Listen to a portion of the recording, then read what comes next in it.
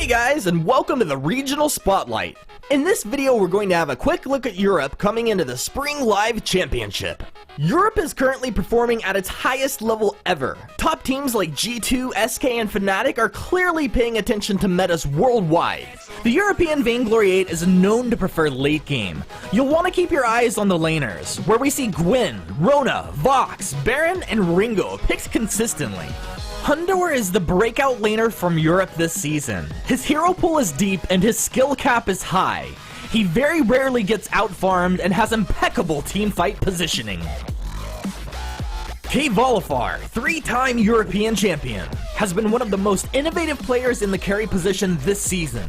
He loves Ringo and is known to play melee laners, which could throw opponents off guard. Fnatic's Techno JJ executes on a high level consistently. His hero pool should be well suited to face up against North America. He rarely makes mistakes. Waldemar is Europe's X Factor. For this reason, no team can ever go to sleep on Cyclone. He's a flashy player and will always go for it if given the chance. The laners tend to set the pace for Europe, but there is talent in every corner of this region, from Dark Potato in the jungle to Net Toilette in the captain position. Europe has improved leaps and bounds this season, and I'm excited to see what they can accomplish in this championship.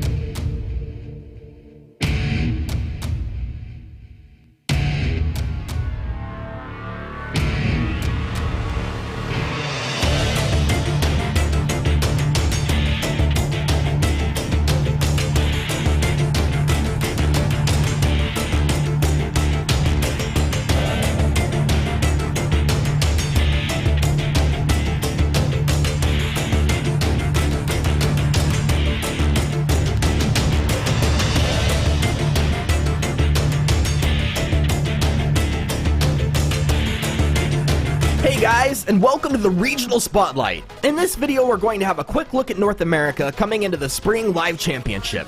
In Spring 2017, North America has continued to push boundaries, riding the momentum from its second, third, and fourth place finishes at Worlds 2016.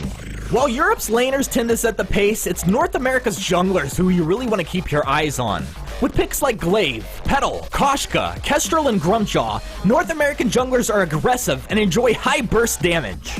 I Love Joseph excels on signature picks and has the ability to sniff out opponents' weaknesses. He gets more work done with less items than anybody I've ever seen. Xenotech broke out this season, going from good to great. He has a deep hero pool and incredible game sense. The legendary T-Tigers is back to his top form. His mechanical abilities are paired equally with top-notch decision-making. He is one of the few players to never back down from a fight. And the essence of North America, Bond C lives up to his no fear, just fight reputation. In spring season, he has struck a seemingly perfect balance of aggression and patience. Europe and North America have their differences stylistically, and historically North America has come out on top. But this championship is up for grabs, and it can be taken by anyone. I've never been more excited for a live event, and in closing, all I can say is to expect the unexpected.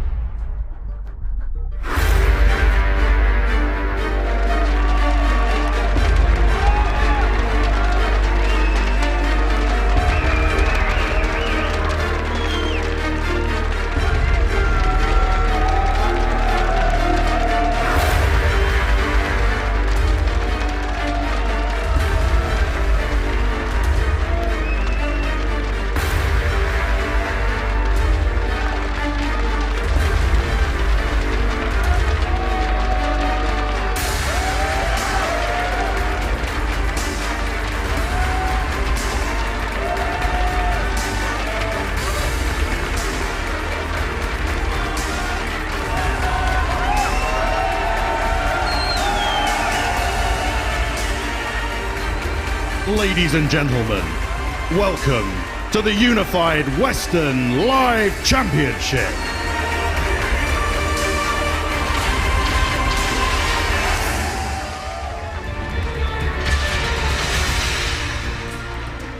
Hello everybody and welcome back. We're here for day 2.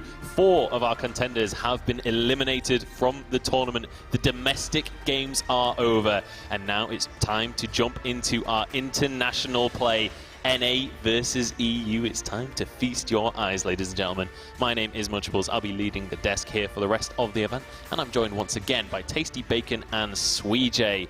It has been months since we saw EU versus NA. How are we feeling coming into this one, Bacon? I mean, talking to the North American teams, every single one of them feels confident in their matchups. None of them want to be the first team to ever lose a series to a European team. And you'll know a lot about that feeling, right, Sweejay? Absolutely. That's why I'm wearing the blue today, to represent NA and wish the NA teams the best today. It's going to be a great day. Is an EU team going to make history and finally defeat an NA team in a best-of-5 series? That is going to be the question. Can EU finally win a series? Let's find out what's been going on across the tournament so far. In case any of you missed day 1, SK Gaming managed to start things off by winning their series 3-0 against Mouse. Fnatic won theirs 3-1 against Cyclone. We had a 3-2 series between Immortals and Hammers. Sweejay knows all about that one as he was on the stage. And then finally we had a 3-0 between Gangstars and Tempo Storm. But we can have a little bit of a recap of day 1 as well. Before we go into the nitty-gritty of our matches for today, let's see how it all panned out yesterday.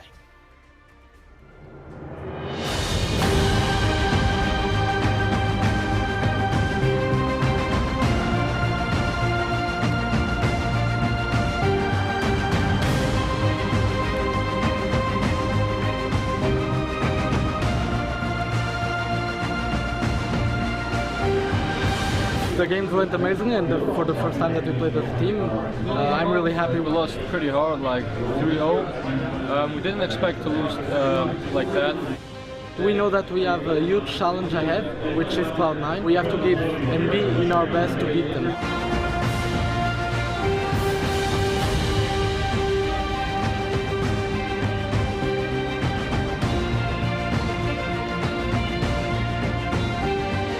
We knew we can beat them, and we were just like, oh, we're gonna win. Just stay calm, stay focused, and we're pretty confident about winning. Happy it turned out that way.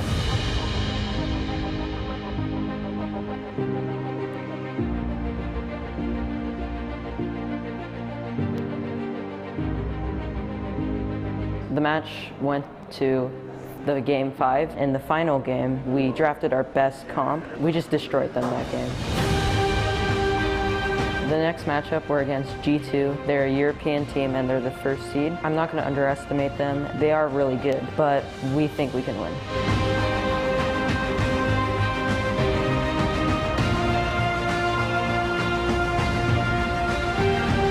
We all played really well and contributed as a team to the win.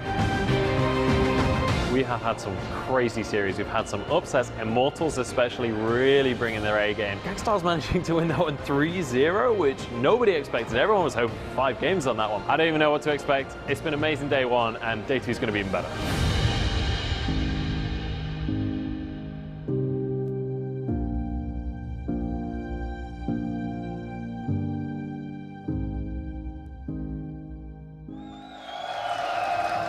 There we have it. Day 1 was absolutely insane. So many incredible games. I've got to say, Sweejay, your series in particular, that 3-2 between you guys and Hammers, I was on the edge of my seat the entire time. Yeah, it was very intense to be there with the team, but I'm glad how it came out, and I'm really proud of my team and how we pulled through. And not only that, but being the only lower-seeded team to take a victory over a higher-seeded team in day 1. Yeah, absolutely. It was arguably an upset coming on in.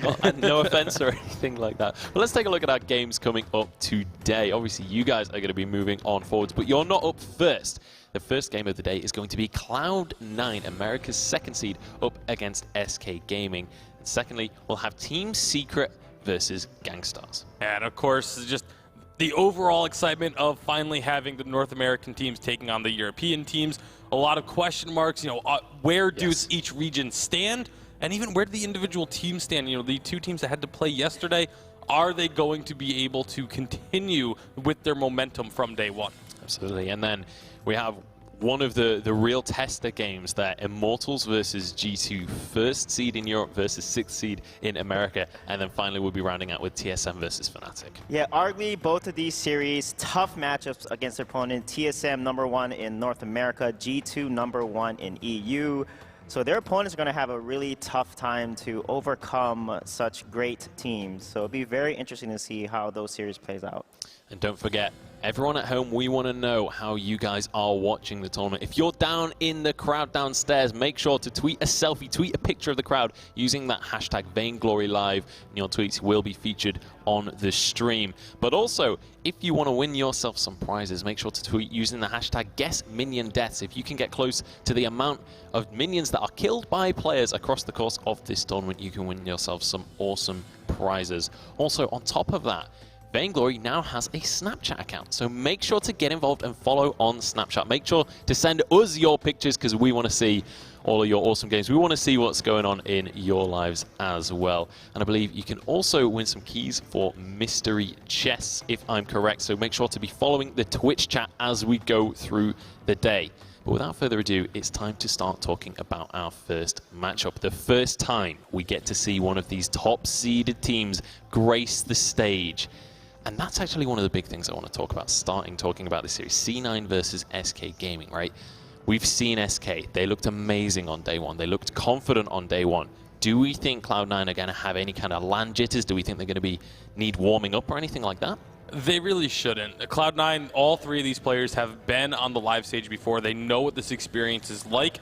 They shouldn't really have any of those day one jitters or anything of that sort. But on the other hand, SK, they're warmed up. They've already played a few games, so maybe that does give them a little bit of an edge. Yeah, absolutely. And I mean, there's an argument. Oh, Cloud9, we can't really not praise this team, right? This is an exceptionally strong NA team. Obviously, there's a little bit of a debate between people on whether it's going to be C9 or TSM winning the whole thing. I think majority are leaning towards TSM, but there's definitely an argument for Cloud9. SK feel like the underdogs coming into this one. But there is an argument that SK are one of the most powerful teams, if not the most powerful team within Europe. Yeah, I agree, and I love that this is a series to kick off day 2. It's going to be, I think, the most intense series. We're going to see a lot of back and forth. And is SK going to be able to respond to the NA meta and the NA playstyle, the NA rotations and the aggressiveness? Is SK going to respond harder back? And how is Cloud9 going to dominate or try to dominate SK? And talking to some of the North American teams, from their scrimmages they've had with the cross-regional performances here at London, they've kind of said, SK is one of the teams that we've started to gain the most respect for based on how they've played us in our practice matches. Yeah, it seems like maybe their strategy fits that of NA. We'll have to wait and see, though, but first things first, we've got to get our teams onto the stage. Please welcome, representing North America, the #2 seed, Cloud9!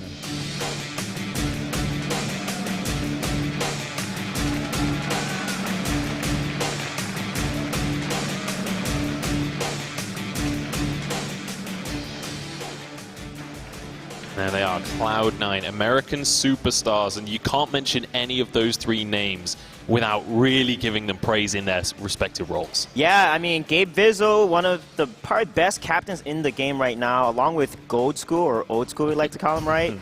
And Joseph, such a dominant jungler. I mean, all three are arguably probably one of the most talented players in each of their respective positions. And that's kind of one of the big storylines of C9, right, is their mechanical play. These guys are exceptional players individually. Yeah, there was a lot of pressure on them coming into the Vainglory 8 regular season because this roster was put together during the winter offseason, and everyone had them pegged to be like the team to take down Team Solo Mid because it was a super team coming together. Like they picked and chose players from different rosters that had such incredible performances in the past, and because of these mechanical abilities that they have, brought them together. They've really come together well, and now, I mean, number 2 seed in North America. It's been working across the regular season. Can it work on the big stage? It's time to meet their opponents for their first test.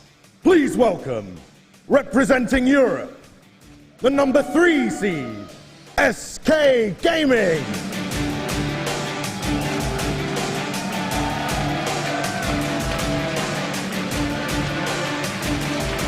Biggest thing we said yesterday, looking at these guys, nothing but confidence. They are coming in strong. They don't look afraid of NA, and I think that's a very important factor. Yeah, they don't look afraid of anything, really, especially you saw jetpacks there getting the crowd on their side, as you expect them to be here in Europe, on the not quite SK's home soil, but at least the region's home soil. So they definitely have the crowd at their backs, and they're trying to push up against Cloud9. Yeah, for sure. And actually, we had a hype man kind of hyping up the crowd earlier before the show actually started. And I got to say, he was asking for NA cheers. There was a bit of a cheer. When he asked for EU cheers, the crowd was definitely behind EU here on the home turf.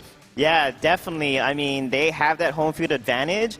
And we're going to see a very interesting match, especially in jungle. I love Joseph versus Tyrese. It's going to be huge to see how that's going to play out. Absolutely. Well, we did actually have a chat with Cloud9 a couple of days ago, seeing how they were feeling coming on into the tournament.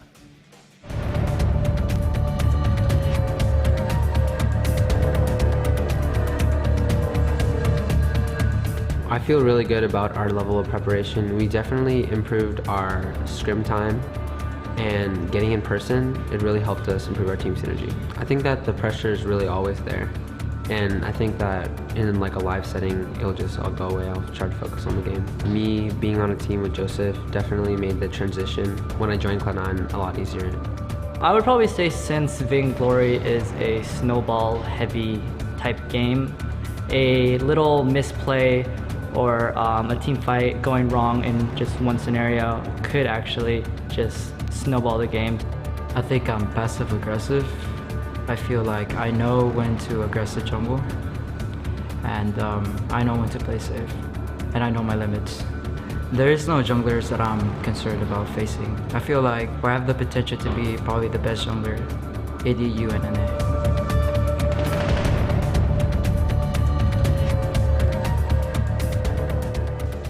Have it, Joseph. He thinks he's got the potential to be the best jungler in the entire Western Hemisphere. We'll see whether that's going to come to pass, but if you want to prove it, this is the tournament. This is the best of EU clashing heads. And honestly, I feel like this is going to be a great test for him as well, because SK's players are also incredibly mechanically gifted. Yeah, I mean, there's a reason why they're here in Day 2 of the Unified Championship. There's a reason why some of these North American teams have said if there is a European team they're worried about, it's probably going to be SK, not one of the top 2 seeds out of Europe, which is kind of the surprising. It may not look like SK is the strongest, but the players have decided that that's what they're worried about. Yeah, absolutely. And this is going to be a real test for SK as well, because I feel like right now they have a lot of EU's hopes on their shoulders, and they have a big opponent to try and defeat on this big stage as well. It's like a lot of time and effort has been put into that team, and now this is their moment to really rise to the challenge. Yeah, definitely, and a big dark cloud that looms over them is the late game, and Cloud9 is known to execute so perfectly in late game team fights, and that's where we see SK kind of fall off a little bit. So I think the late game is really going to determine which team is going to take that game in the series here. All right, well, let's take a look at some of the players that we're going to be keeping a close eye on in this series. Gabe Vizzle and Kvalifar. I mean, give me some context on this one, Baker. Yeah, well, yesterday the player to watch from SK was Tyrese, because we weren't sure how he was going to step up on the live stage. He answered every single question that was thrown at him. He was absolutely phenomenal. So now the attention has to turn to Kvalifar, the all-star laner for SK. And then Gabe Vizzle, along with I Love Joseph, the two of them kind of together would have been the player to watch, but unfortunately that you can only pick one for us to show here. And so Gabe Vizzle kind of the catalyst for this team more often than not in their games. Yeah, absolutely. And yeah, one thing about Gabe that I haven't seen, and I played with him in ranked and scrims, is he can block Grumpjaw Ultimates. I mean, he's one of the only captains that I know that can consistently block because he's so mechanically gifted on that. So watch his actives and the timing of his actives definitely in these matches. Yeah, even going back to, all the way back to the winter season, last year, Gabe Vizzle was one of the only captains at the time that could reliably and consistently block like blast tremors coming out from Catherine.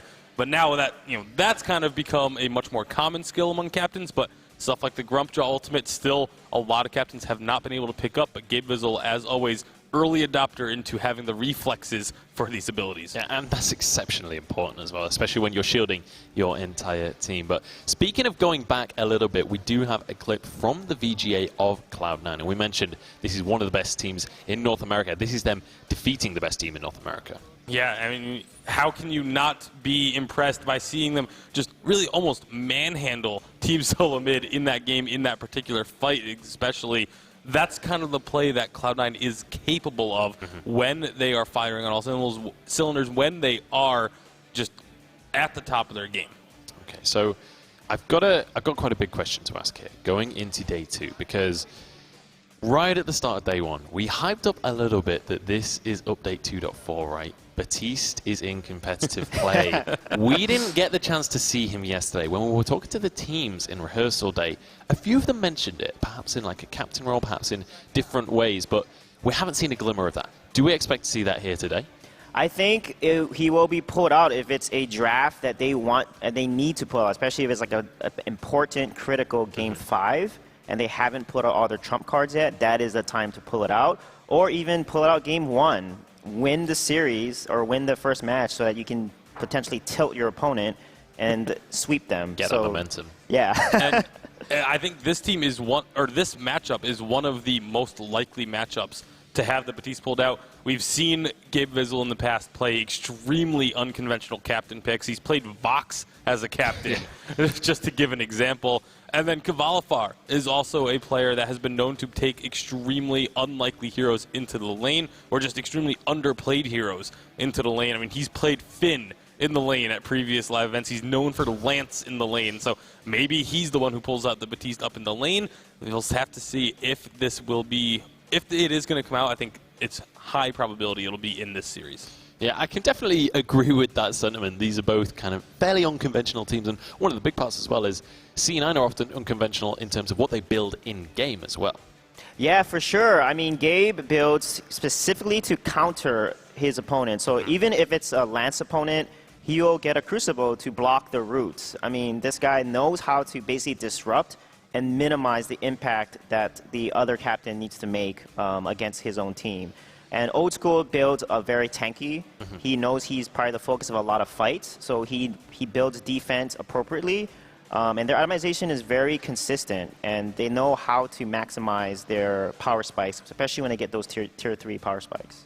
Well, we've spoken a lot about Cloud9 though, but a couple of days ago we did also speak to SK Gaming, so let's see how that chat went.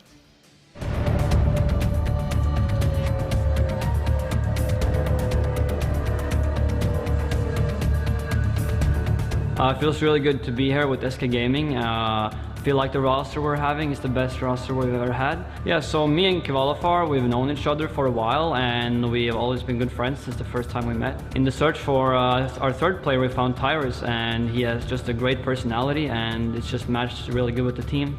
And we've had a lot of time now to form like the synergy and the communication, and it's worked out really good. It's actually funny because recently, for example, I saw Druid playing Rona lane, so it's cool that I taught him something. Well, how I feel about playing in front of a crowd the first time ever is obviously I don't really know how it's going to be, but obviously I have backup from my team if they know that they will cool me down if something is going to happen, and I'm pretty confident that I can handle it. And yeah, I'm looking forward to it. I'm pretty excited.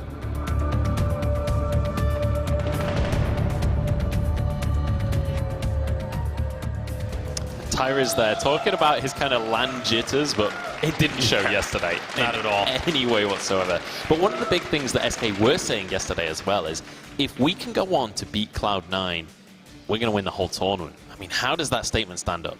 I mean, that's confidence. That's bravado. They feel like, I mean, it also kind of shows where they feel Cloud9 stands. Yes. And compared to the rest of the tournament as well, saying that they feel Cloud9 is the second best team here, but we are underway. Absolutely. You could hear the crowd getting hyped downstairs, and we are into draft. Yeah, that Arden ban is great from Cloud9. That they did their homework because European teams love that Arden. Lara is then banned on B side, which is a typical and a predictable ban from EU. So it's interesting that they went and went with the prediction there. And of course, they're going to take Koshka here. The Koshka first pick. How big of a deal is this for SK? That American Koshka. This is massive. I mean, we are finally going to see the difference in the win rates was so drastic in the regular season, with North America having an over 80% win rate on the Koshka. Now we find out, is North America better at playing it, or is Europe better at playing against it? One of the big things, though, in favor of SK is they have banned one healer and they've picked the other, so you can't have that Koshka healer combo. Yeah, and Grumpjaw is actually a good counter into Koshka here. So I was surprised that Cloud9 did not ban Grumpjaw away, because Grumpjaw can face Koshka in that early game. So Cloud9 will probably most likely take Gwen, because Old School is such a great carry on that Gwen. Oh, they actually go with Vox. And I think for support-wise, they have a few options, such as Finn, for example, or they can go with some more aggressive like Flicker. But I think here, what makes the most sense, maybe potentially Cath, because Cath can counter Grumpjaw, or Glaive even, in terms of putting him out of position and canceling his ultimate. Yeah, I think the Catherine would be absolutely massive here for them to pick up, because you do, again, you need to be able to cancel out that Grumpjaw ultimate. They're going to go with the Glaive, though. Yeah, and I feel like this is very important to highlight the fact that we were getting to a part where the captain pool is actually really not that wide in that situation. SK have done a good job of kind of pinching that pool down, but now looking towards SK's final pick, how do you round out this composition? Yeah, they can go with Flicker if they play Fortress. There's a lot of options. They can do Finn with Grumpjaw. That's a very strong combination. They can also do a Captain Grumpjaw, but I doubt it because they want to match against the Koshka. Oh, here it is! We mentioned it earlier. We are going to see Batiste coming into play. Do we think this is a Captain Batiste? Absolutely, because you want to weapon power the Grumpjaw to match the Koshka, Okay. and it's definitely going to be a Captain Batiste here. So super quickly. If it's Captain Adagio. Okay, well, we'll get into that when we get into game. Really quickly, who do we think has got the advantage here? Ooh, if SK can execute their draft, I'm going to give it to them, honestly. Okay. I still think North America over Europe. I think Cloud9's got it. Okay, divided desk on this one. It's time to pass over to our casters. Jaws and Exscoundrel, take it away. I don't know. People keep doing that. I just wonder if it's a thing that I just don't get. We thought of the copy of them, but my name is Jaws, obviously joined by Exscoundrel, and we're into game number 1 with our EU versus NA on day number 2, Cloud9 versus SK Gaming. And my goodness, have we got a game number 1. I mean, I was looking at this draft phase thinking, all right, I'm expecting something weird from SK. I'm expecting them to bring out a little bit of spice in this first series, but oh my word, that is a draft that I have just never seen before. Mind ticking away, thinking about what they are going to achieve. And I actually think it's a pretty solid plan against the Koshka. I think, you know, you have that Batiste to lock that Koshka down, the early aggression. The Ordained comes out. Suddenly Koshka can't make use of her movement speed. She can't be, you know, really tricky in the early game. And Grumpjaw weapon power, like Suijay said, very good at dealing with Koshka, matching her toe-to-toe in terms of early aggression. Yeah, like Grumpjaw's just base damages as well, just they're insane. Yeah. Like almost like you said, to kind of match Koshka, right? And then you've got Baptiste in the jungle as well to kind of help him along, or in the roamer position, I should say. Yeah. It's just going to be absolutely ridiculous mashup. We've got 2 of the newest heroes coming onto the fold. SK Gaming, they're like, okay, we're just going to bring it all in this first one. Game number 1, though, we're on to the fold. Glaive and a Vox in the lane, though. This is kind of something I've wanted to see as well, because Gabe Vizzle, people have been talking about him time and time again, what a fantastic captain he is, and I want to see him match up against Kavalifar. Here we go, SK making an aggressive move here. Scout Trap will be able to sort of ward off and keep that lane earlier, but this is an invade coming out from the entire SK squad, and looks like Cloud9 are going to respond by shoving that lane up incredibly hard, with both Old School and Gabe Vizzle doing the work there. By shoving the lane up, you do punish SK slightly. They do lose lane minions to the turret, and obviously, in that case, it means you kind of lose a bit of gold efficiency in your invade. And Gabe Vizzle, being Glaive, is going to make his move to the back of the SK jungle and start to do a similar thing. Yeah, and I can imagine what we're going to see here from Jetpacks at least is just disrupt this Kosker as much as he can. Tyro's he's this rookie player, first live event, and he was talking to us saying how he's so excited to play on stage and coming up with such a titan that is Cloud9. I'm kind of like curious to see how he's actually going to you know, react in this sense, because Mouse Sports, you could say it was more or less going to be a 3-0 from the get-go. Gavizzle's going to walk straight into SK here, but SK not overly fond of trying to make that committed play right now. They're just going to continue farming. Looks like it's been a fairly even trade across it so far for C9 and SK. C9 did respond really well to the SK early invade. They, again, like we said, they shoved the wave. So obviously you're getting farm already over onto Old School, and Gavizzle did a really good job of putting pressure in the back jungle. But here come SK once more. Another 3-man roam. Another 3-man, though. They're just completely ignoring the lane. Ordain's going to come down. Gavizzle's going to get stunned up if he does leave it. Doesn't end up doing it. Afterburn's away. I love Joseph's going to be kind of safe up there, but SK Gaming, they want to take the fight to Cloud9. Is this maybe over-aggression from SK right now? They are committing a lot of resources to try and make these plays in the enemy jungle. Cavalifar is yet to have the time to farm in lane. He's already 16 CS behind Old School. I love the idea from SK, but maybe it's a little bit too much down that line. Too much trying to counter NA at the very early stage of the game. Well, Cavalifar's in a lot of trouble here. Cloud9 just jump on him and grab first blood. Old School as well with that kill that's going to be huge for him. The amount of time he's had to farm plus this early goal from the kill. It's going to be pretty big, and we all know what happens when a late game box comes about. Yeah, I think you had this duo from SK that was the Baptiste and the Grumpjaw, and I think that worked really well as a duo jungle. If I Love Joseph was going to find aggressive moves, if Gavizzle was going to find aggressive moves, especially, imagine this, Gavizzle committing with an afterburn, Ordain comes down, and suddenly he's stuck there, you know, in the midst of that SK lineup, and he becomes a real sitting duck. But the problem is Cavalifar spent a lot of his time supporting his team, trying to find those aggressive moves, and I guess they were hunting for first blood, they were hunting to potentially pick someone off in the early game, but it's all gone wrong in the first sort of couple of minutes here for SK, because C9 are the ones that pick up first blood. Old School's already farmed. He's already hitting those tier sort of 2-item spikes with the heavy steel. Tyro's in a lot of trouble here. Afterburn is actually going to stun him up. Old School's going to join them as well. He's in a lot of trouble. Hangry over the wall, doesn't quite make it. And Cloud9 pick up their second kill of the game, and who better to have it on than Old School?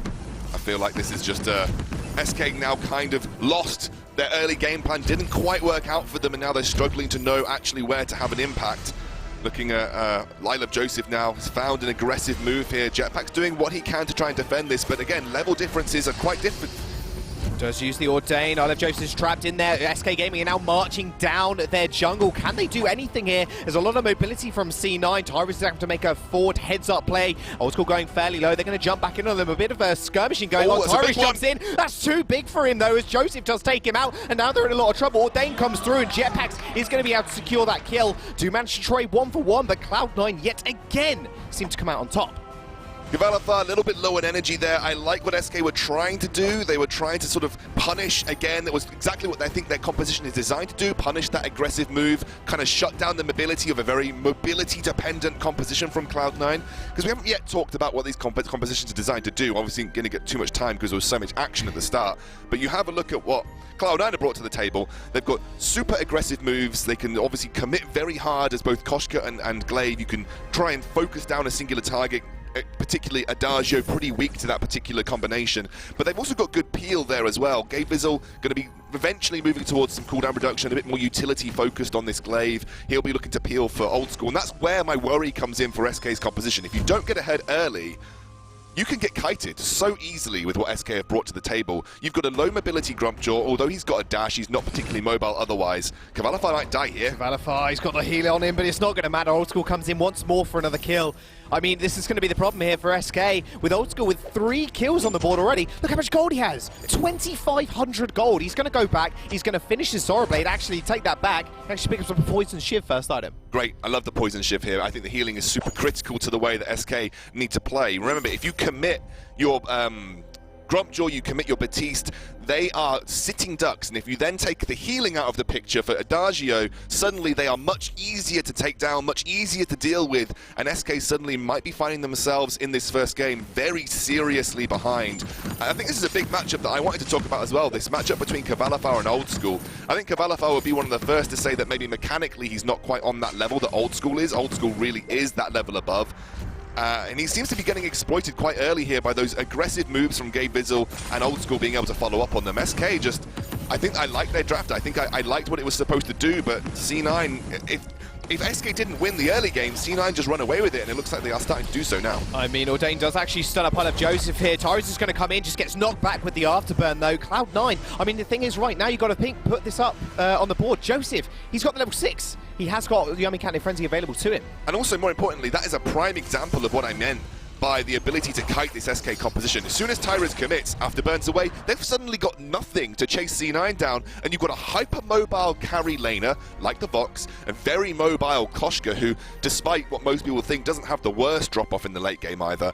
You know, I don't know if SK have what it takes to chase down C9. All you need to do is Gay Vizzle to afterburn Grumpjaw, and then suddenly Vox is kiting for days. If you can't get within ultimate range, and like we said, even if you can, Gay Vizzle has been known to be able to crucible those Grumpjaw ultimates. It will be very difficult to deal with old school for SK. Another afterburn comes in, does land to Jetpacks, repositions him, but they can't really follow that up. Joseph once more, Yummy Cat Frenzy available to him. Bad Mojo flying out, Ordain's going to come through as well. Old School's actually caught up here. Grumpjaw's going to dive over the wall, Vertigen's going to come down, but not before they pick up one kill. Olive Joseph falls, Old School in a lot of trouble. There's the stuff from SK. Tyrus is going to turn it into a 1v3 situation, but Gay Vizzle is actually just going to afterburn away.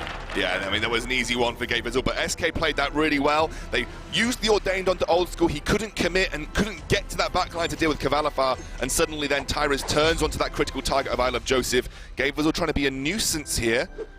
Might be able to put a bit of pressure onto this gold miner, but does get Ordained. Though, stun. He does afterburn away. We've got to keep that in mind. Gold miner is going to go over to SK. Joseph hops over the wall to that tree and gets the healing, but can't really match SK. So people who are fairly new to Batiste might think, why is he being played in the captain role? Why is Batiste good in a captain position?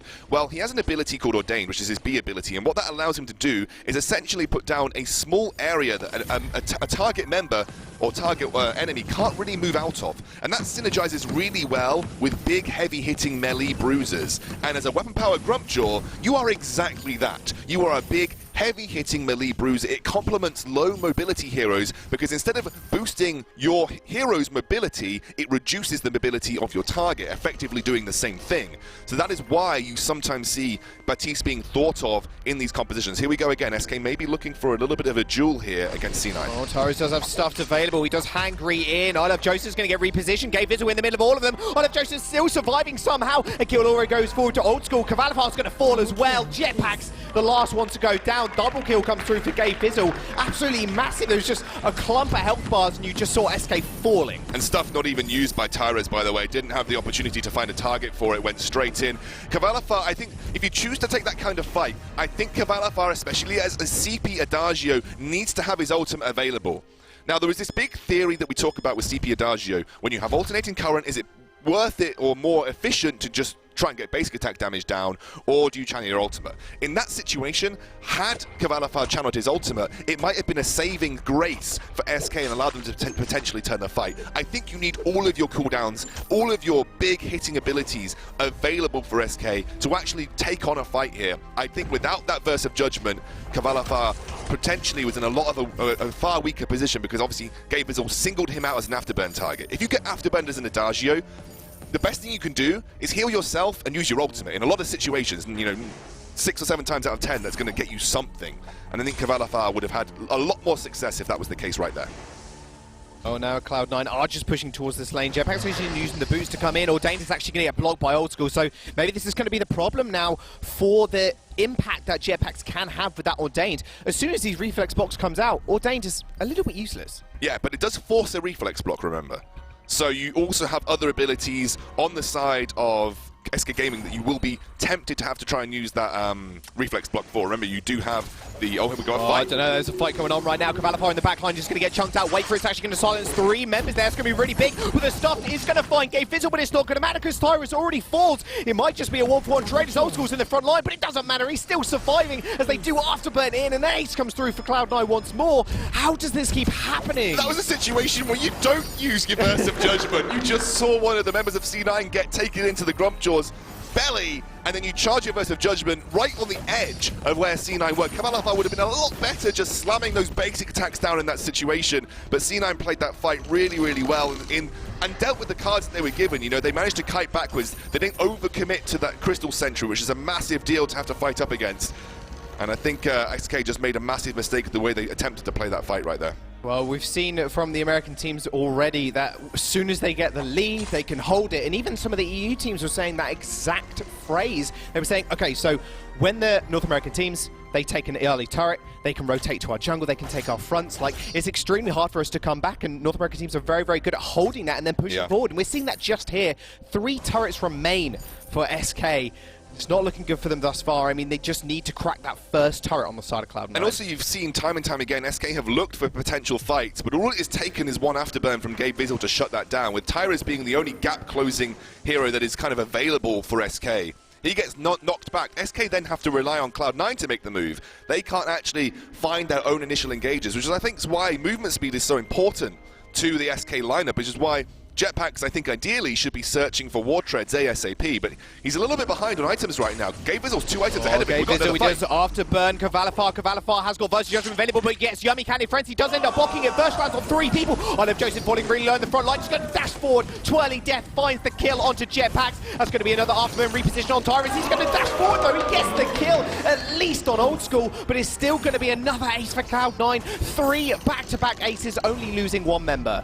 The sustained damage from Cloud9 is just there right now. They weathered the potential early hiccup that SK tried to throw their way, and suddenly you've got Old School on 3 damage items, but you need to just look at those item discrepancies.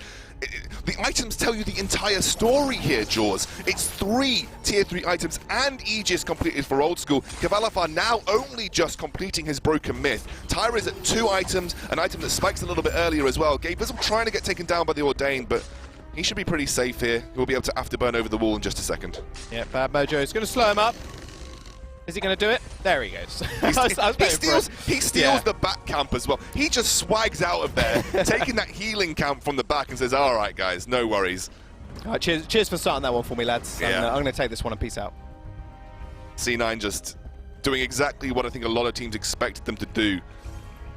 Incredible dominance in this first game. I think SK had a good idea in the draft phase, but the execution, especially in those first 2 to 3 minutes, was so punishing for them because it allowed Old School such a free lane as well. Cavalifar was never really in the lane because he spent so much time roaming as a 3-man with SK. It's so important as a laner to have that gold income. You can't really give your opponents quarter, and I think SK gave them, well, not only a quarter, but probably a half. Yeah, probably about half the game. I mean, one thing I want to touch on as well, SK, their mentality, they've been speaking about it a little bit, and they do feel it's really strong right now, and being a best of 5 is something you've got to kind of think about and process, and the fact that if you do lose the first game, not too much of an issue. It's not a best of 3. You don't have to work back in the 2, you don't have to win the next 2 games to win the series. You can drop a game, you can see what C9 want to bring to the table, and then work from there. Their mentality shouldn't be shooken in that regard. Yeah, no, I agree, but doesn't lie, it's going to be another fight though, so I'll just take straight back over again. Gabe Bizzle actually does jump straight in again. Once more, Versus Justin doesn't come down because the massive silence comes through. There it goes, but I'm not sure he's going to be able to get it off as Twirly Death finishes off the kill. Olive Joseph jumping in once more. Jetpack's kind of useless. Afterburned away, and Gabe Bizzle once more comes up massive as Joseph takes 2 kills. Old School takes 1, and in fact, doesn't look like they're just going to be able to end here in Scoundrel. I just can't believe Cloud9 bringing such a force in game number 1. I mean, they were given every opportunity to accelerate this game plan for themselves, and they did so with ease. SK had a good idea, didn't manage to execute it. And what's more, I guess, distressing for European teams is that SK was the team that North American teams were saying we respect.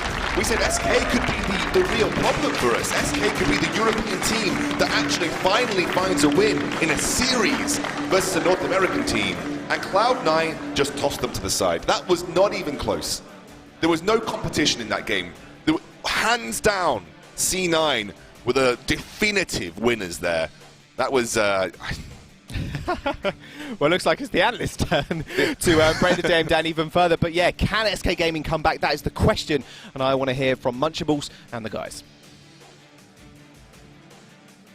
Back for the second time now. But yeah, wow, what a game from Cloud9. We went through the draft. It looked like SK had a great draft. It looked like everything seemed to be looking up for Europe. They were confident going in.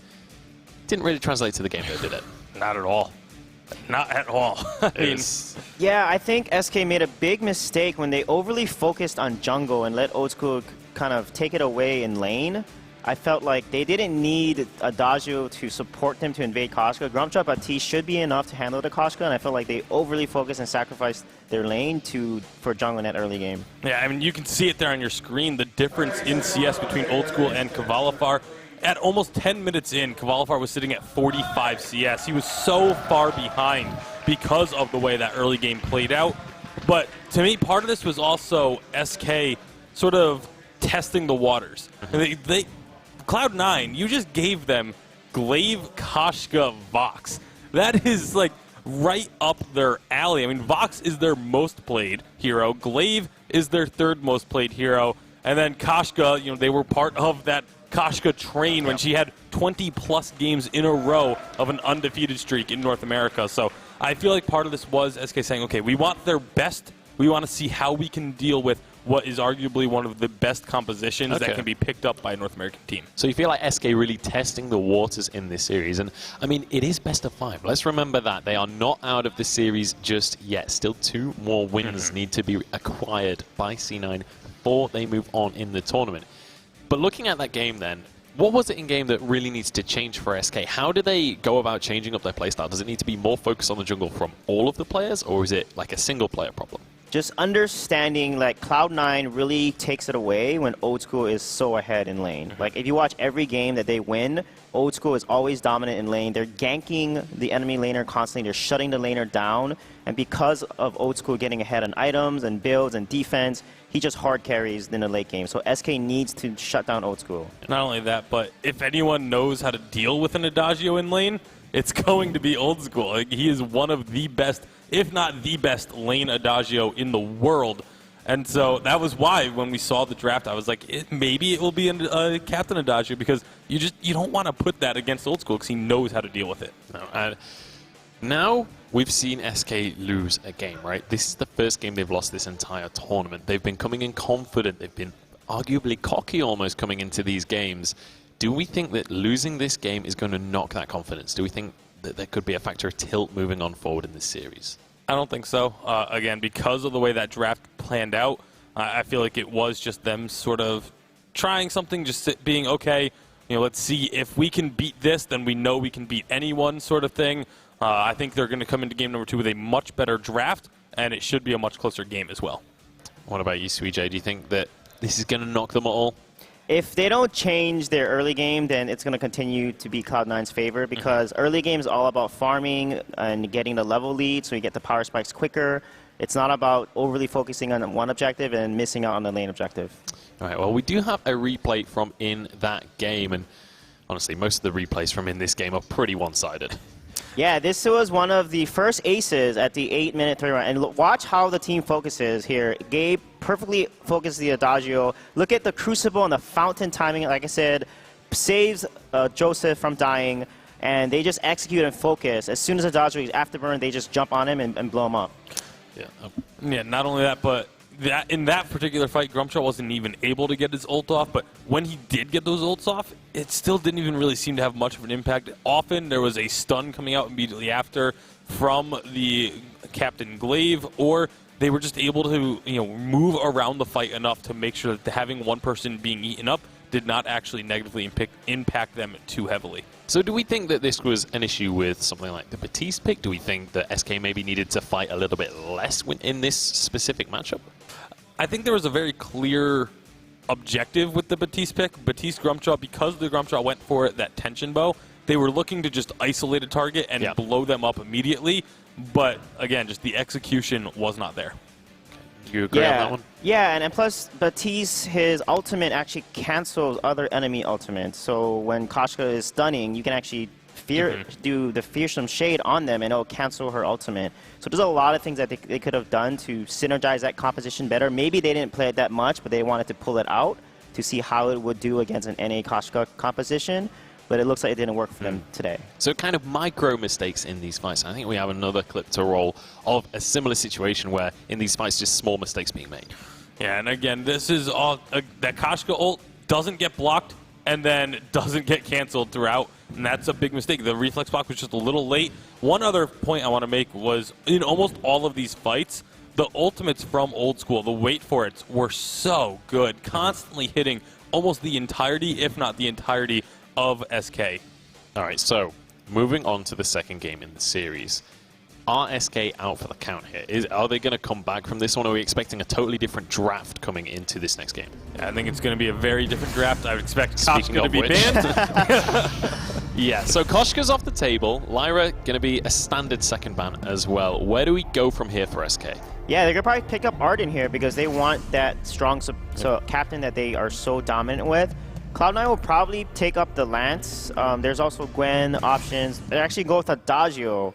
And then potentially if SK bans Lance, that's going to basically take away the Lance for the Adagio Lance combo here. So how heavy priority is Grumtro going to be in this draft? Do we expect this to be another ban, or is it not as big of a deal now Koshka's off the table? I don't know if it's as big of a deal here. I think the Grumpjaw, I mean, if it does come through, it's very likely going to be from Cloud9. That's what they go ahead and take off the board. So SK now have to try and figure out what they want to prevent Cloud9 from getting their hands on. I would say their best bet is probably going to be that Glaive.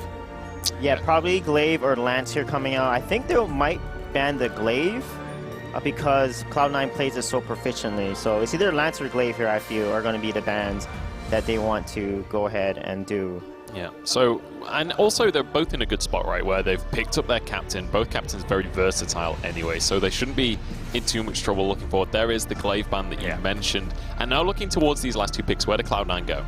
I mean, they could go for that Lance that we were just talking about. It is a pick that they have played a pretty good amount, 9 games of it during the regular season, but it didn't have the highest of win rates for them, which, I mean, it was still a positive win rate, 55%, but it's kind of funny that 55% is one of the lower win rates that Cloud9 has with a hero. So what is it about Lance that makes him the best pick right here? What is it about him that fits most comps? Yeah, he has he can root and then gifting wall stun into the wall. Ooh, Baron. They're gonna go ahead and pick Baron here. Baron is a great pick. However, there's Assassins open, and with Arden and Assassin like Blackfeather, Taka, it's really good onto that Baron. Okay. So they gotta be very careful here. Very aggressive composition out of SK, and the Blackfeather comes through. That was banned last game by Cloud9. Taka, the final pick. This is the first Taka we see this entire tournament. Now, I've been getting involved in the Vainglory community. I've seen a lot of memes about Taka. I've seen a lot about Taka in solo queue. Talk to me about this pick a little bit. Taka, I mean, the memes exist about Taka because he's one of the most annoying heroes to play against. I've discovered that myself. It's one of those situations where it always feels like your opponent's Taka is hard carrying while your teammate's Taka is just kind of being a potato. Licking windows. But here, Taka is one of the strongest counters to a Samuel. Okay. During the regular season, we saw teams constantly picking up the Taka and beating Samuel with it when Samuel was starting to really take over. So super quickly then, how do we feel the draft is going? I'll start with you, CJ. I think the way Cloud9 is playing, I'm gonna have to go with Cloud9. Okay. Taka counters Samuel during the regular season. It's going to stay here. Okay, so 2 for Cloud9 on this one. We'll see how the casters feel as we pass it over for game 2.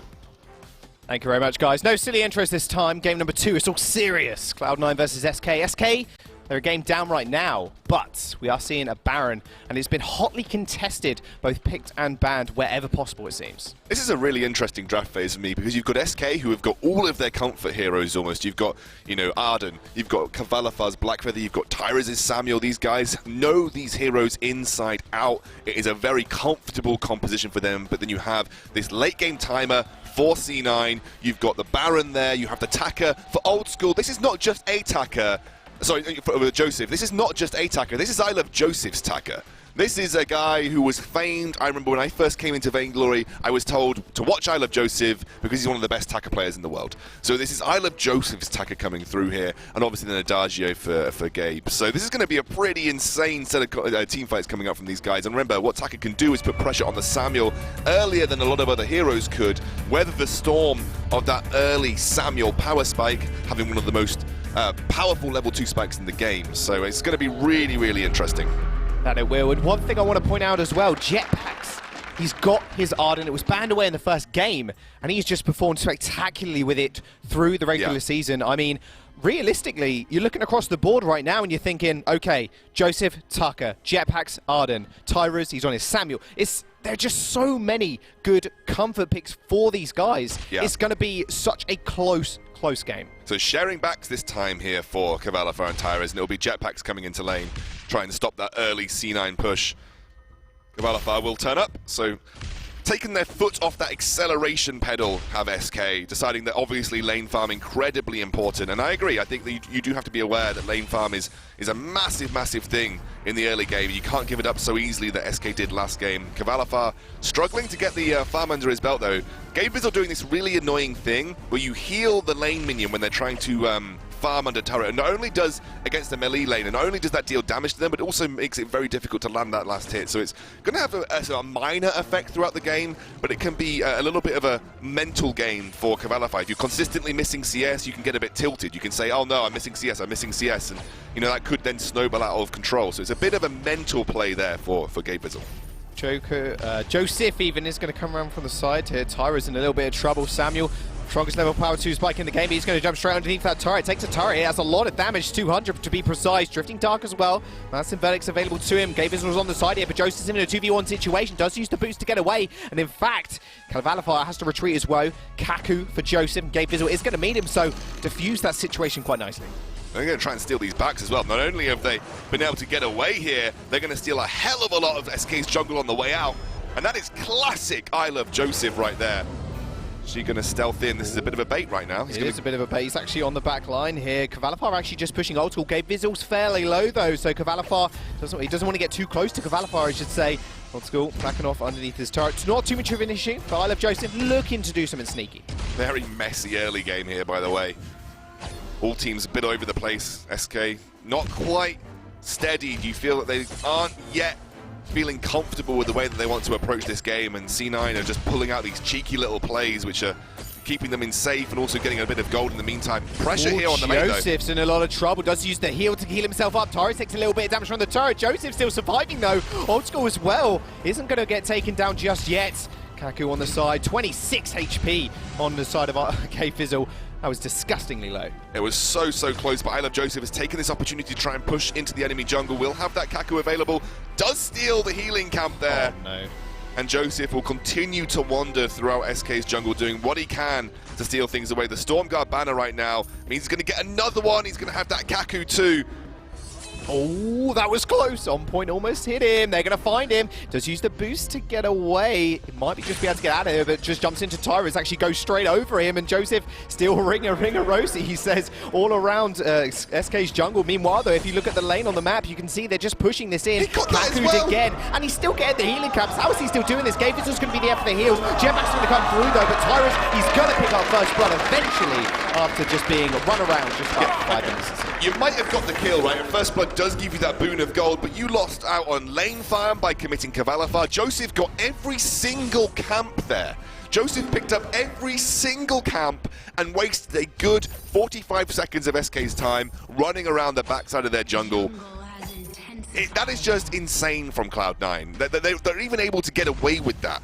Even able to be allowed to get away with that. But despite that, Cavalifar keeping up in farm with old school right now, so SK pulling out a slightly better early game by tapering off that aggression and playing a little bit better to their win condition. But you obviously are seeing that Tyrus is not being able to exploit those early power spikes too heavily from Samuel right now, because I Love Joseph making it very difficult. The level advantage is there for I Love Joseph as well, because he has taken so much experience by stealing those camps too.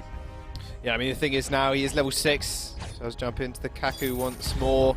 Titan jetpacks even. He's going to go underneath the turret once more. Like, he just keeps going under the turret over and over and over again. He knows he's got the regeneration from Gabevizzle available to him. Tyrus is going to come through to the lane as well. Cloud9 just hammering on this aggression. Kaku once more. Tyrus is going to be the target this time. Old school doing a lot of damage with those rocket launchers. Tyrus is going to have to be a little bit careful where he's going to kite back using that drifting dart, but Joseph's actually just going to solo out somebody. And in fact, Old school is going to go down a little bit too far forward, and Cavalifar and Tyrus are just going to be able to deal with them without too much of an issue. Baron very, well, not very mobile as soon as he's used his jump jets. Remember, the mortal wounds from Taka will shut down a bit of the Tyrus' healing, but not only that, Tyrus, I Love Joseph, not yet level 6, so doesn't have that instantaneous gap close right now. Here we go, SK looking to put pressure under the turret. Drifting Dark onto Gabevizzle once more. They're pressuring him now. They do manage to take out the kill. Tyrus picks it up, but Old School's going to be here as well. He just picked up his Sora, but he's got a lot of damage in his back pocket. Does have jump jets available to him, but doesn't want to go in, not without the support from Gabevizzle. I think C9 have been underestimating the power of the Ardent Vanguard at this point in time. They are committing, thinking they're going to get the damage down, and then Jetpacks is bailing out those crucial members, giving the movement speed necessary necessary to kite away for the Samuel. And obviously Samuel's sustain coming through that Drifting Dark as well. SK off to a good start here versus C9. Not quite the dominance that we saw C9 have over SK in the previous game. But Kvalifar on this Black Feather, we know what he can achieve on it. Tyra's on this Samuel, who has just picked up the Frostburn, by the way, so it's going to be easier now for Kvalifar to stick to his targets. But also, on the flip side, it's going to be easier for Tyra's to kite away from the likes of I Love Joseph too. So, sort of a double-edged sword to this Frostburn right now for Tyra's having picked this up, and Kvalifar also bringing sustain to the party with that Serpent's Mask. I wonder if Old School might be tempted with a Poison Shiv this game. It could be something to sort of alleviate and add more mortal wounds to this lineup for C9. I mean, it's an item we've seen growing in popularity on 2.4. See now, it's a nice little overview camera. Jetpacks dives in onto Gabe Vizzle. Gabe Vizzle's in a lot of trouble. Joseph's going to kite him straight to the back line, though. Gabe Vizzle in a heck of a lot of trouble, but it doesn't matter because Joseph's already taken out one. Gabe Vizzle going extremely low. There's the on point. There's the Blood Brothers. Four Kvalifar ends up picking up the kill, but Joseph comes up big, but Kvalifar shuts down Old School. He's got his number through and through. Old School is not getting a breather. C9 ignoring Kvalifar. He's got that Serpent's Mask. It's a big spike for him. Joseph taking lots of damage, but again, Kaku comes through. Joseph's so good at using that ability. Oh, hasn't got available to him just yet. On points are going to miss. Joseph sidesteps it. Kvalifar takes one too many hits from the turret, decides to back off. Gabe Vizzle's going to be here for the healing. Joseph, does he want to go in again? Has got Kaku, Gift of Fire as well to heal him up, but decides not to. If you want a 101 on how to play Taka, I Love Joseph is your man. He has unbelievable mechanical prowess on this hero, but let's not take away from what SK has achieved right now. Kvalifar, again, on his own comfort pick, and C9 are committing to these fights. They're committing their bodies, including Old School, and you have to be aware of the execute potential of a weapon power Black Feather. It's a really, really strong pick into a Baron because it can stick to him like glue. Baron has one chance to get away from danger, and that is with his jump jets. When he gets out there with his jump, that is his only way of then kiting away because he has pretty poor movement speed otherwise. Kvalifar with a double rose offensive, easy for him to stick to him, and he also has that execute potential of his A too. There you go, jump jets away, 18-second cooldown. Kaku for I Love Joseph, maybe looking for an entrance here, but on points, and Malice and Verdicts from Tyras and Kvalifar are just going to keep them at bay. Tyras on about half HP now. SK Gaming, mentality not shooken just yet, forcing Cloud9 back, I mean. But let's look at later stages of the game. I mean, Old School, I'll interrupt myself real quick as Jump Jets is going to come out. He's going to jump straight into the gauntlet, though. Oh my word, what was that? Stunning two more members as well. Kvalifar is going to come up pretty big. He's going to jump onto I Love Joseph. He's in a lot of trouble, doesn't have Kaku available. Kaitan's in. Will he be able to find Tyras? No, he wasn't, because Kvalifar's going to be there to secure the kill. Does end up trading 1-for-1, however. Gabe Vizzle, last member alive for Cloud9, but Jetpacks, he's got the gauntlet, and this guy is on fire already. Jetpacks, what a beast, and now Gabe Vizzle is going to be the target. Can they find that executing blow? Looks like Kvalifar's going in. Yeah, he's going in. He does pop. The reflex block, is it enough? I think it is. Old School's going to come up as well. Can't really do all too much damage, but that turret jump jet's forward. In fact, he's going to do a lot of damage in a lot of space of time, and he gets one. Jump jet still on a 10-second cooldown, and Jetpacks is going to make it out nice and safely, but my goodness, Jetpacks, if he lands more gauntlets like that, this game is over. Yeah, that was an insane gauntlet because the jump jet's already been used, caught him at the very end, didn't get the double basic attack off either. And then obviously Kvalifar was free to find that executing blow. But has this been a poor move for SK now because they've left their turret open, and now with Kvalifar down, I don't know if they can defend it. Here comes the Oblivion. Oh, Oblivion does actually sleep. Old School as he jump jets away. Kaku from Joseph to get out of there, but first turret does go down, and it will be over to Cloud9. It's going to be a breaking point for Old School as well, so it doesn't feel like he needs the Poison Shiv. But I tell you who has got the Poison Shiv, it's Kvalifar, and Joseph is the target again. Joseph in a lot of trouble, no gauntlet, no problem. They're going to dash forward. They've got a lot of mobility on their side, Drifting Dark to help them out, but Crystal Century and the rest of Cloud9 will be there to escort him to safety. So my one worry with this C9 composition, and you kind of seen it in the way that these fights have played out, there's no one really to protect apart from a heal from Old School, from Gabe Vizzle. There's no one really to protect. Looks like they want to commit to this Ion Cannon comes down, his Jetpacks, Rocket League forward, Jump Jets even I should say forward. Tyra's in a lot of trouble there, but Drifting Dark healing him up. There comes the Fountain, and Tyra's already doing so much more. Gauntlet comes down, trapping three members of Cloud9 in. Versus is going to come through as well, does end up getting blocked, and now Cloud9 are pushing this trigger. They want to be able to take someone out. Joseph jumps straight back in, goes straight into Kaku. They manage to take out another. Ace comes through for Cloud9, and finally they've got their foot in the door. Oh, big mistake from SK to make that play on Goldmine. Cavalifar took too much damage right at the start. They should have been better off just disengaging and giving that over to C9. It was a mistake. They should have paid for it, but they paid for it in ounces now as well, because C9 needed to pick up both that and the turret, as well as stealing away some of the back camps.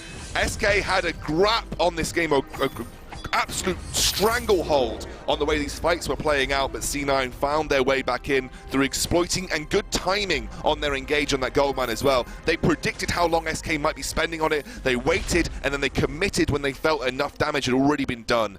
They exploited that neutral objective, doing a lot of work for them in that game, and they did it excellently. And the thing is now as well, Old School, he's just gonna keep getting stronger. Yeah. Sora Blade, Breaking Point. I mean, you've seen what he can do in close corridors already with his passive, his rocket launcher.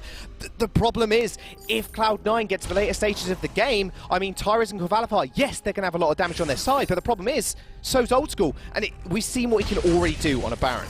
Absolutely. Here In goes fact, I Love Joseph again. X-Retsu straight into the back line. Ion Cannon is going to come down straight in the middle of everything. Tyrus is separated now, but it's not going to matter. Old School's going to jump Jets out of it to safety. Oblivion comes down. It is going to get blocked. Tyrus in a 1v2 situation as Jetpacks. I Love Joseph is going to go for a one-on-one with Tyrus. He is going to get met with Jetpacks. Jetpacks is going to save, but it's not going to matter because Old School's going to come in with a jump Jets, pick him up. Jetpacks is going to get chased down as well. X-Retsu on the back line. Tyrus does manage to get away using the boost, but Kaku isn't going to be... You're not going to be safe for long with that Kaku on Joseph. Is he going to be able to find him? Tyrus finally picks up the kill with another X-Retsu. Jetpacks is going to get away, and Cloud9 even the score up at 8-8.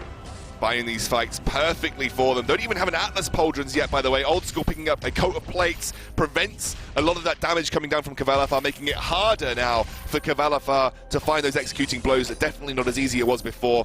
I do think SK Gaming have to consider an Atlas Pauldron soon, but soon as the Atlas Pauldron comes out for SK Gaming, Cloud9 are going to have one as well. So both Cavalifar and Old School are going to have a difficult time dealing damage in these fights. But realistically, these fights don't seem to be about Old School or Gabe Vizzle. These fights are about I Love Joseph. He has been a monster, so difficult to get out of that Kaku. He's been very difficult to take down and has been finding those annoying executing blows, huge damage bursts with the build that he's got as well, having that Stormcrown and Aftershock already completed, putting Tyrus way out of the fight. And look at this from Gabe Vizzle. He's brought an infusion and an alternating current to the table. He's now a damage threat in his own right. You have to respect that burst of judgment even more. Well, they want to fight. Gauntlet gets laid down from Jetpacks first as well, but it's already a kill comes through for SK Gaming. They managed to take out Old School completely out of the fight. Now it's a 3v1 situation. They're going to push forward.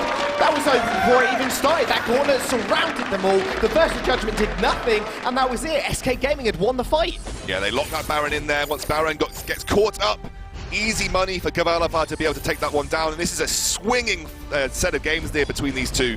SK finding their way back in through a fight that when they've got these cooldowns available, they can focus down Old School. And when Old School's dead, realistically, a lot of the late game prowess and team fighting capability goes out the window. Maybe SK need to turn around and say, let's ignore I Love Joseph the best we can. I Love Joseph doesn't steal it, but commits. Kaku, he's got the X-Retsu available. Doesn't want to go in. 2v3 situation right now with Old School hiding around in the bush. It's like we're going to a replay here, and you can see... Yeah, he jumps straight into the Gauntlet there. Damage went down. I don't actually think he got stunned. I think that was actually crucibled by Gabe Vizzle, so it was a great crucible. But the damage went through and also meant that he was easily targeted by Cavalifar then. It was a great engage by Jetpacks, again, on a hero that he's so comfortable on as well. Atlas Pauldrons comes through for Jetpacks. He's going to be able to put a lot of pressure down onto Old School in these fights now as well. And Cavalifar's got armor, Tyrus has got armor, everybody respecting the potential damage output of this Baron, which, by the way, for those of you that aren't familiar with Baron, probably the highest single target or even splash damage output of any weapon power carry in the late game. He hits like a truck. So in a lot of ways, you do have to consider armor versus him. Okay, Vizzle's going to dash forward. Rocket actually jumped it straight from Old School. X-Retsu straight onto Tyrus. Tyrus melting. Use that drifting dart for healing, but it's not going to be a matter. Cavalifar is going to use the road offensive to get away. Gauntlet as well from Jetpacks. Big cooldown used for the disengage. But it was a fantastic time for C9 to search for the fight. Gabe Vizzle running in there, getting the slow. Kraken is available. And actually, they're going to go for this turret. They want that more so than the Kraken. Tyrus is going to be up in 13 seconds. Maybe the minions will do the work. Yes, they will. And now C9 might set up for this Kraken. Perfect. Cloud9 now rotating down now. Third turret for them. And they dissuaded in the early game. Not too much of an issue for them. They know they can bring it back with the old school, with the damage from old school. And I Love Joseph being able to just pick people off left, right, and center with that aftershock and Stormcrown as well. He's going to do a lot of damage to that Kraken. They are starting it up and just releashing it over and over again. Kaku comes in, X-Rezu on Cavalifar, Jetpacks is going to be there. Crystal Sentry is also going to back them up just a little bit, and Tyros as well on the side, and Cloud9 going back to lane pressure. I think that's what SK need to be careful about, because if they are stepping out of position, the punishing levels are so high from C9 because of the engaged potential of I Love Joseph, and now the fact that Game Fizzle is also a damage threat in his own right. Here we go. Doesn't like they want another fight, another jump jet straight into Oblivion, though it does get blocked up. Old School 2v1, he's still surviving because the rest of his team are just clearing this fight up. I Love Joseph finds a kill onto Tyrus. He's going to jump straight on to Cavalifar. Rose offensive away, just picks up Gabe Fizzle. Double kill for him. 2v1 now, and this is the problem. Joseph's alone, but we've seen what he can do, but he hasn't got much energy to work with. SK Gaming, they find another fight and they make it work, and that was even without the gauntlet. Yeah, this is the problem I feel like that Cloud9 are having in the fights. We talked about everything that they've been doing right, but compositionally, there aren't many ways to protect your Baron in the late game. You've only got Verse of Judgment, which is CC. Other than that, there is literally no peel other than what Baron provides for himself.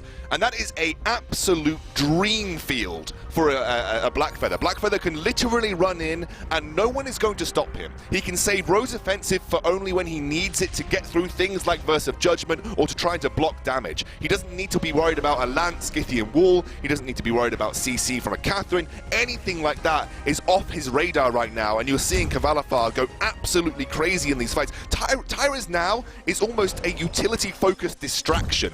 There for a Frostburn and to keep I Love Joseph busy while Cavalifar does work on that Baron. But Baron, at this point in time, I think Old School needs to look at the way he's positioning. He needs to be more defensive. He needs to make Cavalifar come to him and use that jump jets to force Rose offensives from Cavalifar, because right now he's jumping into Cavalifar, making it 10 times easier for SK to win these fights. Oh, Cloud9 have not scout trapped that brush. Here comes the gauntlet. 3 members of Cloud9 now trapped in there. Old School is going to jump jets away, or at least try to. Oblivion comes down, sleeps one, but already Cavalifar just dealing with the Baron without too much of a problem. Double kill comes through. Is that a triple? It might just be, but I Love Joseph he's still fighting. Crystal Sentry there as well to help him out, but there's just too much damage for Cavalifar. Ace comes through for SK. Kraken is open as well. Could this be game 2 going over to SK Gaming? It's looking very good for the European team right here. Myself and Jaws, not biased, but rubbing our hands together. It is good to see Europe step up to the plate, given how well C9 played in the last game. It looked like SK, they shore up that early game, don't make any silly, over-aggressive mistakes, and suddenly they seem to have some sort of work on the C9 number.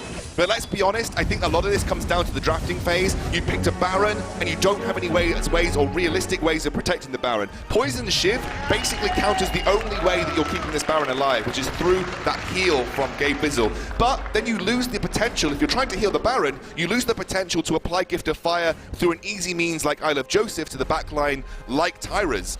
Compositionally, it's very difficult for C9 to actually work this game, and SK seem to have the number. Exactly what they've got right now. Kraken marching down the lane. That turret about half HP right now, just getting chunked out by Cavalifar using those on points from range. When those double stacks are obviously Rose offensive having a stacking up to 2 times, can use it very, very quick succession. Old School's not had a good game thus far. Iron Cannon as well, just to dissuade SK, but that's doesn't like the Kraken is just not going down anytime soon. Even Gabe Fizzle with the alternating current is just trying to chomp through it, but the range advantage from SK is pretty apparent right now. Yeah, they can't commit too hard here. I think they'll be happy with 2 turrets with this Kraken, and they're going to back off here. They can't commit to the fight, though. It's too difficult to fight in those situations because for what you're finding in these fights, a lot of these fights are quite extended. You know, you need time to build up those stacks for Blackfeather. You're allowing him to just sort of beat Old School over a number of seconds. If you do that under a turret, you're never going to find a win. So you have to be very careful about the places that you choose to fight here for SK. You kind of got to draw Cloud9 out into the open so that you have a completely free field for Cavalifar to be super mobile in and find those wins. We're going to have C9 just taking their back camps away. Super careful here with these flares coming down. Know that SK seem to have their number. Old School's now got a metal jacket, by the way. Not something you see on Barons. I want to really highlight this, right? Old School has got a metal jacket Barons very rarely build any more than a reflex block. This does limit Baron's potential power ceiling. Baron does like to have 4 weapon power items to really hit the hardest, and with the metal jacket, suddenly he's not going to quite have the same effect that he could do if he had 4 damage items. It makes the pick a little less effective than it would have been if he'd been able to go 4 full weapon power items. That is crucial to SK, because Baron usually provides a timer in terms of a late game powerhouse. Now that powerhouse is more like a power shed. Oh, Old School might be in a little bit of trouble here. Is in fact Wartrade's going to get popped. There comes the gauntlet, but this time Old School is outside of it, but it's not going to matter. Iron Cannon comes down, hits Tyrus, and now Old School is in the prime position, but Oblivion is actually going to separate his team as I Love Joseph jumps into the Kaku to get away, but SK, they're just going to be able to chase this one up. It's a massive problem here for them. If they lose Joseph at this point, gets flared out as well, Tyrus and Kavalifar are just going to be able to chase him down and finally cut him down. Goes down. Who's it going to go over to? Rose Offensive. Oh, actually. Kaku away. Titan over. See you later. There we go. Another kill goes over to Kavalifar. 11, 3, and 5. This guy is just popping off. So you're seeing Old School really struggling to deal the damage necessary. A lot of armor on the side of SK as well. Kavalifar's got his own metal jacket. And this is the problem when you have a Baron that can't commit to 4 weapon power items. Not quite as scary as you generally tend to see Barons being. And remember, the control from SK in these fights, they've got great zonal control with the Gauntlet, they've got great zonal control with the Frostburn on the Samuel, and they're actually just controlling the pace and making it so much easier for Kavalifar to get the work done necessary. Everybody on SK right now is basically facilitating Kavalifar, either making it easier for him to chase his target down or being a big enough damage threat that it provides a distraction so Kavalifar isn't the main target right now. And Kavalifar also picking up a breaking point. Remember, if he's now surviving longer because Baron isn't doing enough damage, he's also building up breaking point stacks a lot easier. Frostburn allows him also to build breaking point stacks easier because his targets are easier to hit as well. SK have got a great composition here. Comfort picks for them in bounds, and it seems to have paid off in this second game of the series. I mean, you can see the scout trap vision here for SK. Just absolutely, just covering the map. Just making sure they can spot I Love Joseph at every single moment of this game. Yeah. Kraken is going to go over, and I mean SK, they are looking for the victory here. Cloud9, they're just cramming in this bush, just making sure they can just find a nice engagement. Gavizzle showing himself now, same with Old School, but I mean it all just came down to the draft phase, it seemed. Absolutely. SK could look to force another fight here, but it's C9 doing it. Gauntlet does come down. Burst is going to come out as well. He's going to get blocked perfectly. Old School again is in the middle of the fight, surviving somehow, but it doesn't matter because there we go. Kavalifar picks up the first kill. He's just got his number. Old School can't do anything. He's going to jump a Rose Offensive straight onto I Love Joseph, who ends up falling for the double kill. Gavizzle, last member alive for Cloud9. He's got an alternating current, but he's going to go down. Ace for SK and game number 2. SK Gaming seal it out. I think compositionally won this game, draft won this game, played it perfectly as well. They were really struggling against Old School in the early game, but then they hit those item spikes necessary to have the team fights that worked. And again, there just wasn't enough protection or peel for this Baron. And because he was forced to go metal jacket because of how much of a threat Kavalifar was, he never hit the ceiling that Barons can hit. And unfortunately, the damage output just wasn't there. You saw in these fights, Baron wasn't getting any work done. SK were getting tickled by this C9 composition. That was a very messy set of team fights, by the way. There wasn't a clean execute. It was just everybody clumped up, everybody hitting everybody. But SK were not receiving enough consistent damage to actually threaten them, and while they were outputting far more. I mean, I want to see what they're going to be able to do in the draft in game number 3. One apiece right now, but the analysts there should break that game down a little bit further as, I mean, the Baron just seemed not what Old School wanted. All right, hashtag euphoria, I believe, is the new hashtag on the block right now. Not quite yet. Yeah, I mean, I don't want to get too ahead of myself right here, but we have a game on our hands. Absolutely. The first map, C9 just ran away with it. It looked like this could easily be a 3-0. SK, they've come back into things. Yeah, they definitely did, and that Black Feather with that Arden worked really well for them, and for some reason, Old School dived into a dive comp, and multiple times Jetpacks landed some really godly gauntlets, and Old School kind of jumped into it, and I felt like, first of all, itemization was a little off. Gabe went for alternating current instead of getting an Atlas. Joseph got an Atlas at the 19:45 minute mark, and I was a little late, and what they want to do is minimize the damage from Black Feather so Baron can scale in fights, but too often than not, Baron was immediately killed, and they lost every fight after Old School died. Yeah, and right at the start of the series, we said for SK, player to watch was Kvalifar. If he needed a stellar performance, that is it right there. 13, 3, and 6. 100% kill participation as well. I mean, what do you do if you're Cloud9 right now, knowing that he can do that? Do you have to just ban Blackfeather every game now? I don't think you have to be quite that drastic. I mean, it is still a pick that they should be able to find ways to deal with, but that is one of Kvalifar's bread and butters. The melee laners is what he knows best. It's maybe something that, you know, Cloud9 haven't had to go up against too frequently because we aren't seeing these melee laners that frequently in North America.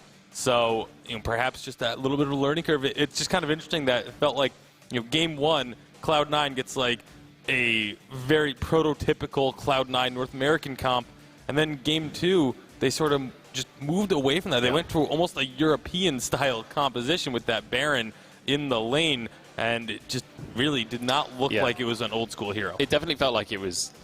The second game felt more like a European-style game for sure, but let's take a look at a couple of the moments in that fight. Sweet J, do you want to run us through this first fight? Yeah, sure. Here's the fight at the 16-minute mark here, and you can see Baron jumping in and kind of diving, and you can see he jumps on the left, focuses a Samuel. Although they do kill Samuel, Kvalifar is still alive, but he kind of jumps onto Kvalifar for the most part. And I felt like positioning from Baron was really important in this game. You don't have to jump into a team. The only time you want to aggressively jump jets into a team is when they're low and they're running away from you. You want to use that jump jets to kite and reposition yourself and then do some more damage, and then that's when the team then probably will start positioning away from you, and then you want to jump jets back into the fight. I don't think you should start a fight with a jump jets in, because first of all, you haven't stacked your breaking point, and you put yourself in a bad position if you're jumping into a team that wants to dive onto you. It's almost like he was trying to follow the Taka, right? He was trying to get in with Joseph and help out his jungler.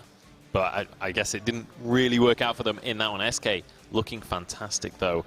And honestly, across the game, it was very back and forth. It's not like this was easily SKs or easily C9s at all. Like, it definitely could have gone either way. But we're into the draft. Arden being taken away immediately by Cloud9. Yeah, Arden's going to be banned here for sure. SK will probably ban Koshka here, because if they ban Lyra, Cloud9 is going to first pick that Koshka. So I feel like they're going to change their draft and just go ahead and ban Koshka right off the map. You can see there's a lot of discussion going on amongst the members of SK, maybe trying to have that debate over do they want to ban the Koshka or the Lyra. They're going to be dipping into their bonus time on their first ban. We often said on the analyst test during the regular season that, you know, it's not common to see that, but this tone is one of the few times where it was warranted. And I think the discussion there as well is we can allow the Koshka through if we want and then go for the Grumjar again, repeat draft 1, which, you know, looked good, but they lost game 1, right? Yeah. It's like, do you really want to go down that same route again? Both healers going to be picked up, though. Yeah, and if they want to play Grumjar, they should ban Glaive here, because Glaive is actually pretty decent into Grumjar, if you guys seen from yesterday's games. So Glaive could potentially be a ban here. Lance is also good into Grumjar if they want to run Grumjar. But however, Cloud9 won't play Lance with a Lyra captain. So I think Glaive will probably make the most sense here for... oh, they're actually going to take away the Taka. SK is going to take away that Taka. Grumjar is still open, though, and I feel Cloud9 is going to be their ban Blackfeather or Grumjar, and I guess since it's not banned, I think SK will pick it up. And you can see heavy, heavy focus against I Love Joseph from these bans, right? Both facing against that jungler. They're very... obviously nervous about going against Joseph. Also very likely that they may want to grab the Samuel here, that they've banned away the Taka. I'm kind of surprised that they're even taking this long, because it seems like such an obvious Samuel pick based on how they've been drafting. Yeah. So the Samuel pick here is good. However, Baron is not open because there's no assassins. Blackfeather, Koshka, and Taka are all the best assassins to handle a Baron. So now they can pick Baron along with like a CP Kestrel and just have that range game. Or Glaive too. I mean, that's really Samuel good as well. So Glaive, Baron are up. They can also do Gwen, Glaive, what would work really well too if they want. There's a lot of options for Cloud9, but Baron looks really good right now because there's literally no hard counters to him that is available. Yeah, this is the tricky thing. I think this is why SK were hesitating on that last pick. They're like, have we drafted ourselves into a hole here? Like, how do we actually deal with a Baron? It's going to be a Fox locked in, though. A Vox, sorry, not Fox. Going to be locked in there. This isn't Smash Bros. And I'm curious to see what they'll follow up with that one. Do we still think it's going to be something along the lines of a Glaive? I would expect it to be, because they do need something that can counter the Samuel. They don't have that just yet. It's just, you need a way to keep him out of the Drifting Dark. They could even go for a Grumpjaw or a Catherine, but that would make a very strange composition, but we've seen Cloud9 do weird things before. We have seen strange things, and these are the teams to bring that kind of thing out. But now you've got to bring up the question of, is Baron a pick available for SK, or is that just not really realistic at this stage? Yeah, I don't think it's that good of a pick because Adagio Captain doesn't give that much peel, as you see from last game for Baron. So that's going to be tough. And plus, Lyra counters Baron pretty hard. Lyra can portal in and put the bulwark up, which disables his escape abilities. So Lyra it was really good at Baron. It would be bad for SK to pick Baron here. Even if you don't have assassins on your team, Lyra almost enables other heroes to become assassins in being able to get that gap close. Yeah, I mean, I'm just iffy on the Skye pick here. It doesn't really counter the Samuel, other than being able to reposition onto the other side of him so that you don't have your entire team getting hit by Malice and Verdicts, but at the same time, like, she's not going to force Samuel out of a Drifting Dark. Gwen going to be the final pick here, so Kvalifar going away from the melee laners. Yeah, so very different compositions coming out from these two teams, and this is going to be an intriguing game. Suijay, you're desperate to tell me something right now. Yeah, I think it makes sense because with Skye picking, that disables any weapon power melee. I mean, you play Rona into Skye, you're asking to lose. So Gwen definitely made a lot of sense there. And Skye is a skill matchup between Samuel and Skye. It's really who's going to be better at outplaying and out-mechanicking one another. So Skye and Samuel are pretty equal. However, they do have Lyra, stronger captain. We do have to move on. We've got to get on into this game. Who do we think is going to take this one? Oof. I'm going to say Cloud9. Okay, Cloud9. I like Lyra with Vox, so Cloud9. 2 for Cloud9. We'll see how the casters are feeling as we pass it over for game 3. Thank you very much, guys, over on the desk. And game number 3, one apiece right now. SK Gaming versus Cloud9. And I mean, what a disappointing loss there for Cloud9 in that second game. Yeah, we talked about it last game. Baron didn't have the peel necessary. You build Breaking Point, you build 3 items. You really should be trying to play that ranged, building Breaking Point stacks, making it difficult for Kvalifar to get to you. But Old School was just saying, I know, I'm going to jump into Kvalifar and allow him to kill me easily, and didn't even have the time to build the Breaking Point stacks. They're playing the team fights in a very odd way there for C9. They weren't quite necessarily the right way to approach it. This time round, we've got a different set of compositions though, Jaws. Skye coming out in this Unified Live Championships. Again, like Suijay said, a bit of a skill matchup versus the Samuel. Triple ranged as well, and something that I know that Kvalifar can play is CP Gwen. I would be thoroughly surprised to see a CP Gwen. I don't think it's going to happen, but if you're going to play CP Gwen into anything, triple range is the time to do it. Well, we could see it. That's the kind of question, right? We could see it. We'll have to wait and see. Well, we'll have to wait and find out.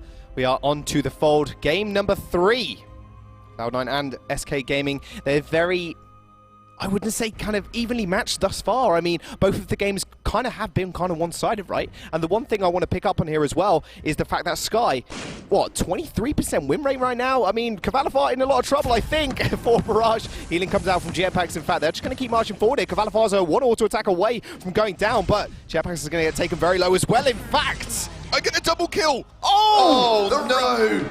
Disaster for SK at the start. It's going to lose so much of their jungle. Tyrus is going to be forced out. C9 just walk in, take 2 kills, and now we're going to waltz out with a huge win for them in the early game. SK making a vital mistake. Kvalifar walking, even had a flare to check that brush. He was not expecting an invade from a triple range there. See the replay here. Kvalifar just walking away, and the forward barrage just tears him up. Yeah, I mean, it was just an unfortunate mistake there that he walked in without checking, wasn't expecting that early invade from C9. And then right at the end here, this is the sad moment, Gabe Bizzle. Oh, the sigil execute. Oh boy, you don't see it often. Old School taking a lot of damage. SK Gaming trying to trade up a little bit. Drifting Dark does come through. Old School has to back off very, very sharpish. In fact, so does Joseph. With that forward barrage up, he can push forward, but with Jetpacks with a sustain, and Tyrus as well, they're just going to decide to just back up. I'm trying to think of where these two teams are actually going to find an engage from. You just feel like they're going to try and play each other from range, and at some point, Gabe Bizzle's going to turn around and say, let's portal into the middle of them and try and blow them up. But they don't have the same level of burst that the SK Gaming team do. And SK Gaming need to get the advantage early on here. They're likely going to have a Tension Bow Gwen build, and obviously the spike from the Samuel is a little bit earlier than that of the Skye. So SK Gaming, they'll want to try and get the pressure on early. They'll want to be able to siege up turrets a little bit quicker. They'll want to be able to start to win team fights a little bit more readily. Old School now the target. Kvalify going in. Jetpack's also just trying to put pressure on him in lane, because Lyra, unlike her traditional area, is not sitting in lane supporting Old School, actually spending a lot of his time roaming the jungle with I Love Joseph. Yeah, now he's going to join Old School, so Joseph's going to have to deal with himself for a little bit, but he's going to rotate also. I mean, it's level 3 mark for Joseph. Does have 2 points in the Surrey strike to reposition. With Tyrus, I kind of want to touch on this pick again. I mean, he's going to have to be a really big impact. In fact, right ball goes down. Joseph gets healed up by the Sigil. Old School is going to have to run away as well, as Tyrus does join them. A lot of damage from Kvalifar, obviously. We know Gwen, a very, very good early game hero. She's pushing forward once more. Gabe Vizzle, though, there with the heals. Yeah, double heals, by the way, but obviously Gabe Vizzle more utility because he can get a team-wide heal in the early game, whereas obviously Jetpack's more single target, very more damage-focused as well. Going to be, I'm expecting to see a lot of 3-man lanes in this game. It's going to be Siege versus Siege, Wave Clear versus Wave Clear, and it'll be a very sort of minute game about who can thread the needle with that forward barrage, who can thread the needle with the Malice and Verdict, pick off the kills, and then eventually be able to take a turret here. It's going to be very close, I think, when you look at how these teams are wanting to approach, because again, like we said, there's no real way to force an engage from either side. It's basically going to be land skill shots from afar, and then if you get enough damage done, try and find an executing blow, and then try and force a 2 versus 3. Because at that point, you don't really have anything like a glaive or anything like that to actually force a fight. The only person that can force a fight is Lyra, and that's going to be barreling 2 squishy ranged heroes into a tension bow potential Gwen build, which is very burst heavy. Well, I mean, this Gwen, speaking about burst, just picked up a tension bow around 3 minutes and 30 seconds. Not the quickest we've seen. We've seen one at 3 minutes the other day. It was pretty terrifying to come up against, but this is going to be equally terrifying. Gabe is already getting shoved underneath his turret here. Poison Shiv first item actually for Old School, so once more, just wanting to reduce those heals is just his top priority. Yeah, Poison Shiv first here for Old School as well. Not the highest damage output, but again, it will facilitate I Love Joseph to be able to take a singular target out a little bit more effectively. Some really interesting shaping up in terms of item builds. Remember, obviously Kvalifar now on this tension bow spike is going to be wanting to get up close and personal with that backline from C9. I Love Joseph and Old School going to be targets for him, trying to burst them out very quickly. I think once Tyrus gets Frostburn, we will then start to see SK make some moves, trying to then push on with the Malice and Verdict Frostburn, find those big hitting basic attacks with the Gwen, and try and look for a siege on the back of that. I mean, you could just really blow someone up with that tension bow proc. I mean, obviously utilising her passages as well as the buckshot. Slow everybody up. Tyrus pushes in there with the Frostburn, and you found you found at least one pick off, hopefully on Old School or Joseph. I mean, Gabe Vizzle, he's going to be obviously building towards the fountain here. Picked it up a couple of minutes ago, but the thing is that I want to see here is Jetpacks. Is he going to go for his alternating current build like he did in the previous game, or is he going to kind of stick to more of a traditional build? Yeah, no, Jetpack's probably not going to take lessons from Gabe Vizzle, I think, with the alternating current, but I think he's more likely to build a bit more traditionally. You definitely want to consider a Crucible here, because obviously Death from Above can be devastating. If Skyland's a good Death from Above, that's prime opportunity for Old School to jump in and try and get work done. Not yet got the Frostburn, but it looks like SK are fighting. A lot of skirmishing going on. Gabe Vizzle's going to have to use the boost to get away. Tyro's already just forcing through. Does have a Believe in available to him. Old School taking a lot of damage from those Malice and Verdicts. Even Gabe Vizzle having to back off and use that Sigil for healing. Kvalifar as well, just pressuring that lane, just making sure those minions reach that turret. Good hold on the fountain, by the way, for Gabe Vizzle. Didn't pull the panic button just yet. And that means they'll have that opportunity there if they need it. Again, still holding on to it. Gabe Vizzle, there's the fountain. There we go. Death from Above comes down to separate SK, just to make sure they have to back off at that point.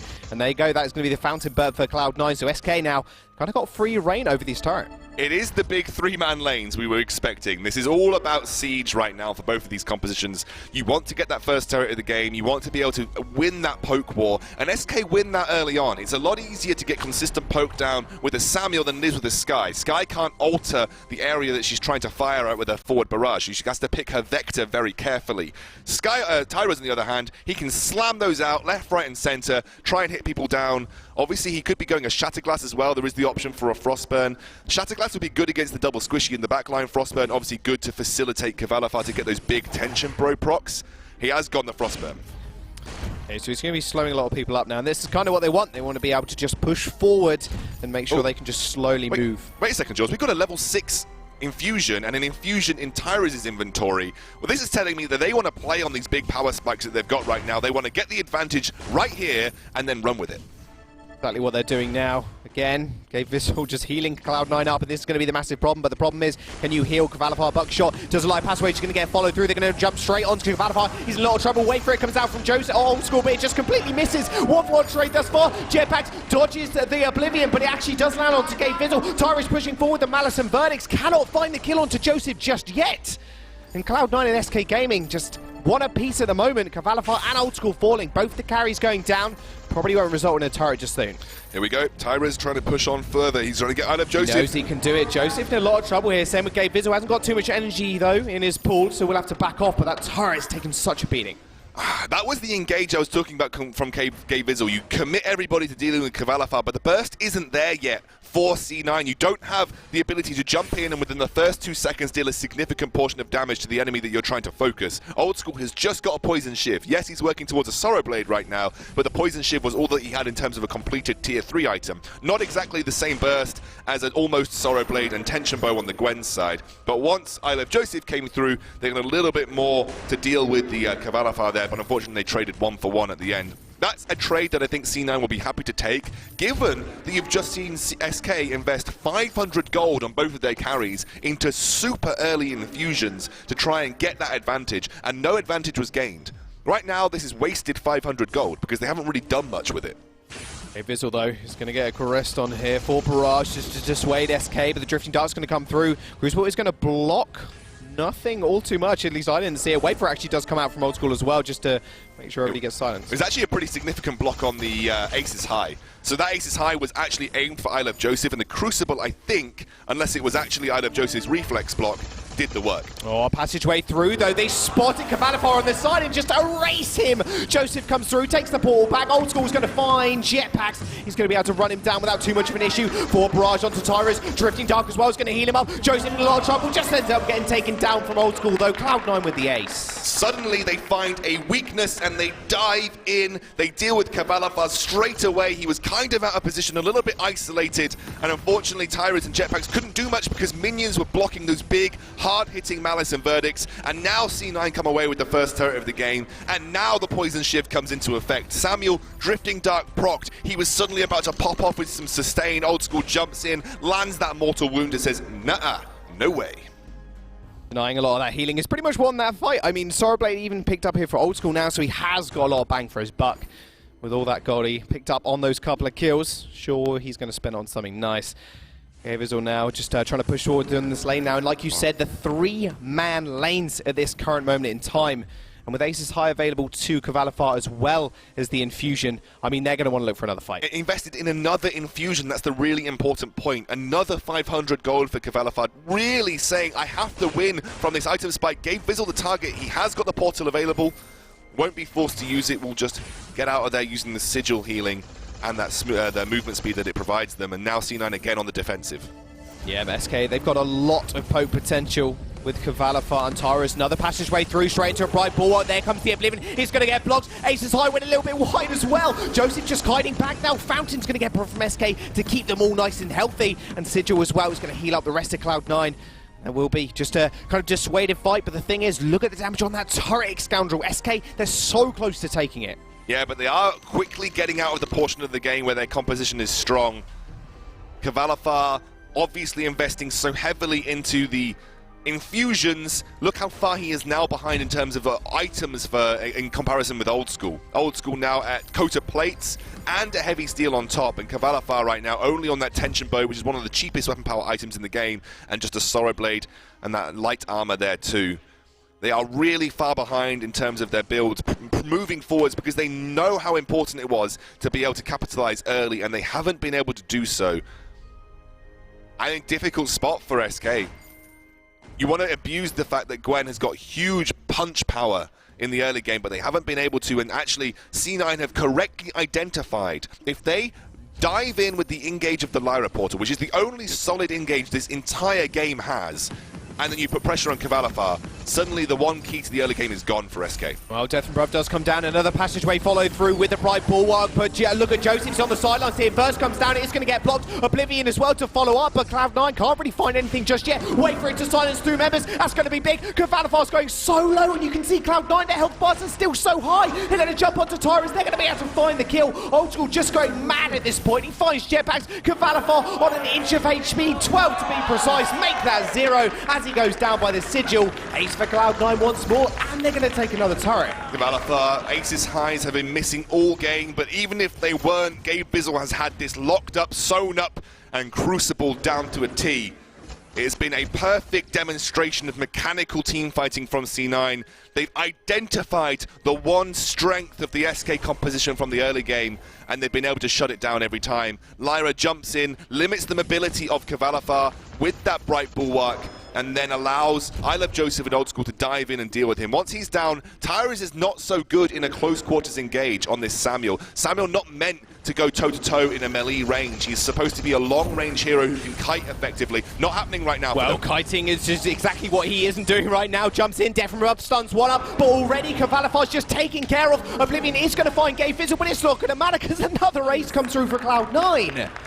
How is this happening, SK? They just cannot find the re-engages. No, it's not even about the re-engages. It's the fact that Tyrus, this is supposed to be a kiting hero. He walks right into the middle, but even when he literally face checks Cloud9, they ignore him because they know that he is not a significant damage threat. They deal directly with Cavalifar, and then Tyrus becomes an afterthought. They've correctly identified the only real threat in a full-on team fight where you aren't given the chance to poke beforehand, and that is the Cavalifar. And I think C9 have played this incredibly well.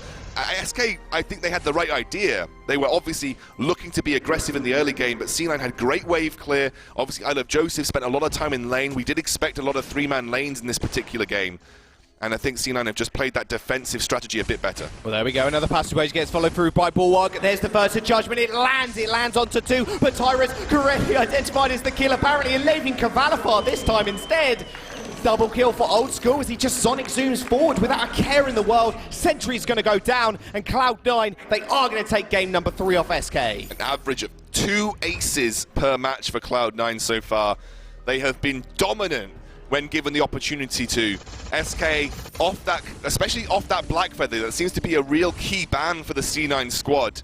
Once that's down, Cavalifar has not had the same level of performances that we have come to expect from him. 0-6-2 on this Gwen. Really shut down in the early game. When you shut down a Gwen in the early game, you don't give her the opportunity to snowball from a tension bow. You've almost cut half her power level.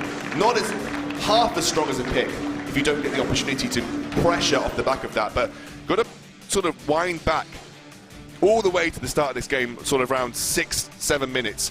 Early infusion investment and then a double infusion investment on Cavalifar. That's 1,000 gold from just Cavalifar that he invested into infusions at the 6 or 7 minute mark. And obviously hoping to team fight. But with the lack of the engage, how can you force a team fight with your infusions? You can't. That's the one real issue for SK. You can't make use of them because you can't force anything, and Cloud9 just sit back and say, well, we'll just wait for them to time out then, shall we? And they did. Well, the overarching question is, can EU beat NA in a best of 5? I mean, looking right now, 2-1 to Cloud9, but over on the desk, Elbowy Munch and the rest of the guys to break that game down a little bit further. You're absolutely right, Jaws. Europe are against the ropes, and immediately you've got to start the conversation by bringing up that Sky pick from Joseph. That was detrimental in those team fights. Yeah, I thought it was a brilliant draft by Cloud9 there. Joseph played Sky so well, but it not only counters any melee weapon carriers that Cloud may have wanted to pick, so that he had to pick Gwen. But Adagio Captain is not good into a Sky because there's no front line.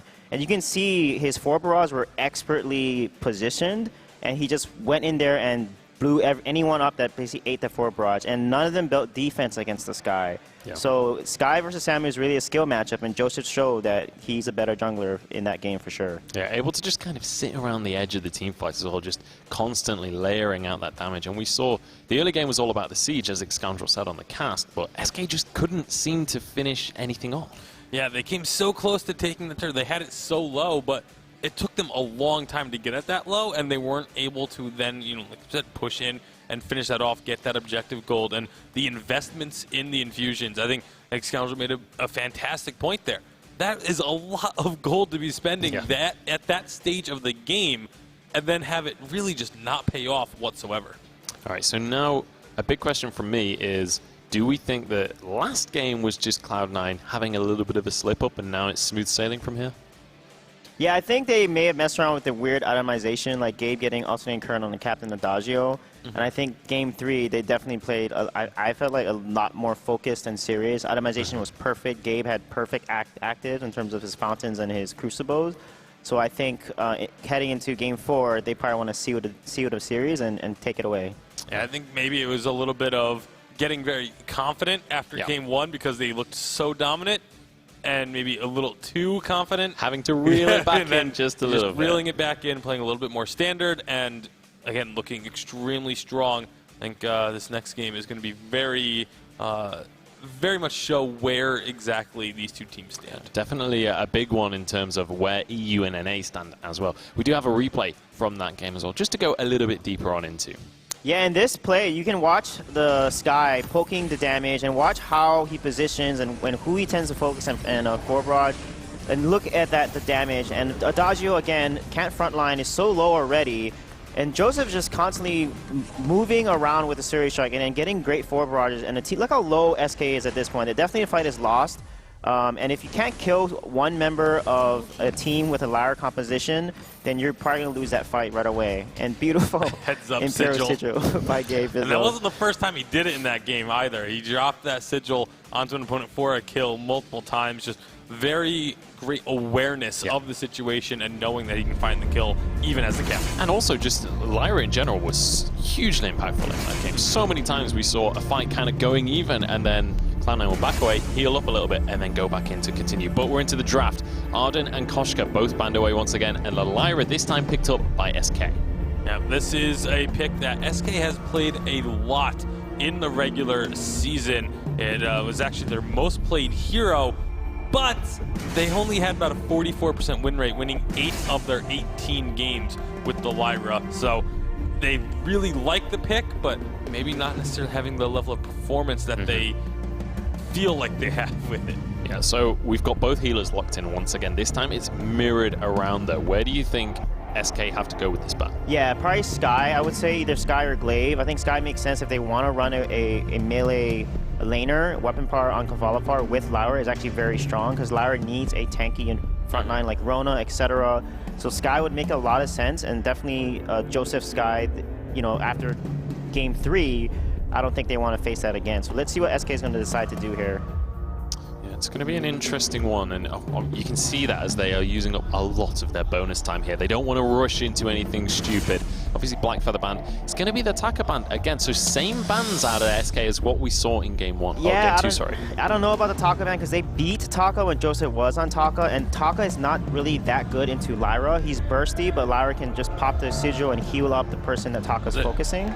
I'm wondering if Cloud9 takes Samuel here. They're going to go for the Glaive. Okay, so the reason I was curious about that is Samuel, while obviously we know SK has a very strong Samuel, they really like Samuel, there were only 3 teams in all of Vainglory 8 that had a winning record with Samuel. SK was one of them, Cloud9 was one of them. So these are 2 of the best Samuel teams. I wouldn't have been surprised to say, oh, you banned the Taka? Yeah. We're going to take that pick now, but...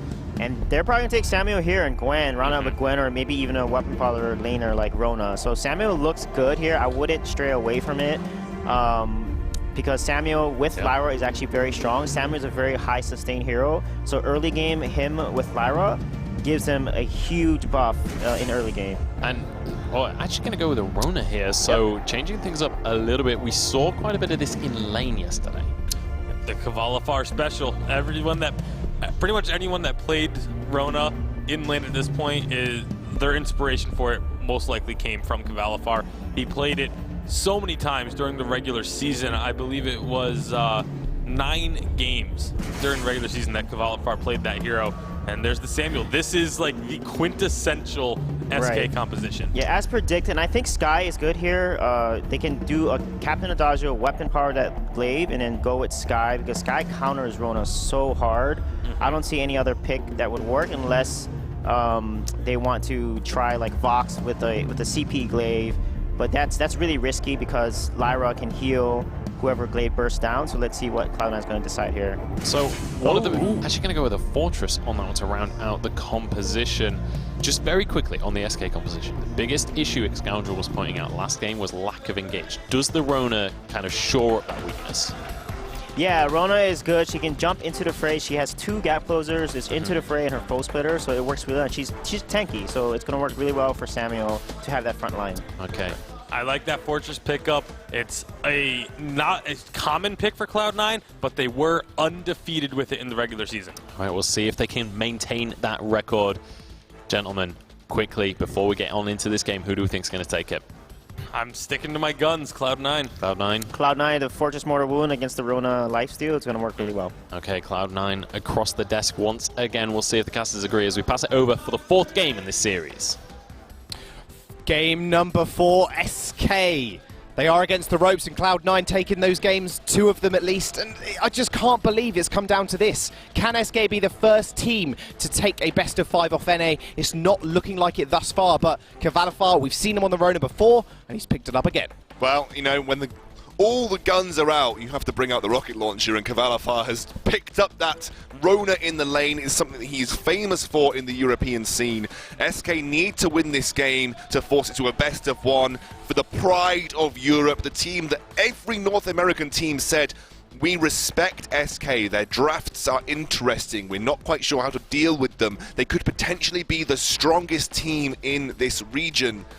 And they are currently 2-1 down to Cloud9, who have just played a mechanical blinder in this series. Gabe Vizel especially, I think Suijay made a great point. This guy has been items at the correct time, pinpoint precision, engages have been perfect, the shot calling as well from Cloud9 has to be praised, because in that last game, they pull the trigger on the Gwen, and they take her out. George, let's get on to the Halcyon Fold. This is a big game for Cloud9.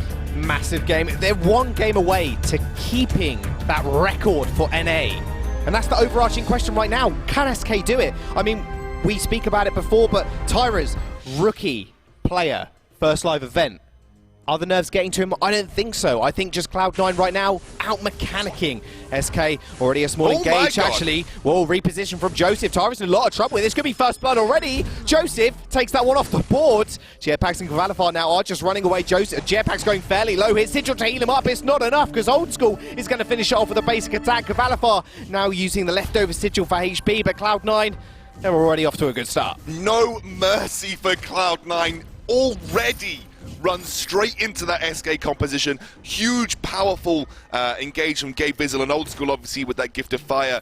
Splash damage, doing so much work. SK, and actually, that reminded me almost of a StarCraft moment. It was complete rotation of the unhealthy targets from C9 to the backline, making it very difficult for Cavalifar to focus a target, and rotating your healthy players to the front line. And it made it so difficult for SK to get work done there. Tyra's was a perfect target to pick off, and I Love Joseph pulled the trigger instantaneously. We haven't even talked about the fact that Old School, probably one of the best lane adagios in the world, has got his lane adagio. He might be schooling Cavalifar after his performance in that first game. Maybe he needs to take up a couple of lessons in laning. We'll have to wait and see. I want to see Old School just perform this game. Already we've seen him throughout this series picking up the Poison Shiv first item on Vox and still managing to do work with it. And this time round, C9 have got a go trigger from the afterburn on I Love Joseph. They can keep up pressure consistently. They can continuously put aggression onto SK, stop Tyras from hitting his power spikes, put pressure on this Samuel. And it looks like SK are going to have to rotate as a 3 here because of the threat of the potential invade from C9, the threat of their aggression early on. Cavalifar as well has to be careful because obviously the mortal wounds from that fortress will shut down his survivability and longevity in these team fights, and it'll make it a lot easier for Old School to get the work done necessary to deal with Cavalifar. I mean, the all-in engage from Joseph is something we've seen him time and time again. Very aggressive player, and can really just live up to the name. Old School taking a fair bit of damage there. Gabe Vizel as well is going to have to back off on the Fortress. I mean, the good thing SK have hit right here, right now, is the ability to sustain. They haven't got the Fortress ultimate just yet. There's no Poison Shiv, obviously. They're probably not going to build it on Old School thus far, but, I mean, that's going to be the massive problem for them in the early game, just surviving. But after that, I mean, the all-in engage from Joseph mixed with Game Visual's attack of the pack, Old School is just going to have a free time first hitting. Yeah, absolutely. Old School working towards that alternating current as well. Big power spike for the Adagio in lane. I Love Joseph as well playing the Weapon Power Glaive. And the differences between Weapon Power Glaive and CP Glaive is that obviously he has a lot more early presence in the early game. So obviously he can now then be aggressive, more aggressive than he could have been if he was playing the CP Glaive, and that allows him to go toe-to-toe with Samuel more effectively. CP Glaive isn't as good against Samuel unless he is complemented by someone else. Weapon Power Glaive can do a lot of the work in his own right. He has found himself in SK's jungle, but SK are there to meet him. Kvalifar is going to be there. Bright Bulwark to just lock him up. Afterburn away this time. Kvalifar leaps over the wall, using that into the fray, using it completely the wrong way. Predicted the wrong way that I Love Joseph was going to try and find an Afterburn. It was a good move, but not quite there. That is the healing camp secured by Kvalifar, actually, so they might look for an engage here, Jaws. Yeah, into the fray is available for Kvalifar. Joseph going fairly low. Vanson Verdict's doing a fair bit of damage from Tyrus into the fray, onto the bush there. I Love Joseph will Afterburn away, but they're still chasing this one. And Cloud9 will be able to get away, popping those boots, just making sure nice and safely. A bit of an interesting build there from Old School. He's got 2 feet, 2 boots. 2 feet, 2 boots. Yep. That's about it. I think, if you buy a second tier 1 boots, I think it might reset the cooldown of the sprint. Because I know when you upgrade your boots, it resets the cooldown of the sprint. Maybe Old School thought that he was necessary for him to be able to escape that situation.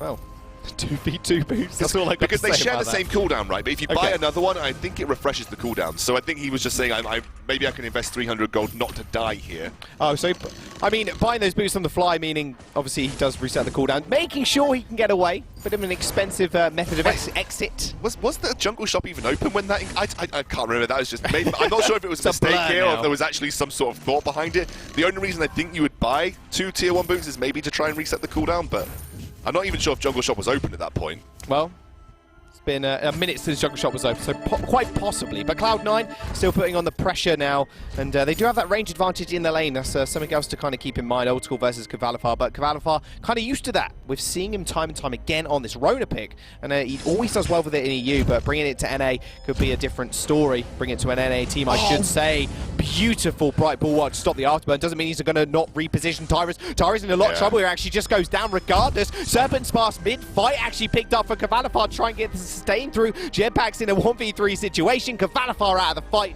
Joseph's going to be able to chase him down, and Cloud9 find yet another kill. Yeah, unfortunately, Jetpack's trying to juke between the brushes.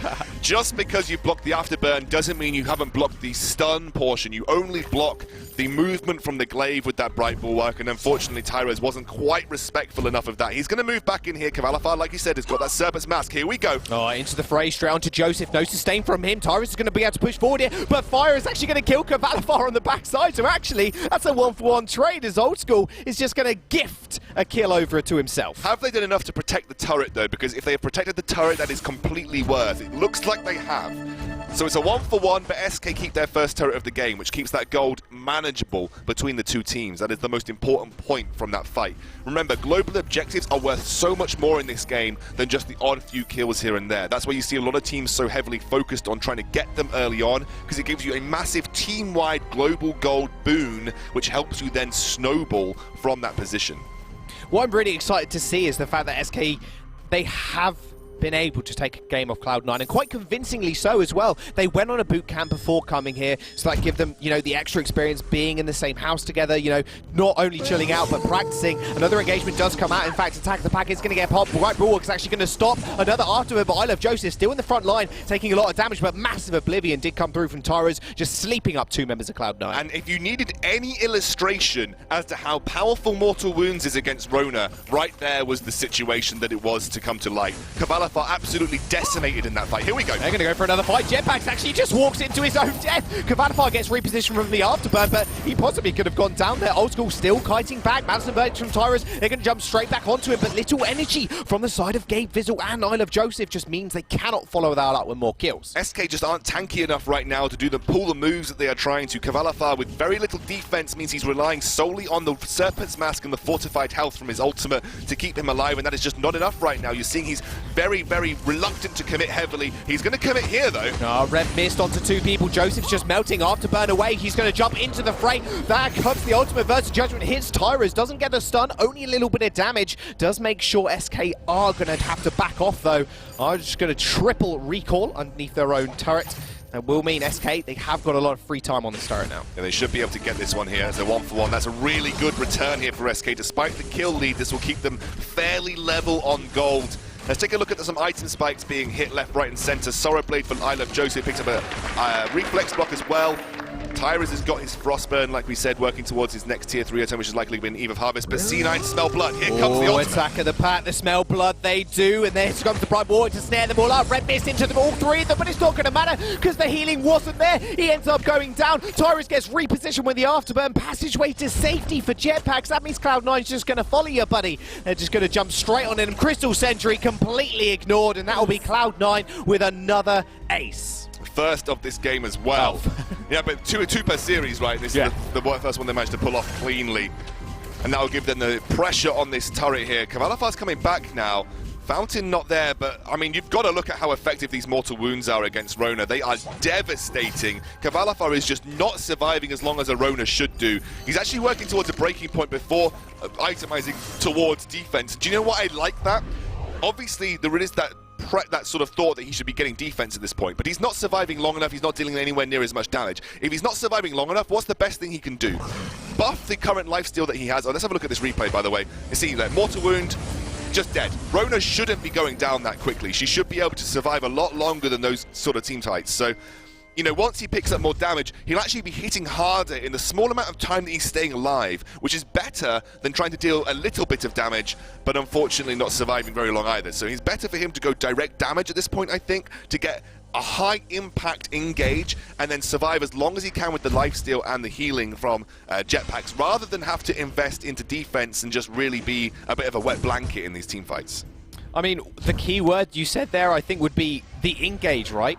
They've never been able to kind of get the engage on Cloud9. Cloud9 have always been engaging on them, and one of the things we saw the Lyra do last game, Passageway, Bright Bulwark to like slow and, you know, make sure everybody's kind of snared up. I Love Joseph gets completely diminished from it. There's another attack of the pack getting popped, just making sure they can actually secure this turret. Actually, Tyra's actually popping an infusion there. Bright Bulwark does come down with the Passageway. I Love Joseph repositioning with the Afterburn there. Jetpacks goes 1, 2, 3 through the Passageway again. There's another Oblivion actually just missing. Ronin's just spinning around and around and around, finally finding the kill on I Love Joseph. The Red Mist actually doing work there as the mortal wounds just weren't apparent. SK now going to try and go for the gold mine, although Jetpacks has smelt some potential opportunity here. Ultor's going to get the regen. I don't think C9 are out of this just yet. There is that gold mine to contend with. They have done this kind of turnaround before. Okay, Buzzle's going to step up. Oh, he's going to step up, and it's just wrong time completely. Another Red Mist just tears through Old School, but they're going to be able to trade that back. If the Fire finds the kill, Tyrus is going to go down as well. How are Cloud9 doing this 2v3 situation? They take it with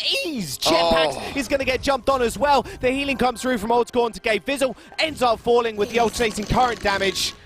There's the number 2. The ace comes through for Cloud9. Already beating their average with the second ace so early into this game.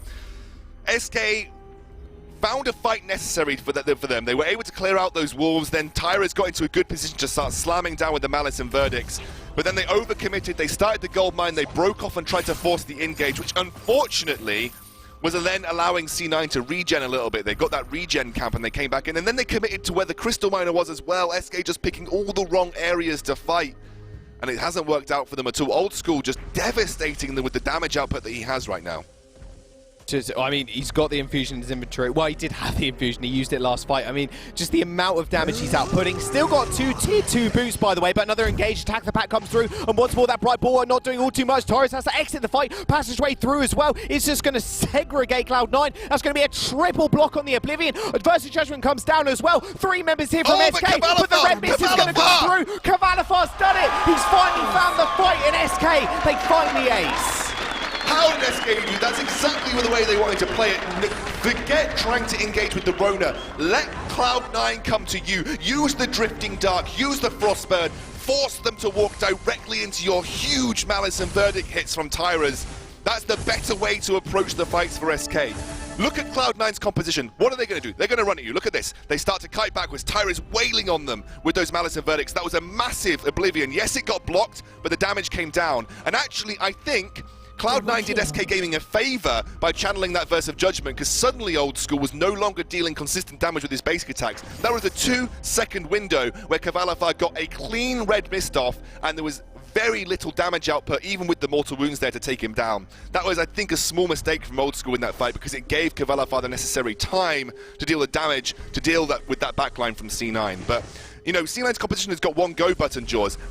Allow them to come to you like this. Well, they're going to hit that go button right now. Another afterburn straight onto Tyrus, but Red Mist is just churning through Cloud9. They're just going to disengage for the moment. Old School doing that continuous basic attack damage. Oblivion's going to come out, separate them now. This is SK's time to kind of re-engage. Joseph's going to be able to pick up a kill. Old School actually secures it, and Kvalifar's going to go down. That's the majority of their damage just completely gone. Old School chases up for the double kill. Jetpack's on 22 HP, ends up falling 2, and actually Gift of Fire finds the kill. So that's actually a triple kill, the third ace, and Cloud9, they're just pushing for the win now. Cloud9 found a great fight there. I think SK had the right idea, though, that Cloud9 were walking directly into a channel where Malice and Verdict was so easy to hit. I think that's exactly what Tyras wants in these fights. But then Kvalifar and low HP, it was almost like a slow motion movie. He ran at them, taking like about 50, imagine like running, taking like 50,000 bullets, and then he jumped a little bit too late. He was kind of too hankering on that cooldown to try and get back in there and use the red mist. They would have been far better playing around Tyras and then allowing Kvalifar to find the re-engage when absolutely necessary.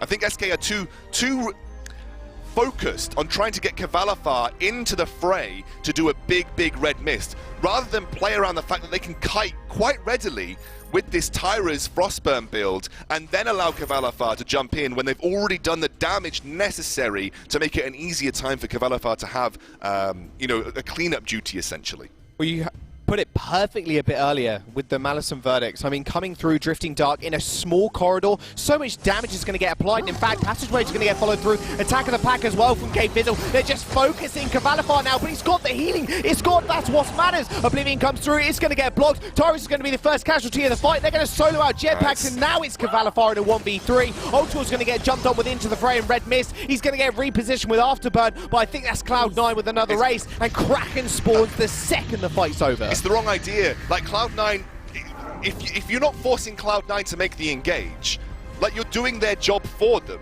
SK, by running into the Cloud9 composition, they're delivering Samuel directly to Cloud9 without even forcing Cloud9 to use an Afterburn or a Fortress ultimate to make that happen. They are gifting Cloud9 these engages.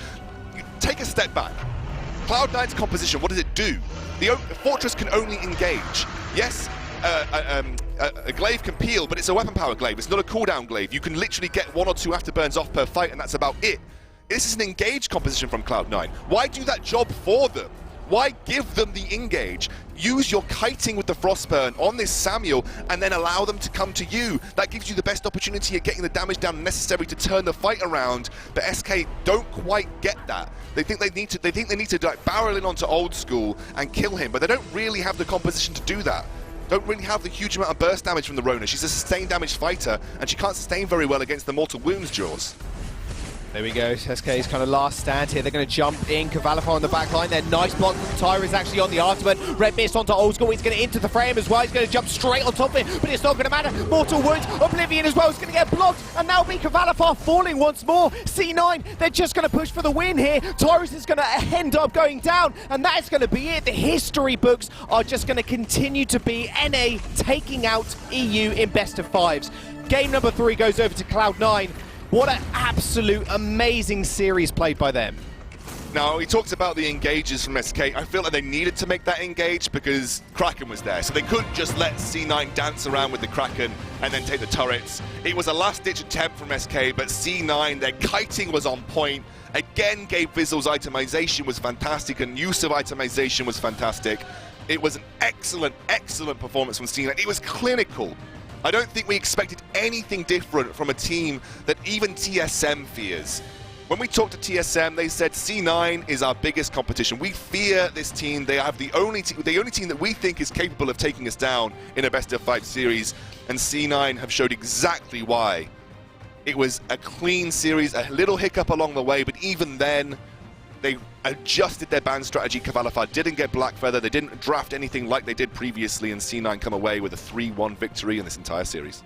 I mean, the thing is, and one quote I want to pick up from SK as well, when we spoke to him, I believe yesterday, was the fact that if we beat Cloud9, we're going to win the whole thing. We're just going to do it. If we beat them, they're our biggest hurdle. We have no problem facing any other team, whether it's an EU team, whether it's an NA team, but falling right now to Cloud9, they did take a game, and that's something important to kind of take away from this, and a very convincing game at that, but Cloud9, 3-1. I mean, like you said, kind of engineered and perfectly executed. I mean, that was the pride of Europe right there, SK. You know, they're one of the biggest teams within our region, and a lot of teams saying that they think SK is the strongest of the European region, and Cloud9 swept them away. I think it might have looked like in some of these games that it was close, but SK, I think realistically that second game was fantastic for them, but Cloud9 had their number every single other game of this series, and they just performed amazingly. I think going forward, Cloud9 are a big, big contender in this competition. This is the NA heavyweights swinging their punches, and EU not quite on that level right now. Yeah, I mean, you look at the scores here as well. Cloud9 21-5. Jetpacks just didn't have the impact he could have wanted. I mean, we saw Gabe Vizzle on Lyra last game, using every single time it was off cooldown, passageway into Bright Bulwark. I don't want to get bogged down too hard in what went wrong for SK here. I think they played the engagers wrong. I think maybe they could have gone towards more kiting, playing around Tyras. But end of the day, C9 had their perfect way to counter this. They had great engages. They pulled out the aggression from the early game. It was classic North America here with this composition. And actually, Tasty Bacon said the 100% record on Fortress, it remains at 100%. This is a pick that has worked out so well for C9. And Gabe Vizzle really put on the pressure here with it. We'll see if that trend does continue. But over on the stage, actually, we have got an interview with our winners. So we'll jump down there momentarily. Thank you very much. Yeah, here with Gabe from Cloud9. A pretty incredible performance, really. It looked a little bit sloppy, and then it seemed like you just learned how to counterpick these guys. Is that what happened? You were just like, yeah, we just need to get rid of these heroes. Yeah, I think our first game, we played really well. Second game is when they pulled out a different comp that we were used to. So I think after learning from the second game, we were able to just find a draft strategy to shut them down, and it worked out really well. And the analysis desk was saying that Skye was an interesting pick. Is that something that you kind of had in your back pocket for the whole tournament? Yeah, Joseph can play a wide range of heroes. People just think he plays Koshka or Taka, but he does have a wide range of champion pool. And was there any pressure for you guys? Because there's a lot of talk of no North American team ever losing to a European team. Did that ever come into your minds when it was 1-1? Of course, we didn't want to be the first team to lose to a European team, but the pressure is definitely there. I think after our first couple games, we kind of got out of our jitters and played our best. It definitely seemed like you calmed down after those first couple of games. Do you think beating that European team now puts more pressure on the North American teams later on who are facing up against them? I mean, I don't really want an NA team to win because I want our NA team to win, but I definitely don't want an NT to lose to a European team. So I'm rooting for all NA teams. Well, I'm going to root for your EU team, so we can have a little fight there. Finally, then, going into tomorrow, I mean, who do you think your stiffest competition is? If you were to get into the finals, who do you think you'd be going up against? Probably TSM. They're our biggest challenge, and they always push us to our limits in every single game that we play against them. So Cloud9 versus TSM, possible final. It depends on how the seeding works. Congratulations again. Thank you very much. We'll toss this one back up to Munchables on the desk. Thank you very much. That was, of course, Gabe Vizzle, and very happy off the back of that victory, and rightly so. Cloud9, all things considered, I think we can say that that was a commanding victory. 3-1 in their favor. And SK, they came in confident, but confidence isn't everything. They might have been able to talk the talk, couldn't walk the walk on the day.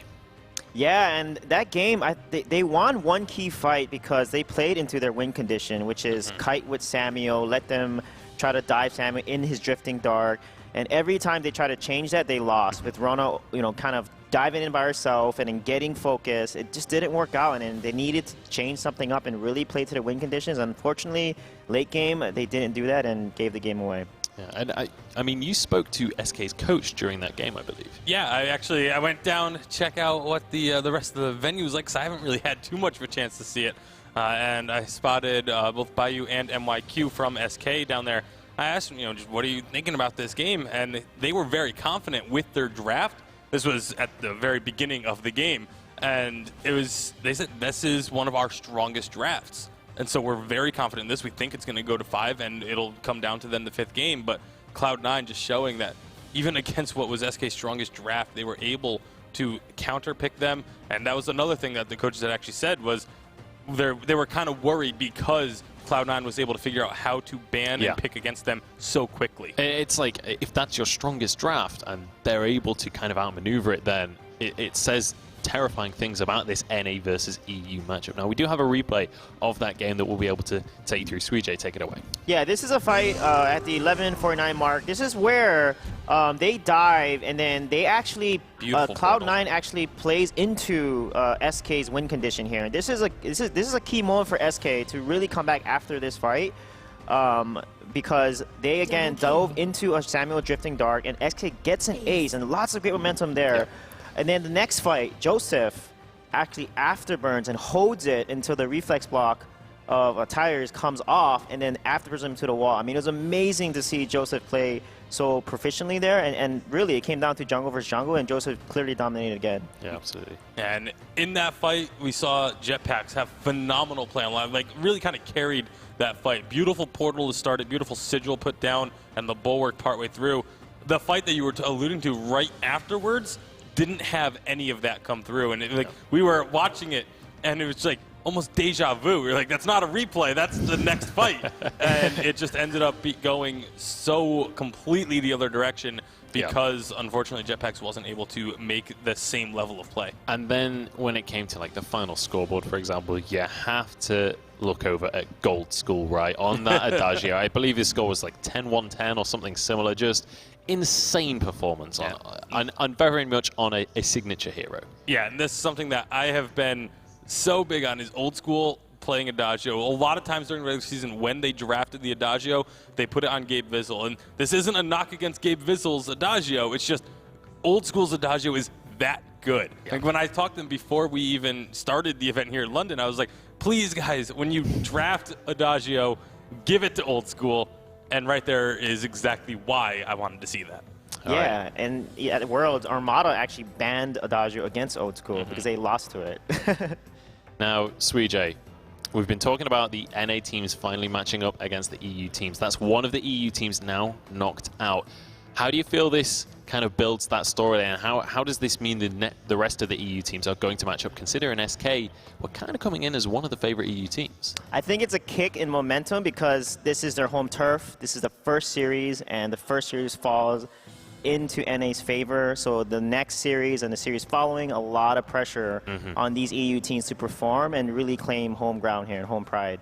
All right, well, it's about time to wrap up this segment. But let's take a look at our bracket after the end of the first series of the day. And it was a 3-1 victory towards Cloud9. They will now be moving on into our semifinals. The semifinals will be filled in once we have more victories as well, because they're contextual on who moves on forward. One of the semifinals will be first versus fourth seed, and the other will be the two middle seeds going on in. So it's difficult to fill in that bracket without having more games played. However, that was definitely a commanding victory for North America as a whole. Now, we're going to be going for a short break, but make sure to get involved on social media. Use that hashtag VaingloryLive to let us know how you guys are getting on. But we have Dan down on the ground somewhere in the O2 Arena. Let's see what he's been getting up to. Yeah, I'm here with Sketchy and Mini, and we're some European fans, and it feels bad, man, at the moment, because we're pretty upset. The North Americans performing pretty well. So Sketchy, Mini, you can reveal yourselves now, it's okay. I hear you two are like some aspiring Vainglory casters. Are we going to put in some competition up to these guys upstairs? Yeah, we cast Vainglory in Southeast Asia, and it really is just, the way they cast was amazing, and the games are just so intense. Like, when Cloud9, especially Old School on that Adagio in the last game, he was so insane on those, like getting Rona down when it looked like Rona was going to kill him, and they just did too much damage. Honestly, some of these pros, they just blow my mind how impressive they are. And did you get here today, or were you here yesterday as well? I was here yesterday. I enjoyed just the games yesterday were fantastic. If you've missed it, if you're watching the stream now and you missed it, the Gangstars game yesterday was phenomenal. I don't think I've seen a better game in all of my Vainglory career. If you missed it, go back and watch it. You won't regret it. And have either of you considered like competing in Vainglory, or is it just you going for that kind of casting route? We tried the Challenger Series for, I think, a couple of seasons ago, but we lost in the first round. So it's just so hard to get into because there are so many good teams out there.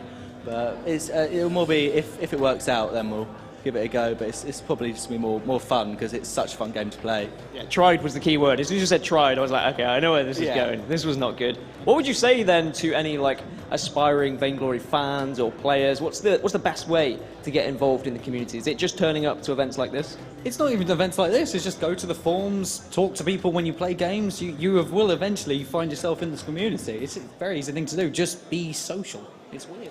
Have you guys tried the photo booth yet? Have I tried the what, sorry? The photo booth. Where is this photo booth? Oh, they don't know. See? Secrets here. The photo booth's in the corner. Where is it? Over there. I'll show you later. We'll have a nice photo. A nice picture, us three. You down? You okay for that? Yeah, sure, definitely. Okay, so we'll get some nice pictures for us three. But we're excited for the next game. I mean, it's Team Secret versus Gangstars. I'm, of course, rooting for Team Secret. How are you guys feeling? You going to go for Secret as well? Yeah, I'm for Team Secret. I don't think the Sketchy Brit is on the same. It's feeling the same. I think given that the Gangstars' massive upset from the last game, they really want to. It would be nice to see them do the same thing again, even though they're bottom seed 4, so they're definitely the lower seed. But they've showed that they can beat higher seeded teams. They're probably going to try and do it again. Yeah, Gangstars are looking hot right now. Are you saying you're a Gangstars fan then? You were saying you wanted Europe to win. I am portraying my EU. I was SK. I was pro SK. I wanted them to win the last game, but the way Gangstars played yesterday, I have to root for them because I'm a sellout and I liked winning. So I'm going to have to go with Gangstars on that one. Sketchy is a sellout. So next series is going to be Team Secret versus Gangstars. Let's get hyped and let's go back up to the desk. It's Munchables. Thank you very much, guys.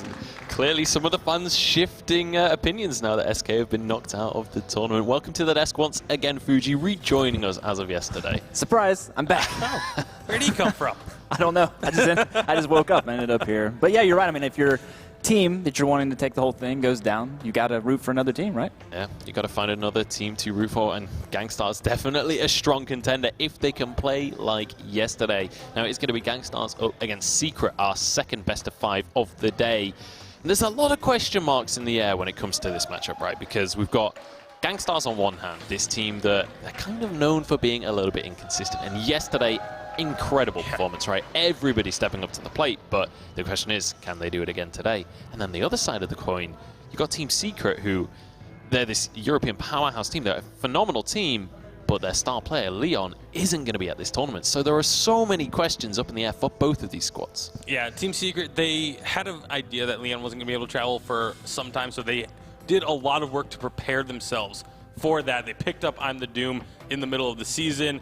We're going to have Tricky. They named Tricky their starter along with I'm the Doom and Justman because of that, but then because of extenuating circumstances, Tricky wasn't able to play for a week or two there, and so they didn't really have as much Vainglory 8 time with this lineup, but this is the lineup that they had been preparing for some time to come to the Unified Championship, so they are still very confident. Yeah, and looking at the consistency of Gangstars then, do we think that, is there a specific factor that's going to play into that, or is it just how they turn up on the day? I definitely think it's more about how they turn up on the day. When we watch Gangstars traditionally, they have very high highs, but they also have pretty low lows, right? So it's kind of a team that ends up in this space where you have high expectations, but they constantly just kind of come a little bit short, and for themselves as well. So my question to them is, did you use all the gas in your tank on day one? Was that your phenomenal weekend performance, or can you continue to execute? Consistency is so key to be a top team, especially at a tournament like this. Yeah, especially when the stakes are quite as high as they are. But it's time to sink our teeth into this first game and meet our European contender. Please welcome, representing Europe, the number 2 seed, Team Secret!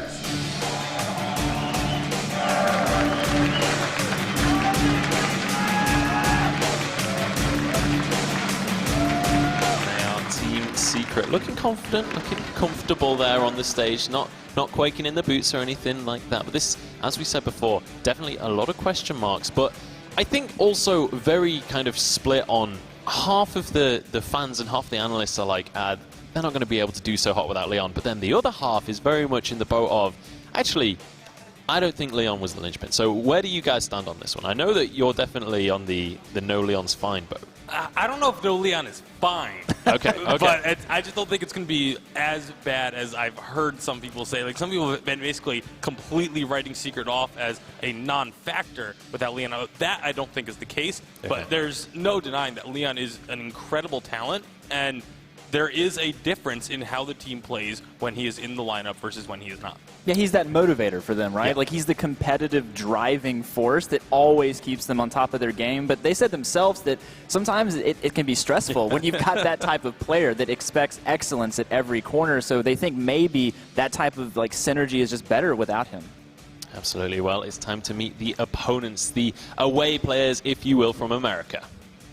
Please welcome, representing North America, the number 4 seed, Gangsta! There they are, and all three of them doing a phenomenal job yesterday, each individually stepping up in multiple games. And honestly, it felt like across the 3 games that they did play, a different player stepped up each and every game to kind of carry those ones. Definitely, though, Iraqi Zorro was an absolute standout player for sure. Yeah, absolutely. Was kind of one of the more frequent underperformers for Gangstars throughout the regular season. So to see him step up in such a big way here at the live event was absolutely massive for them. And if, again, like Fuji was saying, as long as they didn't burn themselves out yesterday, then they could make a very deep run here. Absolutely. And again, it's going to be very much about these early game fights for Xeno.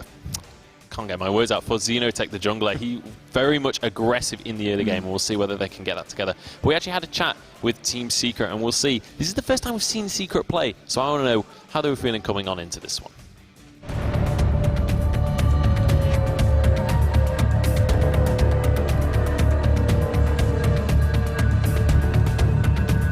Obviously, NA are the big favorites going into this tournament, so beating one of those teams would be a great accomplishment, especially for the EU region, which is oftentimes considered the underdog compared to North America, but I do feel like we have a good shot at it. We put in a lot of practice, a lot of time, and I think that we are individually and collectively good enough as a team to beat these huge organizations and teams. It didn't took too much time to learn about the no tactics, because I played many times with Leon and practiced with him.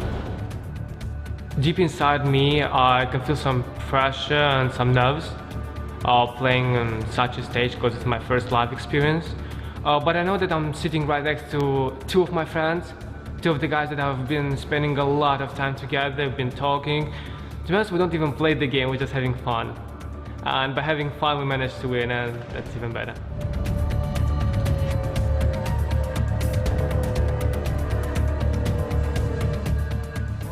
There we have it, and we already mentioned one of the players to watch, definitely going to be Iraqi Zorro, but on the other side, you've got to be looking at Tricky as well. Tricky, not a player that you can kind of turn a blind eye to, and if you do, he will run away with the game. Yeah, I mean, early in the season, he was a brand new player to Vainglory 8. There was a lot of question marks about his confidence and how well he would play.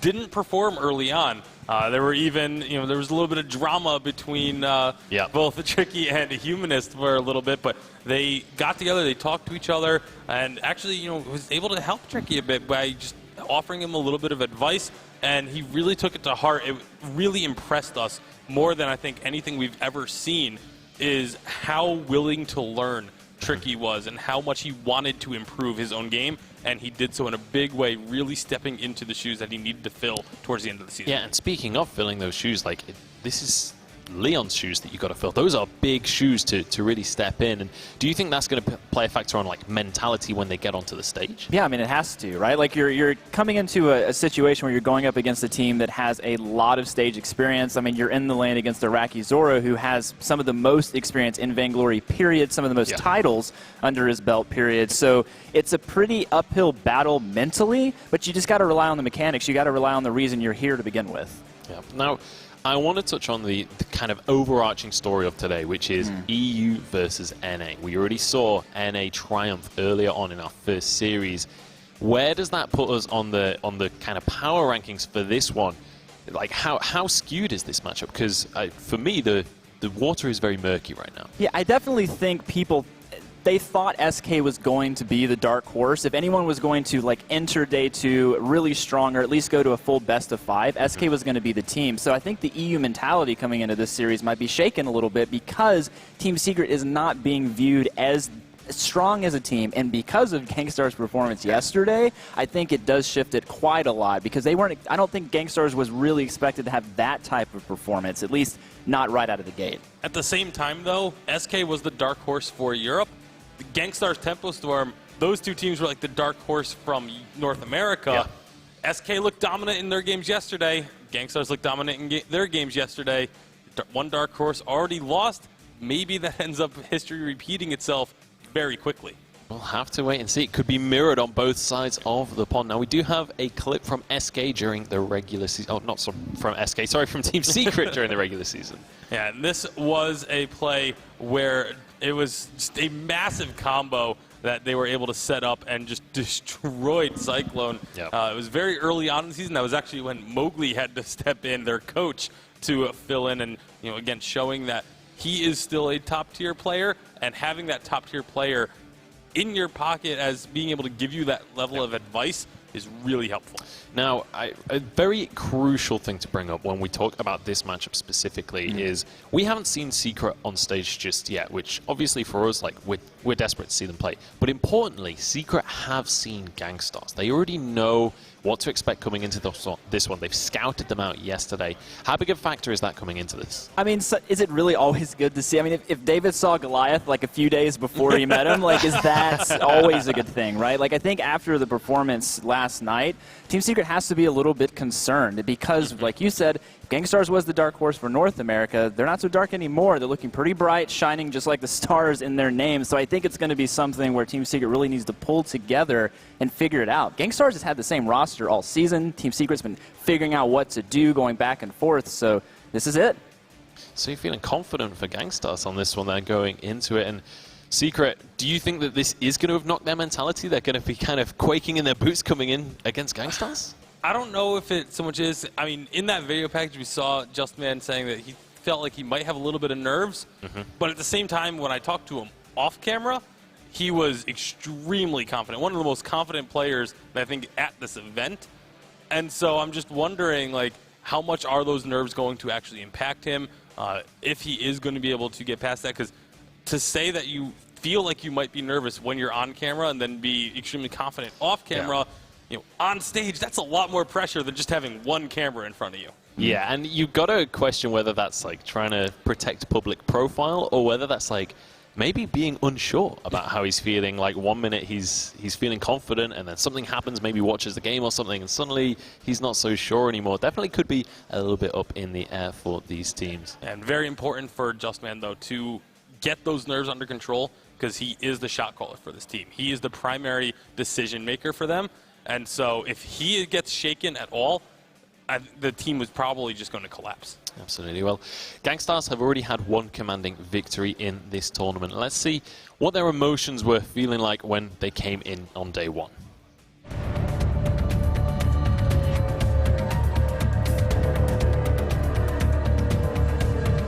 I think the biggest difference that obviously stands out for almost everyone at this point is North America being a lot more aggressive.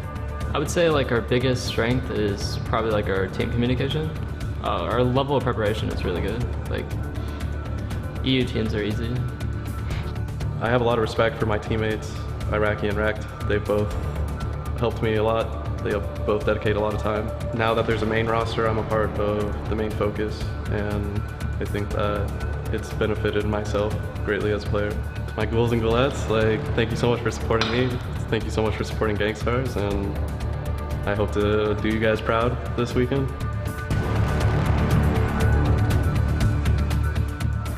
Well, we highlighted the fact he says EU is easy yesterday. Now it's time to walk the walk. You've already done the talking.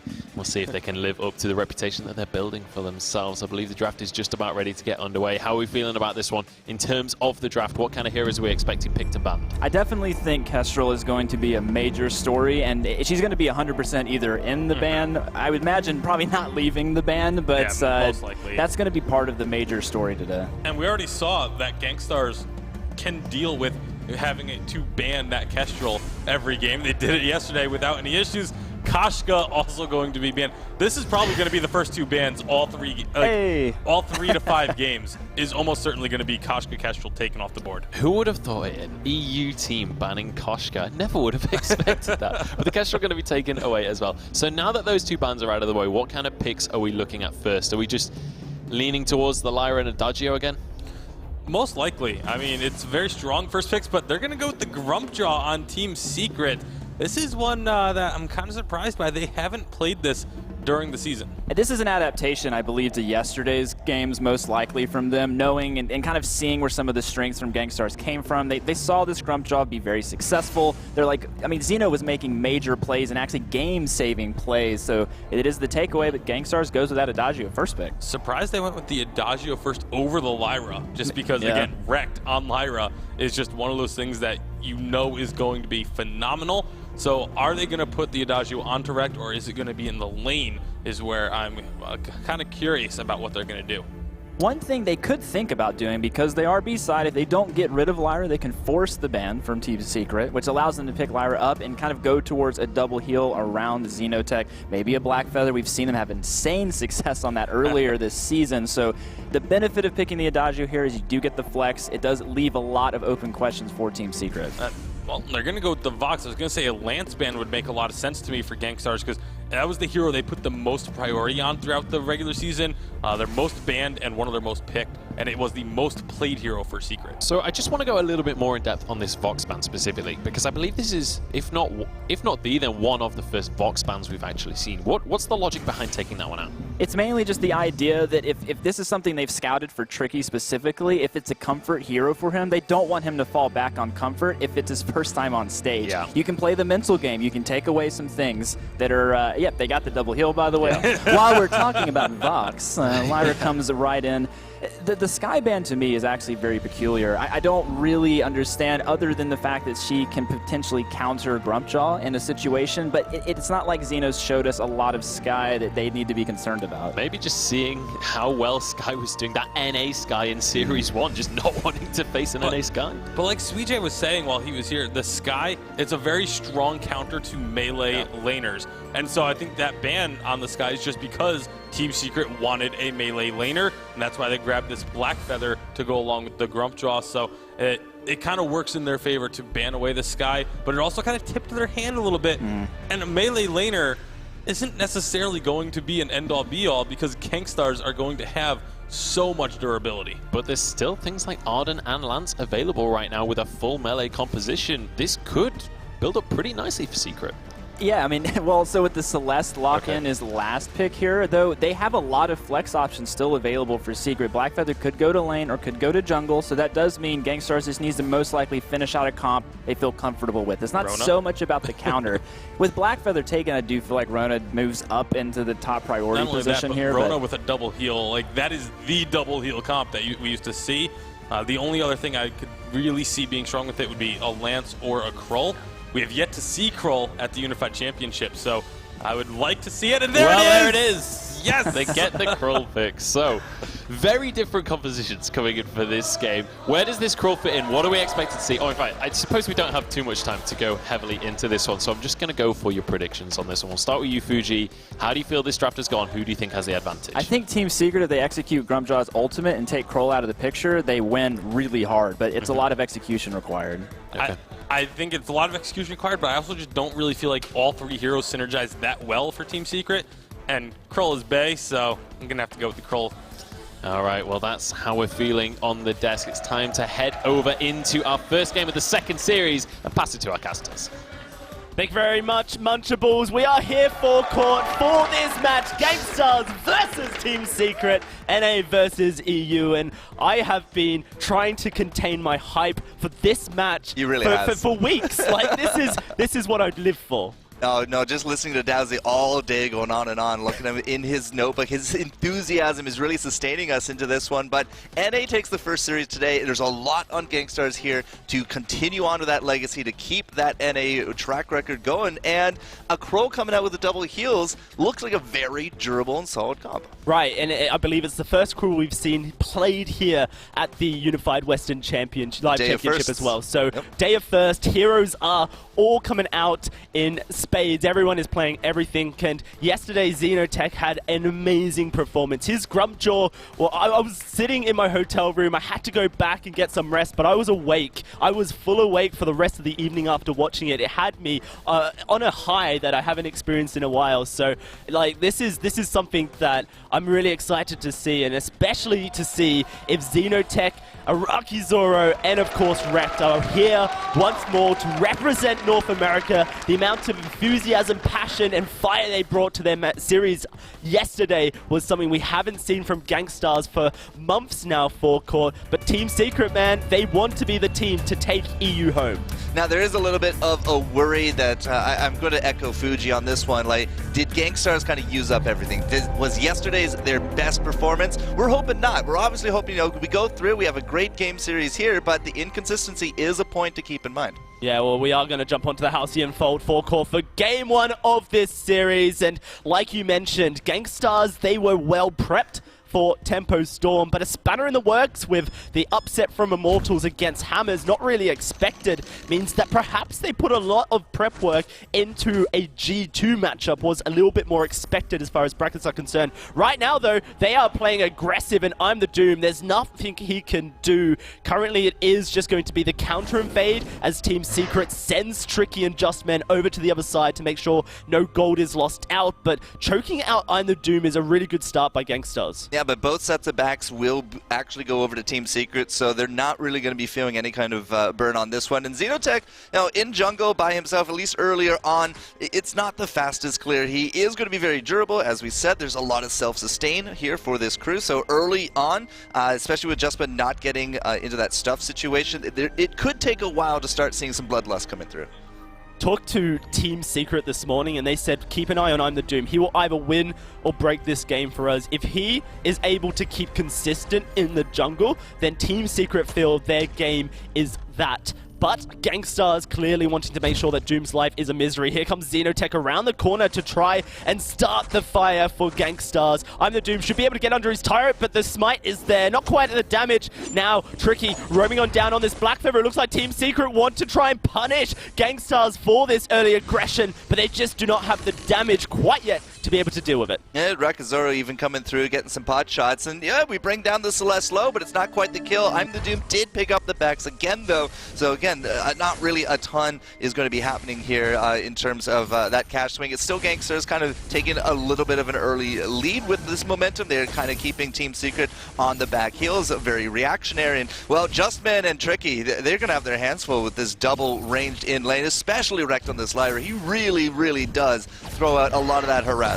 Well, Justman going to come in, try and find some aggression. Doesn't quite land it, and that is a lot of damage being chucked back his way. You mentioned Rekt on his Lyra. This guy loves building Storm Crown on his Lyra. First item for the extra damage, harass, and this is the kind of lane matchup he can afford to do that. Currently, I'm the Doom getting singled out in the jungle. A lot of damage onto him. Xenotech coming in. He's looking for first blood. Fire is burning away, but it's just not enough. The stun, the core collapse keeps him alive. Yeah, I'm the Doom. Good play from him. Will not go down for that first. Justman, though, is going to be trying to make something happen here, but 2v1, especially a bit more on this captain role, he's really just hitting into the wind. Yeah, he does not actually have any gap closing, so we'll take a pretty sizable amount of health in damage there. Not really what you want to be doing. Doesn't even have the life spring, so we'll be forced to go back immediately. Gangstars dictating so much of this early aggression. And the early aggression is very much warranted at this point. I'm the Doom in that jungle. If Celeste does find herself in that 2v1 situation, how many attempts has Xenotech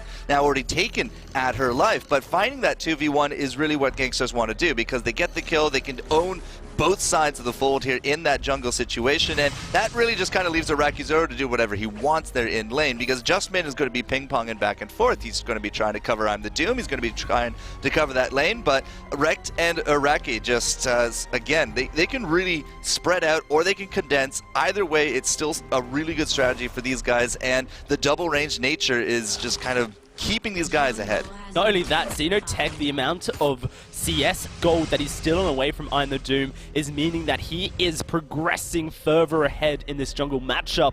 And if Cruel can get ahead, then he is one of the hardest melee junglers to deal with. It's not often you do get to see a Crow get ahead, and in this situation, as he continues on, yes, he is going to go more offensive. You can see that first pickup right here. He has double healer in the back, and now even more sustain on top of his already sustain. He is not going to be something of a frontline tank. No, Xenotech is really going to be a lot of utility, but also a little bit more offensive, I feel, as time goes on. Yeah, Poison Shift first item, increased attack speed, and also can apply the mortal wounds. Now, there's not much innate healing on the side of Team Secret yet, but once Tricky builds into his own life sustain items, once I'm the Doom picks up an Eve of Harvest, then they're going to have it. Rekt has gone for that Storm Crown. We mentioned he may do it. He says that he loves doing it whenever he can realistically bully his lane opponents. Alright, so Rekt, he does go into the Storm Crown. We do have the double heal still here. Araki in lane, he picks up his first power spike there as well. 5 minutes, it's looking good for Gangsters, and they're early. I'm the Doom is, well, he's not trailing by a lot, but he is trailing, and that is not something we do get to see with the jungle matchup with that Crow. But Tricky at the same time, we're still looking for his first big slice. He has those tier 2s, but once we hit into that tier 3, we might start seeing some of that bloodlust. I'm the Doom runs straight into Xenotech. Core Collapse will find the stun. Crystal Sentry getting involved. I'm the Doom managing to walk away alive. Xenotech did not want to deal with that Crystal Sentry, but he will be able to steal away the healing of that Treant. So actually he goes over to Rekt, not really the person who wanted to get that. Storm Crown, man, has that little bit of an extra punch by the end of it. Xenotech, I would be very surprised if he actually went into a crown. I really don't expect him to. I expect him to kind of, again, be a little bit more the damage source here for the teams, backed up by the 2 here. But he has gone a little bit more durable, and Rekt just a lot of extra health with those O-carts there as well. He's going to be pumping out those heals. Not only that, that's double minion candy. Gangstars are setting up to push this lane. Pop them into candies, they've gone down now, and they can just start hammering away at this turret. Not only do they have the range potential, but Rekt, with the true damage to objectives, is going to be able to take that turret even quicker with his Storm Crown. So Gangstars really prioritizing the push. And Team Secret, man, they're going to struggle to clear this wave. All 3 of Gangstars here. Xenotech onto Tricky. He cannot escape. Rose offensive away. He will be able to now. The Bright Bulwark is gone, but the turret has gone down, and Gangstar's going to take that early objective. Tricky dives in. He does get out, of course. He is so mobile in the Black Feather, but Gangstar's now with a 2,000 gold lead purely from objective. If Tricky didn't have that level 6 timing, it could have actually been that first blood, but he does go home and he picks up that Shiv. So we have 1 on both sides. You are really going to have to prioritize it here from Tricky, because the double heal, the triple heal, whatever you want to call Xenotech's contributions to the sustain on this one, that Shiv is going to be going a long way. But still, the Hell's Heart they set up, Tricky takes the damage. He does use the Rose offensive defensively. He gets out of the situation. They lose out the turret, they lose out gold mine on top of that, and Gangstars now go from a few hundred gold to 2,000 in the blink of an eye. So minion candy set up, the Storm Crown, Xenotech coming in, everything is just really gelling here early on from Gangstars. Oh yeah, absolutely, and we're going to see some first items start to trickle in for Team Secret. They do have that fountain now, but Tricky, he is looking for the aggression onto Rekt. They follow the portal through. It's a good force, but Arakizoro's wanting to get into the fight. I'm the Doom is very low on his Celeste. No real sustain yet for that CP jungler. Justman has the fountain, but it's not something that they want to pop unnecessarily. You can still see Rekt, really ahead of the curve here, just really making sure that Team Secret are going to be scattering to the wind. And as they do go back through the jungle here, like Xenotech is going to be very comfortable taking this, especially with the whole team there. Yeah, this is going to be the Crystal Sentry just easily secured there by Gangstars. Without Tricky in possession, they really could not afford to really take a fight there. Fountain hasn't been completed by Rekt, so perhaps you could make the argument that that was the time to fight now. You're saying? That fight around the Crystal Sentry could have been the time, but now that the Fountain is in play, Gangstars just feel miles ahead of Team Secret and their power curve. Going to walk into the bush, Xenotech is going to be able to walk away. That was a great boat brawl. Stops up Justman in his tracks. Stuff available. Looks like Team Secret in position to find a kill. Can they get first blood? No, they cannot. Xenotech finds it onto I Am the Doom. Tricky goes down as well. And the fight is just turned right around. Justman now looking to escape. Xenotech going to charge up his passive. And Justman, man, he's going to have to fly across that wall with the Hangry if he has any chance of surviving. Whoops. But he fails the jump. The charm from Rek. This guy knows that he can BM Justman. Let's tilt Team Secret now. And in just a couple more auto attacks, Justman will fall. Maybe he gets away? No, he does not. 3 kills to Gangstars. I would have said that Xeno in that speed up would have gotten it. If that wasn't going to happen, could have been the scout trap. I'm the Doom is in position to fight Araki for this Crystal Sentry, but he is just 1 Celeste, and there is 3 Gangstars looking for this Sentry. It goes down, second life at 940. This dominance from Gangstars is just not being dealt with by Secret. Yeah, 4,000 gold. The early game has definitely treated these guys well. Xenotech is going to be, he has that Aegis now finished up, but past this breaking point, very likely going to be on the horizon here. That attack speed will go up very nicely, and once you stack all that up, you're hitting with the power of something of the equivalent of 2 Sora Blades on top. And again, like, we just don't get to see Krolls go this offensive this early that often. So this is a real treat for Xeno and this double heals. Certainly is. It's a 4,000 gold lead at 10 minutes for Gangstars as they look to position in for another fight. Ooh. The Hell's Heart, ooh, just scraping the hairs of I'm the Doom there. Her golden locks floating, but I'm the Doom will be able to escape with his Celeste, and so potential engage thwarted. Okay, so while Xeno has been building up, Tricky at the same time, very similar path. He's done just a tad faster. He is that laner after all. 100 of those last hits to the 40 Xeno, disparity and all that. But Tricky is something of the power here from Team Secret. If it's going to happen, like Justman gets that stuff, and then Tricky just goes to town. That's still a winning combination, but it seems to be that the execution is just not being found here. Team Secret is scaling, is what we're saying here, is that they're attempting to scale the Celeste and the Blacker up. Now they're looking for the fight, diving on in, and a lot of damage is there, but Xenotech's on top of I'm the Doom, and there's nothing a Celeste can do. He finds the kill. Can they get the Iraqi? Yes, they can now. Team Secret have to group up and take this fight. A double for Tricky. The rookie on the stage is struggling to deal with this cruel spike down. That's a kill. Xenotech finds his second, and he walks away. Justman does not want that fight. All right, that's going to be a 2 for 2 by the end of it, but just like what we were saying there, you get that stuff, you split up, Tricky, able to get 2 kills on that one, and the scaling might not be perfect at this point, but 12 minutes in, that's some good signs of life here from Secret. They go from a 0-3 to a 5-2. They're going to stay real healthy up in lane. The wave is going to push, no problem, so there's no threat of any more objectives going over to Gangstars here. So Secret, perhaps that late game is going to kick in sooner rather than later.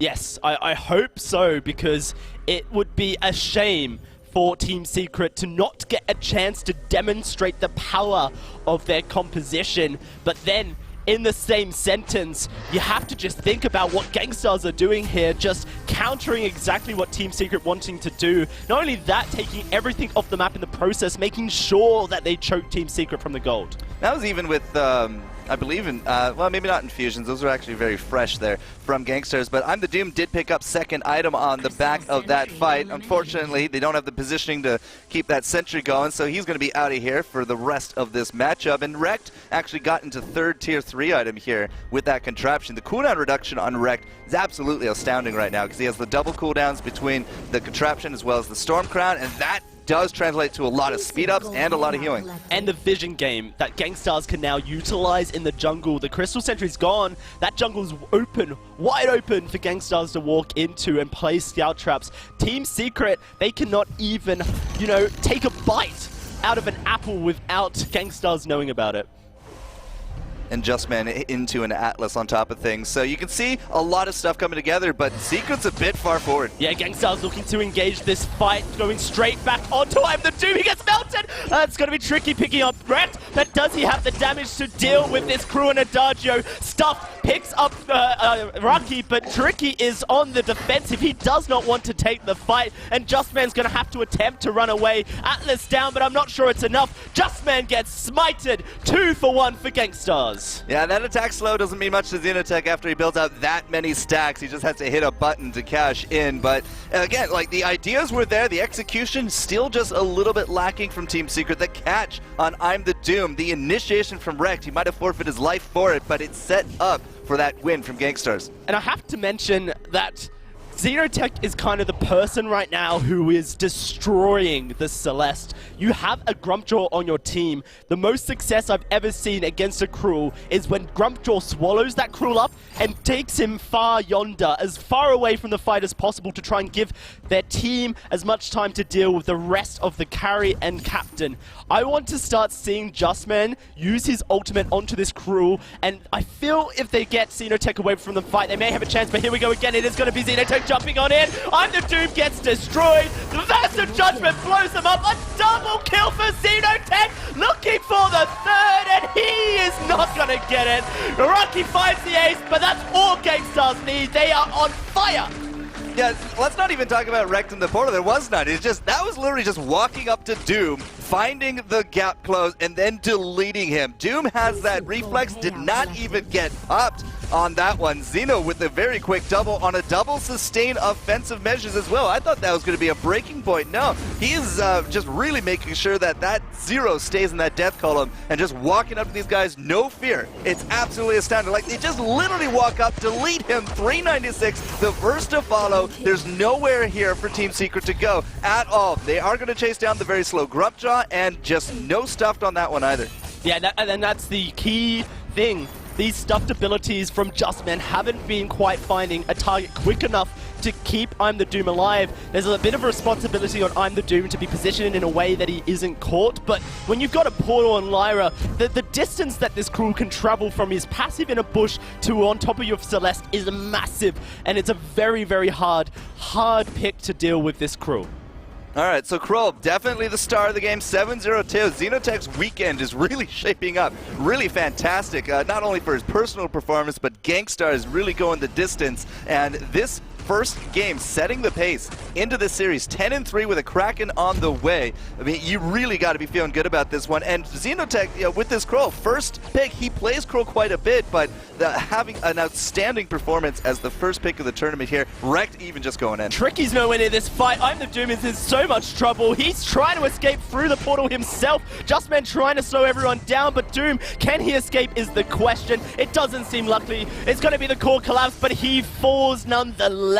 And that is going to be Gangstars now pushing with the Kraken into the base and trying to finish out this game. Just what a catch right there, right? If the turrets go down and this Kraken just continues to do work, I mean, that statistic is just going to get better and better. But Tricky was a 0 in that fight. He was nowhere near. He did not contribute. It was a 2v3, and now it's just carnage. Yeah, this is nothing. Team Secret can't do anything. They do not have the wave clear. 2 average turrets, a Kraken push. Well, this is looking like it will be 3 in a game. They need to make a move, Team Secret, but the first Vein Crystal does 4. Tricky trying to dive in. I'm the Doom with a Solar Storm. Gangstars are falling low, but do they have the damage, Team Secret, to keep their base alive? I'm the Doom smited by Xenotech, and that's going to be a double kill for him. Justman cannot escape. Turret 3 about to fall, and Justman knows the game is over. A triple for Xenotech to finish off game 1. Gangstars look on fire. Xenotech getting that hypu at the end with a triple, but man, Gangstars making it look good, making it look easy, and offensive Kroll. Bacon said it, you know, Kroll is Bay to this guy, but these builds coming out with 2.4, with shivs, with double sustains, on the back of a double heals, like Team Secret's really going to have to go back to the drafting board on that one. Yeah, and speaking of drafting board, I want to hear exactly what our analysts think about that. The Cruel and crucial pick. What can Team Secret do about it? This is the day for EU's redemption, but so far it's just not going that way. We were asking whether Gangstars could keep up the performance they had on day one. Looks like the answer is yes. Game one, Xenotech stepped up yesterday, and game one, he stepped up again. Yeah, I mean, the only hero I like better than Weapon Power Arden is a Krull that doesn't build Breaking Point first. No Breaking Point even in sight on this Krull Hey, that's build. conditional love for Krull right there. Not unconditional. But no, you're right. We saw a very different playstyle on this Krull than what a lot of people tend to try to do on this hero, where it's just like kind of scaling, a little slow play. Like, they went straight in on this level 1 invade. They got everything. I mean, Krull was level 6 at one point, while I'm the Doom is level 4. Like, that's not what you want to see. It was just a situation where it's like, just a few minutes into the game, it already felt like hopeless almost for Team Secret. But we do have a replay from the game, so let's go into this a little bit deeper. Yeah, this was that last fight as they were pushing into end, and again, it's so far gone. They got a nice engage, like they jumped onto the target they wanted, but just weren't able to do anything. Yeah, a lot of the positioning has to be called into question from Team Secret, specifically from I'm the Doom on this Celeste. Just consistently throughout the game, being out of position, and once again here the same way. Justman just not really protecting it. It kind of seemed more like Justman was interested in going in with Tricky on the dives, and then poor I'm the Doom just always left alone with Krull. Like, it was just such an easy takedown for Xeno. And I mean, Xeno 10-0-3 at the end of that game. That is an obscenely great scoreline. And also, just no deaths, right? When you're running Krull, which is high lifesteal anyway, plus 2 healers, like, how do you... They had Poison Shift. It didn't do anything. Yeah, it was just completely ineffective. I mean, all of it, I think, comes back to that early game, like Fuji was talking about. They took so much from the early game that they got such a big lead and were able to avoid the pitfall that a lot of North American teams can fall into of not being able to close things out. They were extremely decisive all the way throughout. Well, we're into the second draft now. We'll see whether the double healer Krull will be allowed to go across again. I doubt that will be the case. Kestrel, the first ban, Koshka going to follow it up once again. One of the things Team Secret needs to do, though, is realize that the double healer Krull, while strong, it also had a lot to do with the fact that they did an A-side Celeste pickup instead of going more into an all-in comp that could go dive the Adagio and take him out. So hopefully don't get too scarred by the first game here. But yeah, I think like Bacon said before, this Kestrel, this Koshka, they're going to be the constant kind of first bans throughout this series. And Gangstars once again saying Adagio is what we want. Adagio has been very high priority, not just for Gangstars, but for a lot of teams across this tournament so far. Not surprising to see that one picked up first. Do we think, I was about to say, do we think that they're going to pick up the Lyra? There was no way they were going to let that double heal go through again, not after how strong it was. Yeah, it requires so much coordination to play against, and there was no fortress that was coming through or anything like that, so no way to really shut it down. But Team Secret is going to get rid of the Black Feather, so really fearing the Black Feather for Gangstars. They either picked it or banned it, so an interesting priority coming out of them. Yeah, absolutely, and we're seeing once again these captains the focus to start off the draft. But do we have any idea of what direction that this is going to go in, or is this still very much a wide open playing field? It's still pretty wide open. I do think that Gangstars could put priority on a Grumpjaw pick here if they don't ban it and if Team Secret doesn't take it. It is something they quite like. I was not impressed by Team Secret's Grumpjaw play. They had a hard time finding the right target. They didn't really stick together on the engages the correct way, and he wasn't the peel I really think they needed for their carries there. So the Skyban comes through from Gangstars, so a little bit of respect here. Might be a little bit of a scout thing here. I'm not exactly sure how often Team Secret has succeeded on Sky over the season, but once again, you talked about this, Bacon. It's more of a setup ban at this point. Gangstars could be looking to do the Rona again in lane. Sky could be a potential counter to that. And Grumpjaw is going to be grabbed there from Team Secret. Again, the positioning and the utilization of this hero is going to be so important. With a Lyra, though, you can make some great combos. Eat someone and then spit them out inside of a Bright Bulwark. That is a long time that you can make a hero essentially just hate life. Sitting duck, like, just right? a very, very easy to punish, especially now. It takes away a couple of picks that Gangstars might have been looking for. Like, you cannot run an Arden into Grumpjaw Lyra. You cannot run something that needs to jump on you, but there's the Krull once again. Going with that Krull once again. I wasn't sure whether it was just a situational pick for last game, but they're more than happy to run it again. Is this something specific against the Grumpjaw? I think it's more of an idea that Kroll did so well, especially paired with at least Adagio to some extent in the last game. Gangstars doesn't really have to change too much. It was a very, very dominant game. So if Gangstars feels like they can take this entire series in the same fashion, they're going to try to hide some cards for future games. So Kroll is generally a dangerous A-side pickup, though, for most teams. So Gwen coming through to really add to that early game. Adagio now being flexed down into the captain position. I'm iffy on that Gwen just because I have not been impressed whatsoever from Iraqi Zoro on Gwen. He's played it a few times during the regular season. The win rate is sitting at about 16%. Okay, not good. But Baron, the final pickup here, that's kind of an EU All-Star pick, right? That's kind of the play style EU's known for. Go to the late game, play Baron, play hyper carry. Do we think that's going to be enough? Do we think that they're going to weather the storm of Kroll in this one? I think they can at this point. The Baron pick is actually really interesting with Team Secret. It was the Baron gameplay that got him really kind of criticized, and then at the end of the season it was the Baron gameplay that kind of vindicated Tricky. So if he can stick to the end of regular season Baron play, then Team Secret have a chance here. I think I like Team Secret's draft a lot more, but I got to give it to Gangstars because of the momentum.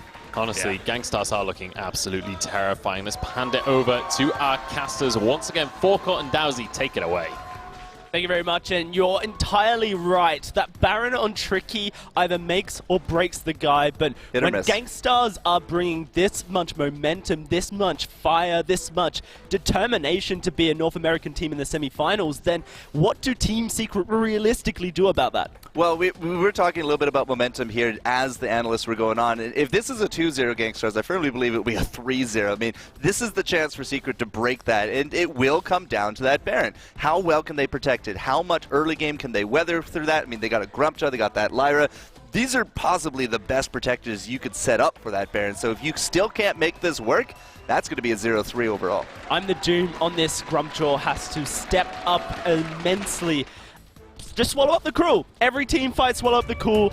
Focus down that Gwen. Get it out of the picture. It's time, ladies and gentlemen, for this second match of this series between Gangstars and Team Secret.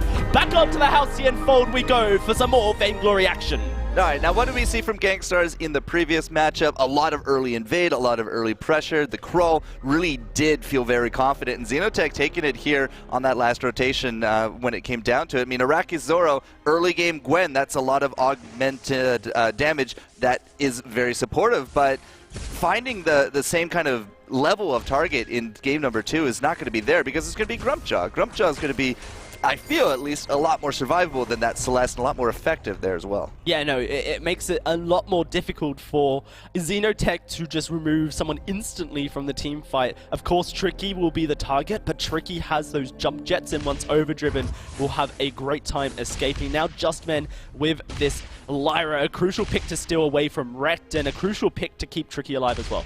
I also believe that this round Xenotech will definitely be a little bit more tanky rather than damage-oriented because Iraqi should really have a lot of the glass cannon potential here for the team. That's a minion candy on that wave just to make sure it hits the turret, and Gangstars are reacting to Team Secret. It's something that Team Secret struggled with the last game, was that they were constantly playing to Gangstars' tune. Now with a Baron, it's harder to dictate early moves, but Grumpjaw can definitely be an early game threat that Gangstars have to be concerned about. All right, so as life does really unfold here, we've vacated this side of the fold here from Gangstars. They did that first rotation. Looks like they're going to be more than happy to kind of go back up to lane, support out Iraqi. Xenotech by himself should be able to farm very easily, and you should not really be expecting a lot of invade out of a Grumpjaw this early on. And if Justman's missing there as well, you can really start punishing out Tricky, or at least attempt at any rate. Get some damage done. You got Rekt, you got Iraqi, and 3-4 minutes in, you're going to have that tension bow on top of things. It's an important kind of point you made just recently, Forecourt, which is that if Gangstars were to take this second match, you don't feel that Team Secret have the mental fortitude to really come back. This is the first time that Tricky, Justman, and I'm the Doom have competed at a live championship, and this is their first game. They got that bye into the second day. They haven't had the chance yesterday to quibble some of those nerves against perhaps a more familiar opponent. That's got to be stacking up in their heads. Yep, that's the point that Bacon brought up right there. It's just the nerves. You can really transform your play in the right setting, but it could also go negatively as well. You're in front of a lot of cameras, lights, actions. They're in your head. They're in your. There's a lot of these voices that perhaps you're not used to if you're just chilling at home with your sandals and your pajamas, right? So these guys, it's really their attempt here to bring back momentum to their side, and I just don't believe if they can't do it here, then they're not going to do it in Game 3. Well, Baron, definitely the EU popular pick. Play for that late game and just blow up people. Similarly, you've got that Gwen, very much early aggression that's going to have to come out of Gangstars. They really need to start making some aggressive moves, and we've got Xenotech now on a Cruel. Last game he played a weapon power build. This time he has forced into a CP-centric Storm Guard banner, picked up first item. Tricky's going aggressive onto Araki. That's a lot of damage down onto Araki, but Tricky has to be careful. Here comes Xenotech into the lane, and they're going to look to try and find first blood here if Tricky oversteps. Has to make sure that he doesn't overstep a mark. Justman going to face check the bush. There's the Cruel. They've spotted him out, and they will be able to safely deal with Xenotech. Yeah, there's definitely a little bit of a difference when it comes to the crowd control factor. The last game compared to this game. I mean, Rect's not really going to have a lot right now. Rakizero's not level 6. Xenotech not level 6 there as well. So kind of posturing up in the top. That was fine, but there really wasn't going to be much that come out of it unless there was a fantastic misstep out of Team Secret. But we do got a fountain now here, Rekt. He's gotten to that first item. Rakizeiro, 4 minutes come through. Jungle intensifies. He gets that tension bow. I would definitely expect to see a little bit more aggressive play from them, especially when the lane is empty like this. But once Xenotech gets into an aftershock, because I think that's where that will be, that could be a big difference. Team Secret trying to find a fight. Xenotech going to run straight onto Tricky here. That's a lot of damage down onto Tricky, but he will be able to walk away alive. Fountain still held onto by Justman, just in case they want to re-engage. Araki, he's all by himself, and Tricky smells danger.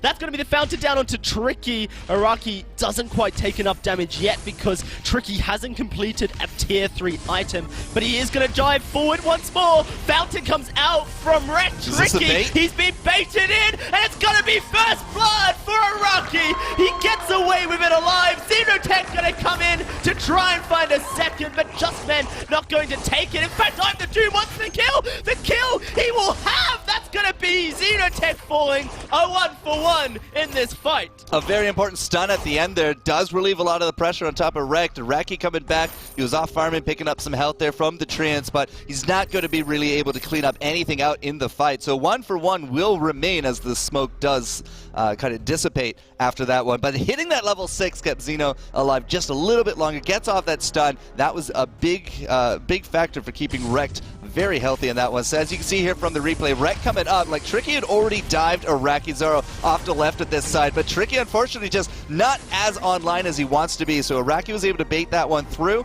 and they were able to pick up the kill. Eventually Xeno did lose his life, but that bait, I mean, Tricky perhaps a little bit overestimating his ability here early on. Yeah, it has enough damage, gold now to complete his Sorrow Blade, but without a tier 3 item to begin with, there's no way you take that fight against a Gwen. Just the early disparity between power of a Baron and Gwen is palpable. It is going to be a fight breaking out, it seems, here as they're looking to try and find Tricky. Gangstars, but Xenotech's taking a lot of damage. The Fountain to keep him alive, but Tricky, he has his Sorrow Blade. I'm the Doom dives in. That's going to be the stuff onto Xenotech, where they're going to spin him out. They've already taken him down. That's going to be a kill for Tricky. Looking for a double as Rekt cannot escape. An ace for Team Secret. Doom coming down to a sliver of health by the end of it, but he was in the front. He did the damage. He took the damage. Very importantly there. Tricky coming out smelling real good on that one. And he had also just picked up that Sora Blade, and you can see that level 5 infusion. He insta-popped it,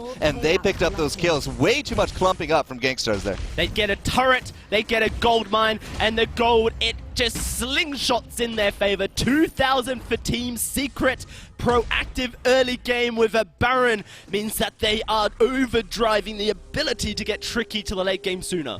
And that's just going to be what Team Secret need, because if they can get like 2.5, 3 items at the 11 to 12 minute mark, you are going to be in a fantastic situation for this Baron. Now, we saw a Baron earlier today as well, went 3 item 2 defensive, but if Tricky can just pull off a few more of these plays, then I think they're going to have the confidence to really go all out offensive here with Tricky. You have the boots, you have the Aegis, but 4 red offensive, having I'm the Doom to peel, having Just Man to peel. That could be a devastating combo for these guys. Yeah, that's Aftershock now completed for I'm the Doom on this Grumpjaw. A huge power spike when he gets that first auto attack off after using his Hangry to get on top of someone. They are going to melt here. This next fight for Gangstars, they have to be very, very careful that they do not allow the Grumpjaw to get onto a key target. Alright, so Gangstars 1 kill to 4. Very different if you take a snapshot of the previous game to this one. We did just pick up second item. Tricky went from not even having a tier 3 to winning a fight, getting a Sword Blade, an Infusion, and that breaking point all online. I'm the Doom picked up into the 2 item. You don't quite see the same level here on Xenotech. It's almost like night and day right now with the comps, and this Crawl has just not been as effective. Yeah, it's a CP utility Crawl, not as hard hitting, more about sticking to a target and making sure that they are useless. When you apply your passive on your B, the weakness stacks, to then reduce the amount of damage that person can output, then the Baron pick in the late game becomes not as great as it could be because the damage is reduced. But if Xenotech's not able to stay on top of Tricky, if Xenotech's not able to tank up the damage, the immense amount of damage that's coming out of I'm the Doom CP Crew right now, then none of that matters. Iron Cannon's going to come down. Team Secret are looking for a fight here, and there's been a bit of a split. Xenotech going to charge forward, trying to get on Tricky, but a bright forward stops him. Tricky dodges out that from Hell's Heart. They're looking for the kill to Xenotech, but I'm the Doom is going low. He falls. Gangstars, they're going to try and turn the fight, and Tricky is forced under his turret. Xenotech has to be careful, but Team Secret realistically cannot re-engage this fight. A 2 versus 3, they would have to blow someone up, and they're going to attempt to do it. Looking for a Rocky. Can Tricky get the damage? No, he cannot. A mistake from Team Secret, and they lose Tricky for it. Just Man left alive, but he will find the returner onto Xenotech. All right, those Lyra curveballs at the end hitting hard do get themselves a kill out of it, but I'm the Doom melted really fast. I think he took the ace from Arakizaru, and then Rek followed that up with that versus Judgment, and he basically got locked up. He had nowhere to go, couldn't hit anything, went down. Tricky did look like he was able to return a lot of the damage. Again, kind of going in a bit far, looking for looking for the damage, but I'm the Doom finds the noms. Rek's gonna be nommed. I'm not sure I'm the Doom who really has the damage, but he's going to continue chasing here. Not quite landing the stutter stepping, but here comes Justman for the movement speed. Fountain used, Tricky with the jump jets in, looking to take the fight, and Rekt will get dropped. I'm the Doom able to make a play, and now Xenotech, he's the one being focused down. Doom dives forward, and Doom finds the kill when it looks lost. Team Secret are found. One team fight for another. Getting a sentry on that one. Probably going to get this gold mine down. Too sweet here on top of things, but Team Secret, like, I'm the Doom, 100% facilitated that, made it happen. Rekt was too far forward. He was looking for scouting, he was looking for vision, but that far forward, especially with I'm the Doom, he just created such a lull in time where Rekt couldn't retreat. And even then, they finally find him here at the bush, right? But Rekt, again, like, he was slowed down enough. Tricky was able to catch up. Doom still on the front line, still getting these slows. The speed ups from Justman are enough for the double there on top of things. And not only that, Arakizaru was out of energy the entirety of that engagement, which meant that he couldn't get involved. Yeah. There was no way for him to actually come in and try and turn that story for Gangstars. Now with the gold miner taken, they're progressing their gold lead by 3,000. An Aftershock completed by Xenotech is just worlds apart in timing compared to I'm the Doom. He's on his tier 3 defense item, and Atlas, not only is it going to reduce the attack speed of Gwen, but maybe even more importantly, it's going to reduce the attack speed on Xenotech. It's double Atlas if you look at Justman on top of things. Like, Xenotech still doesn't have it. Rekt still don't have it. If you need to Atlas anybody, it's going to be a Baron, and Baron picks up some crit to go with that red so far. He does have a tier 1 armor, but I'm really curious if that's going to evolve or if he's going to toss it later.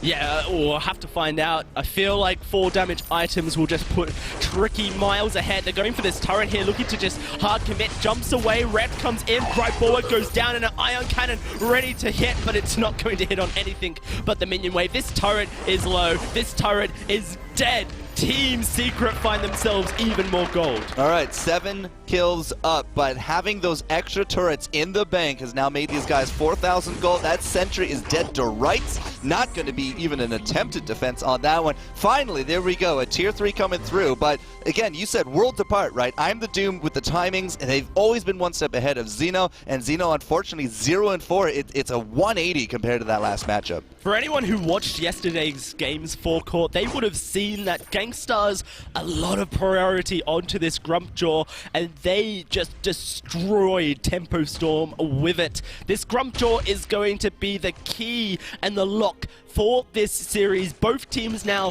have proven that they can play this hero to some great success, and it feels like coming into Game 3, no matter what the result is, Grumpjaw is going to be the center of the draft. Yeah, it's if it's not that first ban potential, it's definitely going to be amongst the first pick. But Koshka has been the 2-for-2 ban from Team Secret. We saw Xenotech reckon on it earlier today, so who knows what we're going to be doing as they go back to the drafting board from this one. But we're setting up here for another fight. 13 minutes, not quite a crack in timing, but we are still looking for just a lot of positioning here. Team Secret are feeling very confident, very powerful. We've sold the armor from Tricky. He's looking for another monocle, and we got infusions across the board. Gangstars realize that. They say, we can't do anything about this right now. They have completely backed off. Gwen's just not finding the damage necessary as we start moving towards a more late game stage for Tricky and his Baron. Once he gets that second Tyrant's Monocle online, then the crit that comes out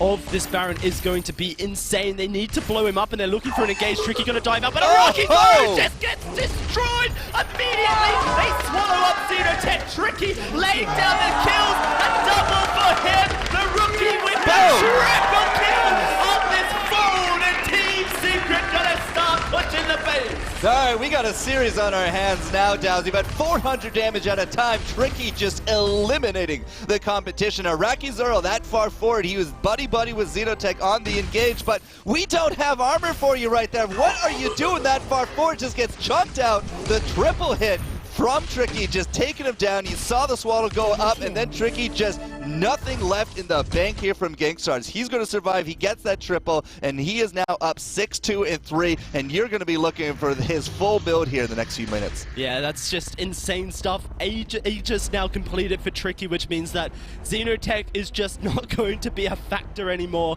The reflex block, he can reflex it all.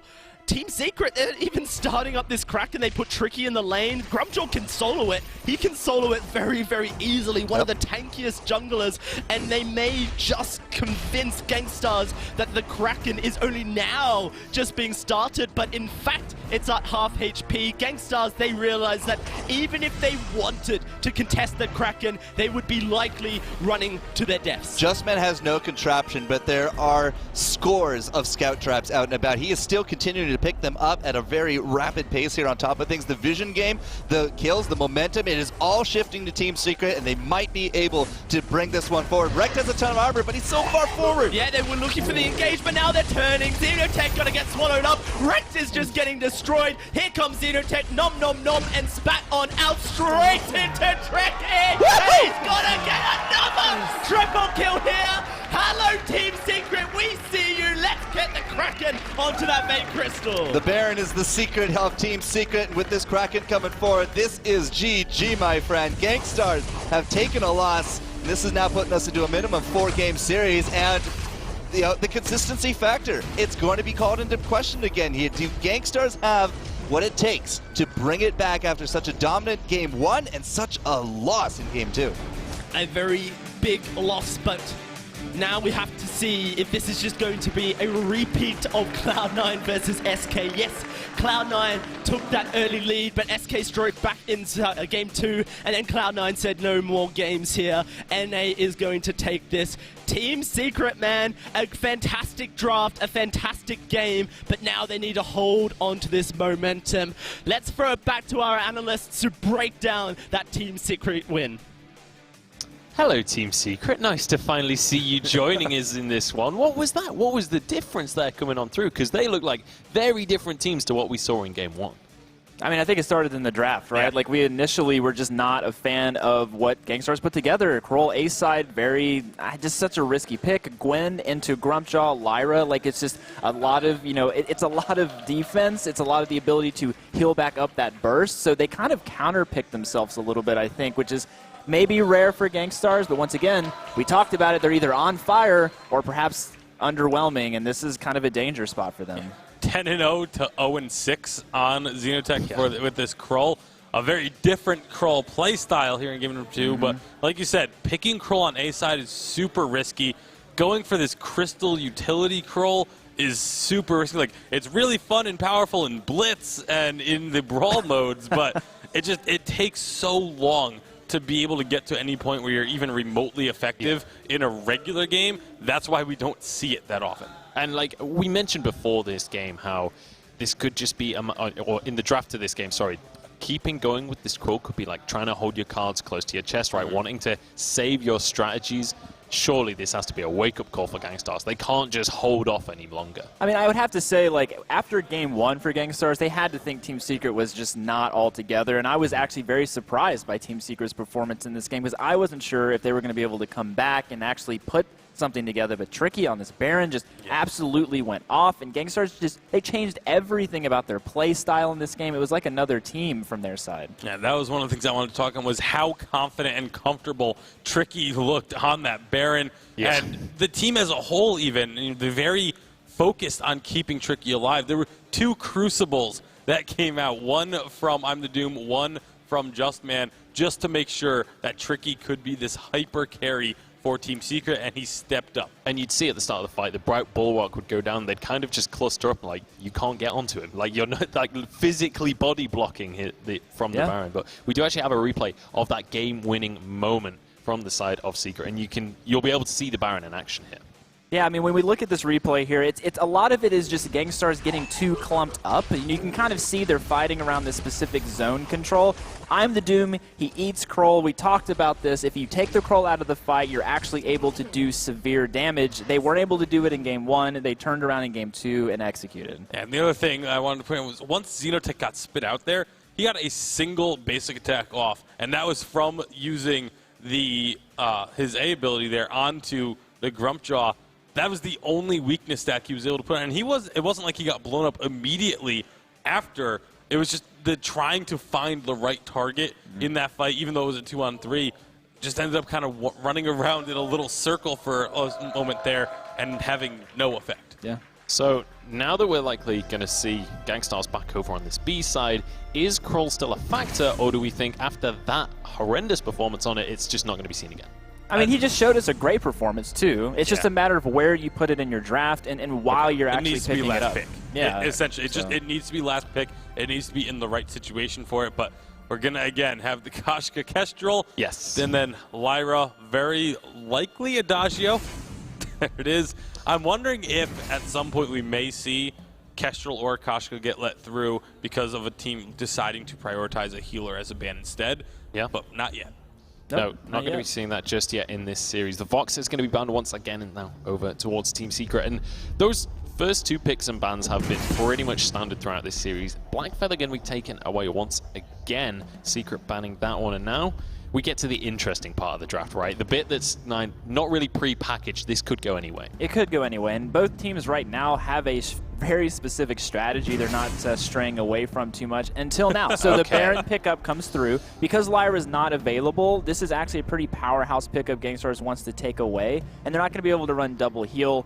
It's probably not Kroll either in this case. This is Araki Zoro calling out Tricky right now. He's saying, you think that was a good Baron? Let me show you how to play Baron. Yeah, we'll see if he can. They played Baron a few times in the regular season, 4 games on it.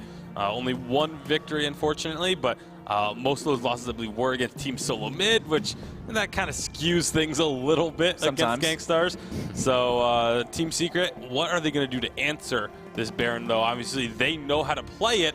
do they know how to play against it? Well, there are still things like Grumpjaw available. Do we think that, and Glaive as well, do we think that we need to get some dive in this composition to try and deal with that backline threat? I definitely think dive is always a plus. If they were willing to risk it, I would love to see a Taka pick come through here. Taka into Baron and Adagio specifically is actually very strong, but if they're not into the dive with Lyra, if they want to play more poke, they could put Samuel in. They do the Grumpjaw pick though, so this kind of didn't, I wasn't in love with the way Grumpjaw played out in Game 1. I think Game 2 it was strong, but it was strong because of some draft errors from Gangstars. But they're just really kind of heavily relying on this sort of double front line. Let's protect Tricky because the carry strategy from I'm the Doom just didn't quite look as strong. I'm a little surprised that they didn't decide to go for that Taka Ringo. because Ringo. Taka is a pick that they have played quite a bit.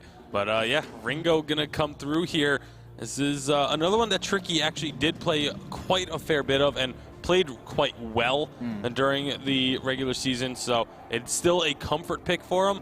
I'm curious to see how it's going to match up against that Baron, though. Quite a late game pick once again with that Ringo. Once you can max out that attack speed and really get chunking on through those health bars, we'll see whether they're going to be able to get to that late stage in the game once again.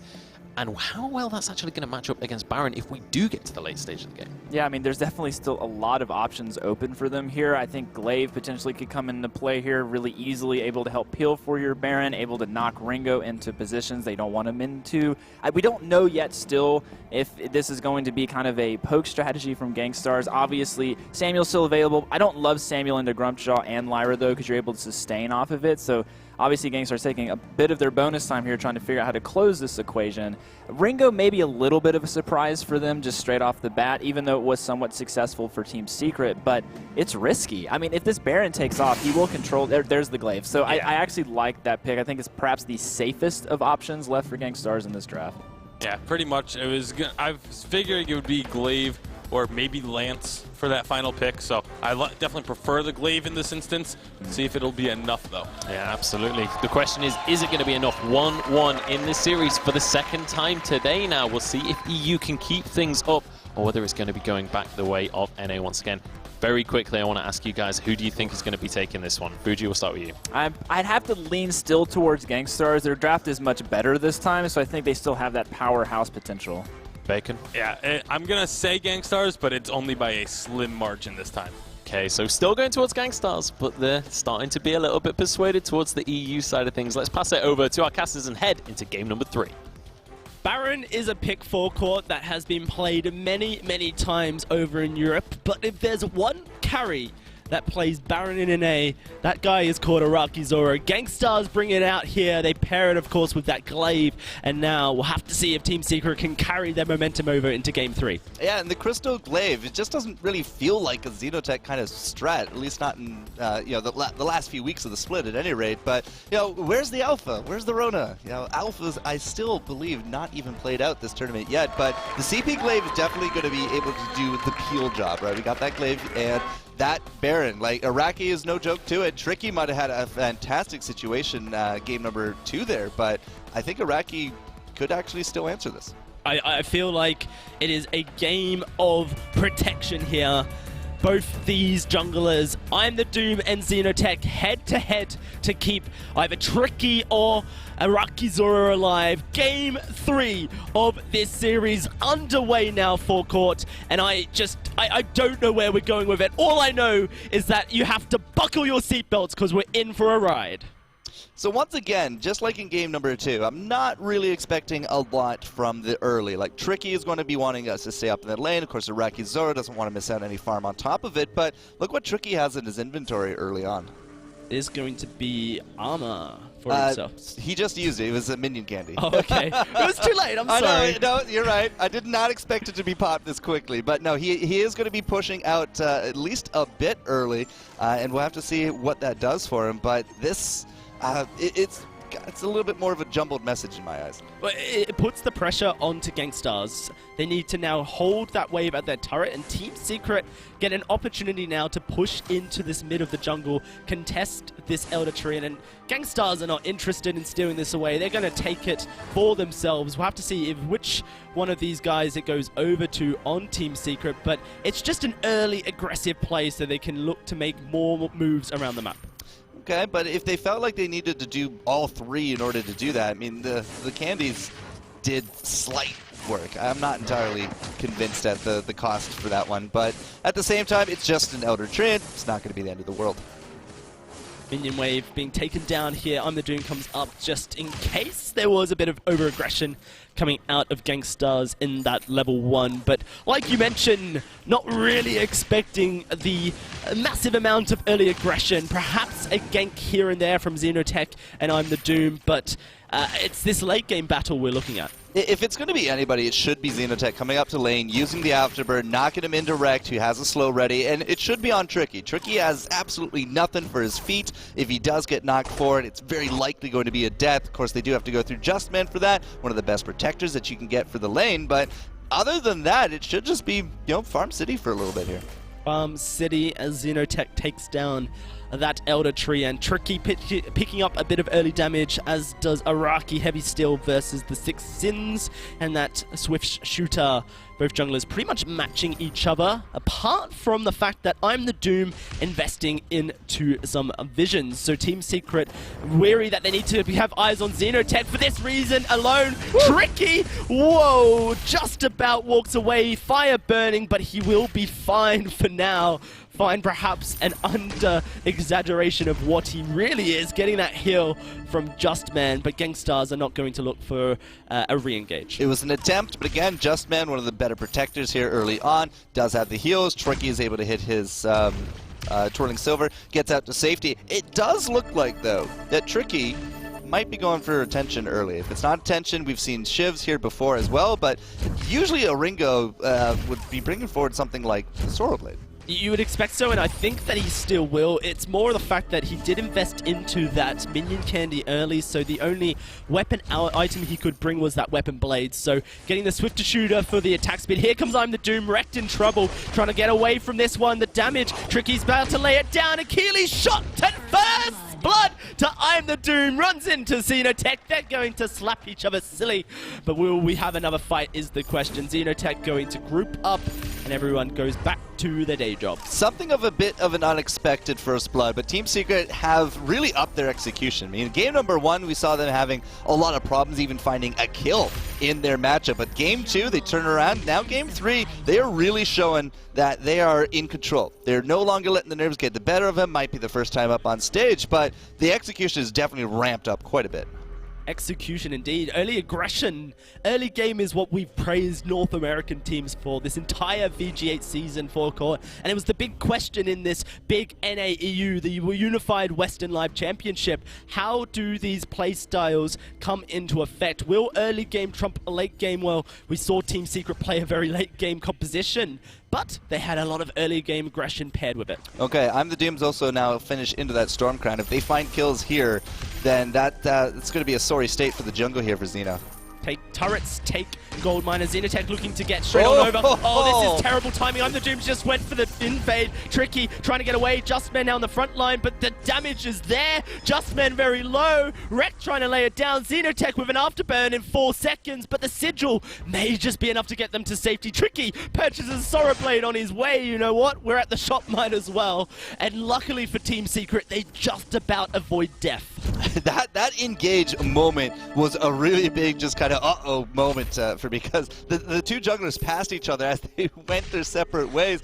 But even with the 3v2, Gangstars, they just don't have the early game power to make this happen. They don't have the cooldowns or that burst from Xeno. And Araki, I mean, he's going to take a while to come online. He doesn't have that tier 3 yet. He does have the cash, just hasn't had the opportunity. Look at that damage from the Sorrow Blade. Just a couple of auto attacks onto Araki, and if I'm the Dooms paired onto that, then Araki Zoro is going to be feeling it for sure. You are right. Glaive early needs that aftershock. That's when we're going to start to see a lot of damage come out of Xenotech.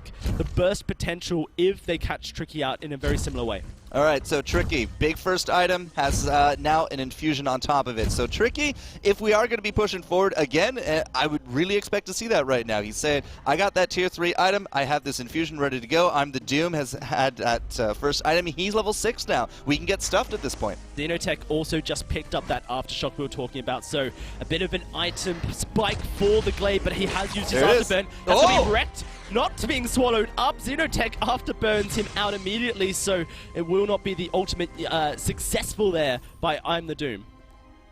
That was a fantastic peel play right there from Xenotech. Hands down, just kept that fight from going anywhere near the negative zone on that. I'm the Doom, 28 seconds left on that cooldown, so we're not going to have quite the same engage. But as soon as the engage also stopped, Tricky, he held off on that infusion. He still has it ready to go. So it's a little bit more hidden, but he still has it as an opportunity here. I'm the Doom, jumps over, gets the tree end for himself. It is going to be a bit of damage flying out. Will they just go for Tricky? They know he's isolated in the lane, but Tricky has the heads up enough to be able to just walk away, make sure he doesn't get caught here. And that's really important for this Ringo. As he does not have the reflex block yet, he cannot avoid being knocked away by the afterburn yet. It is something he's going to have to prioritize, but his inventory space is full. Holding on to that weapon infuse, got the potion in his back pocket. It's just something that he can't quite afford to pick up yet. Okay, so level 6 is ready to go. Just man not having it, but we got the boots up, we have the stuffed here, and we still have that infusion available to Tricky. Now it looks like Xenotech's going to match at least with the crystal. Does have that aftershock. That's something I'm the Doom is lacking, so it's a little bit more utility versus some damage here, but both sides ready. Tricky completely out of position, now having to run away. He is able to get away for now, but Xenotech takes a lot of damage in the process. Gangstar's looking for the re-engage, but Team Secret immediately back out. Hellfire Brew flies out. That's a bit of damage going on to everyone as it starts to burn away, but it is not going to be a kill just yet. Tricky, very lucky that he wasn't bursted down. It's struggling. Rio struggling for Gangstars to actually make that kill happen, despite the fact that they've found Tricky many times. They found him again, but they're going straight onto Xenotech. That's going to be the stuff. That's going to be Xenotech. Oh, wrecked! Oh, wrecked! Big burst of judgment. That's another kill going on over to Gangstars, and they're going to find an ace for themselves. A double kill comes through for Wrecked. Tricky does get jumped, but Wrecked made those plays happen right there. MVP for this early on, and that's going to be finally a little bit of luck as Gangstars will get those kills. So now they're pushing forward. They had that minion buffed wave here with that ace, and now Team Secret, they're down an ace, and they're also going to be down that turret. This is kind of bringing Gangstars into the lead here. Yeah, Verse of Judgment, here it is, the replay on your screens. Just look at it just blow up, and the stuns. It was just perfect for Gangstars to be able to take that fight for themselves. And Justman, he had the portal, but there was just no escaping Gangstars after that. No, that was just really phenomenal reflexes there from Wrecked. Yeah, I'm the Doom with the stuff. Could have been actually the game-ending play, but Wrecked really defeating that one. So Xenotech's second item ready to go. More aggression coming out of Secret. They have that stuff ready to go, but we don't have a lot of the support here. Xenotech jumps over the wall. Tricky taking a lot of damage. That's going to be stuff coming out. They've got Xenotech in their bellies. Araki going to get stunned out, taken out, but Tricky goes down as well. Xenotech finds the returner. I'm the Doom now has to find the damage. Looking for Xenotech. He's got Afterburn available. Can get out of this one if he wants to, and he will indeed use it. But this is Wrecked left to his own devices. It should just be a formality at this point, and a formality that I'm the Doom is no stranger to. A 2-for-1 for Team Secret. But they don't get the ace. That's the big thing there from Gangstars. Still, Team Secret, I didn't think that they had enough cooldowns in order to make that one happen, but I'm the Doom just really sticking to the targets. He is the one making the plays, and the stuffs are working out really nicely, I feel, on that one. The immense gold payout goes through, 300 gold back. Now Team Secret take control of that gold lead again. And yeah, Tricky. Not only does he have that Sora into now that Shiv, we were looking for that earlier on, but now on top of that, a reflex block. So Tricky's starting to become something of a bigger threat as time goes on. Very interesting purchase. You mentioned the Poison Shiv. It's something that is sometimes seen on Ringo. It's purely right here to cut down the healing that Wrecked can put out onto Araki Zoro. Cuts down the healing by 33%, the mortal wounds. Just try to make the job a little bit easier for Team Secret. Make sure that their healer is outputting maximum compared to Wrecked. Wrecked's going aggressive here. He is looking perhaps for an engage. I'm the Doom just hiding out, but the scout trap in that top bush just means that Gangstars are fully aware of Team Secret's intentions. Secret might have been setting up for the gank, but here's the actual fight. Yeah, Tricky. He's out of danger. Xenotech looking to dive on forward. That's going to be a Verse of Judgment, but it's swallow up by I'm the Doom. No damage comes out, and now Xenotech the main target. Rex gets spit out, Fountain flies out, and they're turning onto I'm the Doom, focusing down this Grubjaw. That's a kill for Araki. He jump jumps forward, looking for a second onto Tricky, and the second gonna come through a double, but he dies to the sentry. Justman, can he do the damage. Sentry doing the work. He's got the heal, he's got the speed, and Gangstars cannot go for that ace. Picking up the kills was great, but Gangstars nearly get an ace to a Sentry combo with Just Man. That would have been just turning the fight on its head right there. But Gangstars, through all of that, wrecked with that Versa Judgment. We saw the response of getting swallowed up there by I'm the Doom. And during that, Arakizor moves down to the shop, buys an infusion mid-fight. They then turn around, Rek comes out, they get the kill on top of I'm the Doom because he is that front liner,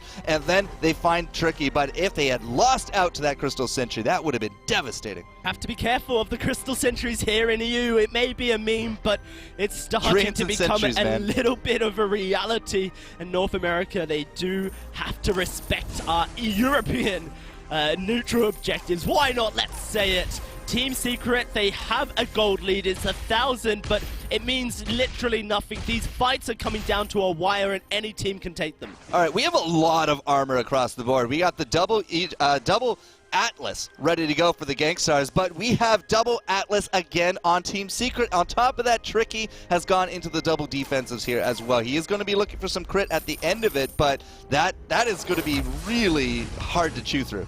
Right, Bulwark goes down there by Justman to make sure that Xenotech cannot aggress onto Tricky. He has 1,800 gold in his inventory, and Team Secret are going to want to pay a visit to a shop. Gangstars, realizing that Team Secret weren't wanting to fight, going to start up this gold miner here, look to try and equalize the gold lead, and if they grab it, they will in fact go into the gold lead. Just about, not quite, maybe not. It is very close. That's the factor. We are pretty much split hairs at this point. Okay, so Iraqi with that gold miner under their belt gets into 3 red here himself. Tricky, I do believe, is going to be finishing off into the rest of his tier 3 on top. So the carries, at least on the weapon side, are actually just very even. We do, again, have a lot more armor on the side of Team Secret. The double Aegis and then that coat of plates there for Tricky on top of things. Iraqi Zoro, if he doesn't go 4 red, I'm not sure he's going to be able to match Tricky. They're going to go for red. This is just the game of carries. Tornado Trigger versus Poison Shift. That means Iraqi Zoro will have more crit available to him. Going to build into that Aegis next, it seems, so he can free up one of those inventory spots. Tricky, though, maybe he doesn't go down it. He has the armor. He could go into a metal jacket for himself if he so pleases. But how then do you deal with the damage from Iraqi Zoro? That's the question. Hellfire Brute goes out. It doesn't mean anything when Rekt can instantly just heal it up. Looks like Team Secret are wanting to push this turret. Yeah, that's right. Turret for Team Secret at 14 minutes. That is a risky maneuver when Gangstars are ready. Okay, 6-5. As you said, the turret actually still standing there. We're going to be going into Kraken territory here soon. Whoever wins that fight, whoever wins that Kraken, has a lot of infrastructure to chew through. Xenotech with the afterburn. Looks like Team Secret going to use this opportunity to dive on in. Looking for Iraqi Zoro. Tricky on the front line. Iraqi goes very low, but they're turning the fight. Ion Cannon almost snorts away. That's the fountain coming out from Rekt, and it looks like Gangstars want to turn it. Tricky, afterburn away. I'm the Doom. Finds the kill to Iraqi Zoro. Tricky, he's stunner stepping like a god. He's still alive. I'm the Doom. A double kill for him, and Rekt now is all by himself, and I'm the Doom wants to find that triple kill for himself.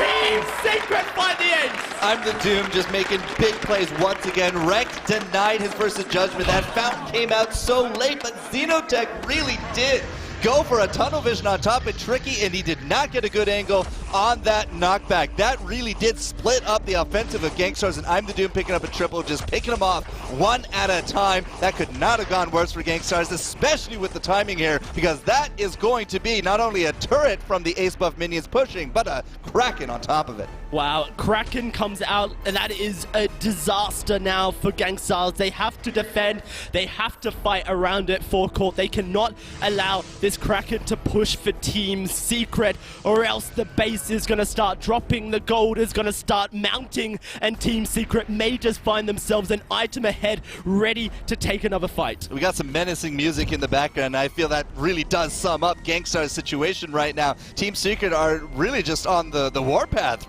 right here as Tricky continues to move forward. All eyes are going to be on I'm the Doom. If they get another stuff, this could easily go into multiple turrets. Hellfire Brew goes out, the Iron Cannon lands onto the Kraken, but the first turret has gone down and Team Secret are going to start pushing onto the second one. Kraken now at half HP. Let's see if it has the damage to do the work. I'm the Doom. He swallows up Araki Zoro. That's going to be wreck diving on in. Araki Zoro's on the backline, dives forward with the jump jets, but the damage is being traded onto I'm the Doom. Tricky blocks up the stun, and Rex going very low here. Turret does 4, Burst of Judgment goes out. Xenotech trying to find a root, trying to find a stun. It may just be enough. No, Araki goes down. Xenotech, he doesn't have energy. He goes down as well. This could be it. Team Secret with the Kraken pushing. It will fall down, but Rex, he will fall with the Kraken as well, as Tricky will go in. I'm the Doom spits him out. An ace for Team Secret, and now the turret's going down here. This is going to be Team Secret taking lead for court. 2-1, they take the turrets down, and GameStars cannot stop them. No, they're not even going to get an attempt here. Araki Zoro might be able to jump forward, but there's no way he can 3v1. The crystal is down, and the tunnel vision has been absolutely real. Xenotech and this Glaive,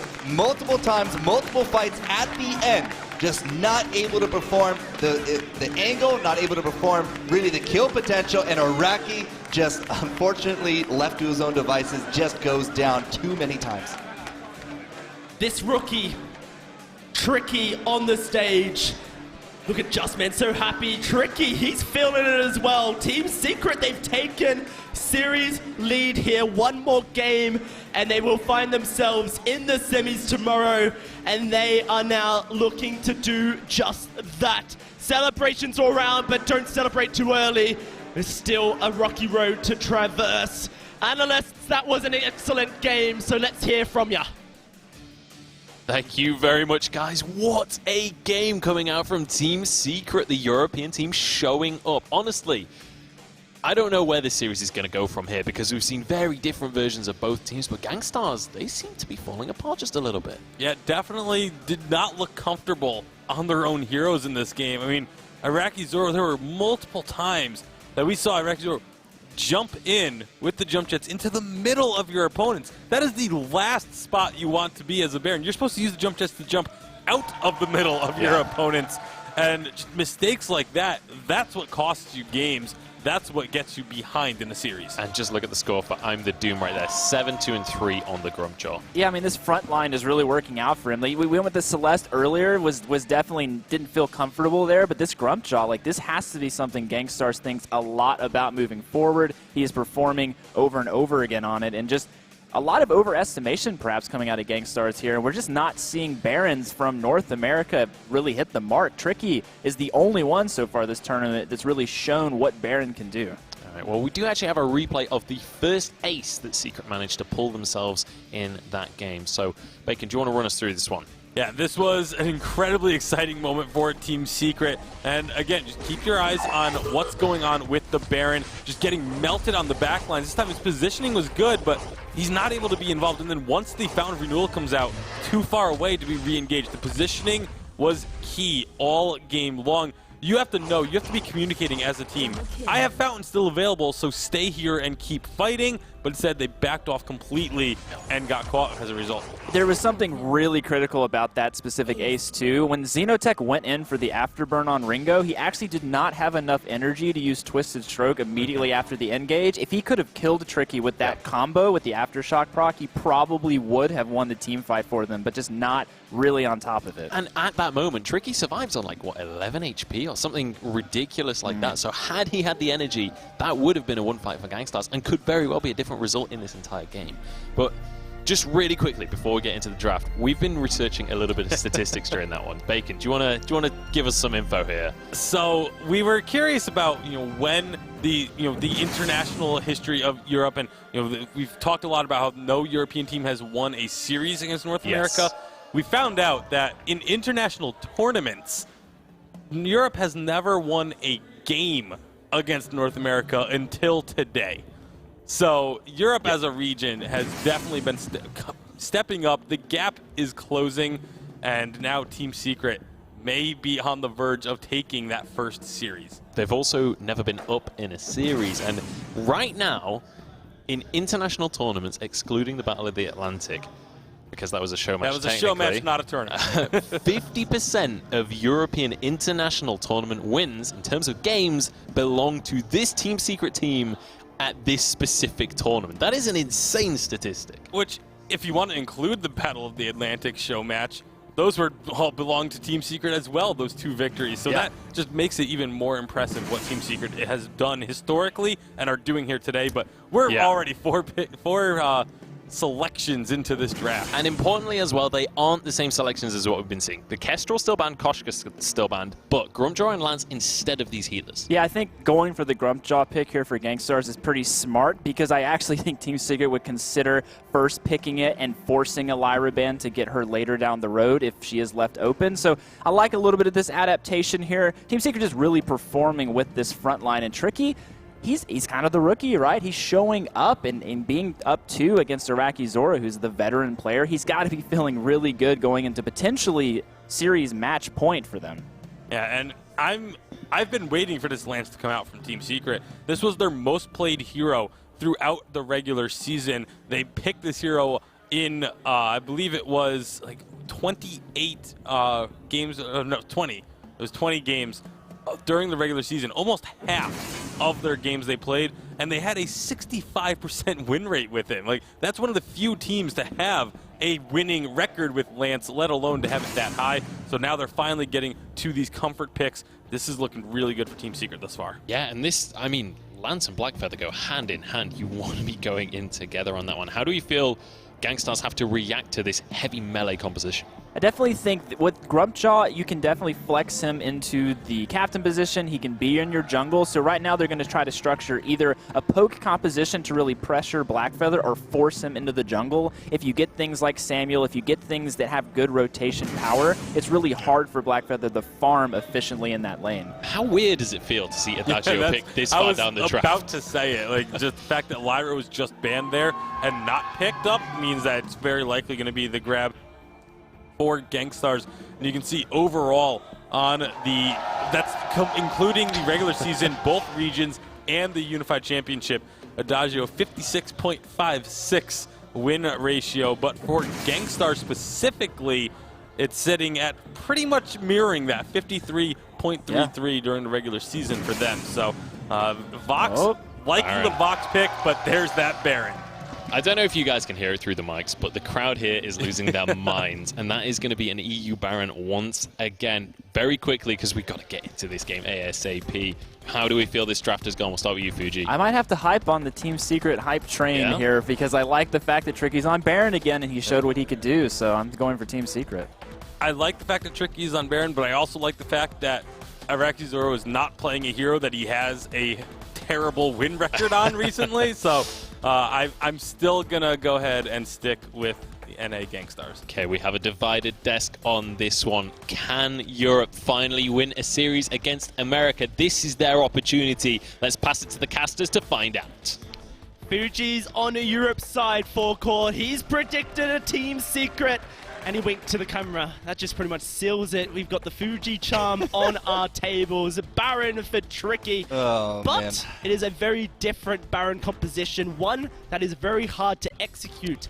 Gangstars, they have a little bit more of a easier win condition as far as that's concerned. I tried to give Fuji the stink eye from over here, but he wasn't paying attention. But at the same time, you are right about the Baron comp. The protection level is not really nearly the same. Like the Grumpjaw, we talked about this game too, right? Grumpjaw is going to be a focus on this one. Game 3 comes through, all of a sudden Europe is up 2-1, and a Grumpjaw first pick here from Gangstars. Like the Lyra, nowhere to be seen here either because it does get banned out. So I have doubts about the Baron, not just because it's Europe, but just because I'm not sure Lance can do the peel that he needs to. Definitely a strong peeling hero. Many ways to apply the CC and make sure that people stay away. The Blackfeather, I feel, here for I'm the Doom, I assume it's going to, it has to be I'm the Doom taking it away.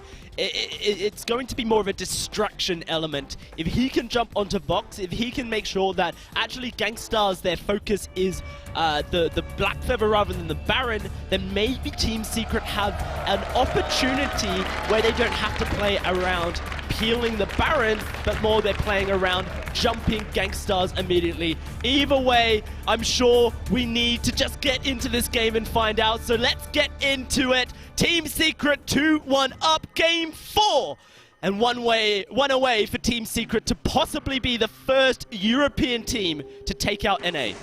It's certainly shaping up nicely for them, but never say never by the time all this is said and done here, Dowsy. So Gangstars 3-man invade early on. This is our first Vox of the series. It has been pretty much on permaban status, and now coming into this one, I actually expected Secret to be the ones to pick it up, but Iraqi, just like what Bacon said, he has a much better win rate with a Vox over a Baron. Yeah, and that's a huge statistic that Gangstars, we kind of had a bit of chat with them, and they said they don't really care about comfort picks here for court. They will play whatever they feel is necessary to take a win. Well, maybe we are falling back to a bit more of a comfort pick, a pick that Gangstars used to great success during their seasonal play to find wins. What I do know is that Xenotech yesterday gave me heart palpitations with his Grump Jaw. So if you think I'm the Doom is the bee's knees as far as this series is concerned, then perhaps just wait a second to see what Xenotech can do. Yeah, if you weren't watching yesterday, he put out an amazing performance. Grumjaw really did become the focus of that series, just like it has become the focus of this one on top of it. And, we started off actually really strong with Xenotech, right? He brought out that Crow, got them that very convincing win, but Gangstars kind of fell down a little bit down the hill on that. So Xenotech, it really is going to come down to what Rek can do, what Xenotech can do. Rek got eaten so many times during a Verse of Judgment, so the Verse, just by itself, not going to get shut down nearly as easily this round. I mean, that can really put a lot more power to Rekt as well. Team Secret have many ways to take fights early. Justman with a prediction impale. Wasn't so sure if that mustache bush was occupied, so he decided, let's just use the cooldown. I'm the Doom looking to take away this Elder Treant, but Xenotech will secure it. Now he has the healing, and I'm the Doom has to be careful. Rekt, he's coming around the corner as well, and he gets buffed up. I'm the Doom with a shield, but is the shield enough? Araki's always going to get the cutoff, and first blood, it's Gangstars. Just staying on top of him right there. Xenotech just not letting go. He's like a dog with a bone, but Rekt coming down and applying the fire. That's an impale. That's a lot of damage. Araki getting the heal. They're trying to turn straight onto Justman. Tricky just being ignored here. Justman has no cooldowns, so there's no way Team Secret can re-engage that fight for core. An attempt by Team Secret to try and get something here. Xenotech is actually invading, but the healing this time goes to I'm the Doom. That is crucial to try and keep Xenotech out of this one. He's going very low. Araki coming in very low on energy as well, and perhaps a lot of respect shown, maybe too much. An impale onto Rekt. That's looking like a kill, and it is. I'm the Doom strikes back. He's looking for another point. Boots pop. Xenotech the focus. Here comes Tricky as well. Team Secret, you do not steal jungle from us. A double for Doom. And now Araki to try and escape. The on point not in range. So Team Secret, they're not going to chase a dog who's got its tail between its legs. They're going to just try and steal as much farm away as possible. Xenotech really thinking that round 2 would go their way there as well. But just like we saw 3-man collapse from Gangstars, Team Secret make that rotation happen. Get those 2 kills. And really, like, I'm the Doom, Justman, they're going to have a bit of power when it comes to these jungle fights, especially once we hit level 6 there for I'm the Doom on top of things, because he will have that barrel roll. But Justman absolutely adores playing around in these corridors, in these jungles, lots of walls for the Githians. And Rekt, I mean, he got hit by that impale early on, and he looked like he was trying to make an escape, but there was going to be a Githian there anyways. It's like, there was just so much power to the comp there of Team Secret. That's going to be a Storm Crown now completed here for Xenotech. Bit of a cooldown burst as well as the true damage that comes through as well. Fountain there for Justman as well. I'm the Doom hasn't quite completed his first item, but we'll have to see where he does go with that. It's looking like it may just be a Shatter Glass for I'm the Doom. Make sure those on points are just replicating his favorite ability, the Glimmer Shot of Kestrel. Team Secret, a lot of early aggression as Tricky dives forward, but here comes Xenotech around the corner, and Team Secret, they're pushed right on up. Giffian will knock Xenotech out, but he wants I'm the Doom, and I'm the Doom's going very low. Fountain pop, he gets the hill, they're diving forward, Tricky goes in, Araki, one more auto attack is necessary, and that will take Araki down. Xenotech just about escapes, but Team Secret turn that fight around. Tunnel vision. That's a lot of the word of the day in this series, especially these last 2 games. But Xeno does bring down Doom low, but if you can't get that kill, there's no way you can kite through it. Oh my goodness! What was that? an Impale to secure the kill. Team Secret, they are hungry for this win forecourt, and Gangstars, they are struggling to hold on in this early game. All right, so if I'm the Doom does go into that Shattered Glass, I really think that the momentum carrying them forward here could actually make that happen. And that means Tricky will have that Sora Blade. I'm the Doom into a Shattered Glass. All of a sudden, big upfront damage. And if you land the Impale, if you fight in these quarters, Adjustment gets a Githian, you're just a sitting duck for that damage. And right now, with I'm the Doom rounding that corner for the Shadow Glass, you just have to feel that the item spike that has just been unlocked here for Team Secret is so huge. Xenotech, he is not quite getting towards that Aftershock. In fact, he's going into armor against a Baron in his early game. A lot of respect being shown to Tricky, who's just awakened here on the stage. All right, so if Xeno goes into that early Atlas, he is really making sure that he's just a frontliner. Like, a lot of this damage is going to be relying on top of Iraqi Zoro, who is into the weapon, but it looks like more sustain, not rather big damage. Like, there's no Sora Blade here yet. If he does go into the double sustain, I fear for Gangstars. Xenotech, level 6, stuff unlocked. It's an entirely new story when there's a man out of the fight. The good thing about having a Black Feather on your team is that he is so mobile and so hard to swallow. Justman, he can knock you out of the Grumpjaw's belly, but not if he's the one swallowed up. Here comes the engager, Githian Wall. That disengage, Seek fight. They're going back in. There's going to be Justman swallowed up, but Xenotech will drop him as Tricky takes down Xenotech. Iraqi Zoro runs away. Justman not finding the Impale just yet, but it's still onto that Treant, means that there's no way Gangstars can stick around, and perhaps a turret will be taken for Team Secret. Yeah, a little bit of a miscommunication there with Xenotech and the stuff on that, but into that 3v1 situation, he's basically more or less just left to die at that point, and the damage is really stacking up. Secret had 2 infusions on that fight as well. Minion candy as well. The turret stood no chance. The gold is stacking up for Team Secret as they round the Tri-Bush corner. Here's the replay of that fight forecourt. Yeah, and just like so far forward, you cannot keep running blindly into Tricky like this. Xenotech goes one way, Rekt has already made his exit onto the fight, and Iraqi Zoro just going to take that Q and make an exit left, but just split up and not finding these targets. Team Secret, man, they are feeling so comfortable, so confident. They have the vision. They start the gold miner. I wonder if they're really wanting the gold payout or more just trying to bait Gangstars into a fight. It's going to be a 50-50 for this as Xenotech dives forward, but it's secured by Justman. A double Impale. Iraqi, he's rooted, but a silence comes through. Xenotech, he swallows up Tricky, gets knocked down, and that's going to be Xenotech falling. Tricky lays down the herd. Jump Jet's about to come up as he goes over the wall. He's by himself. Crystal Sentry is doing the work, but Iraqi has to get the damage down. Oh, Versive Judgment knocked away. The Githian Wall stops Rekt from laying that one down, but the Crystal Sentry's doing work. Iraqi Zoro going in, trying to find a kill. Justman, he is so low as his Doom. Oh, Tricky tries to find the kill, but it's just a shutdown going over to Iraqi. It's just like you said, those EU sentries really doing a lot of work, kind of saving the bacon right there of Gangstars. And Iraqi, no fear at the end, finally does get a bit of luck, but we are still looking pretty sore in this of game number 4 right now, because Team Secret are still the ones aggressing. They're still the ones making the plays. Xenotech is still going down so quickly, and if he's not going to finish off into that Atlas, he is going to be going more into damage. Like, we're looking at something like 10, 11 minutes for just the duo of the cooldown reduction online. Many things have been said about Team Secret during their European VG8 split.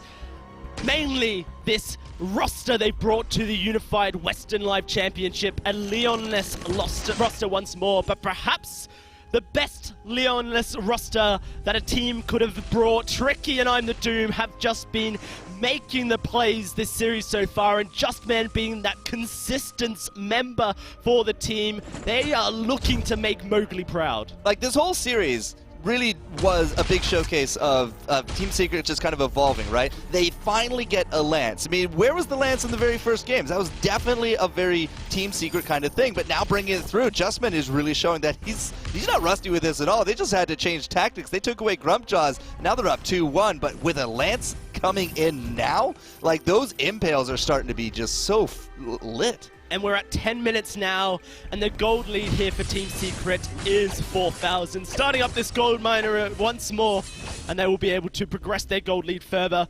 Gangstars, they are starting to realize the severity of their situation for court. There's a Baron on Tricky. He's starting to scale up in towards a bit of a late game. Vox, one of the heroes that can deal with Baron in the late game, but they need to get that gold onto Araki Zoro. And the gold's just not there. We're down, 4,000 gold at this point. If you take just a snapshot of Tricky versus Araki, right? Araki is still looking for that double sustain. All right, fine, 10 minutes in. Look at Tricky. Tricky has a Sora Blade up breaking point. He's looking into crit at this point. We also have that reflex online. Tricky is just miles ahead. Speaking of ahead, look at Doom versus Xenotech. It's just a Storm Crown on Xenotech. He's had to itemize into an Atlas Pauldron as his second tier 3, whereas I'm the Doom is being allowed to just build straight up damage. That's going to be Tricky diving forward with the jump jet, the on point, about 300 damage onto Araki. Ion Cannon about to fall. Tricky looking for the damage. Here comes Xenotech looking to find a kill. That's going to be a silence. They've swallowed up Doom. They're Tricky trying to escape, but it's Araki in trouble. Fountain isn't enough. Tricky going very low. He's going extremely low. He drops. Xenotech able to find the kill, but Doom finds the returner. A 2-for-1, and now Wrecked is the finisher. The dessert course here for Team Secret. Looking to find I'm the Doom. I'm the Doom. What's going on? He's just sitting still. It's going to be Wrecked finding a kill for himself. What an immense play there by Wrecked. Here I am just even thinking, it's like, nah, this is not going to be the save case, right? The Crystal Sentry saved their bacon before. There's no way Rhett can actually get out of this one alive, but he makes it happen. He gets those kills. He is dodging Just Man left, right, and center. We need to see more of that if we're going to be coming back here from Gangstars, but just Araki, too far forward perhaps in some of these fights, but that round, he was definitely the focus. Eventually they made him pay for it. Tricky compared to the Araki, but then like I'm the Doom, it just does so much more damage as Xenotech. Wrecked somehow, skin of his teeth, what a god, made it just not at all as terrible as it could have been, but Gangstars are still looking pretty grim. Wrecked is just the man himself. If that was the move that gets Gangstars back into the game, then the credit goes to him. So confident that he can carry his team to victory, and when he has such characters as Xenotech and Araki by his side, Gangstars, they're definitely a formidable opponent, but they need to start finding their feet in this game. All right, so if that is going to be the moment for the comeback, yeah, Wrecked, MVP of the whole day. I don't even care about the next set of matches. I don't think you're going to beat that. It's going to be a fight breaking out for court. Tricky has just purchased his monocle, so crit is there for him. That's a 3-item Baron here at 13 minutes, and at Gangstars, they've realized that they are not wanting to take on this 3-item Baron when Araki only has a Serpent Mask and a Poison Shiv to his name. Now, even if Araki does, magically pick up a 3rd item in the next minute or so, which it's possible, it's just not likely at this point, you're still not looking nearly as powerful as Tricky at this point, right? We still have the positioning, not quite a big vision game here from Team Secret, but they are consistently pushing forward, doing rotations, and leaving down scout traps, just enough to know what everything is. Impale, blocked by Araki Zoro, not going to find himself rooted, and off of that Team Secret, not going to even attempt a fight. I think that's good heads-up play from Team Secret to know that when Araki Zoro, their main target, has escaped, then fighting a Crystal Sentry is not the worth thing to do. Oh, this could be dangerous, right. But there's not a jump there from Secret. They did not know Wrecked wasn't there, but he has treads to bring back here. Tricky diving forward, but Wrecked with the treads. Oh, damage onto Araki. That's a lot. Turret going down. Tricky, you need to be careful. Giffy and Moore going to stun Xenotech, but they're on to Tricky. Jump gets away. He's in the burst. That's a lot of damage. They're going to swallow up Doom, and Doom trying to get away, but I don't think he can. Oh, the on-point shield. He's over the wall. Can he escape this? I don't know if he can. Crystal Sentry in Europe. It gets its revenge. Oh, I got to come out here more often. These sentries are fire, but that was actually just such a great stuff from Xenotech to bring I'm the Doom out of that one. Like, there's no Aegis there, right? I'm the Doom has built up the damage. He has himself that Atlas to go with Justman. It's double Atlas on both sides yet again, but that swallow was really the defining moment of that one. now Xenotech completing his aftershock as well. The 15-minute mark, say hello to the Kraken, and the replay, we have to watch it. Yeah, well, Tricky and Justman off to the right. Rekt is making sure they can't come to the savior here of Doom. And Doom, I mean, it was a great move to go over the wall, but the Sentry has all vision, it seems. Yeah, all-seeing, all-knowing.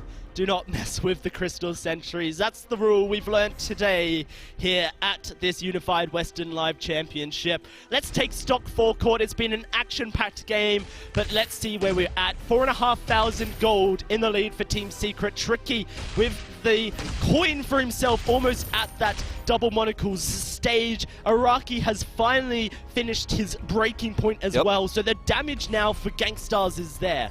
Well, the damage is there for Araki. The bigger thing for me is that Xenotech finally has his 2 to go.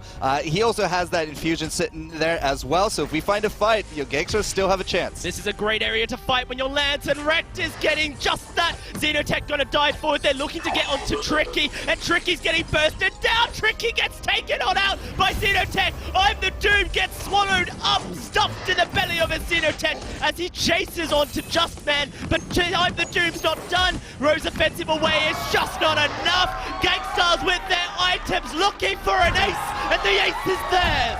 Yeah, I call about tunnel vision here for Gangsters. Yeah, let's talk about I'm the Doom right there. Just sticking on top of Rekt, leaving his Tricky, and the Tricky gets hit hard by Xenotech, by Araki Zoro. Turns it into a 2v2 as Rekt does go down eventually, but then the Swallow comes through, right? 2v1 into basically another 2v1 as I'm the Doom does go down. Justman coming back with the impale basically seals his own fate from there, and Gangstars pick up a Kraken on top of it. A Kraken, a turret, an ace.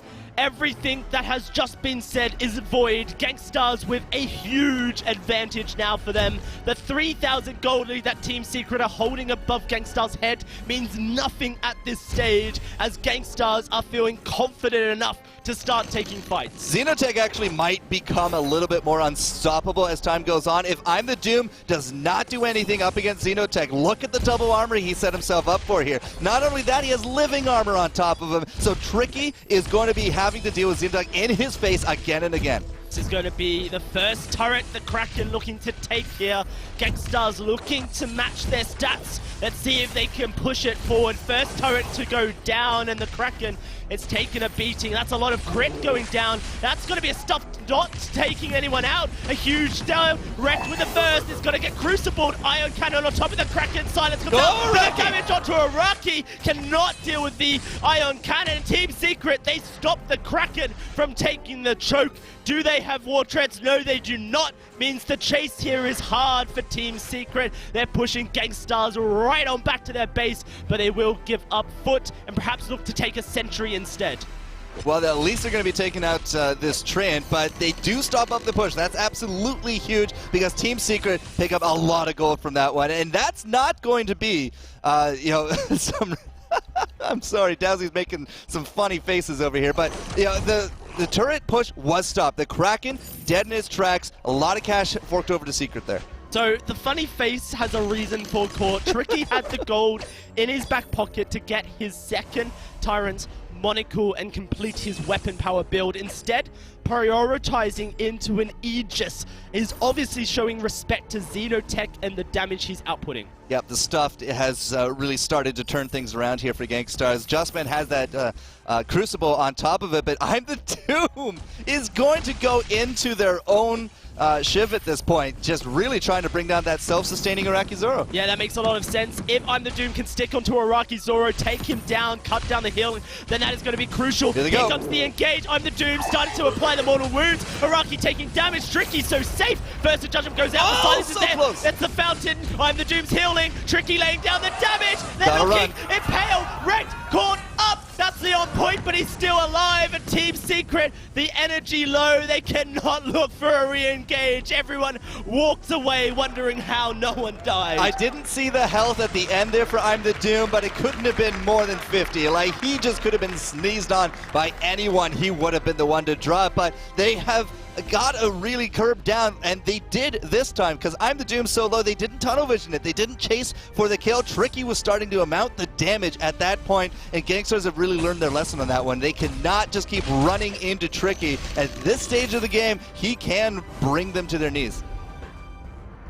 20 minutes forecourt. Wrecked has triple armor. Triple armor with 2 tier 3s. Xenotech has almost done the same with the double. There's no defensive against I'm the Doom, and he's just not finding the damage here. He needs to be doing so. They haven't itemized anything against him.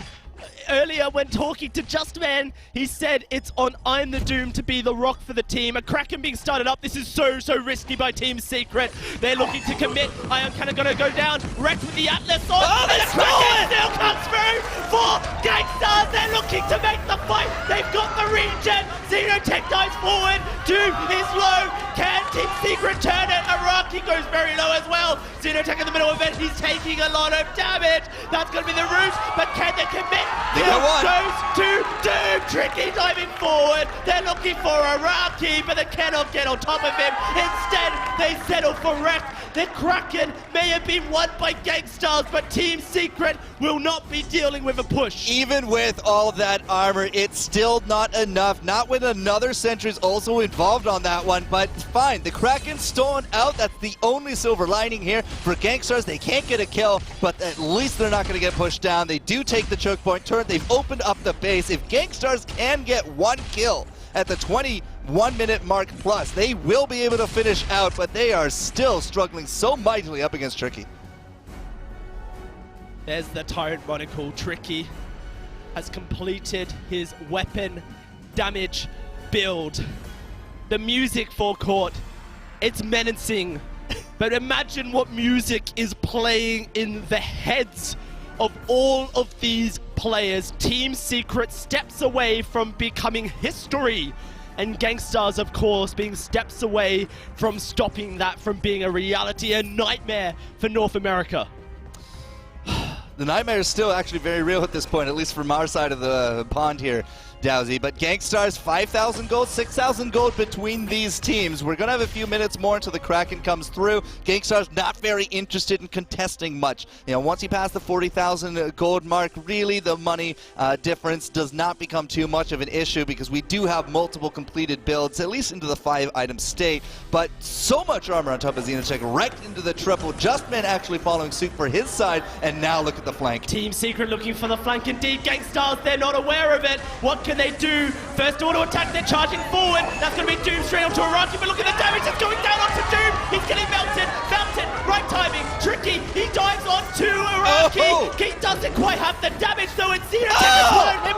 Right, takes out Doom. Here comes Tricky. He is just going to get focused right on down. GG. Goes to Xenotech. GG, perhaps. Gangstars are chasing. They've got 2 turrets to go through, and now they're turning towards the base. 30 seconds on Doom, 40 seconds on Tricky. Gangstars with time to play with. All right, we started that fight off with Wrecked just rushing right into Tricky. Thought maybe perhaps he lost control of everything, but no. He was looking for the Atlas. He got that Atlas, but he couldn't really seem to find a good situation. Justman is going to try his best here for the defense, and he will. He will, but there is a Kraken that is going to be in the wings here soon enough, and there's still 18 seconds for Tricky to come back up.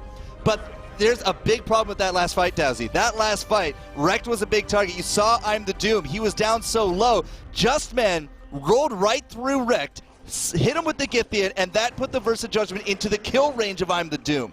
That was not the communication that Team Secret needed for that kill. But the Kraken is going down very quickly, but Justman is looking to be the savior. If he steals this. Oh, the Impale doesn't quite go across the wall. Secured by Xenotech there. Kraken now to push for Gangstars. I'm just still reeling from that fight. Like, Team Secret, I really do think if I'm the Doom had not been in that Versa Judgment, if Wreck had not got knocked by Justman into that kill zone, it could have been a very different fight. But at the same time, Gangstars, they might not have been able to push down, but there's still a Kraken here, and that Kraken will force at least Team Secret to reveal themselves. Well, the flare does reveal Gangstars. Here come the Gangstars looking to push down. They haven't had quite such success with their turret pushes on Kraken, but the third for them this game. A stuffed onto Tricky. They've got to go forward, try and get him out of there. Tricky is out, jump jets away. They're looking to fight. Tricky looking to lay down the damage, and I'm the Doom's causing trouble here for Araki. Has to escape. The fountain available. Justman can go for it. Impale down, but let's not forget the Kraken. Tricky onto Araki. Can he get the kill? Give me a wall. That's him dead. That's the main damage, and now Team Secret have got to look to finish this one off. Xenotech takes down I'm the Doom, but Rex will fall. A double. Xenotech gets a double. He wants this game. He cannot believe his eyes.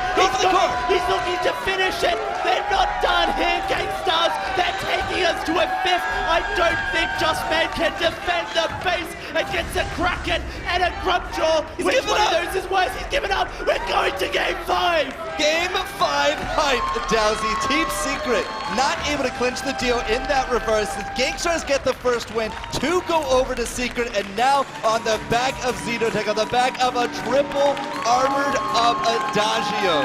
And this Grubjaw becoming such a central focus in this series. We are going to go the full distance here. It's only appropriate for court that if a European team were to have a chance at upsetting the norm, that North American team takes them all the way. Game 5 upcoming. Before we get there though, let's hear what our beautiful faced analysts think about that one. Thank you very much, guys. What an absolute treat this series is. Like, 20 minutes into this game, it could have gone any way. It felt like Secret had it. It felt like it was going to be a 3-1. It did. But Gangstars somehow pulled themselves back into it. Yeah, what an unbelievable performance down the stretch. That's the Gangstars that played yesterday. Yeah. That's the Gangstars that played Game 1. Finally managing to get back to form. And it only took them, you know, almost 20 minutes to get to that point. Yep. But what a phenomenal showing. At the same time, Team Secret, couple of mistakes, couple of missed skill shots, really cost them, really hurt at the end. Yeah, I think it was a lot down to the pressure of that game, right? Both Absolutely. teams very aware of how much is riding on that game, and you could see it in the late game team fights.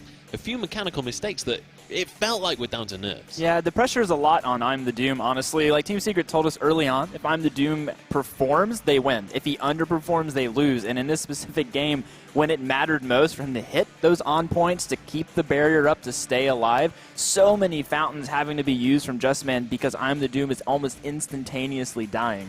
So, I mean, you can kind of see here, like, it's the same kind of thing where I'm the Doom is going in, but once you'll see in a second, the critical on points that need to come out are missing, and that's all. See that on point? That's all his damage. He also swapped to Grubjaw instead of going on Vox, who has max stacks. You can look for executes, just not actually getting the damage they need down. Tricky tried. Like, Tricky was really trying to get everything here, but they kind of went a little deep on this Adagio. I think once the Adagio kind of went down into the jungle, they should have tried to escape, use jump jets to go back. You have a Kraken to think about. Yeah, Kraken was pushing in the base at that point, and then you see Xenotech just come in and finish it off. And just what a way to end this game. Justman came out, was like, maybe I can save this, then saw just how much health Kraken had left after the turret explosion. Knew there was no way he was going to be able to do enough damage to stop it. Yeah, and I think this game worthy of the series that it's in right now. 2 apiece. We are going to a 5th game. The draft is almost ready for that as well. But anyone, I mean, a lot of people coming in today were saying Cloud9 versus SK, that's the game to watch. I think we were wrong. I think right now it is all about Secret versus Gangstars. Secret, those question marks have gone away at this point. Leon clearly was not the linchpin. Clearly Secret can go on without him. And Gangstars, can they keep up the consistency for one more game? Have arisen. That's true. That's the problem right now. Can they close it out? Because they had that game in hand and were unable to do so. And it's so close. So close. And honestly, the turning point almost felt like that Crystal Sentry MVP play to turn things around. That really was where the game began to turn in favor of Gangstars.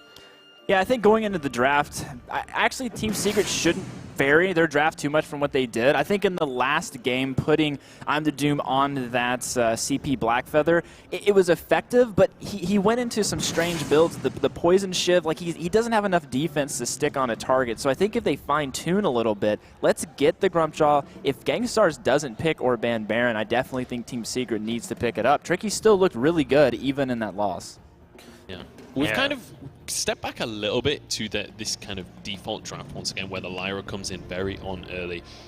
Do we think the Adagio is going to be banned out here, or do we think it'll be safe to be picked? I definitely think if it's going to be banned out, it's probably going to come from Team Secret, so Gangstars doesn't take both. At least Team Secret hasn't shown proficiency on the Adagio yet, so I don't think Gangstars is too concerned about it. And it forces Team Secret to have to think right now, do we get rid of the Adagio so they can't run it? Yeah. Double heal. Blackfeather is off the board, though, so that is something to note. But that Kroll pick, of course, Rona coming through at the end, those are all still options. Yeah, I think Adagio needs to be banned here by Secret. Otherwise, they are setting themselves up for a very, very difficult Game 5. Yeah, it's like, I think it's a horrible situation where Secret, they would love to pick the Adagio, right, in the next couple of picks, but they don't get that opportunity. Well, something to consider here is if they do ban the Adagio, then Gangstars could just take Baron with Lyra, which is something now, because Adagio's open, they force the envelope, because if Team Secret feels like they can play it as well, then Gangstars either gets Adagio or Baron here. They choose the Adagio, that means Team Secret gets Baron with a front line. This is still something that can do a lot of work if they choose to go that route. I still think this favors Gangstars, though, because we saw that Araki Zoro's Baron was not his greatest hero anyway, right? And we've seen that in this series specifically. Vox going to go the way of Secret. That's usually been on Gangstars' side. The Fortress is so important here. Having the Mortal Wounds to apply to anyone who's trying to heal up, and the Vox applying Mortal Wounds with a Poison Shiv. This is a draft that Team Secret, they adjusted. They knew what they wanted. They almost, I feel like they maybe baited Gangstars into picking up this double heal because now they have a way to deal with it. But the question is, can they deal with it? Because we saw the double heal comp was the first series of this game, or first game of this series, sorry, and it was a whitewash. It wasn't even remotely close. I think the important thing, though, to recognize is that Team Secret drafted themselves in a really weird spot on that A side with the Celeste pick. This is far more control composition. Once again, Grumpjaw being on I'm the Doom, performing really well on that pick. Glaive coming through to me feels a little bit like a mystery pick. Like Gangstars wasn't really sure what to do with this Fortress Grumpjaw in the double heal. They know if it's something immobile, they're going to get hit really hard. Fortress can lock him down. So Afterburn maybe baiting him to a worse pick, I think. Yeah, absolutely. I think the Glaive is a mistake. Okay. I absolutely think it's a mistake. You already have Vox who's going to be giving you Mortal Wounds. Just because there's two people that give you Mortal Wounds, you should not move away from what you know works with a double heal. All right, so we have to get on into this one. I'm itching to get on into this one. Final predictions for this match, Fuji. I think I want to go with Team Secret still again because they do have what I would consider the counters to what Gangstars are running. They have the counter. I think actually Team Secret does have the better draft. They've swayed the entire But I think deck. Gangstars is going to win. Okay, I eat my words. They haven't swayed the desk. We're still split on this one. Let's find out whether Europe's hope can shine through or whether Gangstars are going to push on forward to the semis as we hand it back to our casters. Game 5. We have our notes, we have our statistics. Who cares, right? The book needs to be rewritten. It's time to see where this series goes for Core. It's been a treat. Both teams have just surpassed expectation levels as far as how things can go. Now Gangstars back on this double sustained composition. Let's see if what won them Game 1 is enough to win them Game 5. Well, I am going to echo Bacon a little bit on this one. The Glaive feels strange, but a weapon Glaive, when executed correctly, can actually just ooze damage. But the double Shiv, or the double Mortal Wounds, like you're going to be looking for a Shiv on top of that Vox. You're going to have that Fortress to apply there as well. This is definitely going to be a different landscape than that Game 1, because that was a very sweeping win for Gangstars. They might have the double heals, but there's so much counter to it. There is, and let's talk about that counter. Mortal Wounds on Fortress. Tricky loves his Vox. It's one of his most successful heroes during seasonal play, and now he's on top of it. If he goes down the Poison Shiv for himself, well, he'll have another way to shut down that healing with the Mortal Wounds. It is time for Court. This is it. Game 5, and Gangstars looking to take the win with a bit of momentum, but is it Team Secret that's going to be Europe's hope? It's too tough to call. I mean, I know that we've already lost Fuji to the EU side of things. Bacon at least stayed strong with me here, but the glaive just really makes me give pause on this one. The early game, a little bit more of a deciding factor on this one because you can do invades with the Fortress, you can do invades with Xenotech and Rekt, especially Rekt, right? If he is on this Lyra, and well, he is, there is a strong chance we're going to see that Storm Crown come out of him. Storm Crown, he likes it into scenarios where he can bully. Yes, Fox has a bit of a low range as far as things is concerned. I'm not sure it's the item for me today. That's a minion candy, I believe, dropped. Yeah, there is. That's going to be the wave starting to push in. I'm the Doom, though, walking into trouble. Araki and Xenotech, Team Secret, they've split Rekt from them. Xenotech with the stun, Tricky in the wall! And that's going to be first blood for Xenotech. Now, can he escape? I'm the Doom says no, gonna find the return kill, but it's so hard for him to escape the harass that Gangstars are bringing, the fire ticking, and Araki will take that kill. Just Man looking to escape, going to get cut off here by Araki. This Fortress has only one way to go, and it's towards death, I think, as he turns around, tries to buy time. Oh, get Zeno in on that. Zeno gonna get in on the action. You are entirely correct, and he will find the third. The big thing on that one is that when Xenotech gets involved, you're now getting assist gold, you're now getting kill gold on everybody, right? The fact that they're able to chase for that long goes a long way for your wallet. Look at the cash difference already, you know, 400 and counting. It's just been one set of kills, but Xenotech and Rekt, right? These guys can really start roaming because they're putting the hurt right now into I'm the Doom. I'm the Doom's in so much trouble. There's no healing to keep him alive. He tries to escape, but he cannot. Gangstars are not ready to go down without a fight, and the fight they're bringing to Team Secret. Another kill goes in favor of them, 4-1, and the gold lead starting to pull ahead. All right, steal jungle, get kills, get themselves those ancient treants. That's where Zeno is going to be probably heading here after this. Araki Zoro there to join him as well. Not really a lot of focus on top of the lane, right? We don't have those late game big weapon carries. We don't have a Ringo that needs to get into 3 items, 4 items. We don't have that Baron putting a timer on the matchup, right? It's very freeform and fluid, and Gangstar's rotations are really serving him out well here. It's an entirely new motivated Gangstars in this series, and Team Secret, Tricky Young as far as his competitive experience is concerned. The live championship status as far as Team Secret are concerned is nil apiece. They have not played in this arena, in this environment.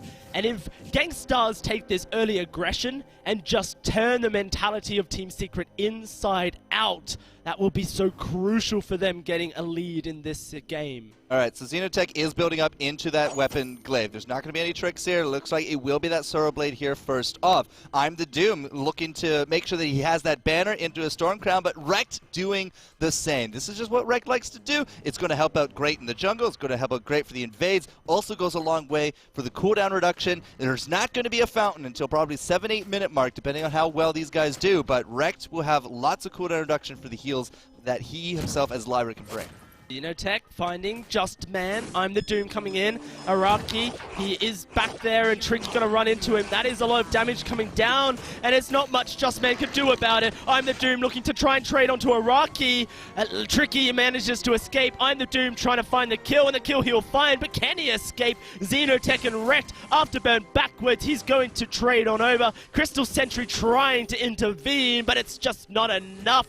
Xenotech, 5 kills to his name. 5 out of 6. Like, he has absolutely had himself a fantastic start. Adagio and Tricky, while they were chasing down Just Man, like, that was an Adagio win. He's going in again! He gets his 6! That's just Xenotech turning up the Haipu here in London. He is rearing for a victory. Finally able to capitalize on what Araki Zoro was trying to finish off, but 6 out of 7, that's a pre-5 minute Sorrow Blade from this weapon glaive, and weapon glaive in Europe has traditionally been in that lane, but here with Gangstars bringing it forward on this double heal, it doesn't even really feel like it's a double heal. Like, this is just Rekt really facilitating a lot of early game, and Xenotech really making good hits with this afterburn. Team Secret look lost for swords. They're just walking around like chickens with their heads cut off here for court.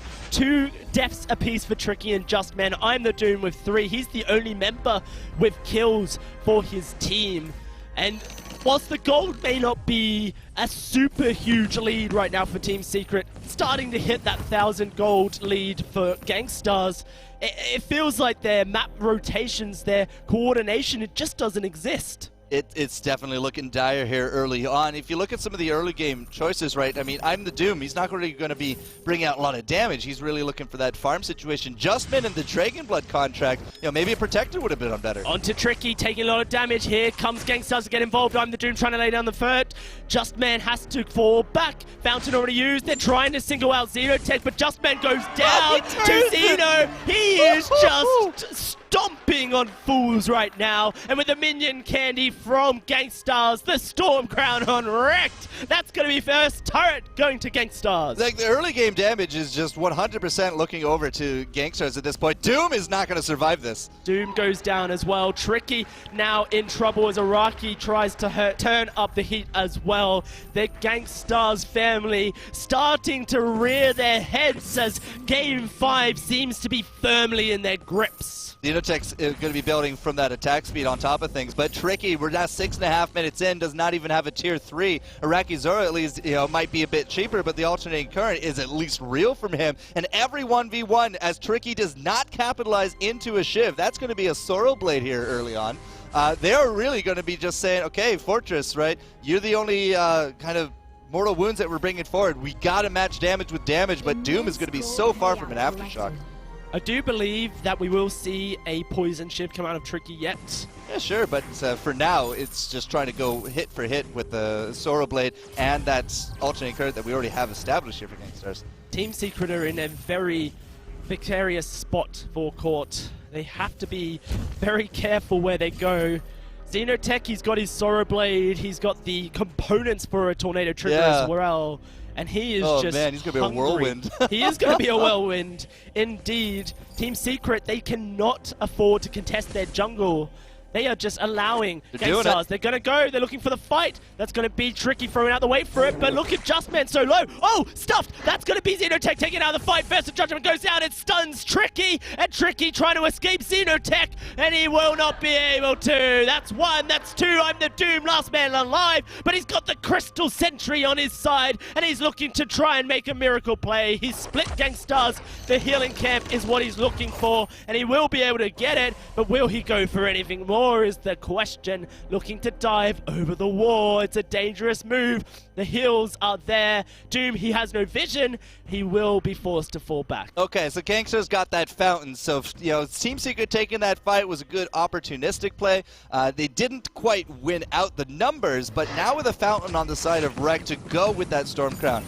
You know, the cooldown reduction there for the Sigil was great, but the offensive maneuvering that Rek has kind of used out early to get Xenotech ahead. It might be a bit too much now at this point. 8 minutes in, wrecked with that fountain now on top of things. I mean, a lot of defenses are coming together. If Xenotech picks up a reflex block here sometime soon, then we are going to be looking at a very strong position here for Gangstars at the 10-minute mark. Poison Shiv now completed for Tricky. He will have some attack speed and the mortal wounds as well for Court to boot, but here comes Xenotech after burn Justman. Wow. That's the dive in. Justman going very low, Tricky with the wait for it, but it's just not enough. He falls, and Doom as well. It's just Tricky left alive, and Gangstars are going to be feeling so motivated with their dominance so far. Those puppies just melted. Like, they were not really a part of that fight at all. Doom still responding here with Justman on top of things, so the siege of the turret is going to be real tricky. Not even willing to get anywhere close, but Xeno finds an angle. Yeah, that's Tricky knocked back. No, he just doesn't stand a chance. 3 hits, and that's a very dead Fox, a very dead turret as dear. Well, the gold is just stacking up, and Team Secret are not finding any entrances. I like, Justman still has this Dragon Blood contract. I don't think I've seen a single charge go out. This is just an entirely new Gangstars. This is the Gangstars we saw yesterday. The fierce look in their eyes, the utter determination to make North America proud. Oh, Araki. Shatter Glass completed for Araki, second item, a gold payout of 200 apiece for the team. They may be 4th seed in A, but they will not let them stop them when they're going up against the 2nd of EU. All right, 6,000 gold between him, but Xeno has to deal with an Atlas this time. Tricky, he's in trouble. Xenotech is trying to find the afterburn. Oh, the damage and the burst, and Tricky just doesn't stand a chance. Doom and Justman trying to escape. Doom gonna split from Justman, and that will be a 2nd kill going over to Xenotech. 12, 2, and 3 on this weapon-powered glaive. Xenotech stepping up so hard. Yeah, the King of the Grave really just welcoming new recruits as he just chops them down. But like, look at this engage. Xenotech just goes right onto Tricky, and then it's going to be that portal going through. That is just not good news for the Vox at all. That, and eventually they clean through to pick up Justman on top of things. This Crystal Sentry just wanted to head back to work. He's like, hey, Gangstars, I had you back before, but now he's out of there. He's out. He's gone at 11 minutes. Gangstars not dealing with his antics anymore. And Team Secret, they just do not have anywhere near the items of Gangstars. It's going to be a huge, long wait for Team Secret if they want to scale into this game. Looking into the contraption here from Rekt, but they do not scout out the bush. Xeno, if he gets hit here, could be done. Could be tried that. They're going in. It's Tricky in trouble. Xenotech not quite able to find the damage, but they're turning straight onto Justman. Wait for it there. The silence is real. A lot of damage onto Xeno, but it's just not enough. They're trying to take down Xeno. They're trying to do the work, but it's a 2 versus 3. Tricky just doesn't have the energy. Through the portals. Xenotech gonna dive straight on in. There may not be energy, but Tricky's not going anywhere, and that's an ace for Gangstars. Standing ovation right there. My goodness. But Xenotech not dropping was huge for the fight. The double heals coming through fierce on that one. It's like mortal wounds? I don't know, man. I'm just not really seeing those applications doing much to stop this hype train.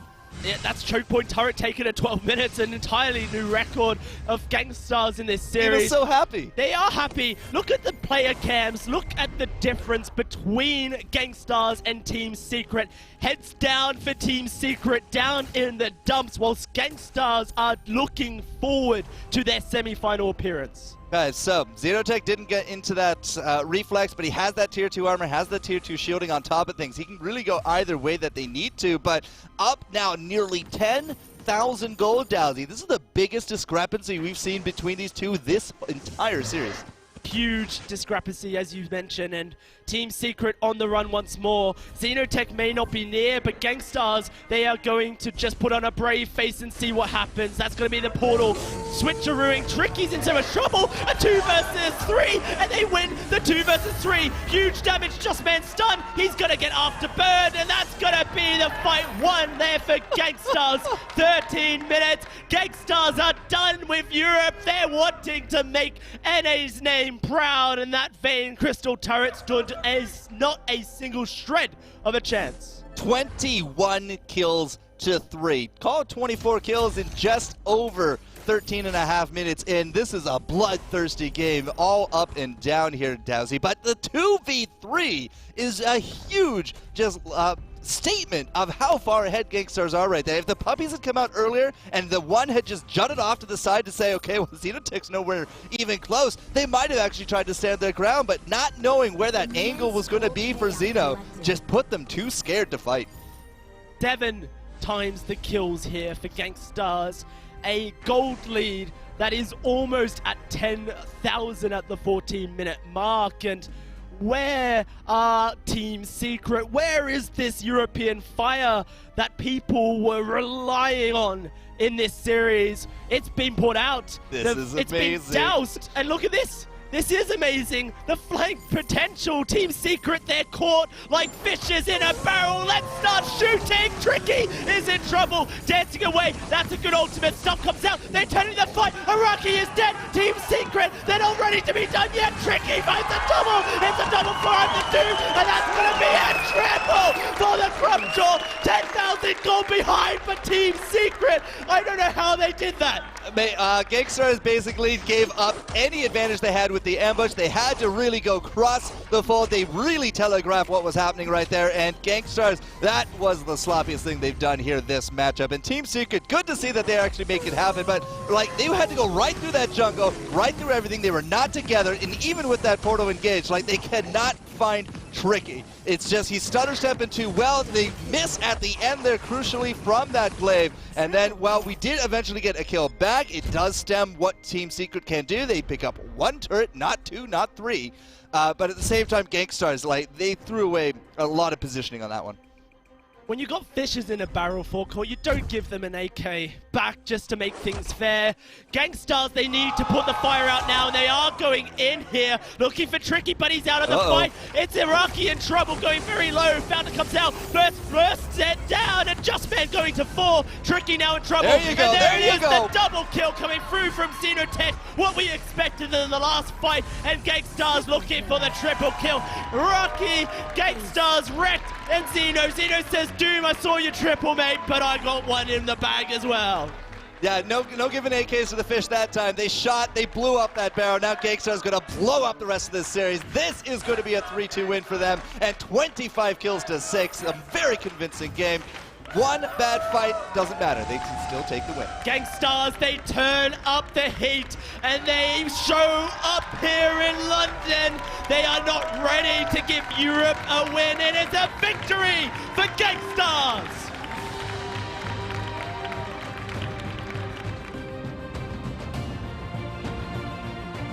And Gangstars with the 4th seed coming through. A lot of people saying, you know, Team Secret with the bye. They're coming in. This is going to be their first matchup, but a roster that's not tested on live. They didn't get to really check it out. They weren't viewing from the spots that they're in now yesterday, and, you know, nerves. We talked a lot about this, at least on the analyst desk side of things. That can really transform your play, and that 2-game momentum just shut down. They couldn't recover from the Gangstars.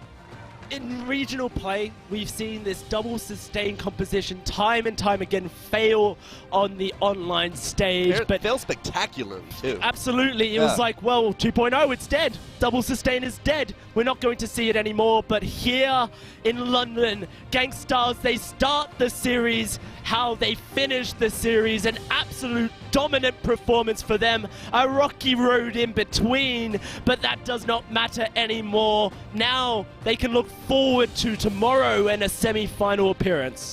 18-3-4. Big apologies to the Ghoul King on ever doubting that weapon glaive, but he came out massive. Game 1 with the Crow took our breath away. Game 5 with the glaive. He started out strong, he ended strong, and with that, the whole team gets to move on, and NA maintains their record over EU in tournament matches. Yeah, maybe history was made as far as matches and wins are concerned, but the series is that big number, and Europe has yet again failed to take down the powerhouse that is North America. Xenotech, he was a question mark at the beginning of the split. How would he perform? What is he going to be able to bring to Gangstars?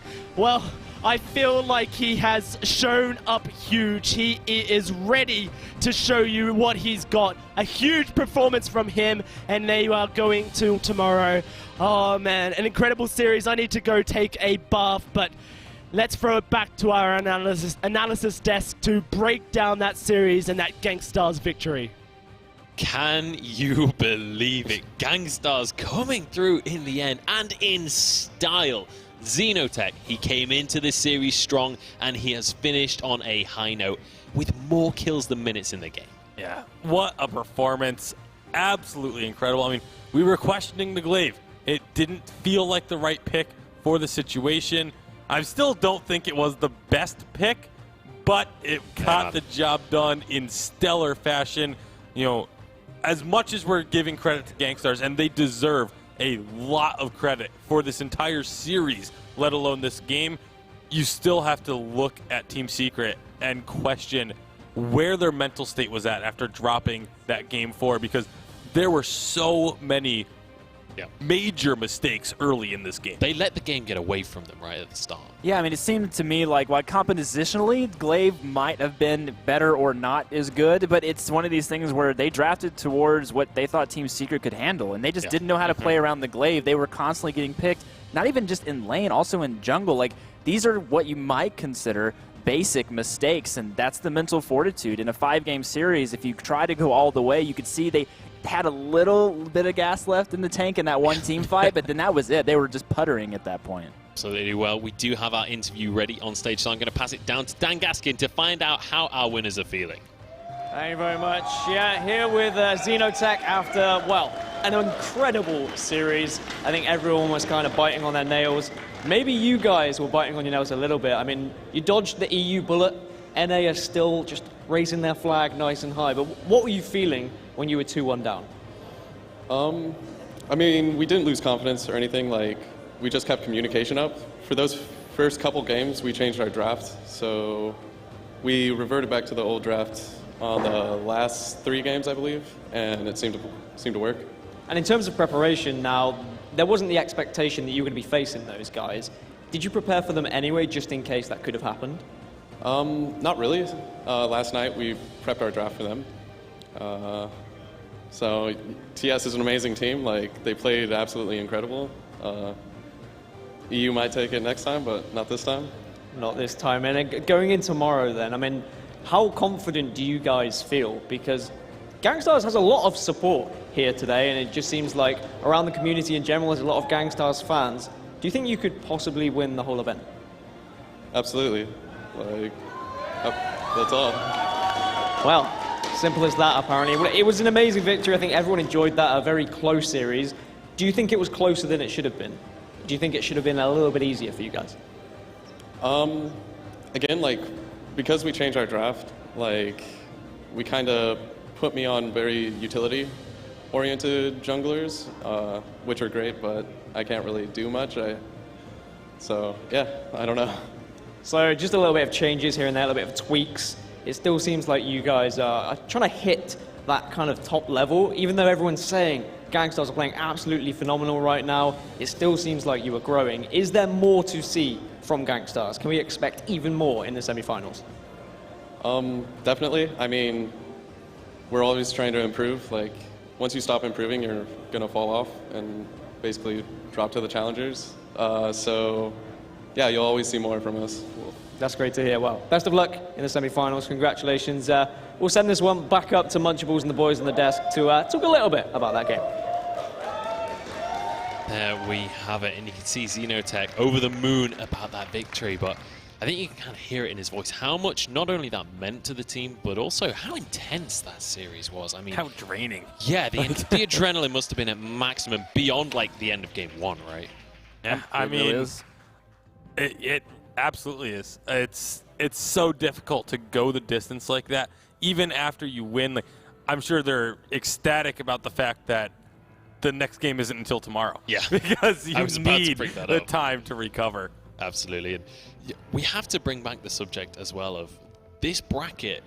In theory, like looking at the whole tournament, people, aside from yourself, Baker, didn't expect the bracket to go this way. Immortals weren't, in theory, meant to beat Hammers, and this wouldn't have been a matchup that we saw at all. Gangstars have found their way into the semi-finals, and according to some people before the tournament, this shouldn't have occurred. So Gangstars, they must be over the moon about the situation. Yeah, I mean, it's great to finally see a lot of the hard work and all the effort Gangstars has been putting in, especially kind of in between this season, you know, wrapping up and the live finals taking place. Like, we heard they were putting in the work. We heard they were putting in the draft and the prep. They looked prepared when they faced Tempo Storm. We weren't sure if they were going to come in today with the same type of prep. And they did a really great job along series. But if you're watching Gangstars as a team, this victory, it wasn't an easy one for them. Not at all. So it took all 5 games. Team Secret looked very strong. So going into tomorrow, they still have a lot of work to do. It's not over. No, it is definitely not over for them just yet. They can go and have a rest, though. They can go and chill out just a little bit. And I've got to say, stellar performance from them as well, considering they weren't preparing for this game. You know, as Xenotech said, they did their draft last night. So phenomenal performance and able to kind of pull themselves together again towards the end. He said himself, once he managed to get back onto those more carry-oriented junglers, that's when he could really come into his own. Yeah, and we even saw a message during that when we were questioning some of the drafts in those middle games where they did drop. Like, that one that stood out to us was the Crystal Kroll with the Gwen. That was actually a mistake that they had made in the draft because they maybe didn't have that level of preparation because they weren't expecting to be up against a team like SK. And so mistakes can happen, and that time it cost them a game. It almost cost them the series, but they were able to make that miraculous comeback in Game 4. And so many games across that series were neck and neck, throwing either side or coming back either side. We do have a replay from that last game. Fuji, do you want to run us through this moment? Yeah, I mean, and what we see here is a lot of timidness from Tricky. The thing that he did so well when he was on Baron was he was able to kind of get in positions to do damage quite frequently. But as you can see here, he spent the entire time just walking back to the base. And that was maybe 2 or 3 times in this specific game where Tricky, for the better part of maybe 10+ seconds, wasn't even auto-attacking. Damage done from your carry, like, even when, like, this was, we talked about this one, right? Like, this was kind of the Hail Mary play that they threw in the gold deficit. They should not have won this team fight. So this is a little bit of Gangstars making mistakes, but Team Secret really pushing as hard as they possibly could. Yeah, and you could see the cheers on the camera there at the end of that fight. They were over the moon. And this was the key moment where we saw Tricky. Amazing escape there, but look at this when he moves to the right. He can't get into the fight again. Yeah, he doesn't block the Atlas, which is really important to note. The Verse of Judgment zones him out. He's looking for opportunities to go in, but Justman goes down before he's even able to come back and do another auto attack. And you can see it on his face there. It's tough. Like, he knew that he didn't have the impact he needed in that team fight. And it must be so frustrating when all of the games that you've won have been, late on into the game. You know that you've lost the early game that hard. It must be so difficult to keep battling on in terms of morale. And then you finally get that Hail Mary play. You finally win a fight, and then it all just slowly starts to slip away again. Well, credit has to go to Gangstars for recognizing that we messed up on the team fight, but we still have a massive gold lead. We need to fight again, and we need to do it right now because we'll still outright just win it. So Gangstars weren't shaken, and I think that's where the big focus goes into it could have been very easy for Gangstars to lose that fight, and then because of how grating this entire series had been, to then start to question, oh no, are they at a point where they can now start to turn this around? But phenomenal job from them to stay focused and immediately, as you just said, go right back in and take the next one. Absolutely. And now let's take a look at where we stand on the bracket, because Gangstars have moved on into our semi-finals. They're going to be joining Cloud9 tomorrow. Obviously, we can't quite put them into the semi-final brackets just yet. We don't know how those are going to be panning out. But our next game is going to be G2 Esports versus Immortals. If EU has a shot at the victory today, surely first versus 6th seed, that has to be it. And then finally, we'll have Team Solar Mid versus Fnatic to round out the evening. It's already been an intense day of games, and I don't expect that to let up any time Not at soon. all. Now, I want you guys at home to remember that you can get involved on Twitter as well using that hashtag VaingloryLive. We want to know how you guys are doing. And also, I have a little bit of an update for you as well. I'm actually going to have to hold my card for this one because so far, in day one, there have been 9,202 minion deaths. So that gives you a little bit of an insight for if you want to get involved in our competition. Use the hashtag #GuessMinionDeaths and let us know how many minions you think players are going to kill across the full 3 days. At the end of day one, 9,202. But obviously, only 3 series on day 3, so it's difficult to call. But you can win some prizes at home. As well, don't forget to follow Vainglory on Snapchat. That's all on the go now as well. And you can also win some mystery keys for your chests if you'll just get involved in the Twitch chat as well. But that is going to be it from us for now. But do not touch that browser. We're going to be back in a few minutes' time to get into our 3rd series of the day. Don't go anywhere.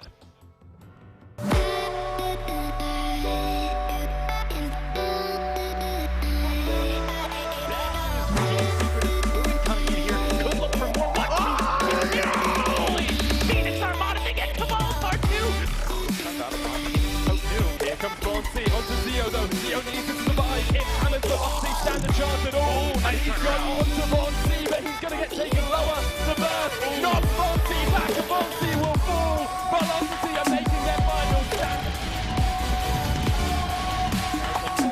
Over to revenge it.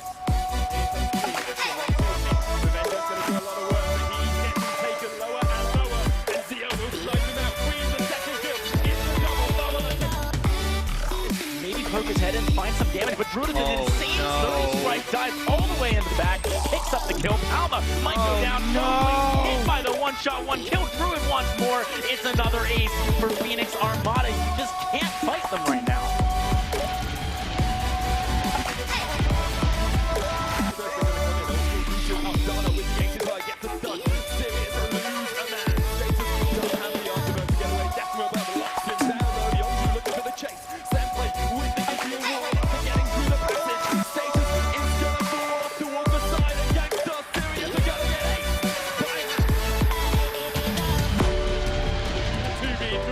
Here comes Zero as well, and Aloha, they should turn it around. Bowler dies to the fire. Avengers is dead. Looking to the chase, Yonju takes the kill. Off towards the side, Status jumps in though, and he'll take one for himself. I don't know if he can steal it. Oh, they're turning! They're turning on him! Hi, my name is Old. I'm here to kill you. It's gonna be a dead Willie right here. Get the one time! Wow! Oh, That's That's the ace!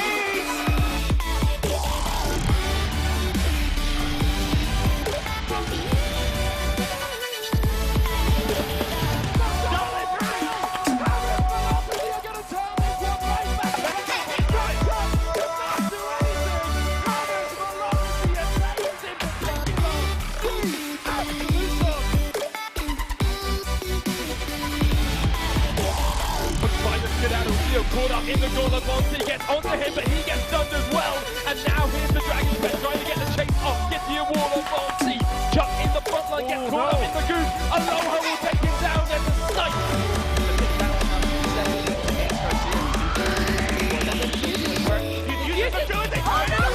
Oh my God! They're going to find one more. This is going to be the ace that they take him down. Status goes down. The Ryu, unbelievable from Phoenix Armada.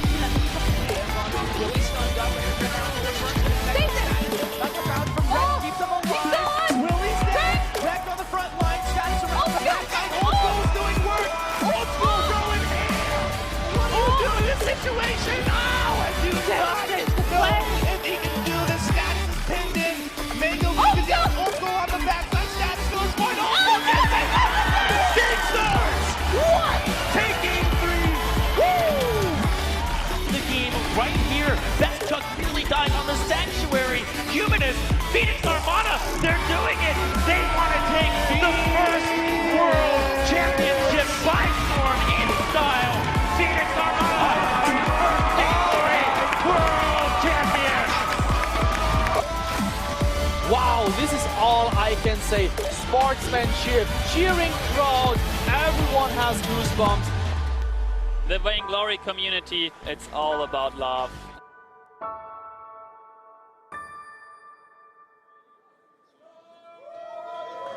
Hey guys, and welcome to this short break. I'm here with. There I am. Am I here yet? Am I live? There I am. Hello everybody. I'm here with Chief Pat here, the mobile YouTube superstar, and also owner of Tribe Gaming. And Tribe Gaming, of course, featured in VG8 throughout. Well, you featured a little bit. Unfortunately, it wasn't the best of seasons for you guys. But what's the future for Tribe Gaming in terms of Vainglory then? Well, I've been on the sidelines of Vainglory Esports for a while, and it really made sense recently to get in. And working with Tribe has been fantastic. It's been a lot of ups as well as a lot of downs, like you talked about. We were actually one match away from making our way here, but it's been a blast working with Marto, E36, Status, as well as Pawn, and hopefully we'll be at the next event that goes down. Hopefully, we can pray. I'll be there with you. I'll rep the Tribe Gaming fanboy. You got the colors. I've got the colors, exactly. What do you think of the suit, genuinely? Because if I've got a YouTube superstar on my side, then I can... I can't pull that off. I'm too pale for that color, but more power to you, man. Great. I can just feel your followers oozing off you on towards me. I'm going to be famous before I know it. Last series then, the ones we just witnessed, Gangstars, absolutely incredible performance. What were your thoughts in general?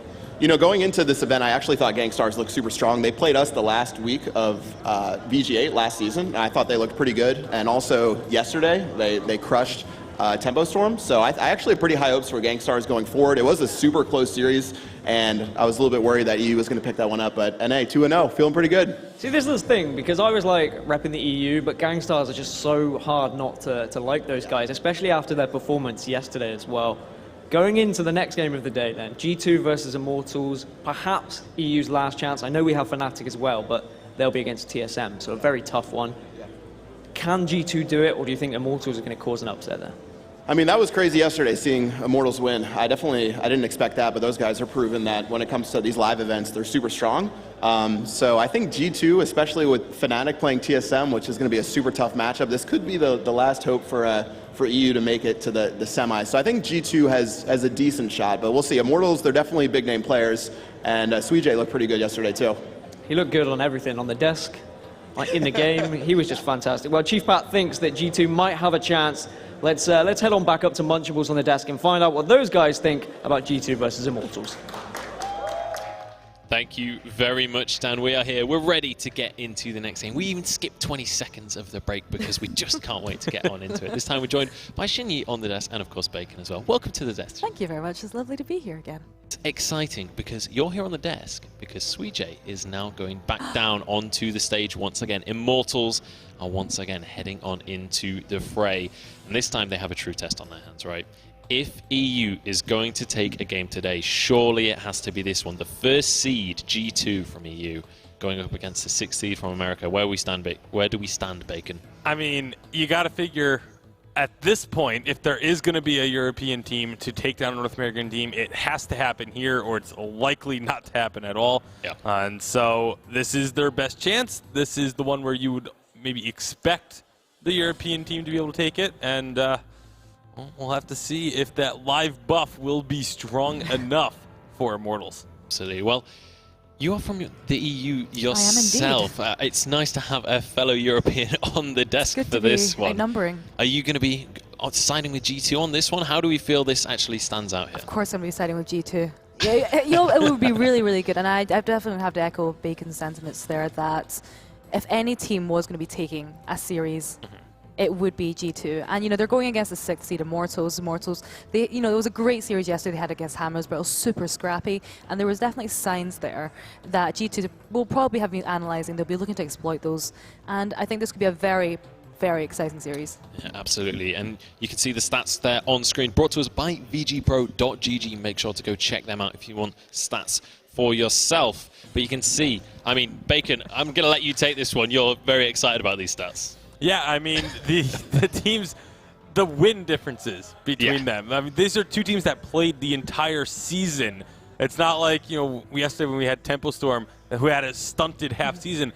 Tempo Storm had more wins in half a season, less than half a season, actually, because it was 3 weeks as opposed to the 7, and still had more wins than Immortals, but they are showing up when it matters most and have this chance now to just really cement North America greater than EU if they can pull off this win. And I mean, G2, they had more wins than Immortals even got to have games because of the double elimination format of the regular season. So when it comes to that, G2, I would argue, becomes kind of a more experienced team as well, just because of sheer number of professional games. I think we do have to say that, but the thing is, we're on a live setting, obviously, not to state the obvious, but Immortals, all 3 members, they've had significant live experience in the past. Yeah. They know how to perform on the stage, they know the feeling, the adrenaline, the exhilaration. Whereas G2, Hundor, this is his first time up on the stage. He is their principal laner. He is a very, very talented player. And I think when it comes down to it, experience does matter in these situations. And I think that's going to be one of the major questions going into this series. Can Hundor perform and can he live up to the hype on this one? We actually chatted to Hundor and his teammates before coming on into this one. So let's see what they had to say.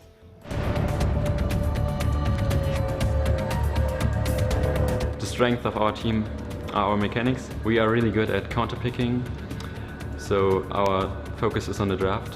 I think we were very consistent throughout the season because of our drafts.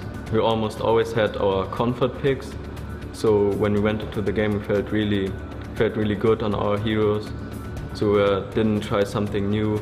We obviously changed our draft throughout the whole season, but we always stayed on picks we personally really liked.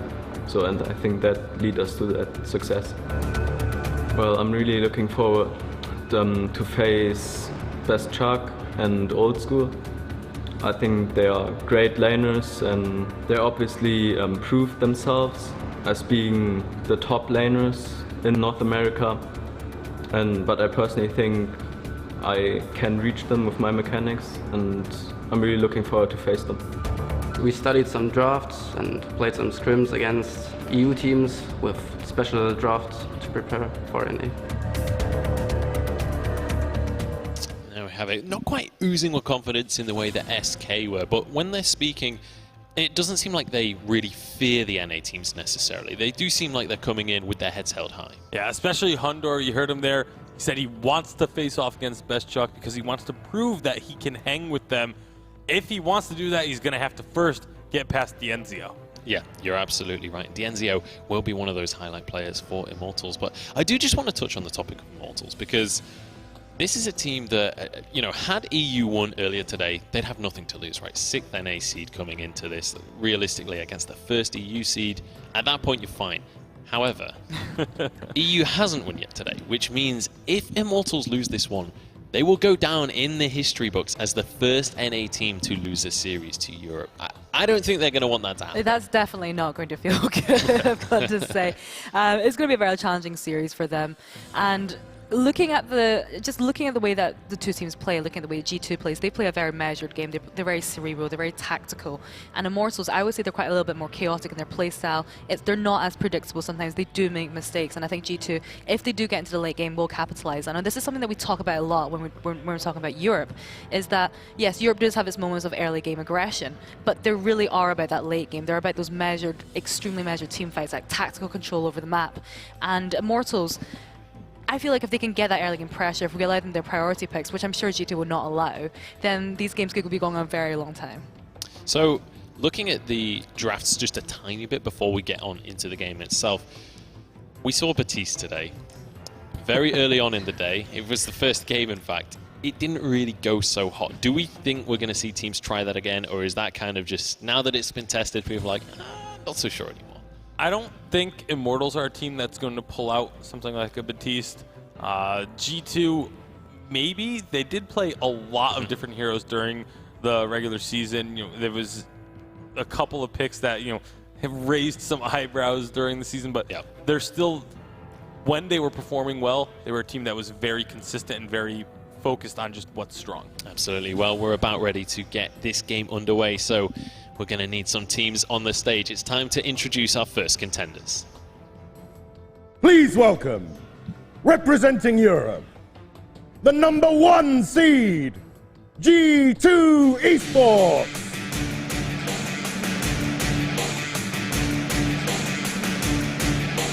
They are charging on towards their destiny right there. G2, one of the last remaining hopes for Europe right now. Obviously, Fnatic's still in the rafters, but they've got to go against TSM, so it feels like G2 really the bastion of hope right now, the shining light for Europe, and that's a lot of pressure on their shoulders. Yeah, I was just going to say, you mentioned the pressure on Immortals to not be the first team to lose to a team from Europe, but now G2, they have to be thinking they're the only hope for Europe to not get swept once more by North America, and that's a lot riding on their shoulders here too. I mean, Europe has added 3 out of its 4 total international wins to its roster, so that's pretty good, but I'm sure that G2 are going to be wanting to add to that number here today. I definitely think so. And in the last, if we're going back to the last series where we saw between Gangstars there, that was, and Gangstars and Team Secret, that the seeds there was a lot more closer. This time we got much more bigger differences in seedings. There's a 5-seed difference there between the two teams. And yes, there is a lot of pressure on the teams, but I do believe that G2, they have the ability to perform. They've consistently performed in the past. Yes, at first, this is their first day here. They've had a lot of time to relax. They've had a lot of time to prepare and scrim against the other teams. And talking to the team as well, they've put a lot of preparation against this. Maybe they weren't expecting to face Immortals, but I think they were definitely prepared for this one. Absolutely. Well, we've met the European team. It's time to meet their NA contenders. Let's introduce Immortals. Please welcome, representing North America, the #6 seed, Immortals. There they are, Suijay and co walking along the catwalk, ready to go into yet another game. Honestly, they won their game yesterday, and it was as close as it could have possibly been. So close to losing that one out over Hammers, but they got the upset and now moving on. It feels like they've had a very difficult way through the bracket so far. Well, I mean, they were the first first series to go the distance, and so they've played going into today the most games of any other team. Yep. So there's more footage of them at the Unified Championship than any other team, but at the same time, you know, we talked about G2's preparation, how they would be preparing against Immortals. There's a little bit of a difference in how Immortals is playing here at the Live Championship, not just in their gameplay and having that live buff, but also just their drafts have been very different from what we saw from them during the regular season. So I think the fact that maybe that unknown factor coming in could help them. It makes it difficult to prepare for that. So you mentioned the online buff there. How long do we think that is going to last? Do we think the duration is long enough to go into another full series? I think for sure, but talk about yesterday again. Hammers and Immortals. These two teams have a very long history together. You know, they were previous part of one organization there, so they know each other very well. Inherently, they know their strategies, and the fact they were able to win through this one. And if you're going to look at today's matchup between G2 and Immortals, like you said, Immortals, they haven't had that many games. There's not that much footage of them from the Vainglory 8, whereas there's so much on G2. So if you're going to look at it from that side, conversely, Immortals, they'll be preparing against G2 as well. Yeah, it's going to be interesting, and with it being on update 2.4 as well, we could have some strange strategies coming out from G2. They might have figured something out in scrims that we've yet to see on the stage, but we already saw what G2 were thinking and feeling coming on into this one. It's time to see how the interviews went with Immortals.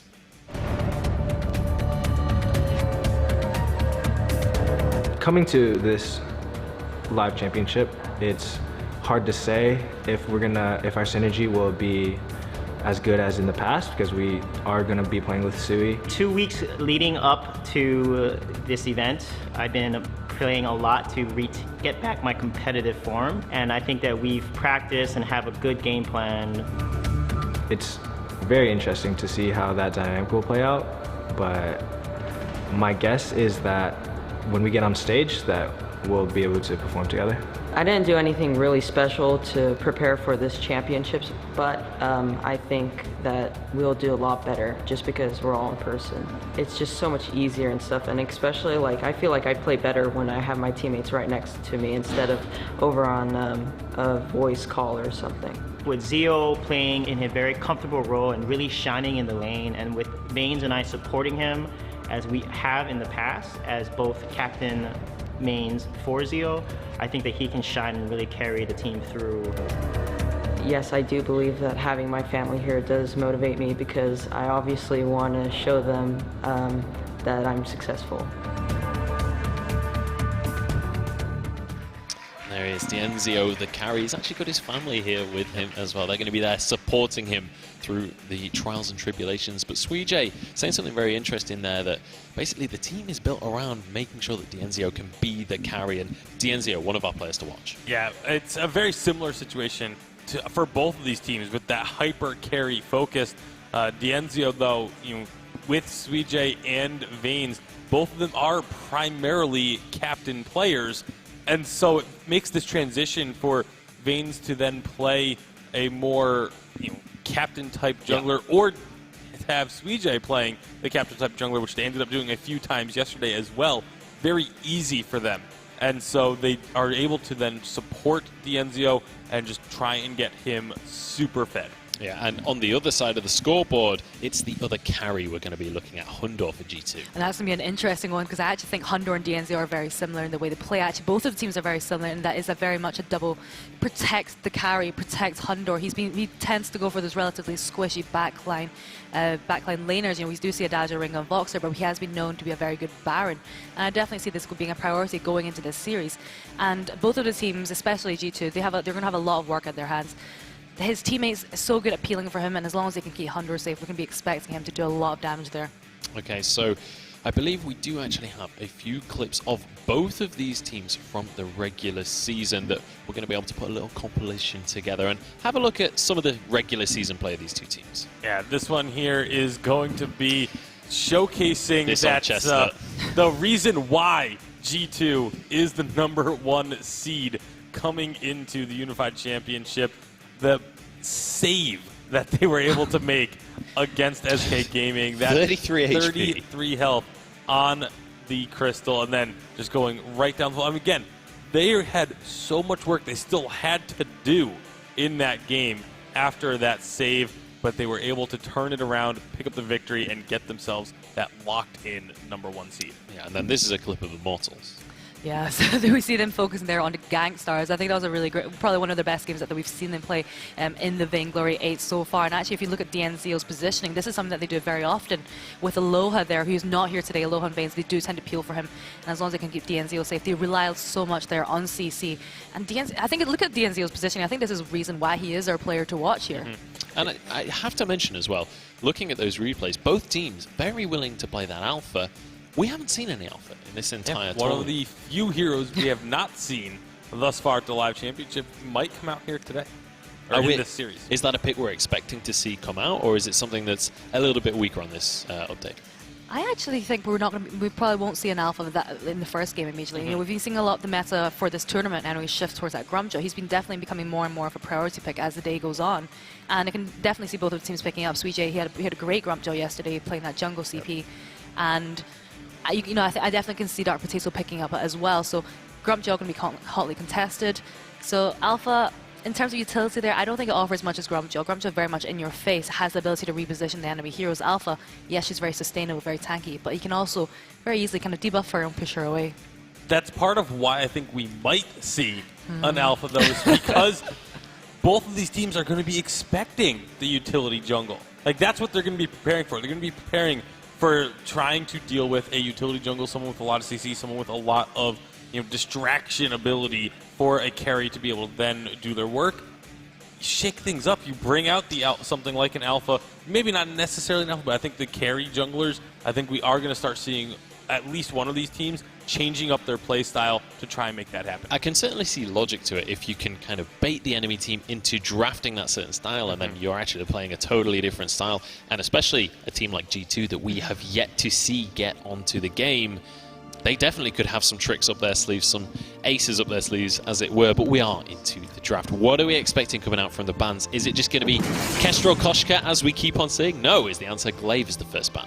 Yeah, with it being Veins or Suijay in the jungle, the Koshka I don't think is anywhere near as prevalent for, I mean, even if, regardless, Immortals is just not a team that focused the Koshka very frequently anyway. Vox is going to be the ban. That one's also very interesting.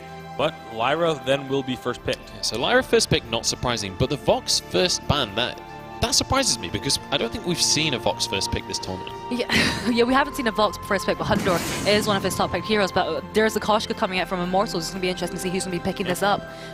Very interesting. Again, it was a pick that they didn't even really focus in the regular season. They were one of the teams that didn't play it that often in North America.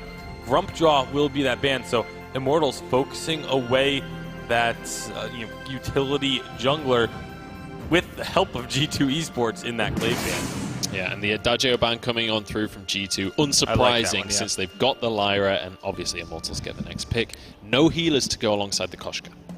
No, I wouldn't be surprised to see a Rick. Oh, there goes the Gwen. Actually synergizes really well with the Koshka. There's got an early game damage, and once that Gwen picks up that tension bow, synergizes so well with the boomstick, as we've said so many times with the Koshka. The early game coming out from Immortals is very strong this time. So Immortals off to a great start in terms of their early game, and that's kind of what we're expecting from these NA teams, right? Having seen their games yesterday, Bacon, how do you expect Immortals to try and finish out this composition? Well, they've already got a lot of burst. Yesterday, that was what they won. The final game with was just a ton of burst, picking one target, deleting them from the fold. I expect that to be a similar idea here, which is why I'm kind of surprised that the Ringo is the selection, because Ringo is incredibly susceptible to getting just burst down and deleted. I would have expected to see some... We got it. The Alpha comes on through. Honestly, I brought that up. I wasn't 100% sure, but it is going to happen. So, we are going to see the Alpha coming on in. It is going to be the pickup. And, I mean, you've got a Gwen to jump on. There's a Koshka. Both of them very squishy. It could work. It could work, definitely. I would like to see an Arden actually come in terms of Vanguard, the mobility, and he actually got the slow as well. Across the board on the Alpha on the screen there. Obviously, Feels bad. as we were saying, has not been picked or banned thus far until this point. So we'll see if it's going to be 100% win rate or a 0% win rate. Yeah, it's going to be an interesting one. But Fortress, the final lock-in now. I'm sure the casters are itching to get into this game. I'm sure the viewers at home are itching to get into this game. I am too. So very quickly, I'm going to ask for predictions. Xinyu, we'll start with you. I'm going to go for G2. I feel like I have to. I believe in Europe. Okay, Europe's last hope. I want North America to win, but I do think G2 is a better team. Okay, so we have a united desk going for G2 on this, and we'll see if our casters agree. Let's pass it over to Fuji and AJ. Thank you very much, guys. Man, yesterday, Fuji, we cast Immortals, their game, their upset. It was incredible stuff. Now we get to cast them again heading into day 2, this time up against the top seed from Europe. This is a very telling matchup for the strengths of these regions. If G2 can't beat Immortals, that speaks volumes. But same, if Immortals can actually take down G2 here, what a massive upset for them. Well, I know that's what Immortals is looking to do. I mean, for Immortals, they don't really have anything to lose being the 6th seed versus the 1 seed, that the expectations are always going to be on that top seed. But they were pretty on fire yesterday. It was a tough matchup coming against G2 today, a clash of regions. This Kashka is going to really have to perform. All right, guys, we're on to the Halcyon Fold for game number 1 of our series. I cannot wait to get this one kicked off. Fuji, I think straight off the bat, we got to start talking about some of these players here. Big for me, the matchup that we talked about on the analyst desk, Dienzio, Hundor. We know Immortals has this live buff. When they show up to an event, they tend to just turn it up a notch. But G2, we have not seen Hundor on the live stage. Is he going to be able to compete with that from Immortals? That's a big question, AJ. We don't really know. A lot of times Hundor is on these scaling picks. He's on picks that like to play more towards the mid, more towards the late game. But he's going head-to-head against Dienzio with this Ringo and the Gwen. So it's actually quite a lot of early aggression coming out of G2. Perhaps not completely expected, but I do like to see this alpha. I want to see what they can do with it. It is a signature pick for them. It's really going to be about how the focus goes in these early game fights, I think, because if Immortals make the mistake of focusing too heavily on Dark Potato early, the extra life gives a lot of time for Hundor to deal damage. So there's definitely a way for G2 Esports to take strong fights early on. For now, at least, they are playing very safely, though. In fact, all backing together at only 1.5 minutes in just to buy items, just to make sure they're not going to get caught out. Yeah, I think it's very important for them to make sure that they do purchase as frequently as possible. Whenever you're up against the Fortress and Kashka in the jungle, you cannot trade with them. Even if you're alpha, you still don't have quite enough defense and offense to be able to take them down this early. I like the fact that they're going to go back. We'll have to see if they keep it a trend, though. Once they get a little bit more farm in their pockets, do they continue to go back before that 4-minute mark and just make sure they have a little bit of an item advantage against this early aggression? Yeah, I mean, the problem is when you have to go back to get that item advantage rather past 4 minutes, obviously Immortals can just go to the jungle shop. So I feel like this is only something G2 is going to be doing for a little while.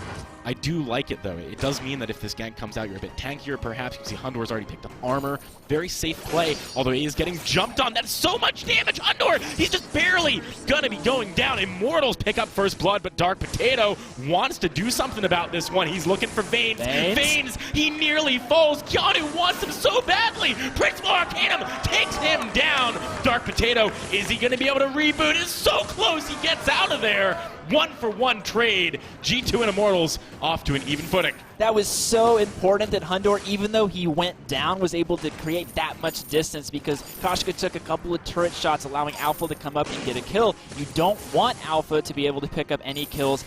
Even though it did go over to Keanu, that's really critical that they pick it up, but it's nice. They want to shut down this Kashka, and like we said, Immortals, they're not a team that's shown this pick throughout the season, so still a lot of questions on can they execute with it. Yeah, it is definitely an interesting one here. Also, we got to talk some more about this Alpha. You saw there, the fact that he had that second life was massive. He was against lots of early game damage out of Immortals, but it was enough for him to stay alive. He's already pretty close to having that reboot up again. It's an important thing to keep track of here for G2. Yeah, I think it's also important to mention once again that Alpha into the Gwen and into the Fortress, probably going to survive, right? But into the Koshka, it's a very different story. So the reboot played a major factor there. But that Dragon Blood contract doing a ton of damage. Suijay actually picking up both Dragon Blood and Iron Guard this game. A nice way to get a lot of early game damage, but also have that sustain as we go in. Oh, that was a nice bulwark coming out of Keanu. Did stop Vanes from jumping forward. I'm pretty sure Keanu dies there if the bulwark doesn't. Yes, so, 100%. Yeah, that was really smart play. Really nice reactions from G2 Esports. It all rests on such a thin line here for them. They've got to be careful. Again, Keanu playing with fire here. Vanes, he wants those opportunities. I want to see a little bit more. Okay, this is where we want to see steals start happening. Koshka needs to secure this. They can actually position themselves really well here for a fight. Oh, Keanu, he needs to back away immediately. Vanes again blocked by the bulwark, though, and actually that lets Hundor and Dark Potato get a little bit of damage back down. I like the fact, you know, Immortals, they know that it is kind of difficult to make these plays happen so long as Keanu's on point with those. So they're going and they're stealing some farm, right? You know, they're making sure that they're still getting something by virtue of their early game comp. Absolutely. I mean, when Koshka goes in, it's not always about the kills. Yes, it feels real good, man, if you can pick the kill up, if you can put the extra money in your pocket, but it also feels good to grab the Treant, to grab any kind of front jungle you can, because level advantages are highly valuable. Once Koshka hits level 6, the Yummy Catnip Frenzy comes online right now. You can see it, just upgraded. They can look to make a major play. Aftershock also completed. This is a massive power spike for Immortals. They're going to be looking for a pick here. Even though Fortress is only level 4 and Zio's level 4, locking someone down means certain death. And look at this as well. Hundor is sitting on 1,200 gold. He cannot safely go down to the jungle shop. He does not want to concede lane farm. There is a huge differential in the items across the board here, as well as what you were just talking about. So it's a bad time for G2 Esports to try and fight at all. They have to just stay by their turret and play save up. Oh, bright board Keanu Nakoa. This guy's on fire today. That's 3 for 0 on these Pouncy. Like we see the whole thing with the Sorrow Blade online with the Aftershock. They're still going to look for it though. They are. Hundor going to be the target this time. So low, but the heal just barely saving him. Keanu Nakoa is an absolute monster. Dark Potato not going to land that prime directive, though, so no turnaround kill for G2 Esports. This has got to be kind of demoralizing as Immortals, right? Like, every attempt seems so solid, and it goes nowhere. Yeah, each team right now is kind of trading a little bit of skill misplay. If Dark Potato lands that prime directive, it's a kill, right? If they actually get the Pouncy Fun, if they're able to get to the target, it's a kill. But each team is trading and outplaying each other just enough so they don't get far behind in this early game. And that wasn't even just the Pouncy Fun that Keanu blocked. I mean, he blocked the Yummy Catnip Frenzy from over the wall with almost no vision. You got to have crazy reactions to make that play happen. Now we're starting to see G2 Esports pick up some steam. We've got that Sorrow Blade onto Hundor. Once Keanu actually gets a few more defensive items, I think is going to be a big moment as well, because on the front line, Immortals do have the option to blow someone up. But if Keanu gets tanky, along with Dark Potato having that reboot, that's massive. It is very massive. I mean, the Aftershock will fortunately help Yummy Catnip Frenzy come off cooldown much quicker, so that's a positive thing here for Koshka. Vane's actually building a very aggressive offensive build here, looking to go straight into BM probably after this Aftershock. So interesting to see if he prioritizes any more defense, but Dark Potato feeling pretty good about this early game. He didn't get invaded too much, didn't lose too much farm. He's on the same level experience with Koshka. So you can see Immortals, they have the Fortress and Koshka, but they don't quite have the early game aggression potential. It is going to net him a gold mine, though, so this is something positive. We'll see what G2 does in response. They might just try and quickly take a turret, but the rotation here from Immortals is pretty fast. There's the bulwark. This might have been a little bit too early. Vanes does not yet have his boots active, though, as Dark Potato turns around, trying to make something happen, pops his ultimate. Hundor, he wants Vanes. Suijay also pretty low, but Dienzio is going to be able to pick up the kill onto Dark Potato with no turnaround. Fire Brew? At least not yet. That does do some good damage here. Vanes, if he can quickly burst down this tree and get the heal, that is He's got a life steal, it's not enough! So close! Meanwhile, up in the lane, G2 finds another kill. Dienzio sticks around way too long. That backfired. That backfired hugely for Immortals. Yeah, both teams actually overstayed, and this means that Ringo and Lyra are going to be able to snag this first turret. They're going to use the fountain to make sure they stay alive. Suijay can't get any kills. G2 made a big mistake turning back into that Fortress engage. Dark Potato goes down, but like once you take the kill, you bit off a little more than you can chew. You have to back up, be okay with the low-hanging fruit. they just overstayed a little too much. All right, so G2 Esports, although they definitely have the weaker early game here compared to the composition out of Immortals, they are really managing to stand up, fight back, find some kills.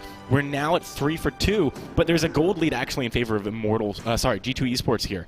So, with that turret down, where does Immortals need to move on the map to make plays happen before it's too late? Well, they need to move away from G2 right now to start with because they're split up. Vaynes could look for a flank here, but it's very dangerous because of Bulwark and Alpha being able to single out Koshka, so they have to be very careful. The distance to safety for G2 is very close. They still have their first turret up. Immortals right now, they just need to hit those next item power spikes and fight around this Fortress ultimate. Attack of the Pack coming out will level the playing field a bit with all of those percentage health chunks. Immortals could look to contest here if they feel like they can pick an infusion up or at least very much push into the jungle. We'll see what they call. Right now it looks like they're just playing a little hesitant, still looking for those item pickups. Dienzio working towards the breaking point. Tornado Trigger already finished for Hundor though, so the power spike now kind of going back over to G2. All right, Hundor does have some good damage here, but here comes the attack of the Pack. Vaynes on the front line gets stopped by the Bright Bulwark again. Hundor eating a little bit from Dienzio as well. Prime directed back in. Immortals, they got to be careful here as G2 goes for the fight. Re-engage. Vaynes first to fall. Dienzio, he's on the back line. He knows he just needs to turn this around, try and make something happen, but Hundor finds him. He's going to get Suijay too. Double kills coming out. It's the ace for G2 Esports. They're on fire right now. Keanu actually blocked the Truth of the Tooth active so they could not get on top of the enemy team. They kept Fortress from being able to leap forward. They're fighting around Sentry. Why? Why? You have Alpha with second life. Yummy Cabinet Frenzy cannot be used on her. You have to lock this Ringo down. Ringo must be your target. You talked about this earlier, Jackson. Alpha could be that distraction, could be the thing to kind of cause Immortals to get a little bit too off focus, and that's exactly what G2 did in that team fight. And this is one of the biggest problems with trying to play into a Lyra as this dive comp. If your initial dive does not work, what do? You have to just back away and totally reset, wait for cooldowns, because the heal is going to allow G2 to just deal with that, get back into a healthy position and start to contest you. Vaynes went in, did a chunk of damage admittedly, but then he got Bright Bulwark and he couldn't follow. That was the time Immortals needed to leave. A little bit of we have to ask though a little bit towards Immortals' shot call there. They didn't see the power spike, I don't think, from Hundor on this Tornado Trigger, so them pulling the trigger themselves was not the best idea, but here we go. Speaking of trigger, that's going to be the trigger pulled on the Hellfire Brew. Dienzio taking a little bit low there. Another Bright Bulwark stopping the Pouncy fun. Vaynes, I feel like, must just be getting so frustrated. He can't make anything stick here. I mean, so many abilities are being blocked. I feel like right now Keanu has 100% block with every single bulwark that's gone out. He's blocked something, and this is going to actually force Fortress to go home and shop. They're going to be able to get the gold miner here. The map being opened up against an early game aggression comp is, Vaynes goes in, he doesn't get it. Yeah, not getting that one. Probably going to die as well. Not quite. Hundor wasn't in range to get those basic attacks down, didn't have the Achilles shot. Actually use that, I think, to try and secure the mine there. Suijay not going to be able to pick up the Treant either. G2 Esports starting to move up and really assert their dominance on the map. Yeah, I have to still kind of question again this Koshka pick. Immortal is not really known for this. It's not a strength of theirs. They didn't play it with a lot of efficiency early game. It's coming back to bite them now towards this mid game. Just not getting the picks they need, not landing the ultimates on the right target. And when you lose first turret and you're losing jungle against your Gwen Fortress Koshka, you just lost the entire front part of the map in 12 minutes. This is not good for you. No, it is not. G2 starting to move up in lane again. Immortals don't even think about contesting this one. I want to talk a bit more about Keanu Nakoa because I feel like Hundor, he gets so much of the attention on G2. It's deserved. He's a fantastic player, but Keanu this game has been the difference between life and death more times than I can count. Suijay, he's actually thinking, Vaynes comes in. That is a beautiful flank. Hundor goes down immediately. Vaynes with a great play. He's looking for more as well. Likely going to find it as Dark Potato gets popped. That is going to be 2 quick kills for Immortals. If you're getting blocked by the Bright Bulwark every single fight, maybe you just go for a different play. A flank is such an amazing strategy in Vainglory as a whole. If you're behind, if you're ahead, it doesn't matter. Putting the powerhouse on another side of the team fight where you're able to get directly onto your target is so important. As we can see here, they had no idea that Vanes was there. Bulwark was already used. All the damage coming out, the Dragonblood contract still up. Just so much being put onto that Ringo. They finally found their target, Jackson. They finally annihilated Ringo, and they were able to clean up Dark Potato right after. This is a lesson I think anyone who's watching can really take home with them, even if Immortals loses here. If you have a composition that's like really good in the early game, doesn't mean you're out of it if you start to fall behind. You've just got to find those interesting ways of getting around the problem of, you know, your composition being outscaled. A good flank play like that is a great example. Right now, things are looking pretty even between the two teams after that play. Immortals really did bounce back there. Gold lead only about 2,000 now for G2 Esports. Immortals, what do they need to do here with that small win, with that team fight victory? Can they start to look for more plays? Do they get some vision? Yeah, they certainly can. I think at this point, because you're kind of equalizing some of those item power spikes, you can move your vision up. You want the other team to kind of engage towards you. You can't afford to use Fortress's ultimate to go and actually dive underneath turret right now. They need more farm, and what you can see them doing here, stalling the wave out a little bit so it stacks up and pushes towards the enemy base. This gives them some time to do gold mine because you have to make a choice. Do you clear the wave? Do you contest the objective? G2 chooses to clear the wave, so that's a gold mine going to Immortals. Looking like they're cleaning up their play a little bit here. I like this, Jackson. And the thing about Keanu, when you make so many plays early game that give you the lead, the pressure is to continue making plays over and over and over again, and he has to. And to be fair, if Vanes had been with his team in that last fight, sure, that Bright Bulwark would have been great, right? But, you know, I agree with you. It is a big pressure situation for Keanu. This guy, I mean, I was talking about him earlier on. Last year, he was on Rising Lotus for a while. You know, they didn't really make that big of an impact in the previous championships they attended in the online play. But now that he's made this transition, he just seems to really have stepped into the role of captaining his team, being the hero that his carries need. And when you've got a player like Hundor, that's so critical. Like, you need to do as much as you can to protect him. They were actually just trying to set another flank up there, but the vision kept it from happening. Dienzio was pulling the Kraken to the right. They were hoping that they could put Vanes up in the top bush and have him drop once they contested the Kraken. It didn't happen. Cheeky little play coming from Immortals, trying to set up flank number 2 for a big team fight win, but I like it. Immortals is thinking not just pure aggression, they're thinking strategic aggression outside of the box, coming in from different angles because they see the effectiveness of this Bright Bulwark. It'll be interesting, though. Does G2 look for that portal engage and Atlas on the Enzio, or do they fight around the edges? Because otherwise, Lyra's going to have a hard time getting to the back line because of this Fortress and this Kashka on the front. I really like that Hundor's starting to build a bit defensively. I think he can afford to. He's already doing enough damage, at least for now. Maybe later in the game you like sell one, get some more damage if you need to. But this could make the difference if Vanes does find a flank, or if the Bright Bulwark misses, he might be able to survive that initial burst of damage coming out of Immortals. Yeah, and Ringo is one of the few carries that can afford to go for offensive if you have the right positioning, but we're going in. Oh, here comes a fight. Bright Bulwark to buy some time. Vanes wants to go in. He's actually going to have to swap target to try and protect Dienzio. You can see here Hundor very healthy, still getting jumped on. Dienzio tries to make a play through the portal. Suijay, he wants him. Hundor, he's still alive. Ace comes through for G2 Esports. They make the fight happen. And with Kraken on the map, G2 can get a lot off the back of this. There are 2 Atlases on G2 Esports right now. That came in so critical. Gwen was not getting that many auto attacks off. She was not stacking the breaking point, which allows her just to do so much more damage. And if you're going to go double offensive attack speed items, you really need to be getting those attacks off. You see the first Atlas goes down, attack slowed. It's just, there's no damage coming out. Vane's taking so much damage up front in that team fight. Fountain has to be used for him. Suijay not finding the kill here. That sigil, so important. If Ringo had not have survived, they would not be able to get the Kraken and push the turret as well. Immortals maybe needed to just keep playing it more patiently, right? Like, they went all in, all aggressive, 3 people running into a choke point. That's the situation where the Bright Bulwark works so well, and we saw it do that again. Vanes didn't actually have anything blocked by it, but he couldn't continue. Like, he couldn't continue to run onto Hundor. He had to make a decision, all right, let's put the eggs in the Dienzio basket this fight. Right now, though, here comes another flank attempt. They flare them out. Keanu Bulwark's pops forward down. very early. Hundor, he's got to be super careful here. Slowed up. Block Sweet J Atlas. Veins, they jump on top of him. Hundor, he finds Dienzio. Somehow he's still alive.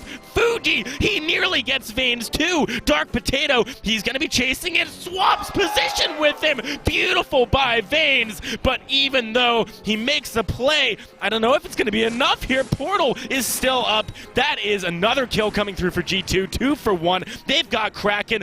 1 turret left. This could be game, although Dienzio is up pretty soon. It's going to be a close one. Do they want to risk it? Dark Potato does have the They need reboot. to risk it. So I much think life they go on for Kraken. it. What was that directive coming in from Dark Potato? He's trying to do this. I think they've got it. Fuji Immortals just could not make it happen. G2 Esports take game number 1. This is a prime example of Immortals trying to go more towards the aggressive compositions that they're not practiced on, not enough, trying to say, we're in A2. Koshka must just be natural to us, but it wasn't. They did not execute how they needed to. Some nice flanks, some nice potential comeback attempts, but G2 showing up really strong here in Game 1. They looked great. Keanu Nakoa really showed up, I thought. Guys, let's hand it on over to our analysts, though, and see what they have to say about that first game of the series. Well, Europe are off to a great start in that one, but statistically, they are the favorites coming in here. Let's not pretend like G2 shouldn't be in a good spot in this series. I mean, do you guys want to break that one down a little bit for me? What was it that really gave G2 such a great advantage early on?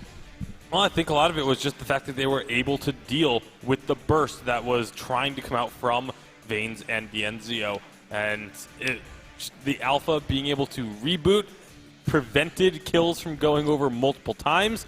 And then the play from Keanu Nakoa, I think, was absolutely stellar this game. This is what I was about to bring up. We were saying how Hundor was the guy to watch, but honestly, Keanu Nakoa was stellar throughout that entire game. He absolutely was. And I think part of the issue was Immortals, they were very predictable in the way they were aggressive. They've got a very aggressive early game composition. And the moment that Sweet Generous hit that level 6, had the attack of the pack ready, they had this very predictable movement. They would release the wolves, and all 3 of them would just run as a trio straight at them. And, you know, then Veins would use his Pouncy Fund to try and get onto Hunter every single time. Keanu countered that, gave Hunter time to just get rid of the wolves, and they just completely flipped that around every single time. And I think that was part of the issue. We did see one moment where Immortals adjusted just a little bit to try and get the ace, but it just wasn't enough, to be honest. Yeah, we did see that flank come in from Immortals. They did change their playstyle a little bit, but I feel like it was too little too late at that point. We do have a replay from the game, so we can break it down a little bit more. Bacon, do you want to take this one away? Yeah, I mean, this was a fight that happened right at the very end.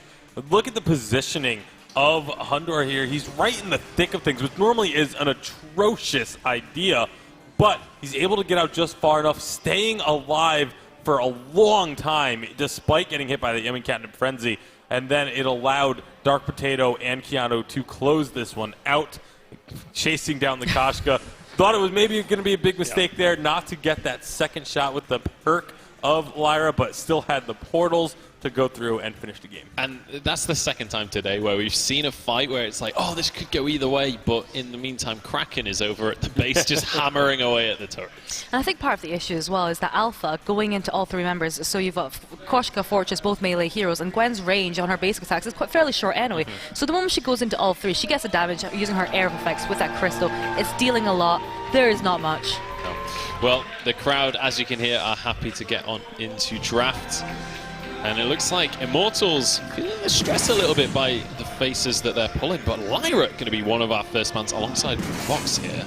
Yeah, so Glaive going to come through as the first pick very quickly for Immortals. They're definitely going to be happy to have that hero. I believe Suijay was playing that on their final game against Hammers yesterday and really, really stepped up to the plate. It definitely makes more sense to me going for that Glaive. The early game composition, it completely did not suit their playstyle, but that Glaive fits so well in with Immortals. Yeah, has a lot of power as well. You can see there on your screen 66% win rate here at the Unified Championship. And with the Finn pickup, this is one that we've only seen, I believe, once in the Unified Championship thus far, that 4% pick rate. Yeah. Didn't win. We've seen it banned, though. Yeah, we've seen it banned quite a bit.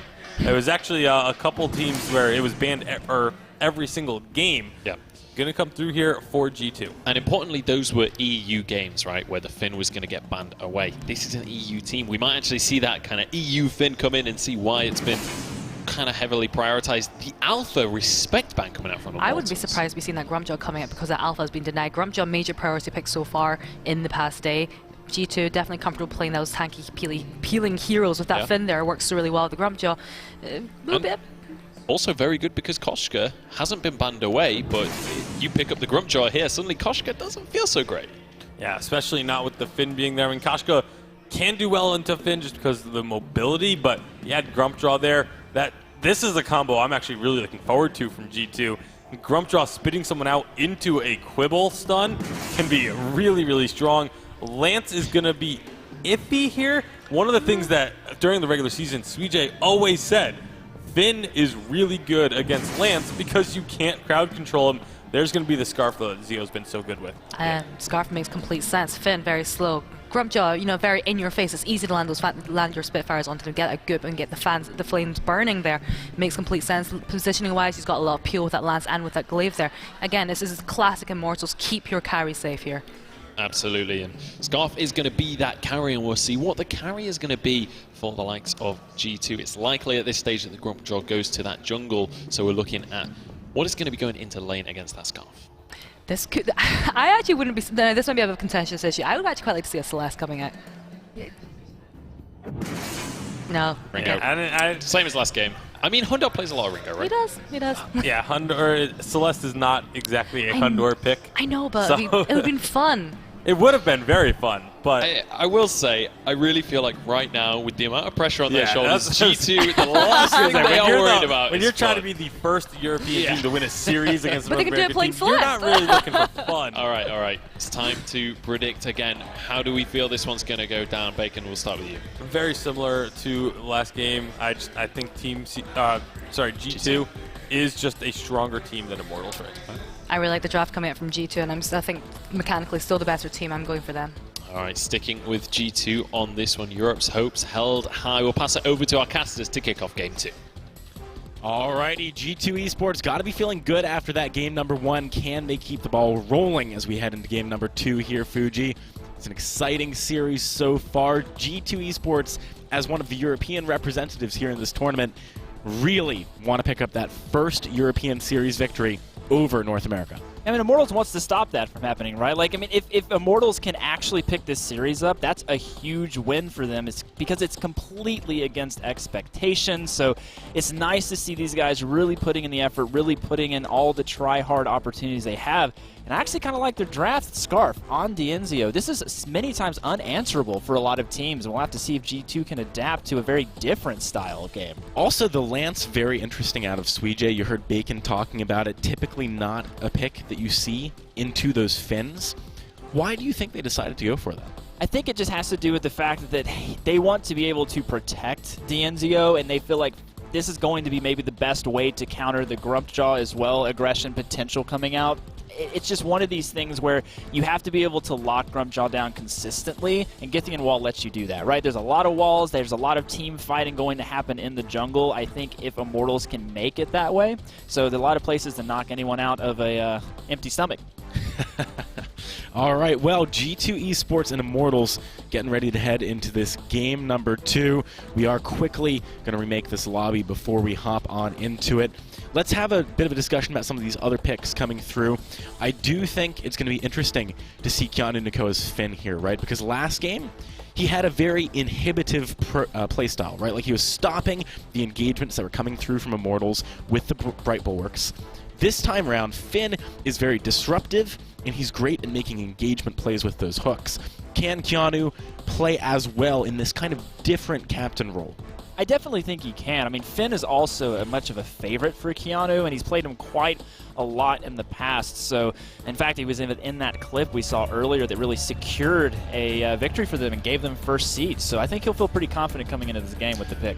Yeah, very strong European pick there, the Finn. We are on to the Halcyon Fold for game number 2, Hammers versus Immortals.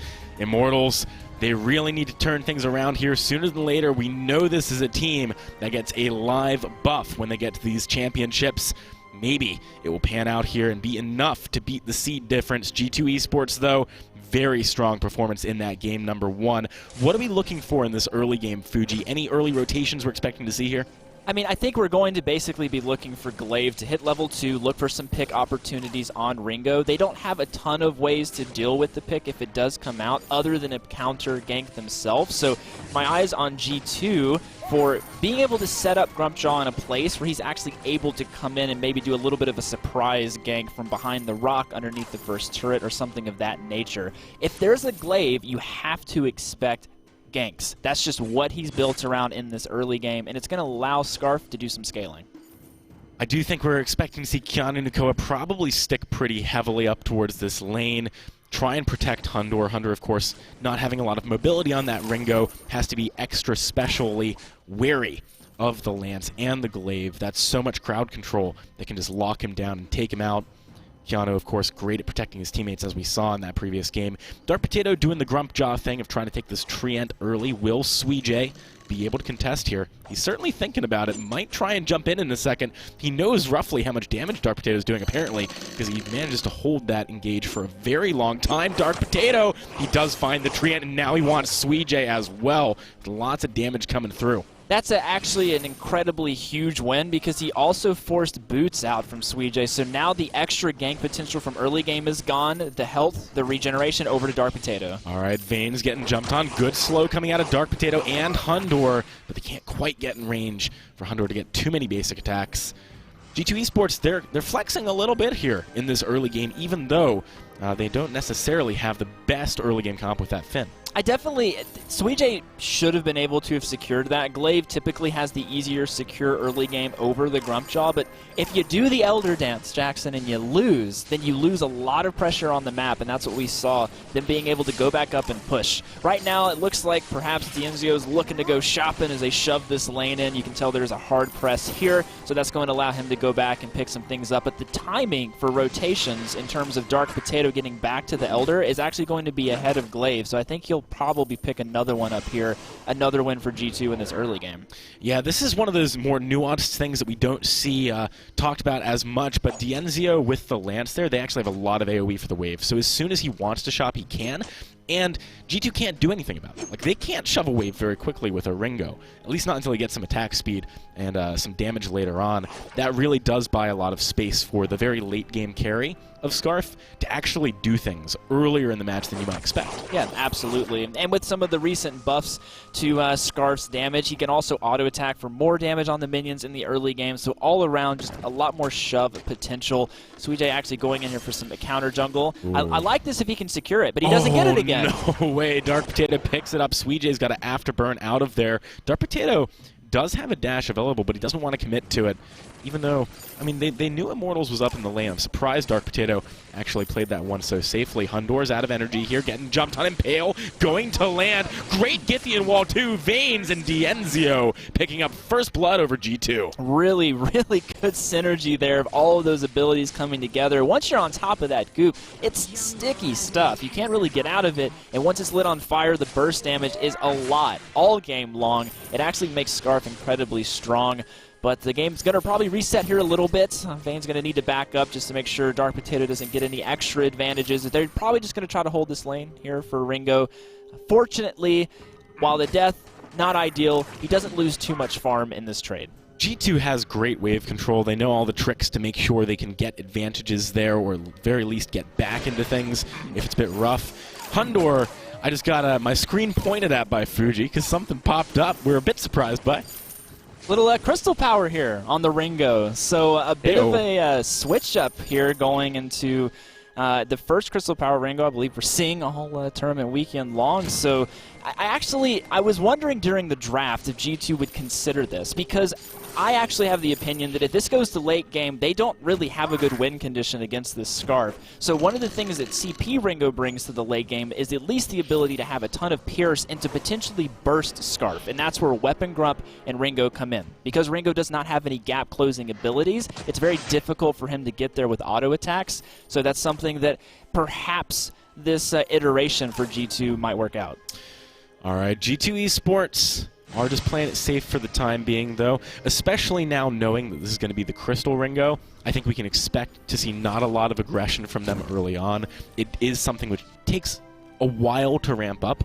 I like that he's going for the alternating current, though. That does smooth out your curve a little bit.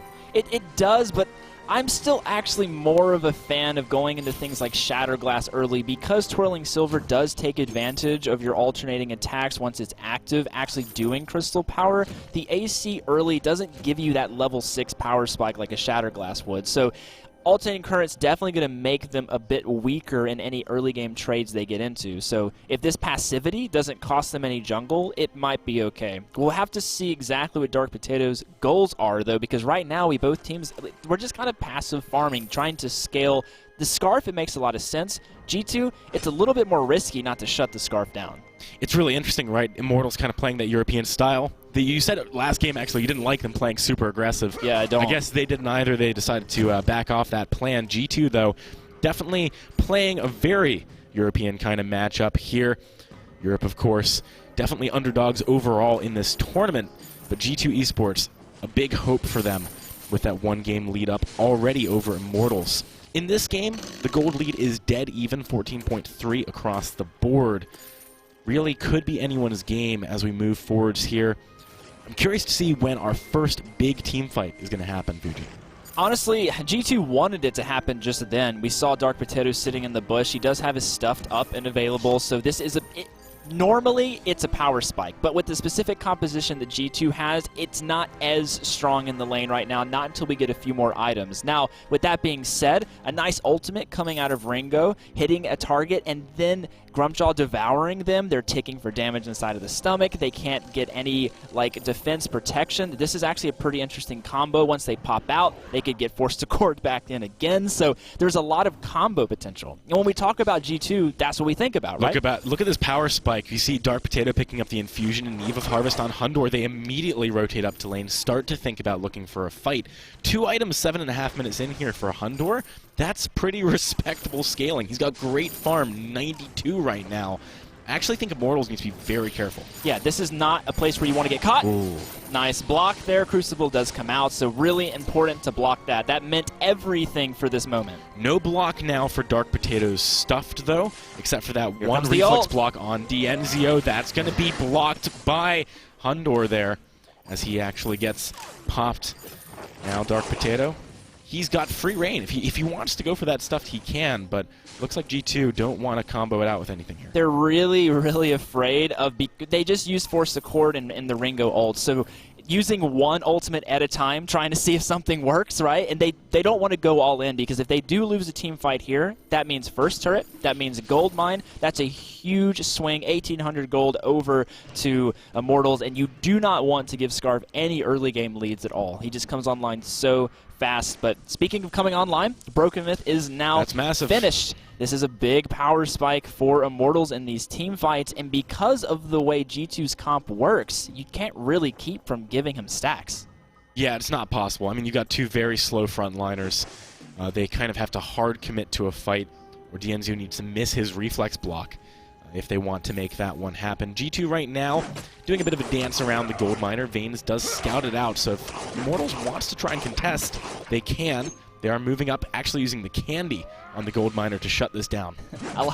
I like putting the candy on there because it kind of forces some extra damage out. If you don't think you're in the right position to be able to take it, it's just a little bit of gold to keep the enemy team from getting a massive amount themselves. So really good play by them. Pushing the wave over technically allows Immortals now to get a good position on gold mine, to go shop, get some power spikes. No infusions coming out. Immortals not really looking for team fights just yet. Still, once again, the name of the game, get this Scarf to the late game. And so far, doing that with ease. He's sitting quite nicely on 108 farm. Hundor does have the lead in farm, but Crystal Power Ringo doesn't really scale comparably to that Scarf. Yeah, that's very true. Gold efficiency is different for every hero, so more gold in the Scarf is actually a more efficient hero for dealing damage towards your win condition.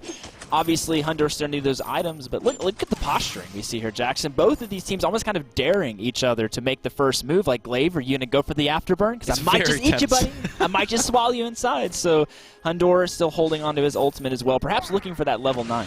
This posturing is going to be so much better for G2 once they actually get overdrive on Quibble. Because that way, see, Kiani moved up towards the bush there and actually faced Vanes. If he has the option to Quibble stun Vanes, then you might burn a reflex or at least poke down Vanes so that afterwards you can make a real impact with going for that forced accord and being threatening in that way. So I think they need a bit more experience. I kind of like that maybe you would put Keanu without Dark Potato here. Oh, Vanes, he gets eaten! That is beautiful. Dark Potato doing the play, putting him under the turret. Vanes is no way out of this one. Surely he cannot escape. Hundor, he actually mispositioned there. He, I think, accidentally tapped on the wrong side of the wall. They just let Vanes get away for free. Keanu on the front line goes down. What is happening, Fuji? G2 Esports falling apart in this exchange, making a few critical mistakes. That was very strange from G2. I don't really understand what happened there because they actually got the Crucible out. It was missed, a complete mix-up. We had Forced Accord available. Just kill Vanes, kill Lance. He already took turret shots. He's going to keep turret aggro. It's going to continue to ramp up, but not pulling him back in or at least using that opportunity to burn more active items really hurts them. Straight up, I think that was a mistap from Hundor. I think he wanted that kill,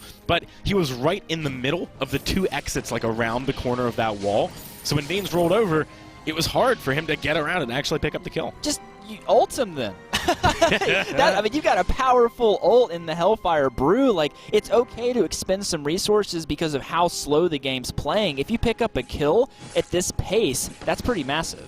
It is indeed. Keanu Nakoa, speaking of picking up a kill, is falling quite low. Forced Accord, though, comes out. Dienzio has to back away. Dark Potato finds the eat, actually onto Suijay this time. Keanu is very low, though. Suijay might just turn around, try to go for that kill. Fountain's popped. That's the root coming in. Dragon's Breath. It is going to do so much damage. Dark Potato, he's going to go down. So is Keanu. Hundor does find that trade. It is 2 for 2. These fights are really strange, Fuji. Vanes could have killed Hundor there if he stayed and traded with him. It is CP Ringo. Perhaps Vanes forgot about that for a second. An Impale Legithean into the wall. If Vanes finds him, okay, he remembered. Oh, man. Vanes, he finds Hundor. He doesn't get the Treant, Yeah, the Treant goes to Hundor.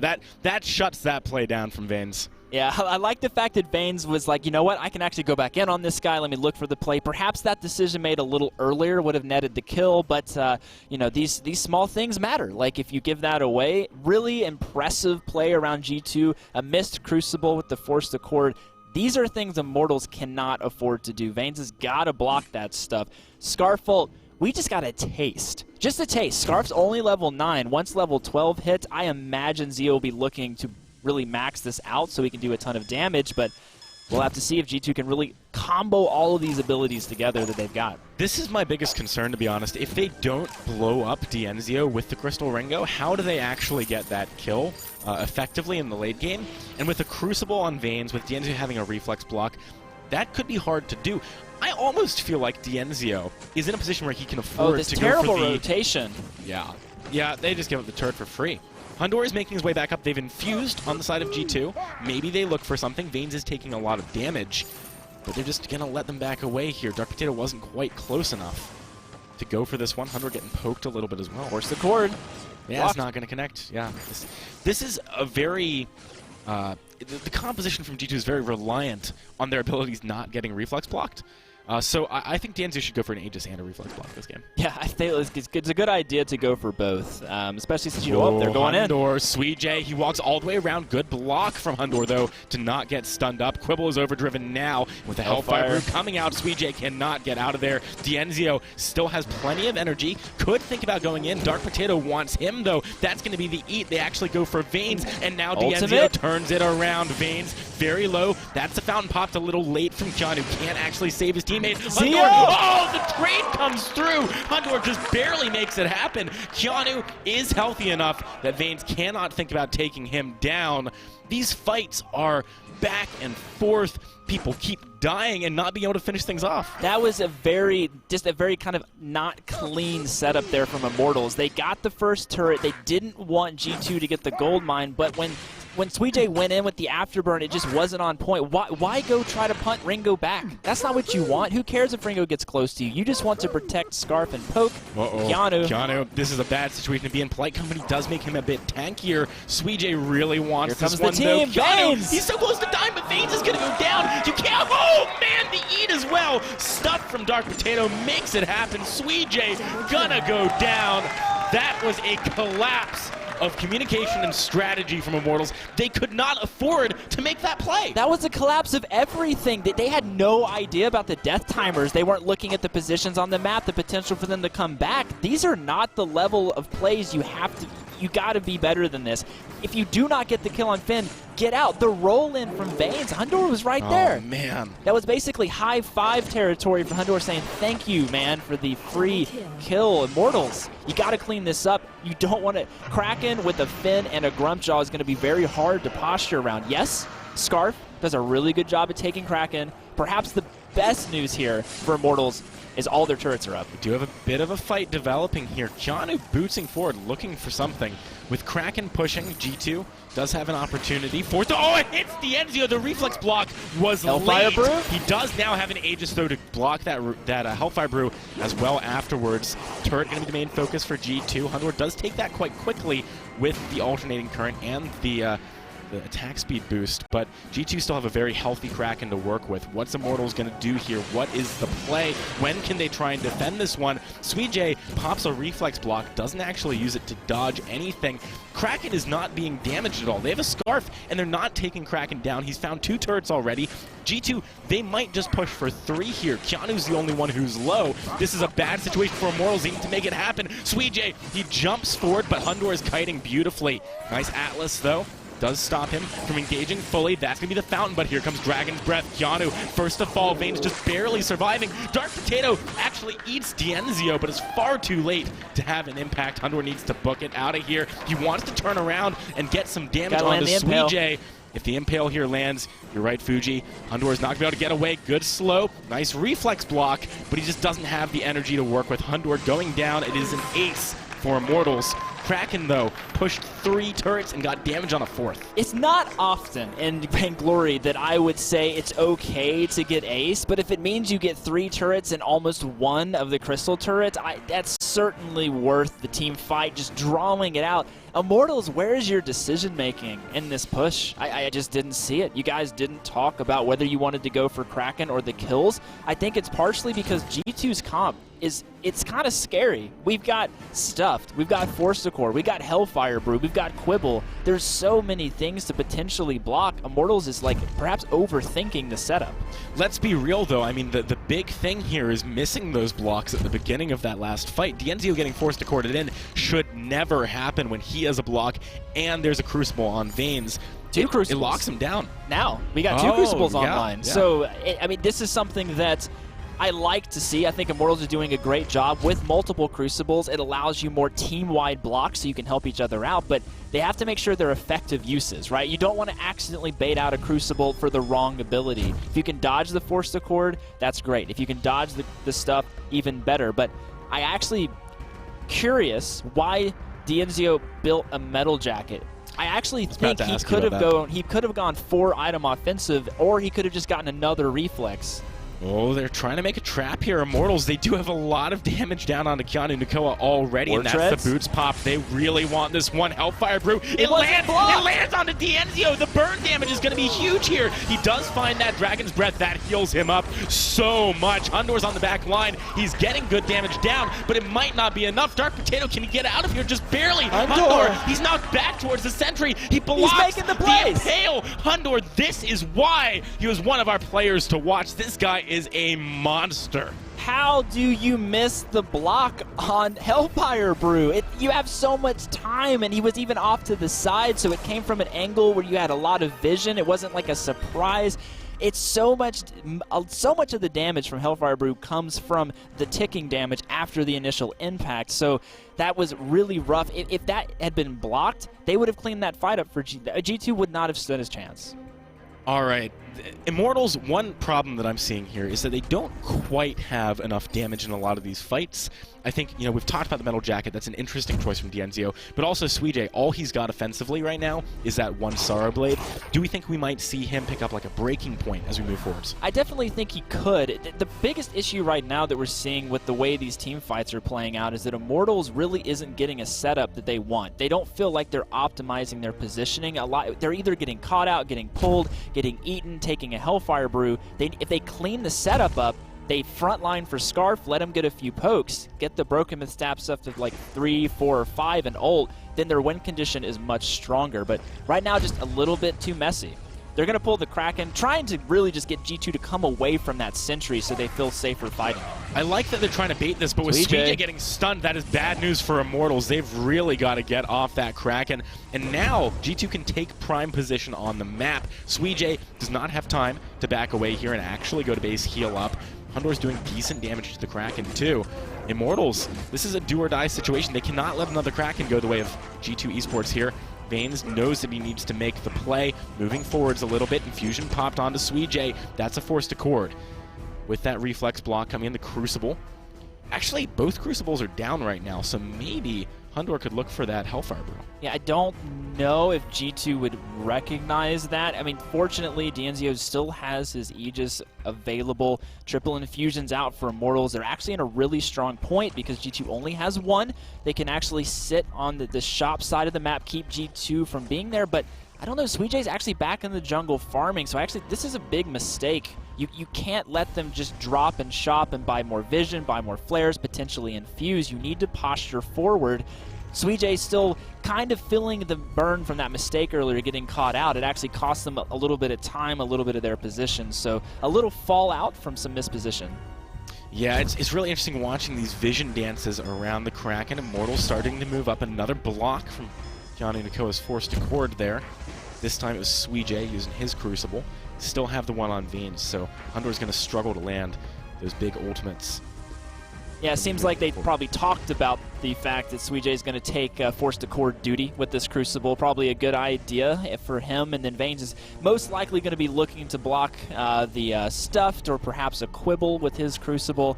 And D'Anzio always going to be the target of that Hellfire Brew, I imagine, unless it means a quick kill on this Glaive. So teams again, here we go. Oh, it actually lands this time. Everyone pulled in. D'Anzio sitting in the middle of everyone. Does get the Dragon's Breath off, though. Hundor really needs to kite out of this one. He's taking so much damage. We have not seen the Hellfire Brew do enough here. Hundor, he wants to kite Suijay, though. He's doing so much damage. The block is going to keep Suijay alive. Keanu picks up a kill onto D'Anzio, but again, with no carries left alive for G2, they've just got to back out of here. Keanu might be able to get away from Vains, but Vains is actually doing respectable, if captain-y damage, onto Keanu Nakoa here. Impale as well. Vains, one more attack might be enough. Polite Company's a stun. Keanu, can he get out of here? Impale Vains, kills him. roll comes He out misses soon. it. He misses it. Vains, he might go down. That's going to be force court missed. The scout trap popped. Captain battles are some of the most entertaining battles in all of Vainglory. But Vains does get out of there. Oh my goodness, if Vains landed the Impale, that was an ace, so close. I mean, in this team fight, we actually see D'Anzio has to use his ultimate incredibly early because otherwise he would completely die. He needs the Eve to heal him up here. Suijay doing such a great job on the backline separating Hundor, but the Quibble does take down D'Anzio, and without Scarf alive, your ability to push turrets effectively just aren't there. But those support battles, like if the Force Accord landed, Vains was dead. If Vains landed the Impale, that was an ace. Most likely even a Kraken as well, or at least at the second tier 2 turrets. So a lot of trading going back and forth, and funnily enough, like we end up with oftentimes the captains being those key components at the end of the team fight, not even the carries. So what is the straw that's going to break the camel's back here, Fuji? Like, what do these teams need to do to finally win a fight convincingly enough to leverage that and push forwards?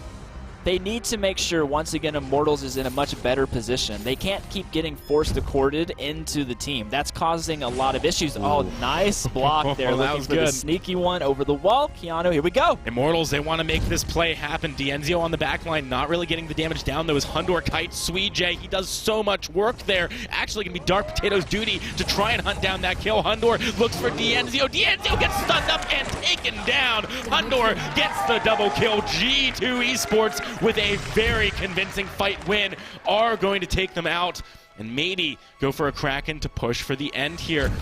Actually hunting down Vains a little bit. That's interesting. I don't know if the ace is big enough for this to really be worth the time. Vains is going to be quite far back, quite healthy, but he does get forced to court it in. Hundor should be able to hunt for the kill here. Baines has to get out. If he doesn't get out, he can't do it. He misses the impale. They're going to get Kraken right now, and with the ace timer on 50-something seconds, Dark Potato didn't do too much damage to Kraken, so perhaps not as dangerous. But if this Kraken was basically at capture point when Baines died, his death stagger might have just been long enough for them to finish the game cleanly. Dark Potato wishing he had his Storm Crown there, but still G2 Esports picking up the Kraken. They did manage to get that ace. They're in a great position to take home game number 2. It's been a grueling one, Fuji, 25.5 minutes in, but that would mean that G2 Esports are one win away from being the first European team to take down a North American one in a series. That would be a massive point of pride for the region.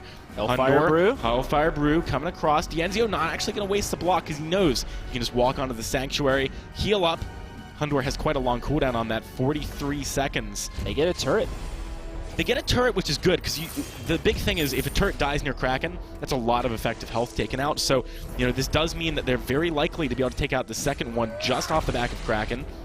G2 thinking about the fight, though. Dienzio moving forward, starting to burn down Dark Potato. Dark Potato finds stuff. Going for the finish. That is actually a great play, though, with Hundor making his way onto the base. He wants to end it right here, right now. Dienzio, he's trying to take down Hundor. Doesn't quite do enough damage. He finally kills him, but Kraken is still so healthy. G2 Esports, ladies and gentlemen, find game number 2 in the series. This Immortals team coming in, we had a lot of hopes for them. They were on fire yesterday coming out of their series, taking an unexpected victory, but just a lot of mistakes today, and G2 sees every hole, and they're capitalizing on everything.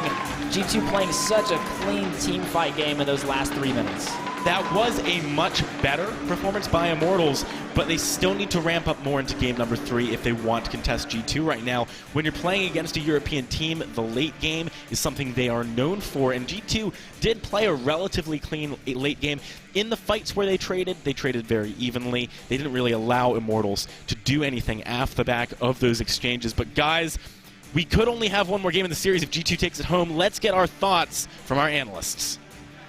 Thank you very much, guys. Another one in the bank there for G2. They are now 2-0 up in this series. Can EU actually have a dream and a hope and a prayer on this one? Can they actually move on into the semi-finals? It's looking likely at this stage. It's looking very likely. I mean, it was likely from the get-go. I mean, again, let's not beat around the bush. This is a number 1 seed versus a number 6 seed at the end of the day. And G2... there'd be much more problems if G2 lost this series than if they win it. Yeah, I think if G2 lose this series, it's kind of like a huge wake-up call for Europe, right? It's like where are we in the standings if we can't win a single game? But you can hear how happy the crowd are about G2's performance there. And just looking across the scoreboard, this one was all about Hundor, and there was a fight late on where you were just pointing out Hundor's positioning. Yeah, it's the CP wrangle. We do not see many CP wrangles, and usually when we do, they don't work very well. But with this composition, when you have a Grumpjaw there and a Finn, you've got such heavy peel. It's all about keeping Hundor in the back line, allowing him to use that Hellfire Brew. And what we're seeing a lot of the time in the team fight. So this is the one that we were talking about, and yeah. So if we roll the replay, should be able to point out Hundor's position. So he's actually separates himself. So all 3 members are going on to the other 2 members of G2. I'm pretty sure that's a big mistake, but it gives him such a good opening to go into this Dienzio and land that Hellfire Brew there. But unfortunately, it does leave Dienzio in a really good position to get that. At the same time, though, that's a Hellfire Brew that has no right connecting without getting blocked. They had full vision of Hundor there. It came from a long distance away. I mean, it feels like the live buff, maybe it did wear off because the draft was good for Immortals. Yeah. The positioning, for the most part, was good for Immortals. The mechanics were, honestly, you have to be honest, the mechanics were terrible this game. That was really bad block usage. Even though they had 3 reflex blocks for Dienzio, there's no way that should have hit. It happened a couple of times where they had some really good blocks, but the really bad blocks were what cost them that game. All right, well, we are into the draft once again. Koshka and Lyra taken away, and Glaive locked in, taking that one away from the comfort pick of Immortals. Well, we were talking about this before this game, is that Immortals, the thing about Immortals, and I think what makes them not as strong as G2 perhaps in this series, is that their hero pool is definitely not as wider. And I feel that in this tournament in particular, there's a lot of focus on the jungle and who the jungle is able to pick up. And by denying some of the hero pool away from Vains and Sui Generis, it puts them in a risky position in the draft, and it gives G2 Esports a little bit more of a leeway in controlling what they get and what Immortals get as well. So locking in the Ardent on this one, are we likely to see a Grumpjaw ban then, going on that line of logic of removing the jungles away from the lineup of Immortals? There's a good chance that Grumpjaw will be taken away. Both of these teams have been putting a lot of emphasis on the Grumpjaw, so whether it's Immortals or G2 that bans it away, I don't expect it to make it into the next round of picks. Well, I'm going to have to agree with you. I don't expect to see Grumpjaw at all. But then again, the last time we did see the Grumpjaw ban in this series, we did see the Alpha picking up and had a major impact. And I actually feel if G2 pick up the Alpha, that's going to be very, very detrimental there for Immortals. And it's going to struggle to see how they're going to counter that, maybe with a Lance. Okay, we'll have to see what they are going to opt for in the end. The Grumpjaw does get banned away, but a lot of bonus time already used there by Immortals, really considering their options and building up not just the next couple of picks, but an entire pick and ban strategy, I feel, during that time. I think part of it was also trying to decide, do they want to ban the Grumpjaw or leave it open and try and pick it for themselves? That was probably what a lot of that discussion before that ban was. Absolutely. Well, Vox going to be banned once again in this series, and now we got on to the last few picks. And honestly, G2, they've still got things wide open. With that glaive, it could be captain, could be jungle. There's different routes they can take with this one, but the Gwen going to be the pick for Immortals. Zio, I think, seems to be comfortable on this Gwen. Looked very animated before that pick was taken, so maybe a little bit of discussion or debate going on there, but DNZO saying, this is the Gwen, I want the Gwen, pick this hero for me here, and we'll see if he can make it work. Absolutely, and now over to the side of G2 Esports. They're currently 2-0 up in this series. They are sitting in a very comfortable position, and they're happy to lock in that Lance once again. Oh, I believe they haven't actually played Lance in this series, but we've seen Lance. Once again, still counts for them. Regular season, they played it 15 times. 4 more games on the Lance than any other hero for G2. And Adagio going all the way down to the last pick on the A side. And now Immortals just to finish off their draft. What are we expecting here? What I'm expecting is Hundo to be on that Adagio, taking a very comfortable back foot. He's all about the position. This is very much, again, protect Hundo in this.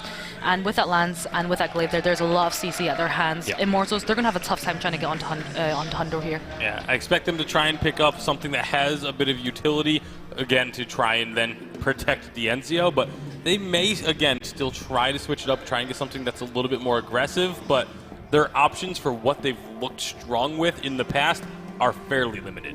Absolutely, and just 5 seconds for Immortals to lock in their jungle here. Looks like it's going to be Black Feather coming out on this one, so this could be a pretty bloodthirsty game, I think it's fair to say. There's a lot of potential lockdown. The Black Feather is able to dive onto Adagio, and if you can get that with a Gauntlet trapping the Adagio, and there's not much room for escape there. If you're in a Gauntlet, you're in a Gauntlet. You need to use your Reflex block to get out. 2-0 to G2 right now. This could be their chance to finish things off in style for a 3-0, guaranteeing themselves first seed tomorrow. Who do we think is going to be able to take this one? I'm still with G2. I think the only way Immortals take this is if they drastically improve their gameplay from the last game, and I just don't see that happening, unfortunately. All right, so the desk is in favor of G2. I believe the crowd is in favor of G2. Let's see how the cast is feeling as we start off Game 3. We are feeling great, Munch. Man, G2 Esports, they got to be feeling pretty good right now as well. They are 1 win away from making history for Europe as a region in Vainglory, but they got to be careful not to let that get to them, right? Right, that's right. I mean, there's a lot to think about. Immortals is still, they're still a strong team. Still got a lot to have to break down, and the second game was much cleaner. We did talk about that from them, but this is Game 3, and reverse sweeps are a thing, people. Can't forget about that. They absolutely are. Also, some comfort coming across here for Immortals. I believe we have seen Vains do strong work on that Black Feather before. We've also seen Dienzio do a lot on the Gwen. So if they have a composition like this, maybe they make it happen. Guys, Europe is so close. We're on to the Halcyon Fold for game number 3 of the series, Immortals versus Hammers. This could be a new historic page. I mean G2. We all knew. When I said G-Who earlier, that's not exactly what I was going for. But a lot of aggression coming out right away. Oh, Suijay is not in a good spot. Good damage coming out of Hundor. He's looking for this kill. It is going to be picked up by Keanu Nakoa. First blood, 44 seconds into this game. G2 Esports, they're going to be able to push the jungle as well and really take the game by the reins. Making a statement. I'm actually confused at why Suijay was even close enough to be in a position to get impaled and then afterburned afterwards. Like, you have a lot of time to see them coming into the bush. You've got your Vanguard available. Just use it a little bit sooner. Have Dienzio there to help you out. But perhaps a little hubris there for the invade potential of G2. Europe perhaps not known very much for early invades, but it is Adagio, it is Lance, it is Glaive. This is a really strong composition. We actually used to see this quite frequently. It's been a little while, but quite a dangerous comp on G2 right now. On the plus side for Immortals, nowadays, if someone gets an early first blood that early into the game, it's unlikely they're going to go back to base to spend that gold because they want to exert the pressure that enables on the map. As a result, you then have a little window where there's not that itemization difference. So G2 Esports, now they're making their move back to the base. You can see Keanu Nakoa picking up a decent amount of defense. It could become quite difficult for Immortals to take him down in these early game skirmishes. Yeah, and I want to think a little bit about how this early game is going to be set up because Vanes is going to be looking to scale. He really wants to get level 8 on Blackfeather. That's where the poke comes out. That's where you're able to actually get a lot of damage down. There is a little bit of a healing component coming from G2 with this Adagio, but any significant poke throughout this game is going to be important. But the early game in this Glaive pick is even more important because Immortals cannot get starved out. They cannot get picked. They can only afford to basically die as much as they have right now. That way Blackfeather doesn't get pushed too far behind. It's very exciting to see Dark Potato back on this Glaive pick, something he used to play a lot in previous seasons. He is very effective on it and certainly can push the tempo of these games with lots of ganks early on. We have seen Hundor play a decent amount of this Adagio in the past as well, and he certainly knows how to make it work. So G2 Esports, they're on comfort as well, as much as I mentioned it for Immortals earlier on.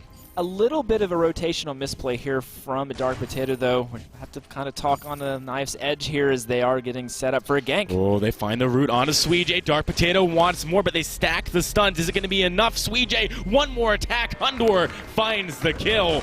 G2 Esports kicking things off with a lot of aggressive plays. I mean, the fact that Vanes went down, I was just, we went in a little there, but probably doesn't want to take that team fight because it is a 2v3 on the map right now, so Vane's just going to back up. But they actually let Blackfeather take the Elder. What I was saying before is with the pressure G2 got, they weren't really tracking the timing on that spawn, so a little bit of a misplay, but they actually ended up going up to lane, and since Vanes had went home to shop, wasn't there to help contest for that gank, and Sujaneris goes down. So Swedish, we actually praised him quite a lot yesterday for stepping in and really being the linchpin for that Hammer's defeat.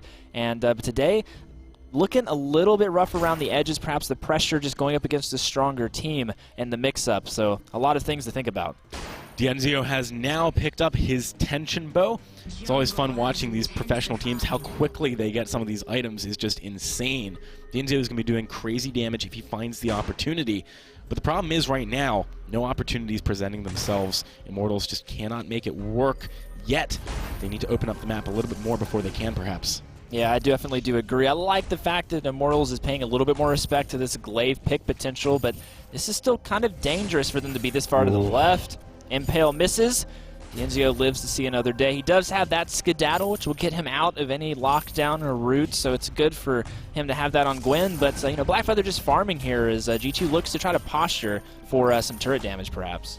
Yeah, G2 moving up now could go for that. Keanu not going to land the root again. Vanes is here to back up Immortals as well. Hundor with the burn damage onto every one of Immortals, though, is very threatening. See them being a little bit cautious about going in for the initiation. Hundor does not have a heal available for himself just yet. Vanes moving forward a little bit. Dark Potato takes some good damage, but G2 Esports is going to play it safe. They're not going to bite off more than they can chew right now as they back up towards their turret.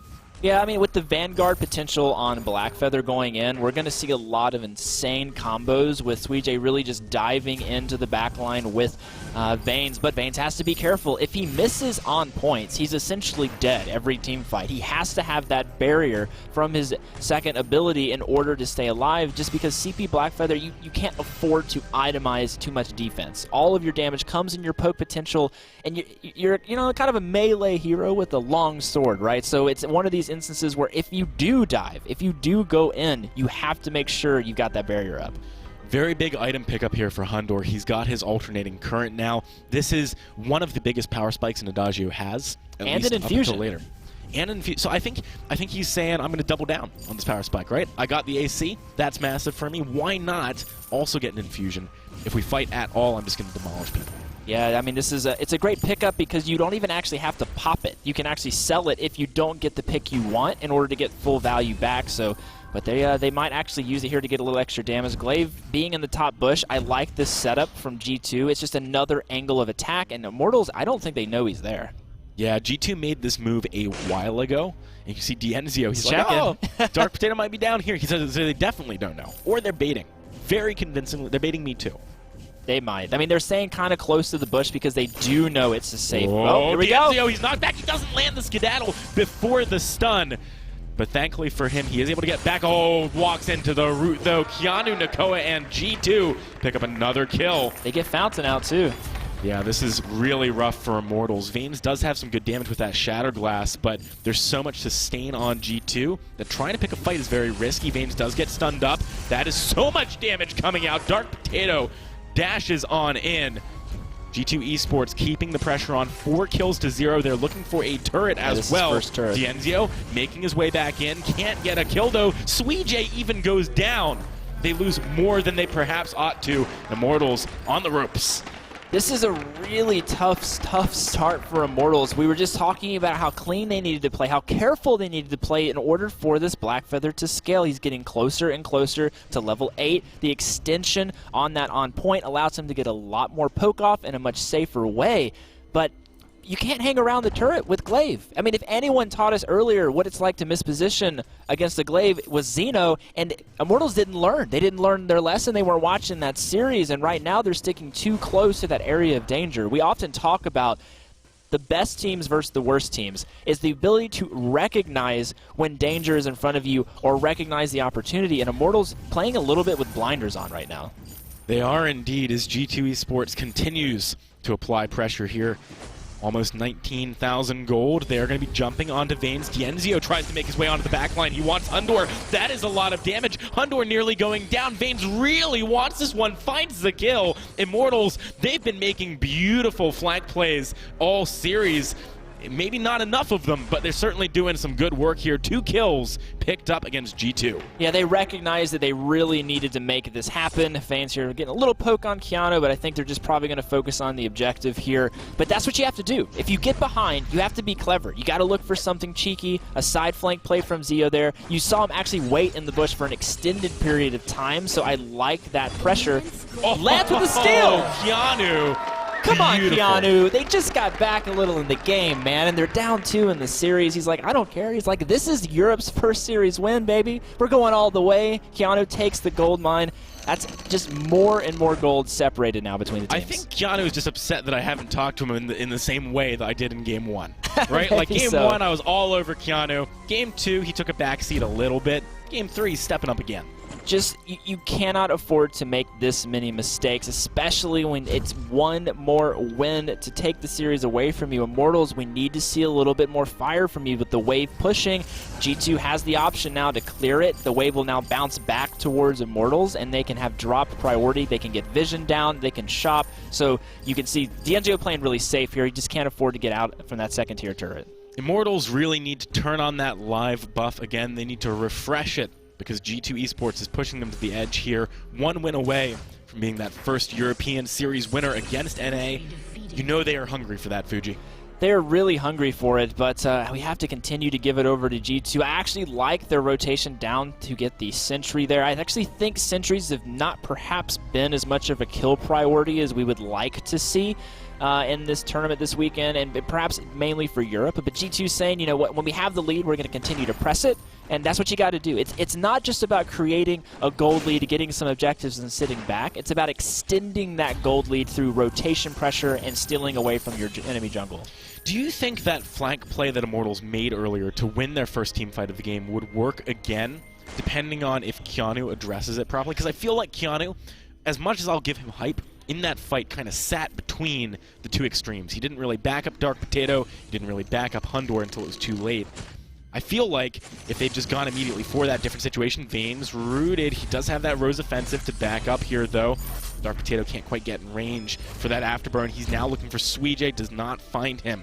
With Dienzio coming back infusion. in, that's the gauntlet going across. Kiana with a nice Githian wall to buy time. Hundor is very low, though. He gets stunned up a little bit. Here comes the first. He can't get it down. That is huge. Immortals with a turnaround fight. Keanu just going to bail on this one, trying to maybe make some kind of a sneak play around the side, maybe take down Suijay, but it's not going to happen. Hello, Keanu, Dienzio. Man, Immortals, that was a nice fight from them. Let's talk about how that fight went in their favor. Candy comes out on the Crystal Miner, a big buff of extra damage there for them. Dienzio, the most critical component of this team fight was he blocked the Atlas on the way to Adagio. If he had not done that, they would have lost the team fight. That's the difference, people. That's the difference it takes. If you're going to be a carry in a pro-level game, you have to be blocking these Atlases consistently. There's only one right now, though. It's easy to do that. Once Dark Potato very likely gets his own, it becomes an entirely different game for this Gwen. So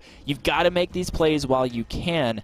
Impressive. Immortals not backing down, feeling strong. They had the gauntlet, they had the infusion, they had the block on the Atlas, and they won the team fight. I love that Hundor is picking up some defense here. I think we've seen in the past couple of fights that he does blow up a little bit too quickly to the burst damage of Dienzio, and Vanes is great at hunting you down and executing you on that Black Feather, so he needs to be self-sustaining. He can't just rely on Keanu.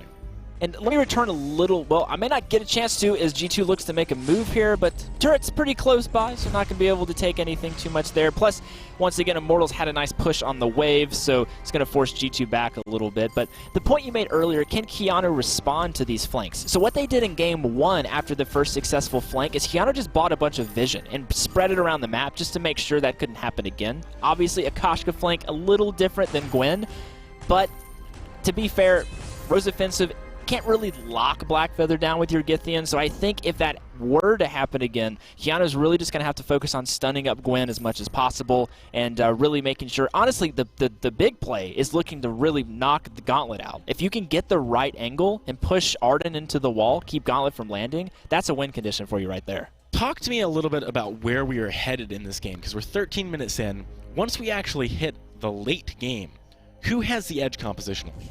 The edge late game actually, it's kind of interesting because while Adagio has a ton of damage late game, it actually turns more into the utility abilities than it does straight damage. A lot of times we focus on things like Scarf and Baron being late game powerhouse picks that just do a ton of damage. It seems almost uncontestable, but in this game it's a bit different. Ace is high, Gauntlet actually landing and stunning, enough poke damage coming out for the burst from Gwen to matter from Blackfeather. That's the win condition. For Adagio, it's all about keeping him safe and making sure he can do consistent damage throughout the team fight. And once again, utility, Glaive Afterburns, Githian Walls. All right, Immortals, they're feeling more confident than they had earlier on in the game, starting to move up.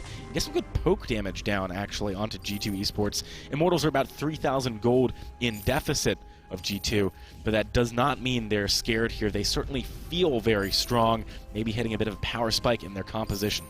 They really need to clear this scout trap out that's sitting underneath where their middle treant spawns. This is giving a lot of information over to G2. Rotational information. You can see, like, so they know that they're not there. We see Gwen appear in lane. Vanes is pretty far away making moves to this tri-bush, so it should be a secure from G2. Immortals, they nearly get that stolen away. Gauntlet goes Great down. Gauntlet coming through. Hundor has to pop that reflex block, walk on out of there. Keanu cannot do the same, taking so much damage. It is going to likely, just barely be a kill from Immortals, and they're looking for more. Hundor for the main target. He's so close to going down, he does fall. Dark Potato wants to find some kind of turnaround, but he is very low, and Vanes is on the hunt. Dark Potato, one more attack would do it. He's got to be careful of D'Enzio, though. The Crystal Sentry nearly takes him down, but Immortals find the ace. They do not want to be Fuji, the first team to fall against Europe from North America. They're still in this game, and they're going to get the Kraken. And the Gauntlet started everything off. G2 with the clean secure of the gold mine had the opportunity to just leave there. Even if Keanu gets caught and he goes down, just back up, get out of there. You've got Afterburn, use it to escape. G2 hangs around. They think perhaps their lead is enough to be able to do the damage necessary. Sentry alive. It was almost enough. But now, with Kraken on the board, and Immortals really needs this Kraken to push, they could easily get 2 turrets here.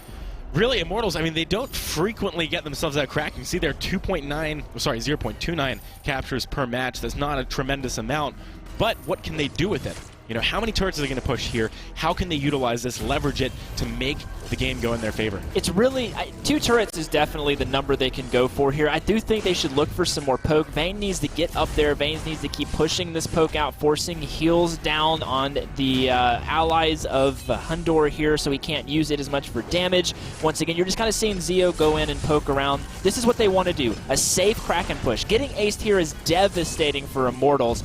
Really devastating for G2, but that pressure just isn't there. They're going to let Kraken look to finish this turret. They might have left a little too early here, though, Jackson. Kraken going to probably be taken down before this turret falls. One more hit. Just barely, yeah. G2 mid-swing. Kraken went to raise the roof. If she would have just punched it, that would have been it.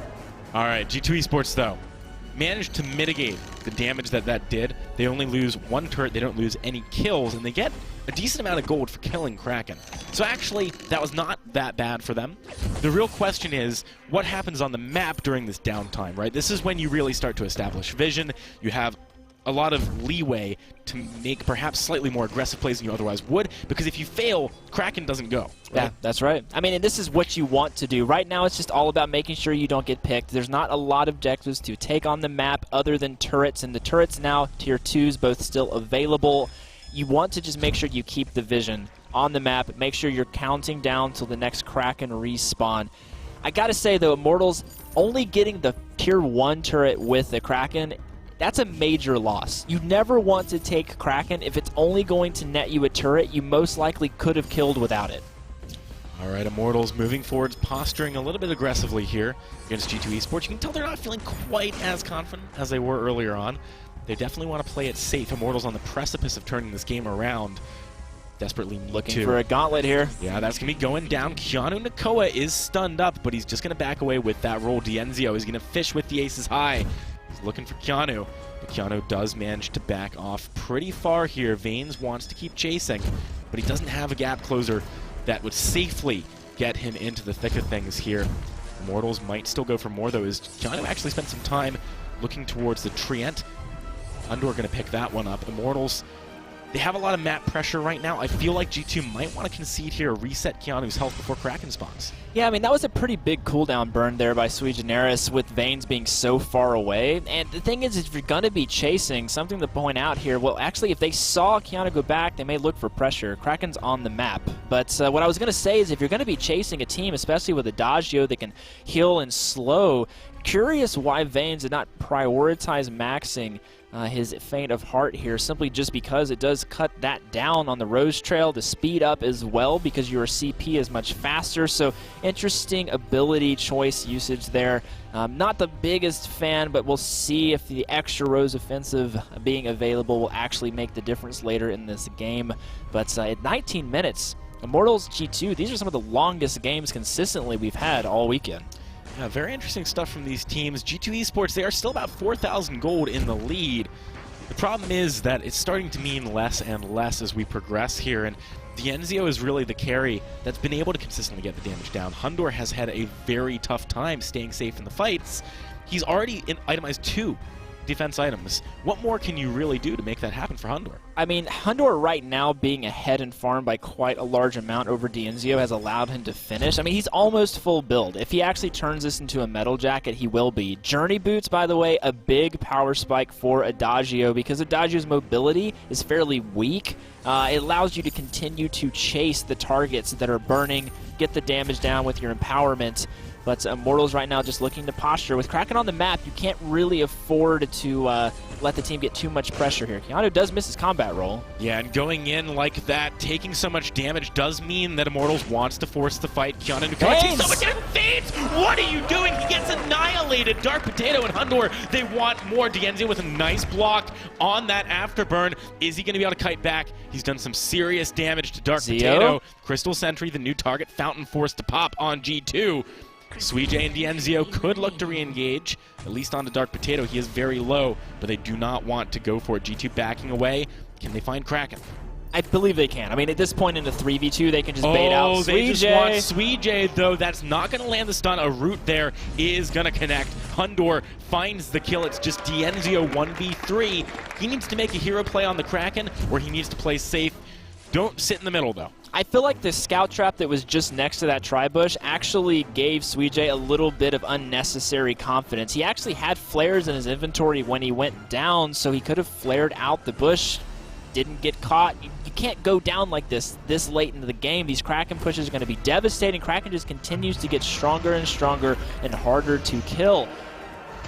That was very dangerous play, though, by Vains. We talk. I feel like this is a thematic conversation we've had right now, but Blackfeather, squishy on the CP path. If you're not hitting your on points and staying safe, you're going to die almost instantly. Adagio very effective at taking this Blackfeather down once the burn gets on him. So Hundor, he's full build, and he's looking to take this game and take this series here with this potential Kraken push. At least 2 turrets are going to go down. All right, well, on average, G2 hasn't quite been able to pull that one off, but they're looking to do it here. Keanu has taken a decent amount of poke, but Kraken's still very healthy. Hundor, he's moving around below, trying to edge into position where he can hit the turret. Doesn't have the longest attack range. Oh, double root. That could be big. Dienzio stunned up against the wall. Hundor, he wants the damage. Moving on under, but he does get stunned up. The verse, will it connect? Get him! Yet again, he gets shut down during that one. That is going to be a kill coming out as Dienzio gets away on 44 health. Keanu Nakoa cannot escape. G2, they get aced, but they do find 2 turrets with that Kraken push. Oh, G2, yes, you get your turrets, but you also get aced, and you give Kraken gold over. This is a big swing back over to Immortals. You're at a 6,000 gold lead, and you're just closing it because of mistakes. Kraken pushing is so important to do it efficiently effective. They bit off more than they can chew. Suijay with a great gauntlet keeps Dienzio alive. You can play the patient game. It's 20+ minutes. You don't have to dive. You don't have to go for the hard finish. G2 just a little ahead of themselves there. You know, if Hundor had been able to get off any of these verses right before he died, you would have seen that like crazy turnaround that sometimes happens. But really, he hasn't had that opportunity yet. Good focus fire out of Immortals. Now, there is still, of course, this gold advantage on G2. And there is still a turret advantage there. But the fights that they've been winning have really been about the mistakes that Immortals are making. The mispositioning, right? If Immortals tighten up their game, how could they come back here? I definitely think Immortals needs to get a quick and clean kill on Adagio. This means that Blackfeather has to engage correctly with his on point, and he can't get chunked out. Suijay cannot have to use his fountain in the first 2 seconds of the fight because Vane's missed positions. They need to be able to keep this up as long as possible because they don't have the sustain. Oh, the boots popped. You can see G2 wants this one. They do get a lot of crowd control onto Dienzio. He's trying to cut in. Hundor, he goes for verse way earlier this fight, finds the damage. He's looking for Dienzio. Great stun! Keanu with the 3-man Githian wall. Vanes cannot execute Hundor. Suijay is not going to get away with 50-second respawn timers on Immortals right now. I do not know if they can defend a push here. Fuji, Europe, they have victory in their sights in London, in the home host region. G2 Esports are looking to be that historical team to take down North America. And with the respawn timers again, as I said, very long for Immortals, they are going to do it. G2 Esports, what a match, 3-0 over Immortals. The first team ever in European history in Vainglory to take a series off a North American team. Records are being broken, Action Jackson, at this event. Whew, what an exciting series, a 3-0, perhaps an expected outcome, but nonetheless, congratulations G2. Way to just prove everyone that you have what it takes. This is a big moment for Europe. They've got a lot ahead of them, though, with Fnatic up later against Team Solomid, and G2, of course, playing in the semis tomorrow. I have to admit, G2 looked very strong, but at times, there were moments where they overcommitted. They've got to tighten up their game as well heading into tomorrow, I imagine. Immortals, you got to give them props for coming in and doing as well as they did. Suijay stepping up for the team, subbing in, trying to make it happen. They had an incredible upset yesterday. I mean, they still got to feel good taking down Hammers the way that they did. But man, G2 Esports, very strong opponents, tough for them to deal with here. This is the way you want to win, though, if you're G2. It really needs to be a clean 3-0. So when you go into day 3, your confidence levels are high. You know you didn't struggle against a bottom seed team from North America. It was important for them to win, but it was more important for them to win cleanly and dominant. I think we've got to re-look at G2 in terms of who we're watching on that team as well. Keanu Nakoa made a big case for himself to be a player to watch heading into tomorrow. Hundor was definitely still a rock, definitely still a very convincing performance from him. But for example, in that game 3, we saw plenty of times where he was going down and not able to kite properly. It was Keanu really being the one that was defending him and setting up a lot of those plays with great initiations too. Dark Potato's always been a steady Eddie on the team. Yeah. He really did his job very well, but Keanu, standout player for me. I definitely think that they have a lot to go back and look on tonight as they prep for tomorrow. Just a few things to clean up. Perhaps a little too much reliance on that Versa Judgment from Adagio. Just spending more time auto-attacking with your buff, a little bit more effective. Could have cleanly closed the game earlier, but these were very late games, like 20-plus minute games back-to-back. So a hard-fought series against the lower seed teams. So I want to see G2 really fire up and say, you know what, we won. But yes, the work ahead of us is instrumentally going to be harder. I can't wait to see what happens with them tomorrow, of course, as they move into the semifinals. They are, at the very least, going to be the one European team there. We still might see a second, depending on how our 4th matchup goes today. But G2 Esports, they have a lot riding on their back as a result. The pride of Europe in their home region. They've made the first step. They've been the only team who could actually do that and take home the series, but they've got to push forward and go all the way to make it happen. We asked them, is there more pressure because you are the first seed to make it the furthest in the tournament? And they said, you know what, we just want to do the best we can. We think we can go far, but they say it calm, they say it collected. They're not a super hyped team. The energy is all maintained and held inside, and so far they've showed us they are the best European team. All right, well, that was a great series. We've got a word with the players from G2 as we throw it on over to Dan Gaskin. Thank you very much. Yeah, here with Hundor, who's probably feeling pretty pumped. I mean, you guys, yes, okay, probably favorites coming into this one, but the first European team to ever beat a North American team at a live event, how does that feel for you guys? Well, it obviously feels great, and there were good games, and I'm just feeling happy now. I think the whole of Europe is feeling happy, to be honest, mate. And how did you prepare for this game then? Because you would have had a good kind of chance. You knew you could have played these guys, but of course it wasn't definite. Did you focus on them at all in your preparation, or did you overlook them slightly? For our preparation, we mostly watched the VODs and everything. And we also scrimmed against them, which helped us a lot, but they performed much better than these scrims, and they brought up a hard fight for us. They definitely performed better. They impressed a lot of people at this event. Tomorrow then, it's confirmed now you will be playing against Gangstars, and Gangstars have a lot of fans here, but you've also got the home advantage with the Europe region behind you. How do you fancy your chances against Gangstars? Well, originally we should have actually played against Gangsters. Everyone was expecting Hammers to win and Gangsters to win, so I'm feeling confident because we did already some preparation against Gangsters, and they also struggled against Team Secret. you looked flawless in that game, so you have every right to feel confident. So best of luck tomorrow. Congratulations again. Let's throw this one back up to Munchables on the desk to analyze that post-match game. Thank you very much, guys. What a series for G2. What a series for Europe. We can celebrate now. We finally won a series over America. It's been a long time coming, but it's finally here. Jinyi, you must be over the moon. I really am. Bacon could see how happy it was that we did it. G2. Even Bacon, an American analyst, can't help but hold back smile. I mean, I expected. I'm smiling because it's what I predicted. So my predictions stay correct. Still a little heartbroken to see the streak finally snapped, but at the same time, I do want Europe to celebrate finally getting the win, but you have to rein it in a little bit because 2 reasons. One, tournament's not over. You still need to show up tomorrow, and 2, that was the 6th seed from North America.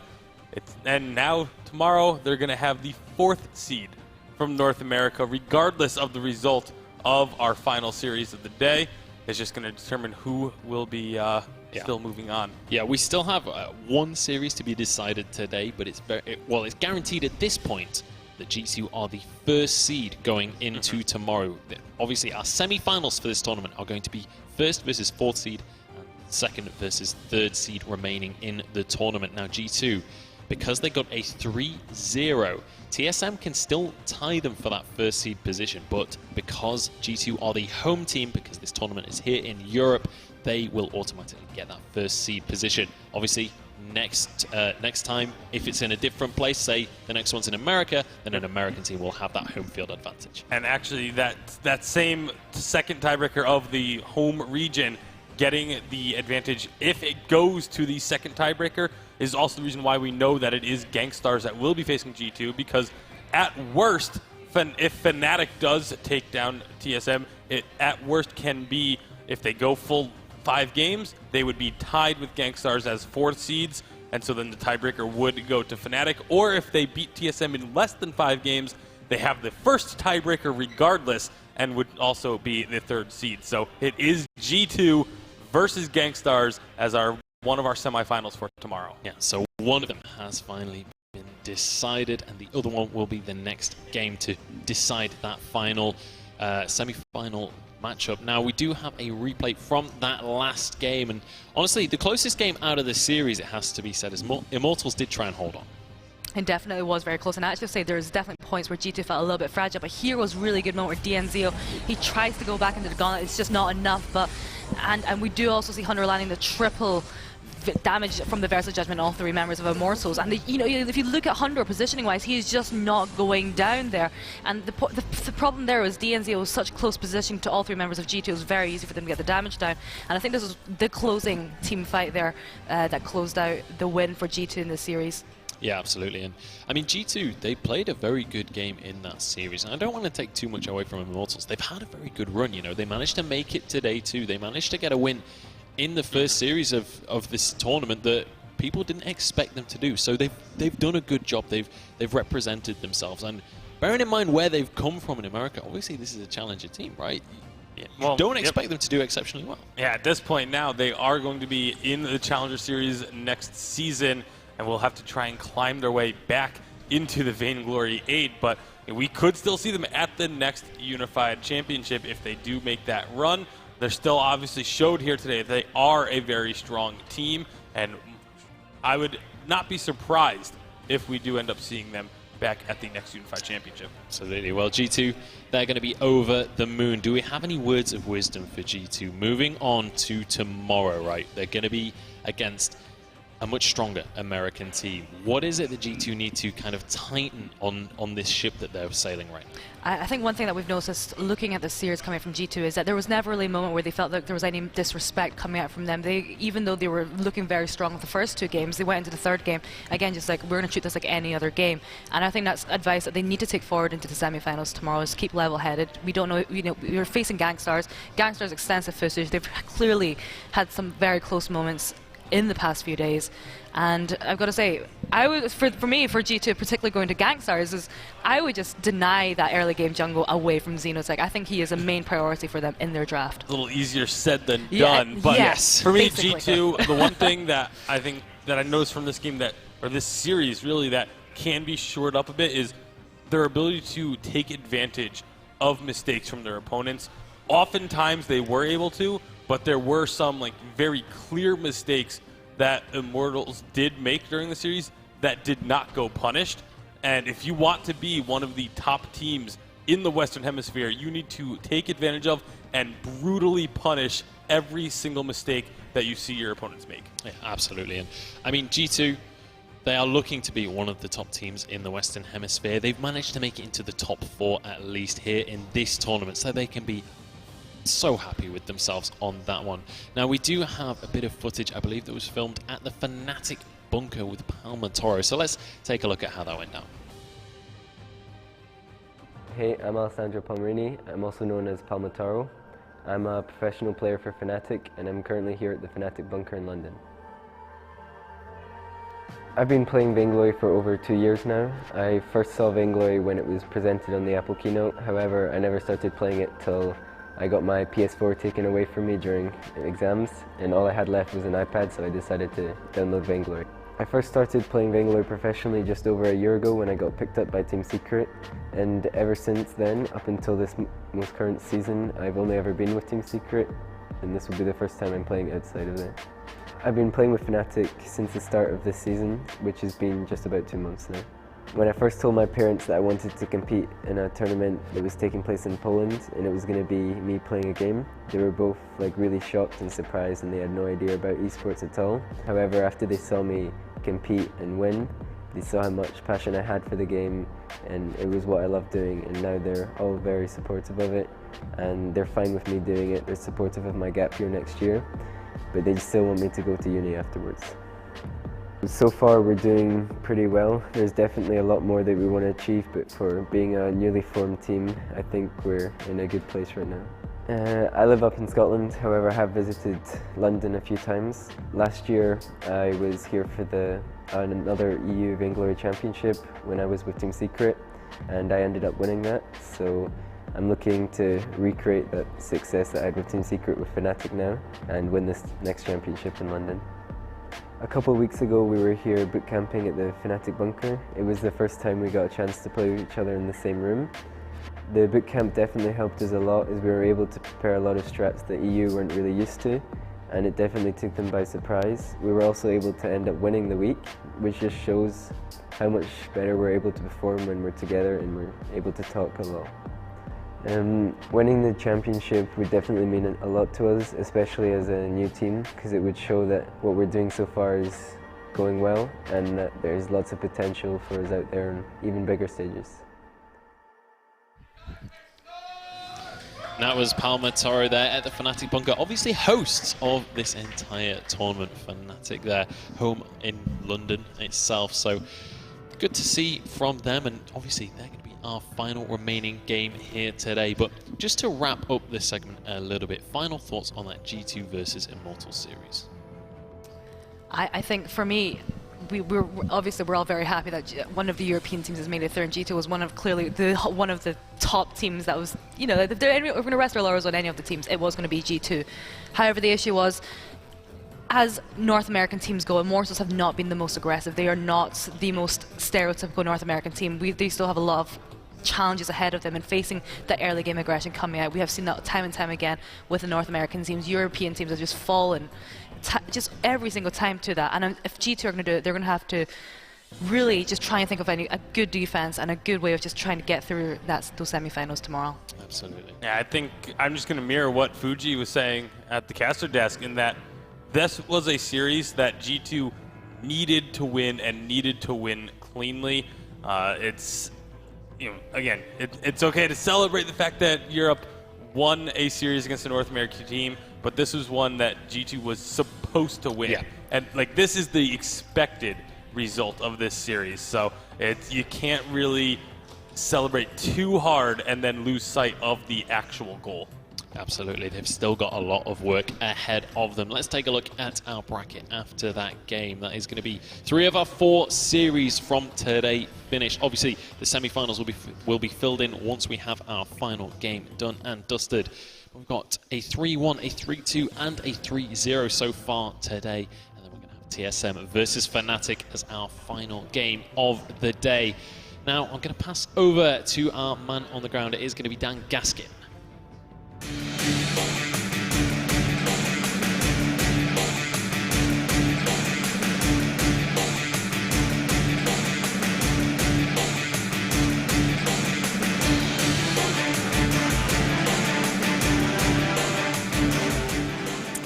Jaws? Yeah. Scoundrel? You would make fantastic teammates. Good job. Nice. I bailed at the end. I cracked up at the end a little bit. I couldn't help it. We tried to stay serious. Anyway, guys, 2 phenomenal Vainglory casters. How does it feel to be casting this game, and what's it like being a Vainglory caster? It's one of the best games I've ever casted for sure. I mean, thick and fast action every single second. I mean, we've seen the last few games, like, they're fighting every 1 to 2 minutes or so. I mean, yeah, it's phenomenal. And Scoundrel, you're obviously a color caster, so you have to be in depth with the meta and all the builds. How do you keep up with that? Do you play the game on a regular basis? Yeah, I mean, I started playing pretty heavily in December time, got up to tier 10, which is the highest sort of blanket tier. Sort of really put a lot of work in, and there's a lot of depth to it as well. I really, really enjoy how much depth there is to Vainglory, and I find it incredibly fun to kind of work things out. So, yeah, it's been really fun for me as well. It's definitely an enjoyable one. I'm new getting into it, but hopefully you guys can carry me a little bit, get me to that higher rank. We've just seen the first European team actually take a win against North America. We're obviously from England. We were backing them. How are you feeling about that victory for G2? I think it was expected. I think if G2 lost that, it would have been an upset. I think Immortals have done incredibly well to get here. I think even getting through the first round was good for them, but G2 are just too strong at the end of the day. It's good to have at least one European team on the final day here at the Unified Western Live Championships. It could be 2. It could be, yeah. Next up, we have Fnatic, of course, playing against TSM. America's best, or North America's best, against Fnatic. How do you see that one playing out, Jaws?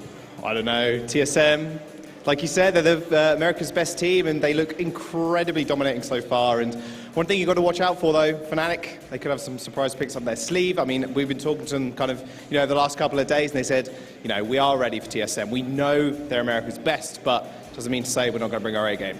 Yeah, Fnatic definitely have that underdog status, and they'll be feeling like they can win it. They're not going to go into it thinking they're going to lose, of course. All right, final predictions. Who's going to win the whole event? Oh. I want to say TSM, but it's going to be a very, very close final, whoever makes it there. You didn't really give me a prediction there, did you? No, I didn't. TSM. Okay, TSM. And for you, Scoundrel? My brain says TSM, but my heart says G2. So, being European, I'm going to have to say G2. That almost turned into a song then, didn't it? Yeah, I know. No, I'm not going to go there. Anyway, where were we?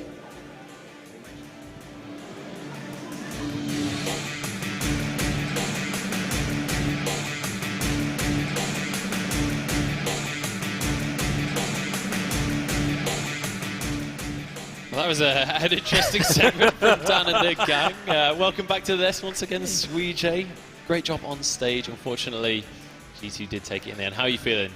Yeah, I feel unfortunate for NA peeps. Sorry, guys, let you guys down. However, G2 is such a good team. It definitely deserved that win. And thank you for my team for the games. It was a lot of fun for sure. Yeah, and I don't think you guys can go home too unhappy with that one. You had a great performance on day one. I think you've done a good job regardless. But now we're moving on to the next series of the day. It's TSM up against Fnatic. Fnatic being, our home team, essentially. They are hosting the tournament. They've got their bunker here and their head office here in London as well. They're going up against TSM. TSM, where do you even start? The American powerhouse, the household name, if you will. They're kind of like the stereotypical American all-star squad, right? How do we see Fnatic going up against this one? I don't want to paint it too harshly, but it definitely feels like this is an uphill battle for our boys in orange. I mean, it absolutely is. That's no real other way around it. It's going to be a very difficult matchup for Fnatic, and it's one that many people, I think, have Team Solomid pegged to take the victory, but upsets happen. That's why we play the games, just in case. You never know if a team's going to come out and maybe they have the secret to taking down Team Solomid. during the regular season, no one expected Hammers to be able to take down Team Solo Mid once, let alone twice, or even 3 times in the regular season. And Hammers was able to surprise everyone. Fnatic may be able to do the same. Absolutely. And well, we haven't actually seen TSM here on the stage just yet. Do we feel like that's going to be a factor coming in? Obviously, they've had the extra time to scout their opponents, but also they might be a little bit rusty, maybe not quite warmed up, or maybe even just land jitters. However, this is a very experienced team. Yeah, I doubt they'll be jittery, but there's no footage on them on this patch from a tournament standpoint. So like G2 did their research on us because we played the day before, I think that really puts Fnatic at an uneasy territory because they don't know what to expect. And TSM as a team, if you look from week to week in the splits, their meta has shifted every time, and they usually change the meta as well. So it's really hard to predict what to do in terms of ban draft against TSM. It's always going to be difficult when you're going against the leaders of the pack. Well, it's time to meet our first team in this series and start to get things underway. Please welcome, representing North America, the #1 seed, Team Solo Mid. Look at them there, Team Solo Mid, as I said it, the American first seed, and looking confident, looking calm, cool, collected. They don't look like they've even got much going ahead of them here. It looks like they're just going into a casual game right now. Yeah, very difficult to read these guys. They don't really show a whole lot of emotion during games until the very, very end. I mean, I've even seen them win events and still just look very stone-faced and not even like showing the level of excitement you would expect. So for them, you got to figure they're going to be coming in treating this like just another day at the office. And also, you've got to expect that actually, surprisingly, there's probably quite a lot of pressure on their shoulders in this one. Like, if you're TSM, the #1 seed from America, basically all of America's hopes behind you, right?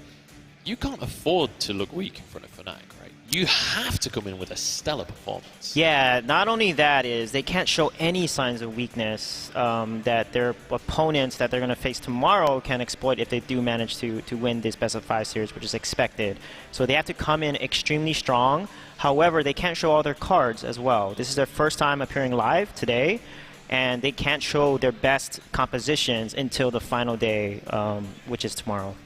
Yeah, it's going to be difficult to kind of be able to win these games without breaking a sweat while still holding back all of your strategies, because it's very likely at this point that if TSM do win, they're going to be going up against Cloud9 in the semi-finals. We'll talk more about that later, but you know, they've got a lot still ahead of them in this tournament.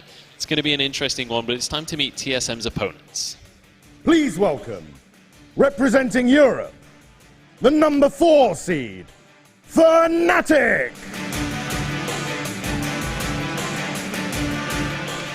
There they are, Fnatic, the home team, the home favourites and probably the crowd favourites for this one as well. They've got to be going in strong here. They have to keep their heads held high. They have to go in with confidence and really bring their A game. That is the way that they take this series, is coming in strong, keeping their heads high, and you know, making Fnatic fight their game instead of the other way around. Yeah, it's going to be difficult, but you have to be up for the task. You know, a lot of people say, oh, we have a rough road because we have to go through Team Solo Mid. Well, if you want to be the best team, you have to be able to beat everyone, not just the lower seeds. And so Fnatic, they have their chance to beat one of the best here right now if they can pull this off. Yeah, and that's a really good point as well. If they can pull this off, Fnatic, they will be rewriting the history books. Oh, yeah. If they go through to the semi-final tomorrow after beating TSM, like, I don't even want to open that can of worms just yet. Let's not get ahead of ourselves. But we did chat to TSM, so let's see how our stone-cold favorites were feeling coming into the tournament.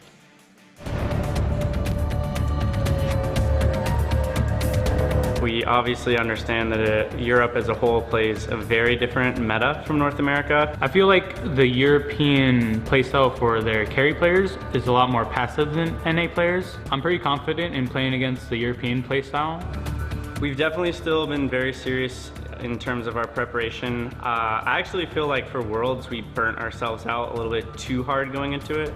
So we toned things back a little bit. I mean, we still scrimmed a ton. 6 to 8 hours scrim. and then I will do some extra solo queue, 2 to 4 hours like every day. I wouldn't really say there's any teams that I'm heavily concerned about. As a whole, I think European teams are going to make names for themselves this spring championship. I think that they have a lot to prove with a huge chip on their shoulder, and I think that they've prepared very well. And particularly from G2 and SK Gaming, I expect them to be very, very strong.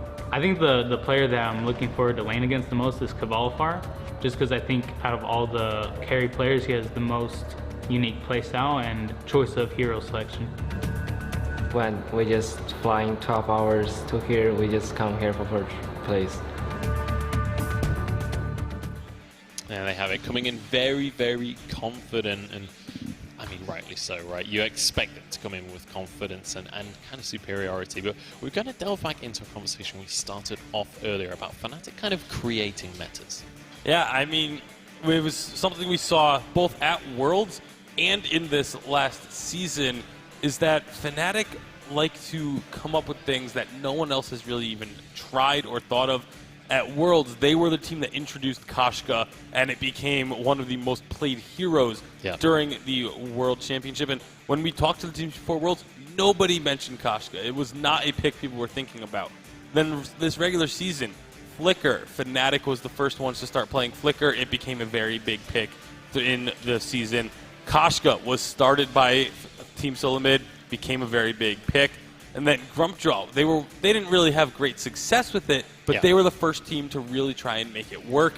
This is something that Team Solomid has a reputation for, and it's almost upsetting that they didn't play until this late in the event, because now we're going to finally get to see what they had up their sleeves. We've already got the majority of games out of the way, and we're finally going to see TSM coming on to the field. But let's see our head-to-head, the two big star players to watch in this matchup. Von C for the likes of TSM up against Palmatoro on the side of Fnatic. Obviously, all of our statistics brought to you by VGPro.gg. If you want to see some statistics on solo queue and things, make sure to head over there. But give me a bit of context as to why these guys are the ones to watch. Yeah, because for Palmatero, this is all about pride. If you can beat Von C, who's one of the best junglers in the world, you're going to put your name, you're going to make a name for yourself and put your name out there. And it's going to be interesting because he loves Samuel, and Von C is excellent on Sky. So to see that matchup in jungle play out is going to be very exciting to watch. Absolutely, if we get to see it as well.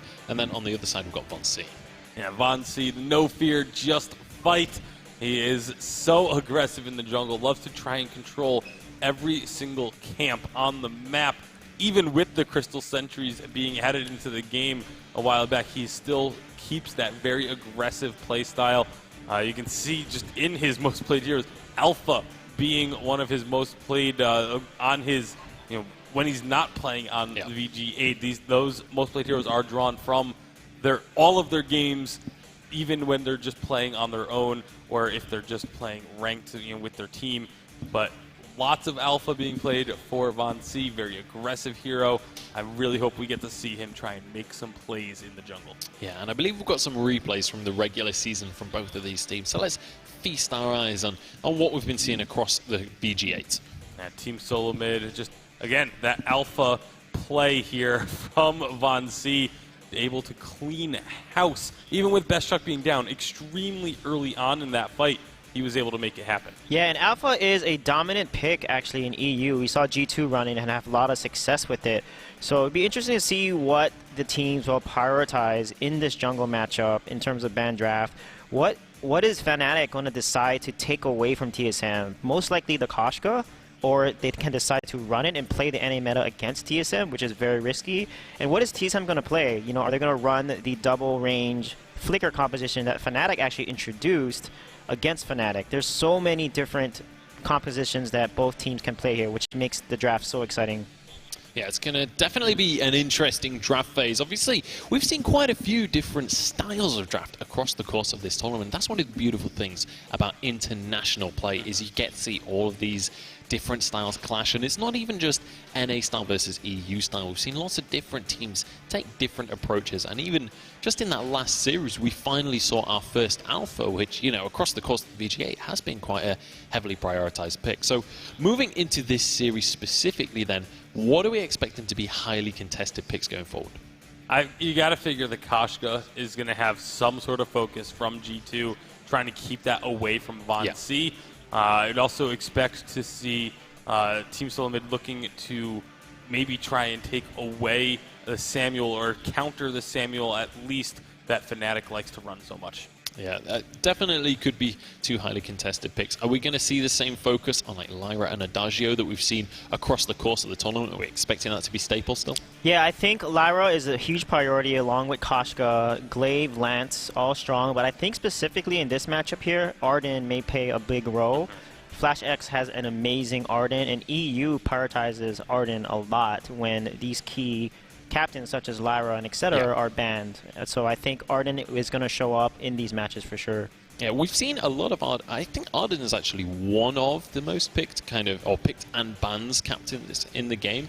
I mean, obviously there's Lyra and Adagio who've been kind of the very top of the scale, but once those are taken out of the picture, once they're starting to be banned, then you see things like Arden really step up to the plate, and especially with Grumpjaw being so popular, works incredibly well in conjunction with that. We're just a few moments away from our draft now. We should be able to get this one underway.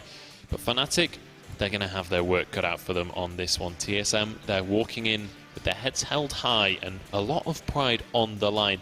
Is there a way that Fnatic brings some kind of cheesy action to this one to start the series off straight? There's a chance, but at the end of the day, I don't think that's the key to beating Team Solo Mid. I don't think you need to bring something that's like completely unheard of. I don't think you need to go for a like ridiculous strategy to try and take them down. It's just all about being able to play as a team, the individual mechanics working together in order to make one well-oiled machine. That was how Hammers beat Team Solo Mid. That was how Cloud9 was able to take a series from Team Solo Mid during the regular season, and that's what Fnatic's going to have to do as well. Yeah, absolutely. Looks like our draft is underway. Not 100% sure what's been picked and banned, though. So hopefully we'll be able to get that one fixed up. Glitch there, but yeah. But again, we can kind of resume our conversation. Oh, there we go. It's been fixed now. So Vox first pick, not something we've been seeing across the tournament. Adagio on the side of Team Solo Mid, followed by Grumpjaw and a Lance. This is a very quick draft from both teams. Yeah, and as expected, Koshka and Lyra were the priority along with Adagio, right? And Glaive was the one we talked about. Lance also came out here. So we'll see in terms of what Fnatic going to pick. Maybe Samuel they might pick, or Sky, you know, because Sky is good with Lance into Grumpjaw. And then TSM can respond and either play... Oh, they're going to actually go with the Scarf here. So TSM can now respond and either, you know, play a Weapon Power Grumpjaw with Arden, Flicker, but they do have Lance, so that's highly unlikely. So I think they might go with a Weapon Power carry jungle that Von C is very comfortable on. A Scarf is... I kind of got to chuckle a little bit at the Scarf because we've seen both these days the Worlds recap, and it was the Scarf that gave Team Solo Mid so much trouble during Worlds. See if they have found this solution to that baby dragon here with the Adagio Grumpjaw and whatever they're going to finish the comp with. They have a lot of options. They might just be twitching at the sight of Scarf at this stage. I would hope that they've kind of rethought over those games and found a way back. It is going to be the Arden, the final pick there. So Grumpjaw likely going to the jungle with Adagio in lane. But that's going to be our compositions locked in. And we're looking towards getting into the first game of this series. So quickly, guys, I'm going to ask you for predictions moving forward. Sweej, we'll start with you. TSM is such a much stronger early game. They're going to shut down Fnatic and deny them for sure. Okay. I think just based on what we've seen throughout the season, Team Solo Mid still looking extremely strong. I think they have it. All right, unsurprising predictions there from our analysts on that one. Team Solo Mid, the most powerful team in America, up against the home favorites. Can they take this one? It's looking likely, but Fnatic are in their way. Well, we always hope that we can cast Team Solo Mid when we come to these live events, but we also get to cast the home team here. Xingyi, how are you feeling about this matchup? I am unbelievably excited. TSM, the North American powerhouses, two-time North American champions, and they came second in the Worlds last December, actually. Fnatic, they're on home turf. They've got the crowd cheering for them. They've had a very strong performance this season, especially after their boot camp. They're riding on this momentum. They had an excellent performance yesterday against Cyclone. This could potentially be a very close series that we'll be closing out on today. Definitely a little bit of a biased crowd down there. I'm not going to lie. I think tell us off for being biased. You know, the biased caster, biased crowd. What are you going to do? I think we're all biased in our own ways. But coming into this matchup, I mean, great opportunity comes when there is great risk out there. And Fnatic, if they could take down Team Solo Mid, that is a story that will never be forgotten in Vainglory history. So huge opportunities here. At the same time, a lot of expectations for Team Solo Mid coming into this matchup. And, you know, Sweetjay talked about it. Revealing weaknesses here today could make them very vulnerable going into tomorrow if they do make it through indeed. But ladies and gentlemen, we have loaded into the Halcyon Fold. So without further ado, let the games begin. Team Solo Mid have drafted a very beefy lineup here, Shingy. You know, it's a very normal composition that we're expecting from Team Solo Mid. Vonsi on that Grumpjaw, it's perfect opportunity from DB, super hyper aggressive in the early game. And I think we've said this a number of times. It's a very much in-your-face jungler. It's hyper aggressive, lots of damage there. And Best Chuck NA in the backline, he can heal. And if he's using his Agent of Wrath there, with the Hangry skill, he's already got that bonus weapon damage, bonus attack speed. If you get that buff as well, you're doing an incredible amount of damage, especially onto heroes like Scarf and heroes like Vox. Well, let's talk about, Flash moved across, takes the mid by himself while the backs are split between Vonsi and Best Chuck. I really like what they just did with this early rotation. This is what they want to be. They want to be denying the farm away. Scarf in the jungle. Interesting pickup. I can see why they did it. It might be easy for them to fan the flames there. Oh, hang on a second. Looks scary for Palmatoro. You're just a Scarf. You're level 2. Do your best, Palmatoro. Oh, no. Europe would love you to survive, but that's going to be first blood going the way of Von C early on here. Now, Best Chuck taking a little bit of poke damage from Tetno and Net Toilette, but Flash is there with the Vanguard. Best Chuck lays down a couple of those basics. Nice harass there. Nobody going to be going down, but just kind of getting a feel here in the first few levels. And getting a feel here is exactly what we are doing, and I really like the aggression coming out from Team Solo Mid. We're seeing the invades coming out, picking up the first kill there onto Palmatoro, and the reason why they're doing this, Scarf, very much a late game hero, early game pressure, not really that present. If he misses that Spitfire, it's a really great opportunity to be engaging on that fight, and that's exactly what they did there. Oh, he gets rooted, but Flash X gets the Treant there. Yeah, this is actually the first time I've seen the first two mids go over to the captain here for any team through this tournament. Maybe it's happened. This is the first time I've actually caught it here. Flash making it happen, denying that regen away. Vonsi and Flash going to be moving forward one more time. Yeah, he is grumpy right there. Palma taking a lot of damage, trying to make it to the safety of his turret. He should be able to do so. I don't think they want to be diving just yet. You know, you drop that goop, you go ahead and ignite it with the Spitfire. It really will make your opponent hesitate in moving further, deeper into that dangerous territory. Yeah, absolutely. What we're seeing Team Solo Mid is that they're putting a lot of pressure into the jungle. We're seeing these aggressive invades coming out. Vonsi is going to get that Elder Treant there. But whilst Team Solo Mid is focused on the jungle, what I want to be seeing... Oh, hang on a second. Flash X losing a lot. Yeah, losing a lot of damage. He's burning down, but should be okay. Jumps for Tetno with Sonic Zoom.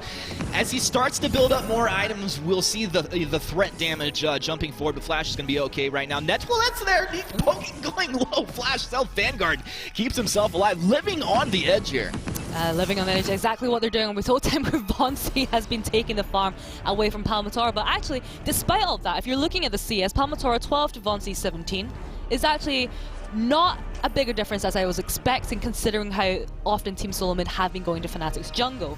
But one thing that I was going to say, for the early game here for Fnatic, they do not have the early game advantage in terms of the draft that they've picked out. But one thing that is really good there for Fnatic is that Scarf there. He can apply a lot of pressure onto the turrets. He's very good at pushing down objectives in the early game purely because of the Fan the Flames perk. If you can land the Goop and the Spitfires there, you can easily burn down the turrets very quickly as an early game Scarf. It feels to me like the Scarf should do pretty well into TSM's comp because TSM's going to be running at you, trying to get these abilities down, trying to get that damage down. The question is, can Vonsi burst one of these targets, take maybe a key target out of the fight with his stuffed ability? Vonsi building into what appears, I don't know. What do you think he goes for? Attention bow early here? Does he go for something else? Well, he's going for attention bow. Question answered. There you go.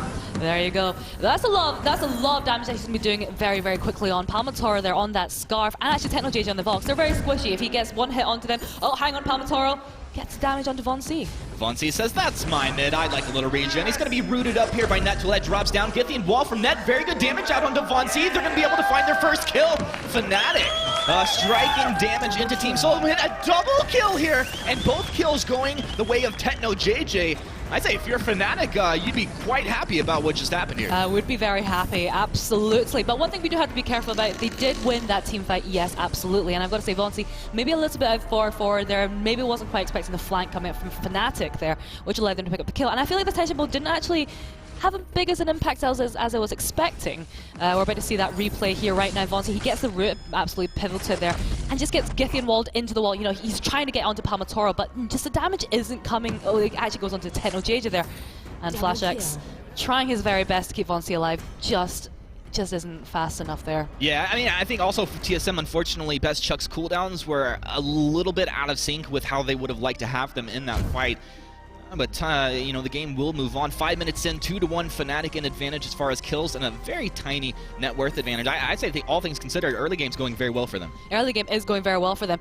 Just kind of going back, just going to take a little bit, a throwback to yesterday. Oh no, he gets stuffed! He's stuffed! He's level 6! I didn't even see that happening! He's going to pull back Palmatoro under the turret. Rest in peace, dear Scarf. I have to say that wasn't entirely unexpected. We saw Vonsi hitting that level 6 and no reflex blocks on the side of Techno JJ Palmatoro. That is going to be a priority item pickup there for both of them. Because if they get taken out of the fight, especially Scarf, he's not a very mobile hero. He needs to be kept safe by Net Toilette. And if you're going to be taken out of the fight like that, that is exactly what we're going to expect. You're going to be burst down very, very quickly, especially with the tension bow in the hands of Vonsi there. You know, you mentioned Net Toilette there. Honestly, as I look at this Fnatic team, and it's not every team you say this, but I would say Net Toilette is the player that's going to make the major plays that would swing this series Fnatic's way if it were to go that way. He seems to turn up like no other sometimes. It can be hit or miss, but he really goes 100%, and it's a beautiful thing to watch here.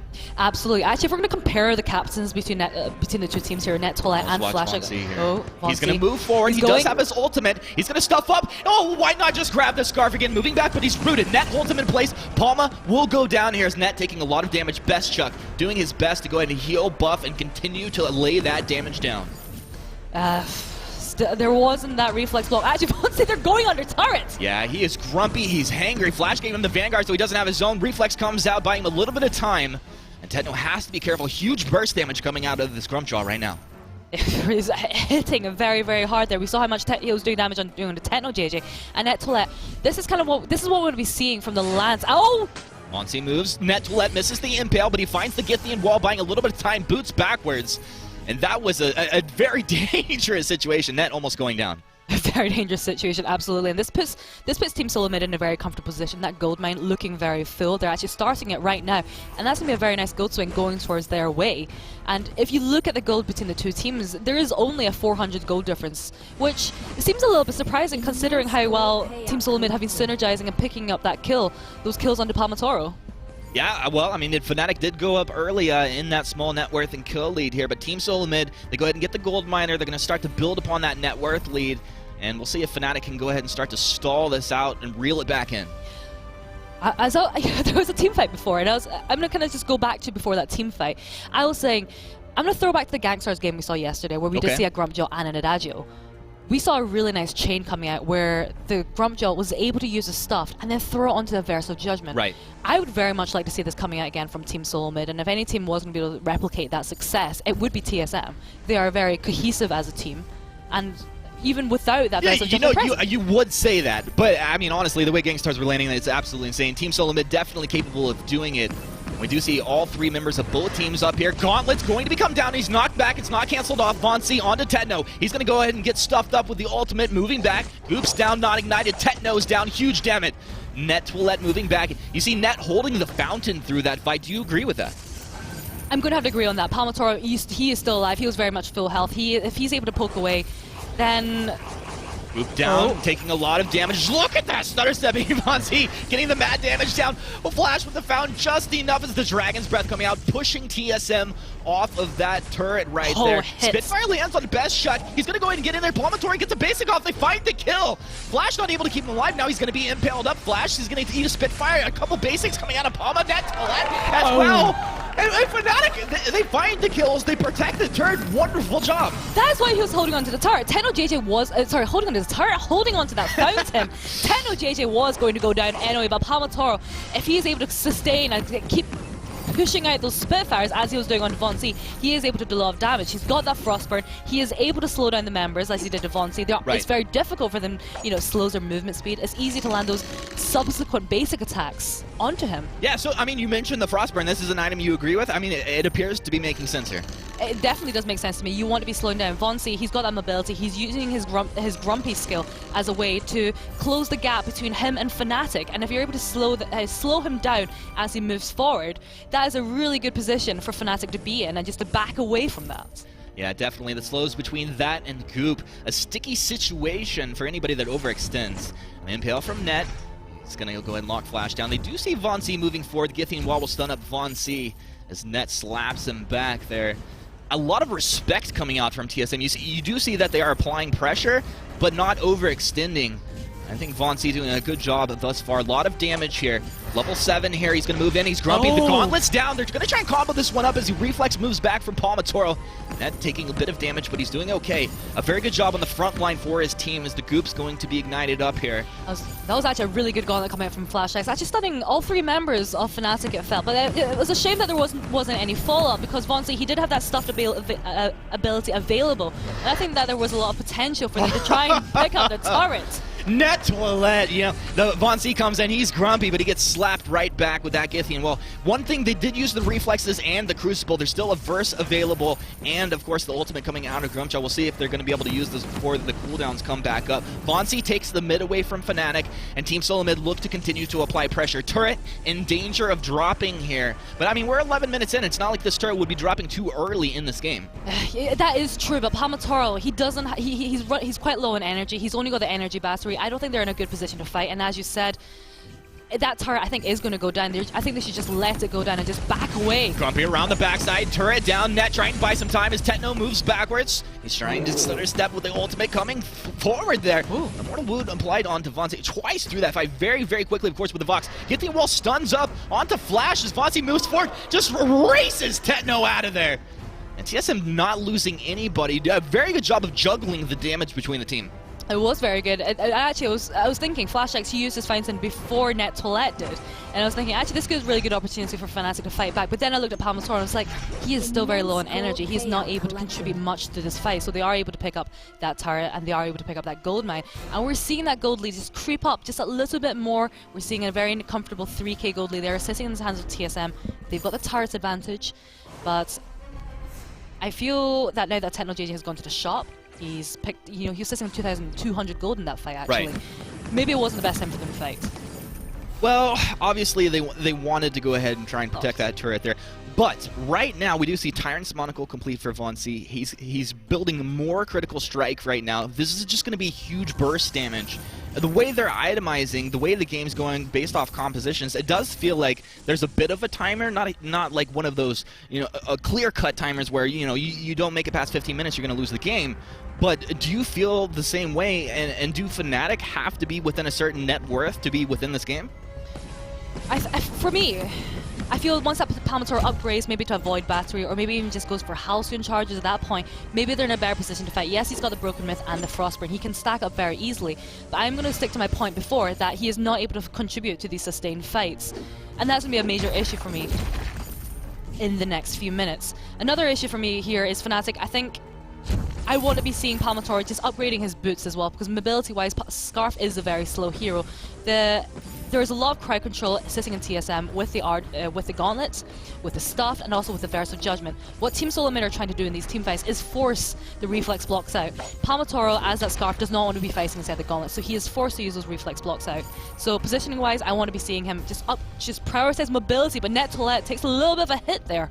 A little bit of it. You can see, even the Lance, he's incredibly tanky, taking nice chunk damage out of TSM. One thing I want to point out, Vainglory is infused about halfway through that infusion timing. Techno picked up his own infusion as well. Level 9 just kind of going ahead and treading water here. NetToilette over the wall. He will be able to actually pick up that mid, denying it away from Vainglory. A cheeky play from NetToilette, I would expect no less. Yes, and Vainglory, he needed that tree, he needed that healing that was going to offer, so they're just going to back away from this fight. Fnatic, they're staying in here, they're doing well, just defending away. And to be honest, with a Scarf under the Vox, they are very good at turtling. If we're Team Solomon are trying to apply pressure, it's so easy for Palmator just to throw out a Goop and Spitfire. Definitely. And just push that wave away. So Team Solomon, I feel what they're needing to do is just try and force a fight in the jungle, because in the jungle I feel Fnatic will not fare as well. Because it's a lot more open, a lot more white space. It's a dangerous situation. I mean, you want to go up against the Lance in the jungle. We'll see right here. Yeah, as the Wartread's moving forward, they're looking for a target. The Vanguard onto Vainglory. Vainglory looking for a time. I mean, you don't want NetToilette, right? As Vainglory's looking for one of these key targets to take down, every single time for Fnatic, it's Net on the front line for his team. He's done such a great job with the positioning. Let's see if they can continue to do so. Spitfire's coming out. Net combat roll over the wall. Vanguard onto Vainglory. And TSM, once again, repositioned back into a safer area of the map. Kraken spawns 15 minutes into this game, Shingy. We really don't have a wide gap in this net worth, and 4 to 5 in the kill score. I think a lot of surprises here.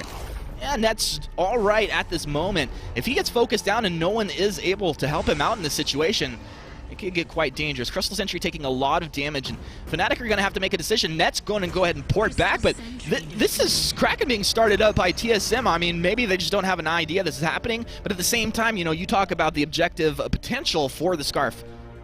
I think that was a really, I feel that for me that was a very clever strategy coming out from Team Solomon. Actually, Fnatic, are they going for the steal? Woo, they were moving in. You could see that they were feeling it right here. Now, Vainglory moving forward. The Atlas landed, but he's going to go ahead and stuff up right there. The Gauntlet's down. Verse is going to come out, connects. You've lost Vainglory on the top of this fight, but Palma shortly to follow. Techno going to go ahead and try to kite back. Stun from NetToilette. Techno takes the double kill. The ace for Fnatic, and this is just money in the bank right here. Basically, you might lose one turret, but they are going to be getting the money off of this Kraken, and a phenomenal fight for Fnatic. Absolutely. All three members of Team Solomon clustered up. So easy for Palmator just to land that good. We're about to see Vainglory. He takes a lot of damage. He's only got the kinetic shield. And even though we do see Scarf being as Vainglory, he gets caught in the gauntlet. Techno JJ is just able to back out the gauntlet, deal a lot of damage. He's got that poison shiv as well. And like you said, NetToilette, maybe the player to watch in this game. His roots, his impales, and Gythian walls, I feel like he's landing them the majority of the time.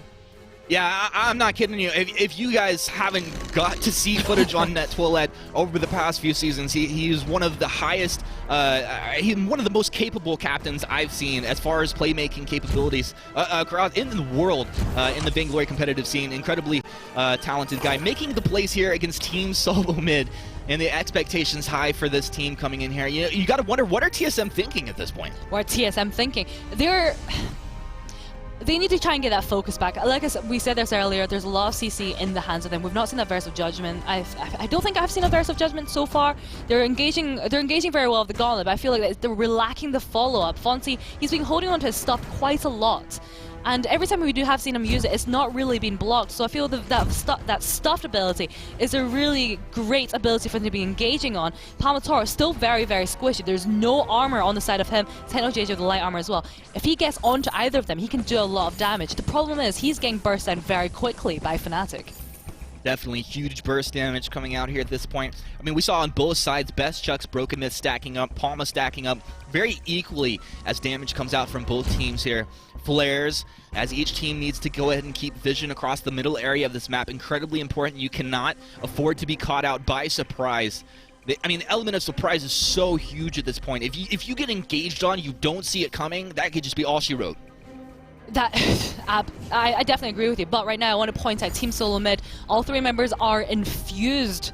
And if you do look at Fnatic, they don't really, Palmator does not have enough gold to infuse, neither does NetToilette, and Techno JJ, he's the only one that's infused. This could be a really great opportunity for Team Solo Mid to be fighting, and I think that they recognize this. We see Vainglory sitting in that bush.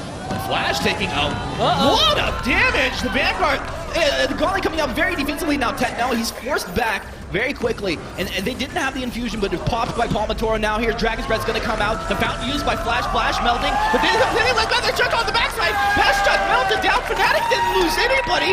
Now the question is, like, Fnatic, what would you like on the map? How about you just go take it now? Vonsi, he's happy to back away right now from Fnatic. And that team fight, absolutely incredible mechanics coming out there from Fnatic. We saw the engagement coming from Team Solo Mid, but Flash Ice, he took so much damage that Fnatic recognized this, like, man, okay. Well, Flash X is out of the picture. We forced that gauntlet, very defensive gauntlet. Best Shock NA, we're going to take him out of the picture. We're going to use the Gythian wall to reposition him. Dangerous situation. Net slaps him back with the Gythian wall. Oh, they got it! Vonsi, of course he got it! He is the legend! Now Palma with the boots out to the south side. Vonsi, he's grumpy. He's over the wall looking for a target. Techno porting out. Feels dangerous. They're going to back off as Flash throws the flare. They're on the chase. Vonsi, his grump coming up right here. Hits the wall. Face plants. That's Impale from Netwillet buying more time for his team. Vonsi, hangry, trying to get the damage out on Net, still holding the fountain, doesn't want to use it, doesn't have to use it. And this potentially could be just a bit more money for Fnatic if this Kraken doesn't get enough work done on this turret here. Yeah, Scarf coming out. He's great at taking out objectives. Best Shock NA gets stunned! Yeah, Best Shock stunned up. The silence to follow. But Vonsi around the backside. Gauntlets down. Another Gythian wall coming out. Buying more time. Vonsi's on the Palma. Palma Dragon's Breath is not enough. And Netwillet another stun. He's going crazy right now. Techno will go down though. Look at TSM. They're all on a sliver of health. They juggle the damage. They get the AIDS. They stay alive. When it looked like everything was going the other way, they make it happen, Captain. 20 minutes and just turning it up to 100. TSM stealing that Kraken. Vonsi, what a job there. What? What? I know, what is that? But that was game-changing. Those Kraken steals absolutely just pivotal. No one can deny that. This just went from money in Fnatic's pocket to GG Team Solo Mid. Well, the issue is, once he stole the Kraken, all three members, because he invested so much in trying to take the Kraken down, they were in absolutely no position to fight. It was a chase to the death. Oh, wow. Team Solo Mid, you can never underestimate this team. Obviously, juicy targets when they're all sitting on 5-10% health. You jump in, you feel like you can take those kills down, but it's just such a dangerous situation. We could break it down all day, but we have some more talented men over at the analyst desk. So guys, what happened? Thank you very much, guys. It's a very good question, Humanist, because that was so much closer than I think anyone was expecting. Fnatic really bringing it to TSM there. Obviously, TSM managing to take it in the end, but it was off the back of a Kraken steal, which not a scenario we would have anticipated. No, not at all. That was a lot closer than I think pretty much anyone would have been expecting. Fnatic bringing the fight to Team Solo Mid and making them sweat a little bit there. Yeah, and we do actually have a replay of that final fight with the Kraken still in the mix there as well. So, EJ, do you want to run us through this one? Yeah, this is such a crazy play by Vonsi. I mean, for him to just secure this Kraken really set up TSM to win the rest of this match. And they don't really secure any other kills here, but the play that follows up was just amazing. The bait and the ability of TSM to turn this entire fight around. And watch the gauntlet again. Fast X lands that stun on Vox, and then Vonsi just deletes the Scarf so quickly with that tensionable double monocle build. So very well played by TSM there.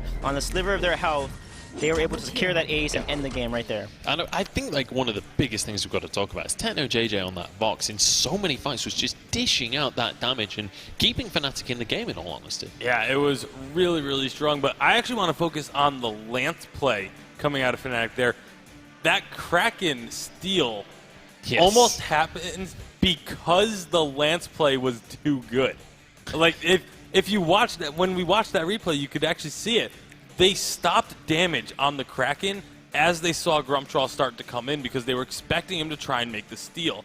So they slowed up their damage so that they would be able to, have Grumtroll come in and then close out the Kraken. But the Lance actually knocked Vonsi away, so he didn't get in when they thought that he would. Because they slowed their damage, they then said, oh, he just got knocked back. We need to put damage back on the Kraken. And that gave Vonsi that little bit of hesitation, gave him enough time to get back in there. So, almost too good from Netwillet. A messy situation, though, and I think that comes down to communication. Do we think that that's like one of the big differences between these two squads? Yeah, I think that Fnatic needed to make sure they secure that Kraken no matter what. And letting Vonsi steal it was huge for TSM. And I think communication standpoint, rotations early game too. TSM did a very good job. Vonsi was ahead in jungle. He took Scarf's back. So TSM had some very solid rotations, knowing that Fnatic was overly pressuring the lane. So really good job by TSM there as well. Yeah, our Really good players job. to watch were Vonsi and Palmatoro, and I think you look at the score lines, that kind of tells the story a little bit of how they were able to win this game, Vonsi winning in the jungle. Yeah, I mean, Palmatoro had some amazing ultimates as well in some of those fights. Honestly, that game was a treat to watch. It was back and forth. We had some amazing team fights. Both of them managed to win out some of those fights as well. I'm curious to see what we have coming up next in this game, like how the draft is going to differ. Like, I don't know whether either team was far enough ahead to need respect bans to change things up. Yeah, I don't think TSM will change anything. Honestly, Fnatic's draft was better mid to late game because Lance is such a good counter to Grumpjaw, actually. And TSM still pulled it away with a win, even though they had a comp that kind of countered the Grumpjaw pick. So I think TSM probably won't change anything. They don't want to show anything yet until they have to pull it out in like a game 4 or game 5. If it ain't broke, don't fix it. It's always going to be that mantra.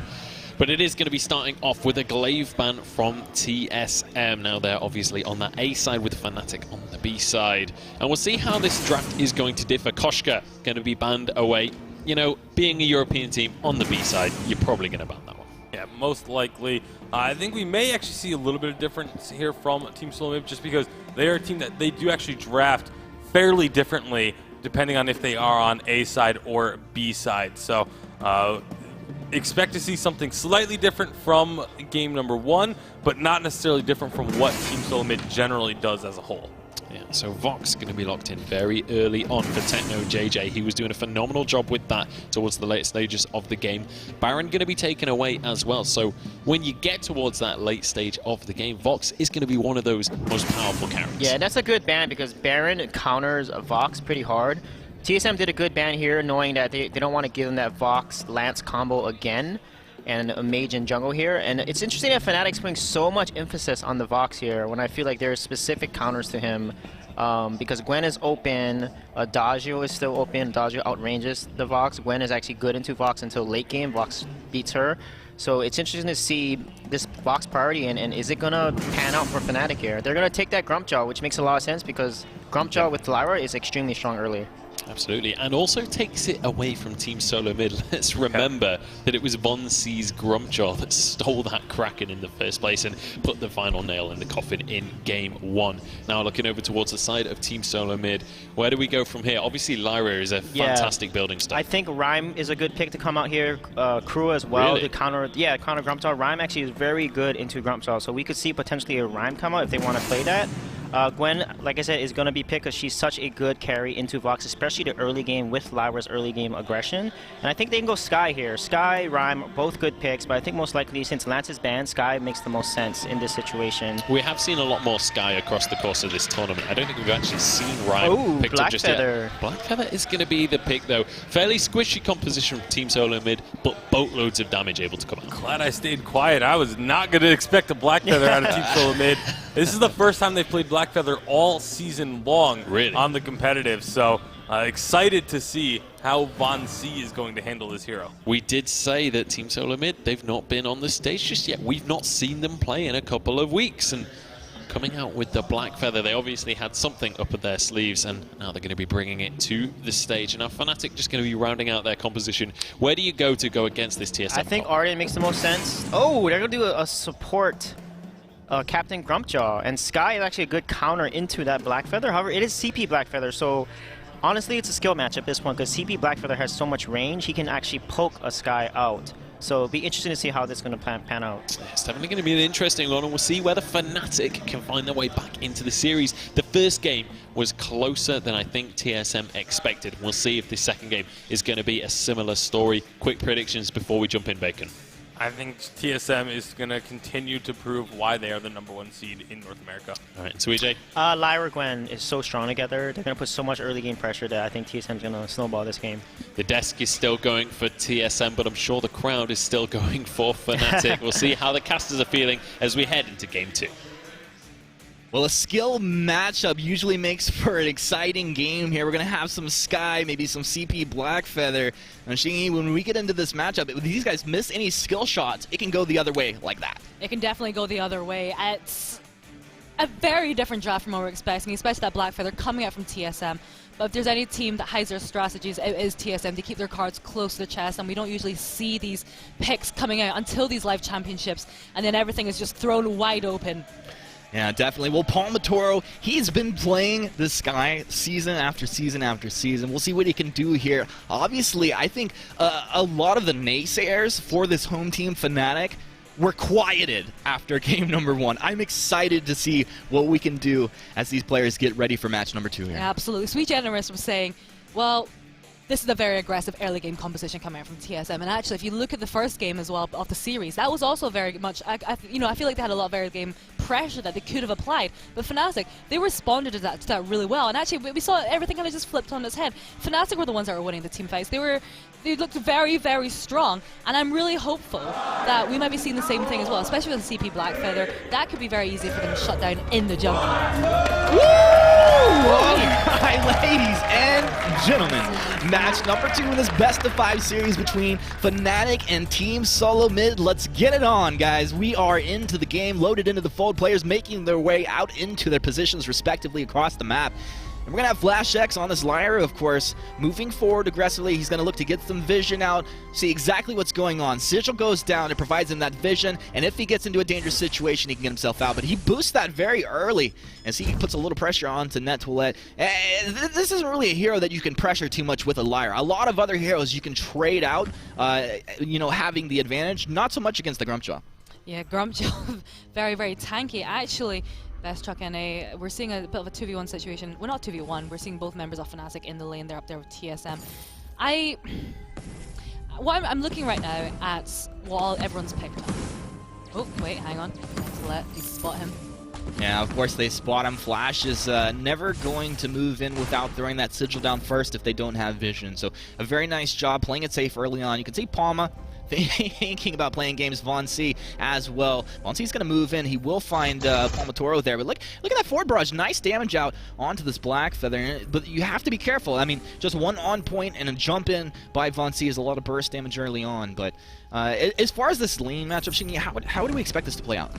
Looking at this lane match, I would definitely expect Best Truck NA to have the advantage in terms of damage. Techno JJ, if you look at his itemization, he's not really going for that early game damage. They want to be avoiding those fights, to be honest. And Best Truck NA, we're going to be seeing him picking up that tension, but I think that's pretty much a given at this point. We're seeing all the Gwens picking up that tension, which just works so well with her boomstick that I feel like Techno JJ, they just really have to survive to the late game.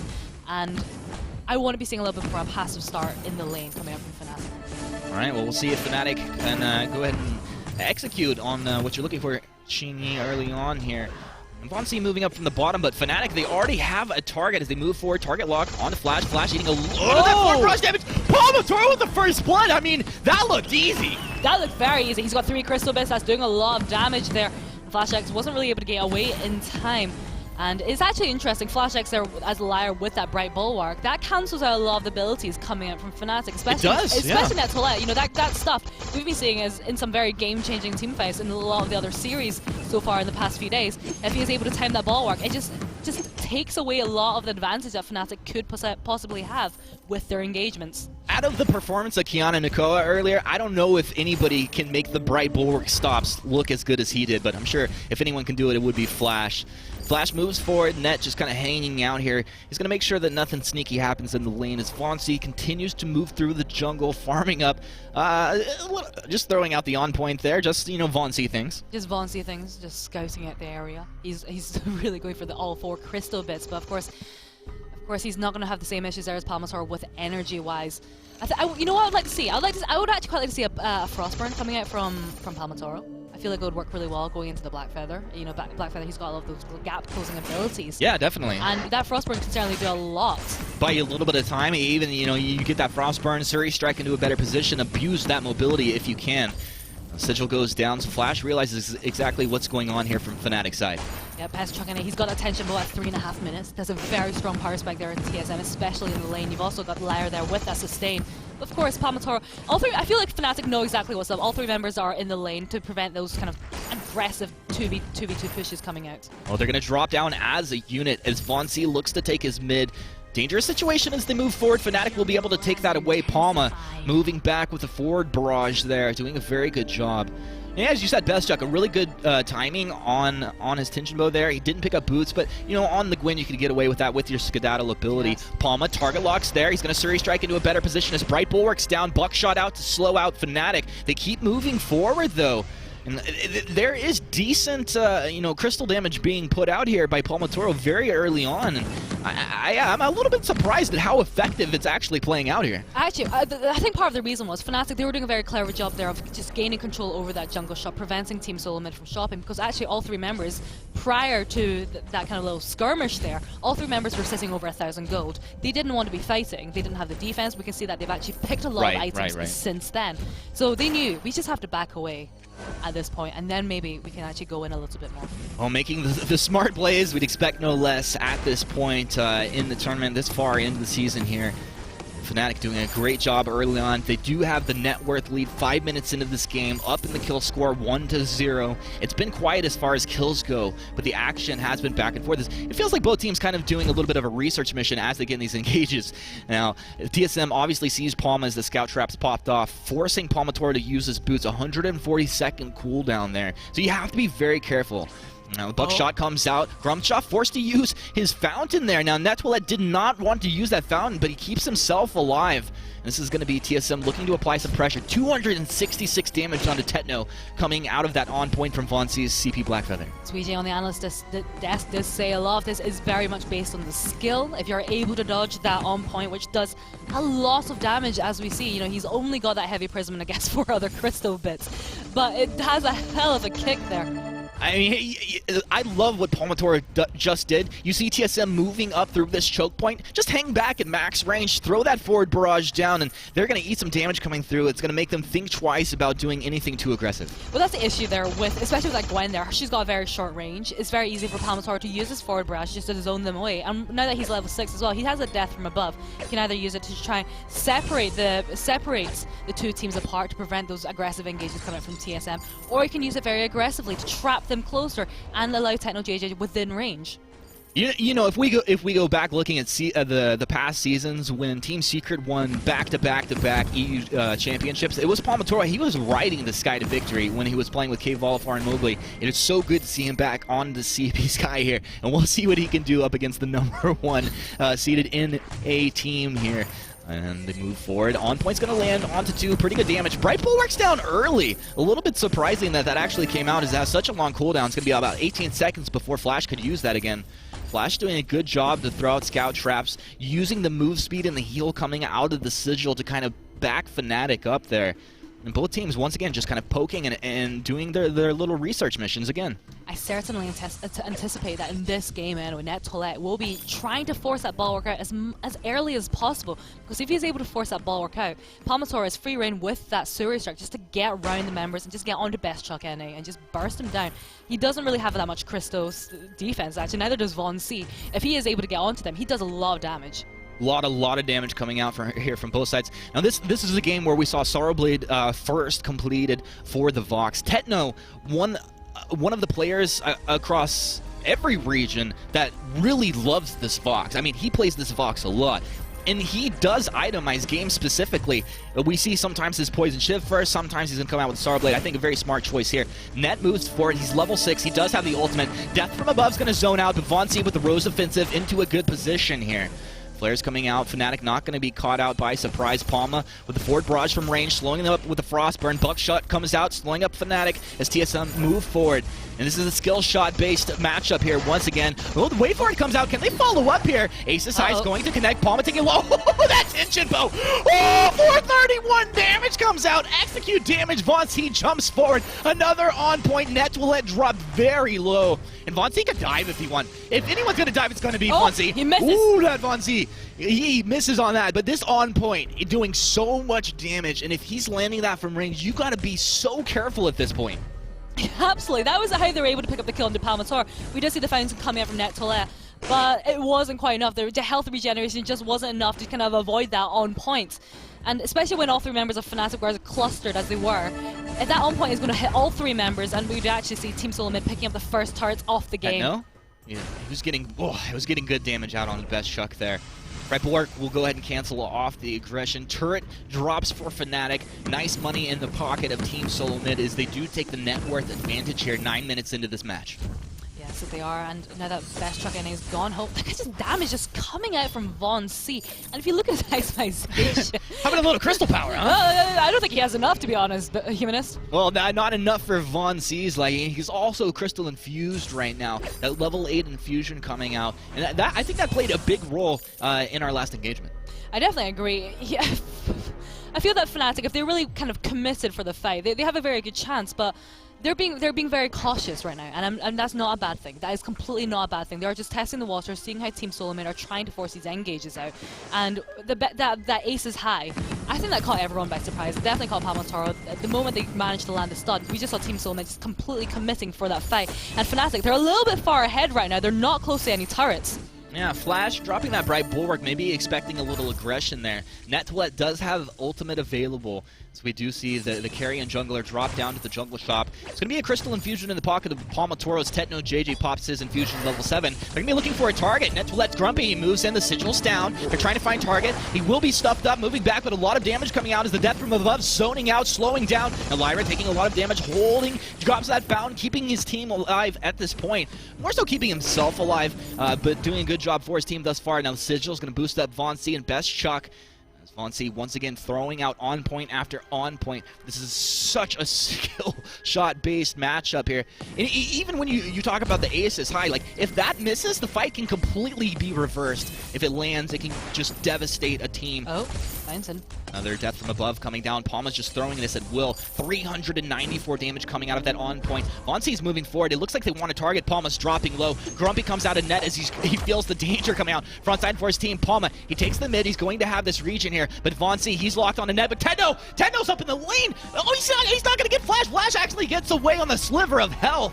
Tetno almost finding that kill there. Best Chuck was with that buckshot. He's going to slow up. Tetno feeling strong as he can stand his ground as long as he dodges out that on point from Von C. So close there to picking up the kill onto Flash X. Actually a very promising fight coming up from Fnatic. They split the they split TSM apart, and that was a very, very nicely done. NetToilette and Palmatoro, just I guess against the world here right now.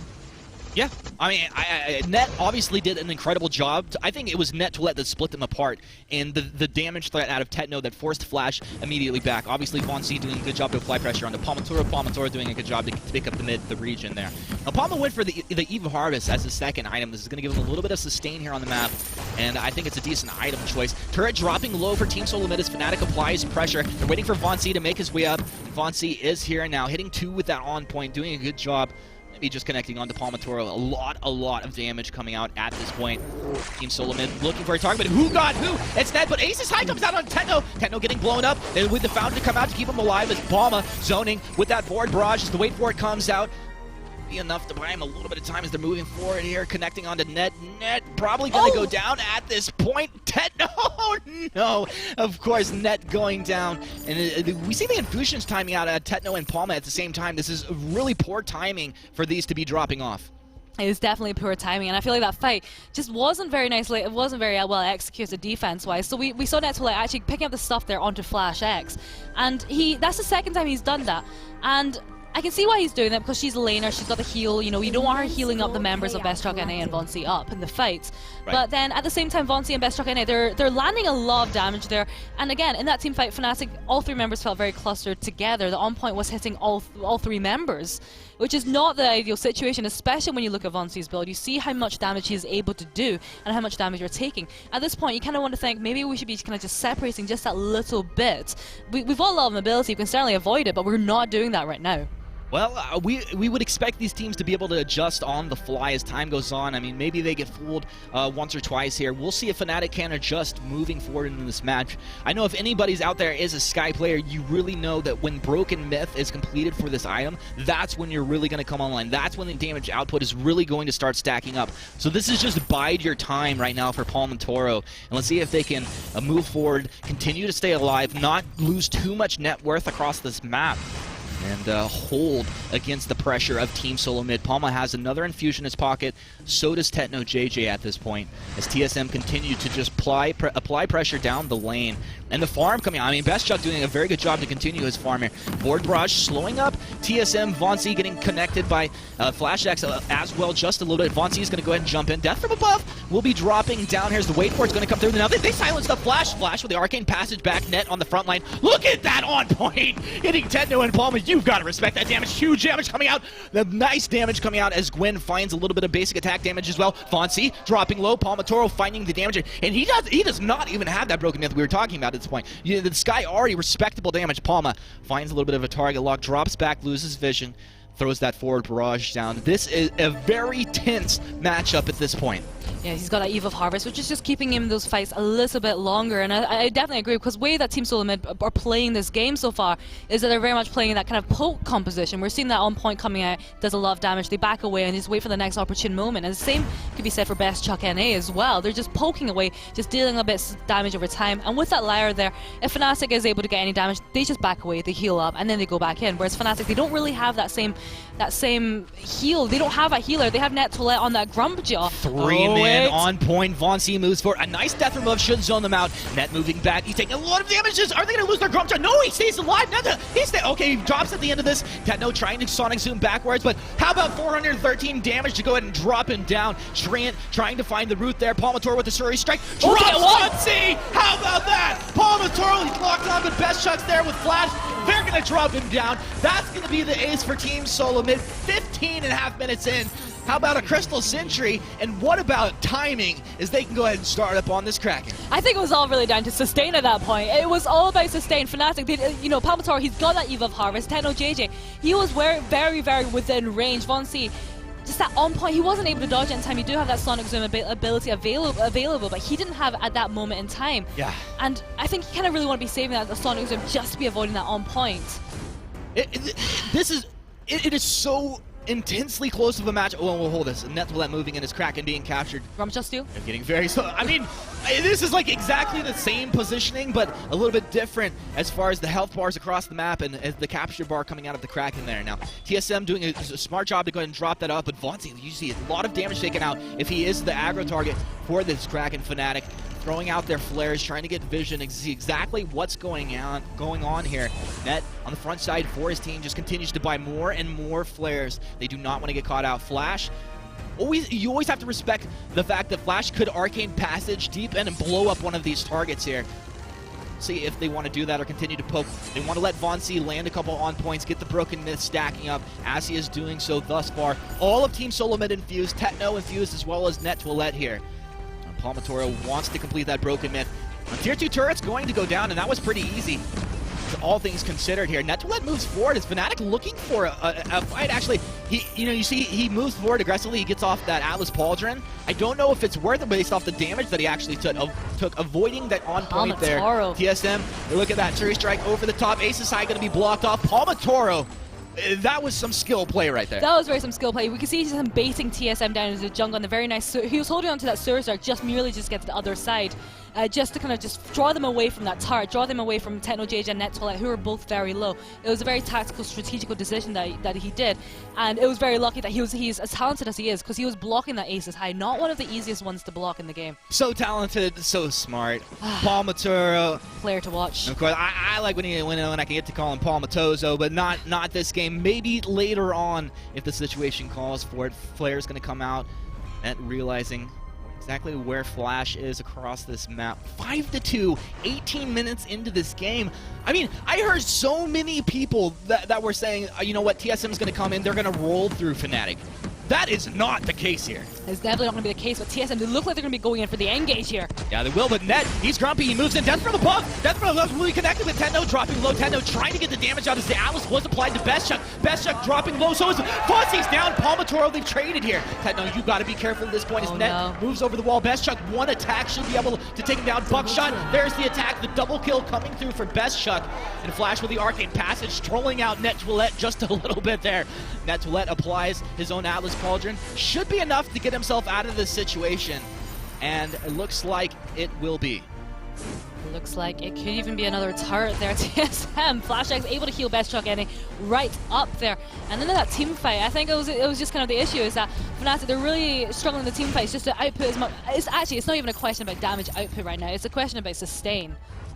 Palmatoro, he's got that Eve of Harvest. He's able to heal right back up. But FlashX, this is what the Lyra is supposed to do. This is why she's such a priority captain pick for a lot of the teams here, is that she has this ability to heal the whole team right back up. The more Bodo's healthy build, the more you're able to heal them right up. And let's talk about this for a second. Can you break this down? Von C, 2 broken myths. 2 broken. It's all about that shield pierce, really. Tenno J. It's about building that shield pierce, the passive stacks, you get a little bit of extra crystal damage as well.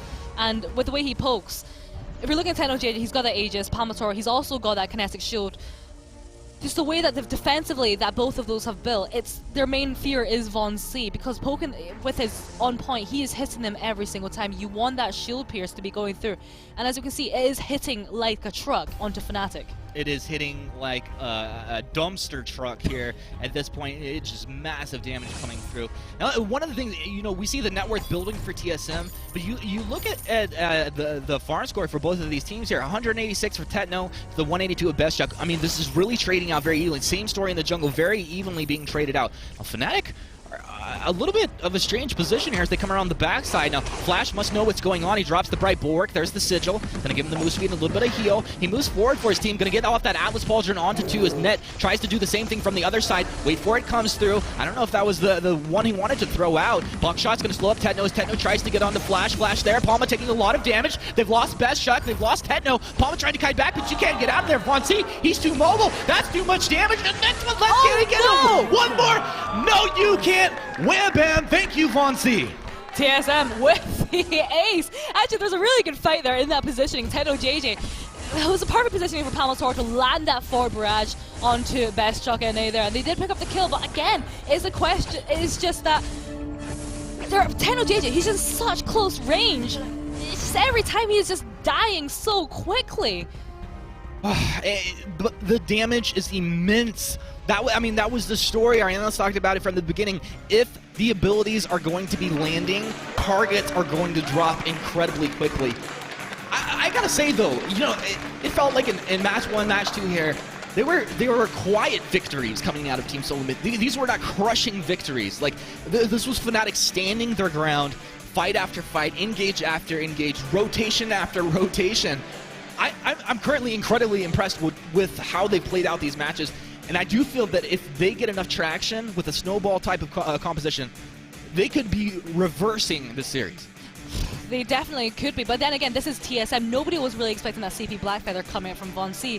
As Tasty Bacon said, they haven't played a Blackfeather all season. Who would have thought this would be coming out from them, especially such a hard-hitting CP Blackfeather as Von C's? All right, well, the analysts did call out a skill shot matchup here. Let's see if it played out the way they thought. Thank you very much, guys. Honestly, Von C dropping the Vonk on Fnatic right there. And the CP Blackfeather, a huge factor in so many of those fights. I mean, they said it on their caster desk.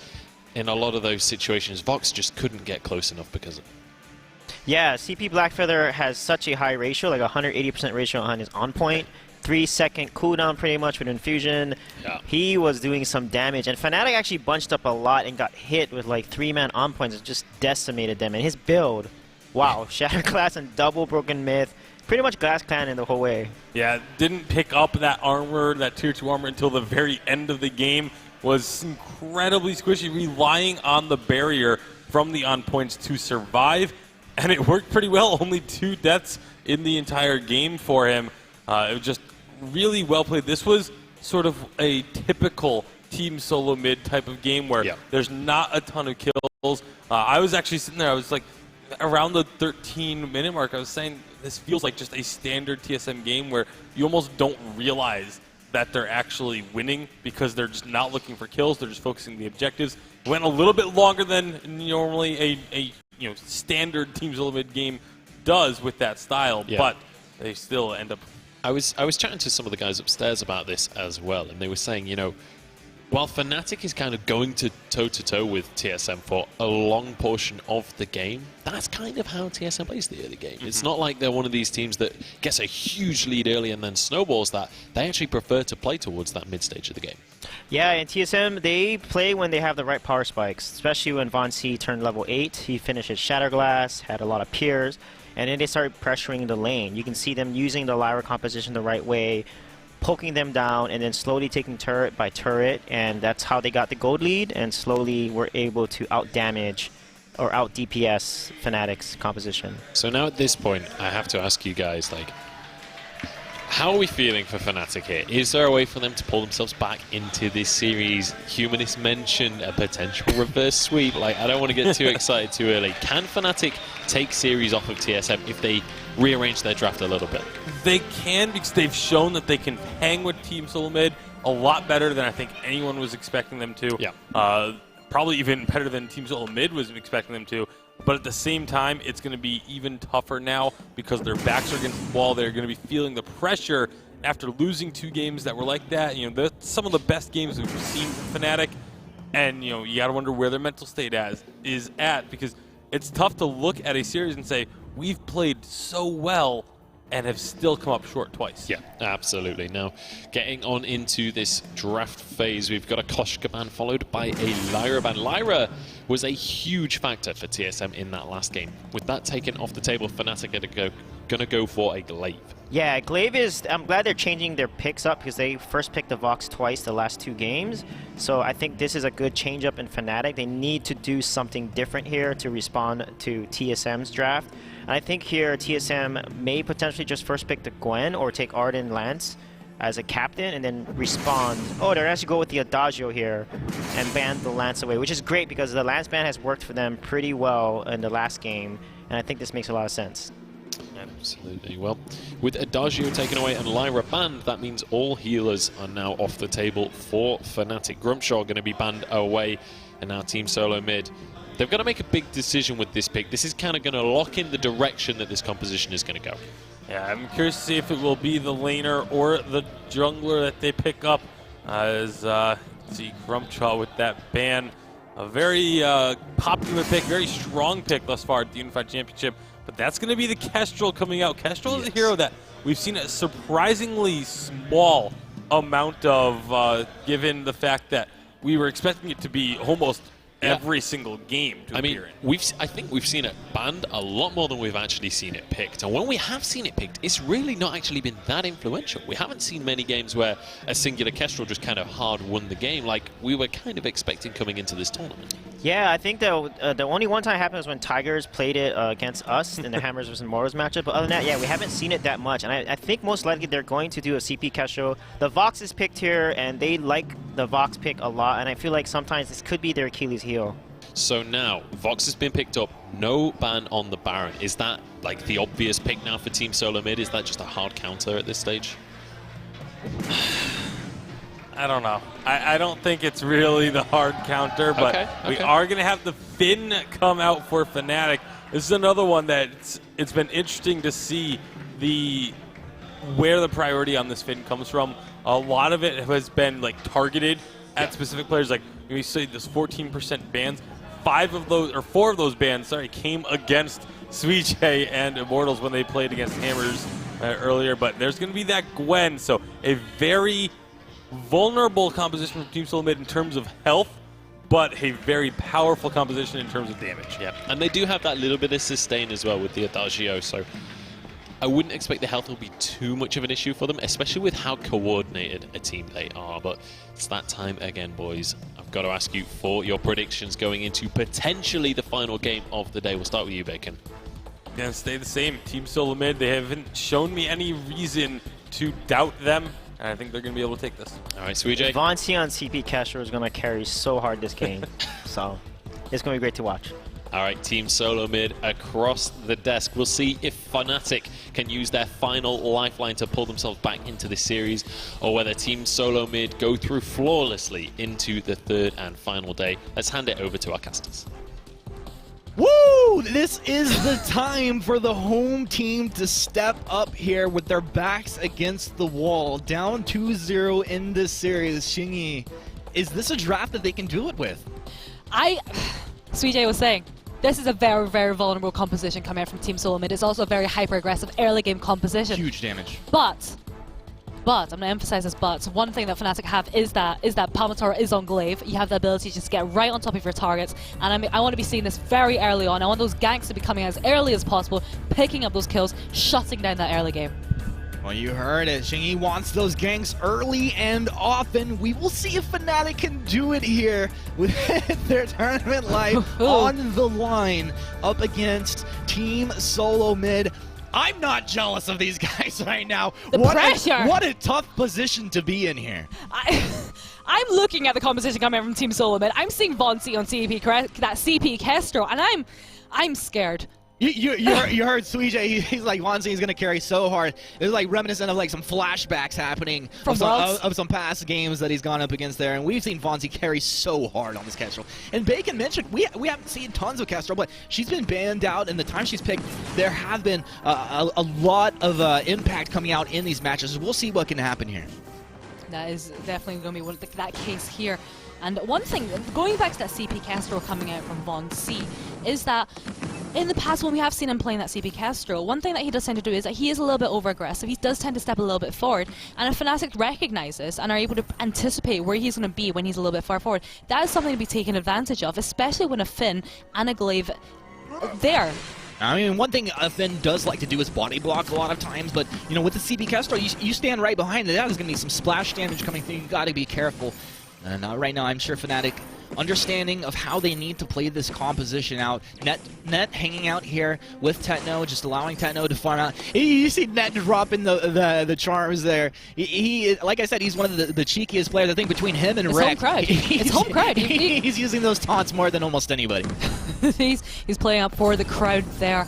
And I like what Palmatora did there. He took his farm, went to the lane, and then just teleported home.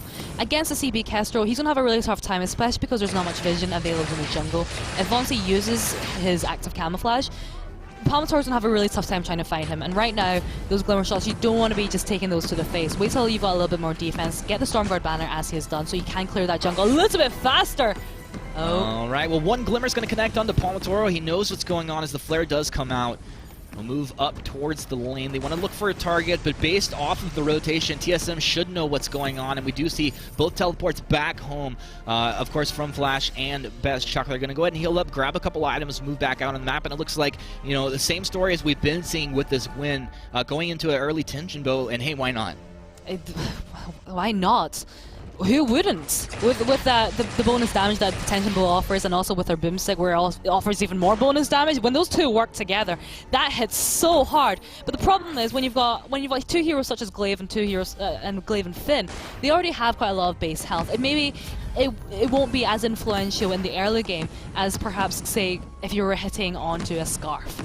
But it's still going to be doing a lot of damage in the early game. I want TSM to be applying that pressure. So far, maybe not as much as we would have liked. We've seen Vonsi. He's been quite tempered, actually. He's not being as aggressive as we were expecting. But this could be the first 3v3 so far, as all 6 members are in the lane, or 5 now, actually. Yeah, you see the active camo forward. Net taking a lot of damage quick. Palmatora moves up with the boots, though. He's going to knock Flash back. As Flash, can they apply the damage? Nope. How about some more Glimmer shots? How does that taste? Woo, that's dirty. That tastes bad, and he forces 2 members off Fnatic back, and this leaves TSM in a very comfortable position. Vonsi, however, is low on energy. That is the thing about CP Kestrel, though. It's very energy intensive using those Glimmer shots, and if you just throw out a few rounds of it and you just kind of run out low on energy, it's you have to go home as he's doing. You have to be picking up those energy baskets. He's got 2 right there. Yeah. Flash pulls aggro off that turret. He's going to be forced back here. But as you said, I mean, you have to be careful, and that's why we do see some early batteries coming out here for Vainglory. He's going to keep that energy up. He needs to keep the adrenaline stacks as he does start to drop these glimmer shots through. That's going to help him out as well with those resources. Flash has grabbed his fountain. 4 minutes in here. Net not quite grabbed his own yet, so we'll keep our eyes on these items as we move forward in the next few minutes here. Well, he's got the tension. Well, we see Flashlights picking up the fountain, but we also see Best Chuck NA picking up that tension. But that's a very powerful power spike actually there for TSM. They're in a very comfortable position to be picking those team fights right now, and I think that Fnatic recognize this. They're going to have to be a little bit more passive. They don't want to be. They have to pick their targets very carefully if they do choose to go in on anyone. Well, if they choose to go in on anyone, you're going to have to be careful as far as your positioning is concerned with Palmatoro. Stormcrown complete here for him. One shot's going to connect onto Net Toilette. Pretty respectable damage. Polite Company comes out, maybe a bit early out of Net. He wants to be using this in and around these engagements. And just that extra survivability for him, for his teammates, it can have such a huge impact here. Look at 1, 2, 3, 4 glimmer shots coming out of Vainglory. And both Vainglory and Best Chuck hanging out right on top of this active camo. Incredibly smart. More glimmer shots coming out. This turret is taking so much pressure. I mean, you have the Adagio, you have this Kestrel, you have the Gwen. This is range poke damage, and this turret is just getting melted. Goodbye, Tier 1 turret. This is something that we see a lot of CP Kestrels doing, actually. Even in the European regions in North America for the past season or in the Vainglory 8, is that with their glimmer shots, when they have a little bit of crystal damage going there, it's very easy with every single glimmer shot just to poke that turret down. We saw that working very successfully there, and I feel like that's something that Fnatic maybe should have expected, picking up those minion candies as well early on, just to allow that wave to push forward a little bit, maybe prevent this happening so early. And to me, these compositions and these playstyles coming out from both of the teams right now is the very epitome of EU versus NA. EU, they've gone for a very late game composition here from Fnatic, and Team Solo Mid, so much early game. Early game, but definitely a composition that can scale. And this Kestrel will have a damage impact throughout the majority of this game. Vainglory's going to go for the Frostburn first. I think this is a nice choice. You're already doing so much damage. If you hit a target, they get that Frostburn applied to them. They're going to be slowed down just a touch, allowing Best Chuck to move forward with that tension bow, get a proc off on that. A lot of damage output potential here. Infusions picked up. They're going to be in the inventories currently for Team Solo Mid. And they should, Fnatic should be seeing that they're sitting on these infusions right now. So one shot's going to connect onto Net. A couple of glimmers coming through as Vainglory and Flash moving forward. Didn't quite want to throw the flare out as Flash only had one. Throws it forward into the left mustache brush to clear out these scout traps. And once again, this is TSM just very, very slowly, very methodically just clearing out, taking control over this map. Yeah, absolutely. Those infusions, massive power spikes there, just sitting in the inventory. And for me, it just feels that Fnatic, what they're waiting for is Net to hit that level 6 and have that force of support available. Because with the forced cord, with the Quibble, and also with the Afterburn, that is a lot of crowd control. They can really have very strong target focus once he reaches that level 6. All right, well, we wait for that power spike, but hey, there's an Afterburn onto Best Chuck, the skedaddle back. They're going to focus onto Palmatoro's. Net moves forward. Wait for it's going to come through, silencing them out, but just for a very short duration. Polite Company once again out of Net, trying to buy some time for his team. Tetno does have his own weapon infusion if he wants to pop it at this point. See if he wants to do so. Has that Sorrow Blade. One shot's going to be dodged out by Tetno. A nice quick sonic zoom there. Ooh, Glimmer's landing and splashing on the 2 members of Fnatic. You have to be so careful. Look at Vainglory just dropping these glimmers after glimmers after glimmers. Palma's on the front side of this fight. He's going to need a fountain to stay alive, and he's not going to get it. Well, it was actually on cooldown. I don't know, maybe a miscommunication going in like that. They want to keep the turret alive, but they're melting. The Fnatic, they're falling apart. Team Solo Mid come through. They take the turret. They take the ace. I mean, how much of this is Fnatic making a mistake or Team Solo Mid taking advantage of positioning on this map? I wouldn't say Fnatic are making any mistakes right now. I would say it's all coming down to TSM. Just completely taking advantage of not only their composition but also the power spikes, and again of positioning. Tetno JJ, he's not able to clear the wave as fast as Team Solo Mid are pushing, and that to me is the main issue. And also, I'm going to point this out to Vision. We do see Nettoilette now with 5 flares in his inventory. That is going to go a long way with helping them identify Vainglory's active camo traps. Also identify where he is on the map, because he's their main he should be their main target right now. But actually, if you look at it, Best Truck NA should be their target as well. But it's so difficult for Fnatic to choose, well, which one what can we choose? We've got this great target focus. But who can we really go for here? A tough situation. You say one should be the main target. Maybe another should as well. TSM are going to move down as Group Flare comes out. Net getting melted. NetToilette. Net, you're going to go down now. One shot, one destroyed Finn as he drops to the earth. He's going to take a second to respawn here, but I mean, this game, we're 9 minutes in here. The respawn timers are so short. No forgiveness here, and this massive 7k gold lead. They're just going towards Team Solo Mid at 9 minutes. It's looking so strong. We're not seeing many kills going the way of Team Solo Mid right now. And looking at the itemization coming from Fnatic there, TennoJ, he's just put his infusion on. He definitely recognizes that Team Solo Mid, they are going for another push, but is it going to be enough? Oh, Force Accord is going to come out, of course, blocked off. Flash X making a wise decision. That's the one you want to block off if you need to. Wait for it thrown out a little bit wildly here.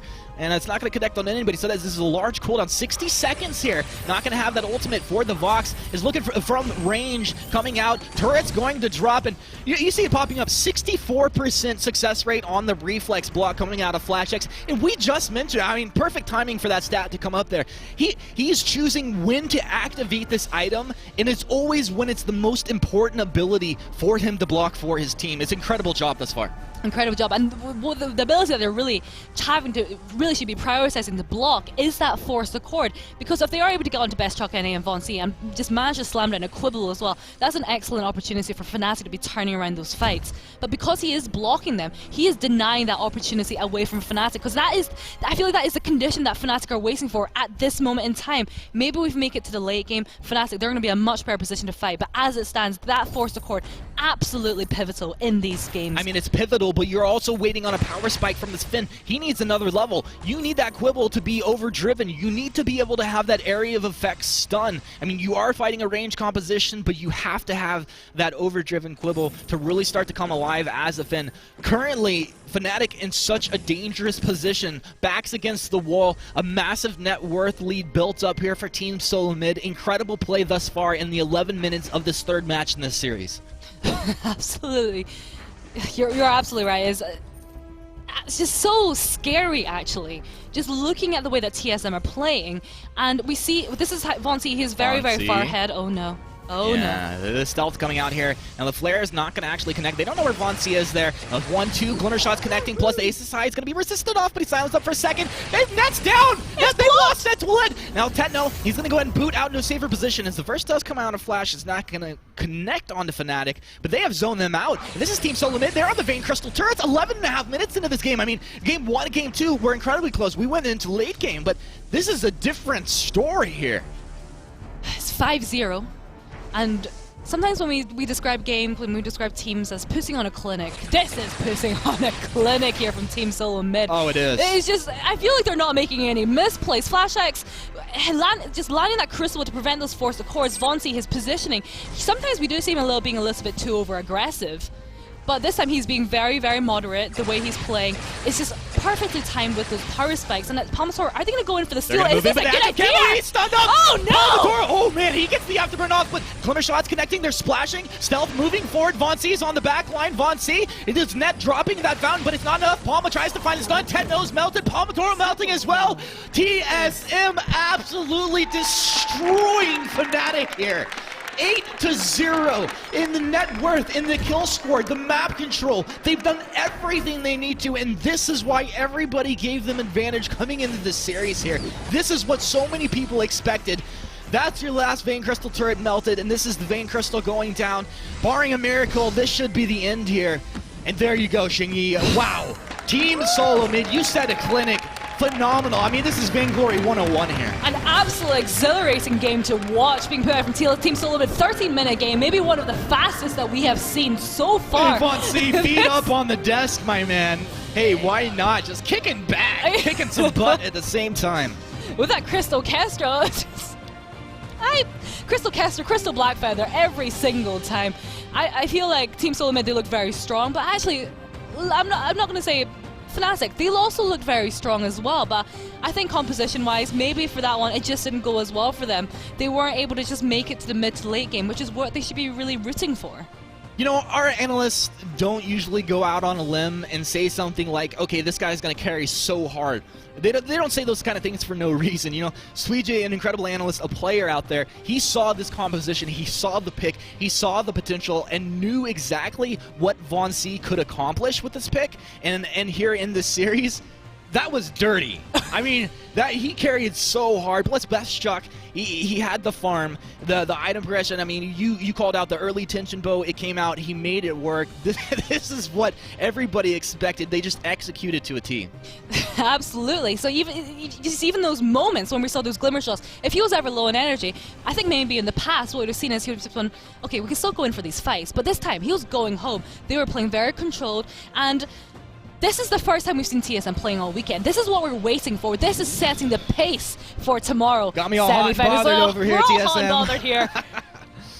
I mean, TSM, and it was also the Finn, right? The Finn wants the body block, but you have splash damage coming out. You can't dodge those glimmer shots. You're so slow. No, you're hanging out behind the Finn. You're eating the damage. Tenno tried, but the early Frostburn did so much work. The Shatter Glass came through so much crystal They just fell behind. They were trying to go for the weapon damage. They were trying to go for the crystal damage, and they were also saying, well, we want the offensive, but we also need defense as well. There was a very good reason why they were going down so quickly, just looking at the itemization, but that is no fault of their own. They were falling very, very, very quickly behind.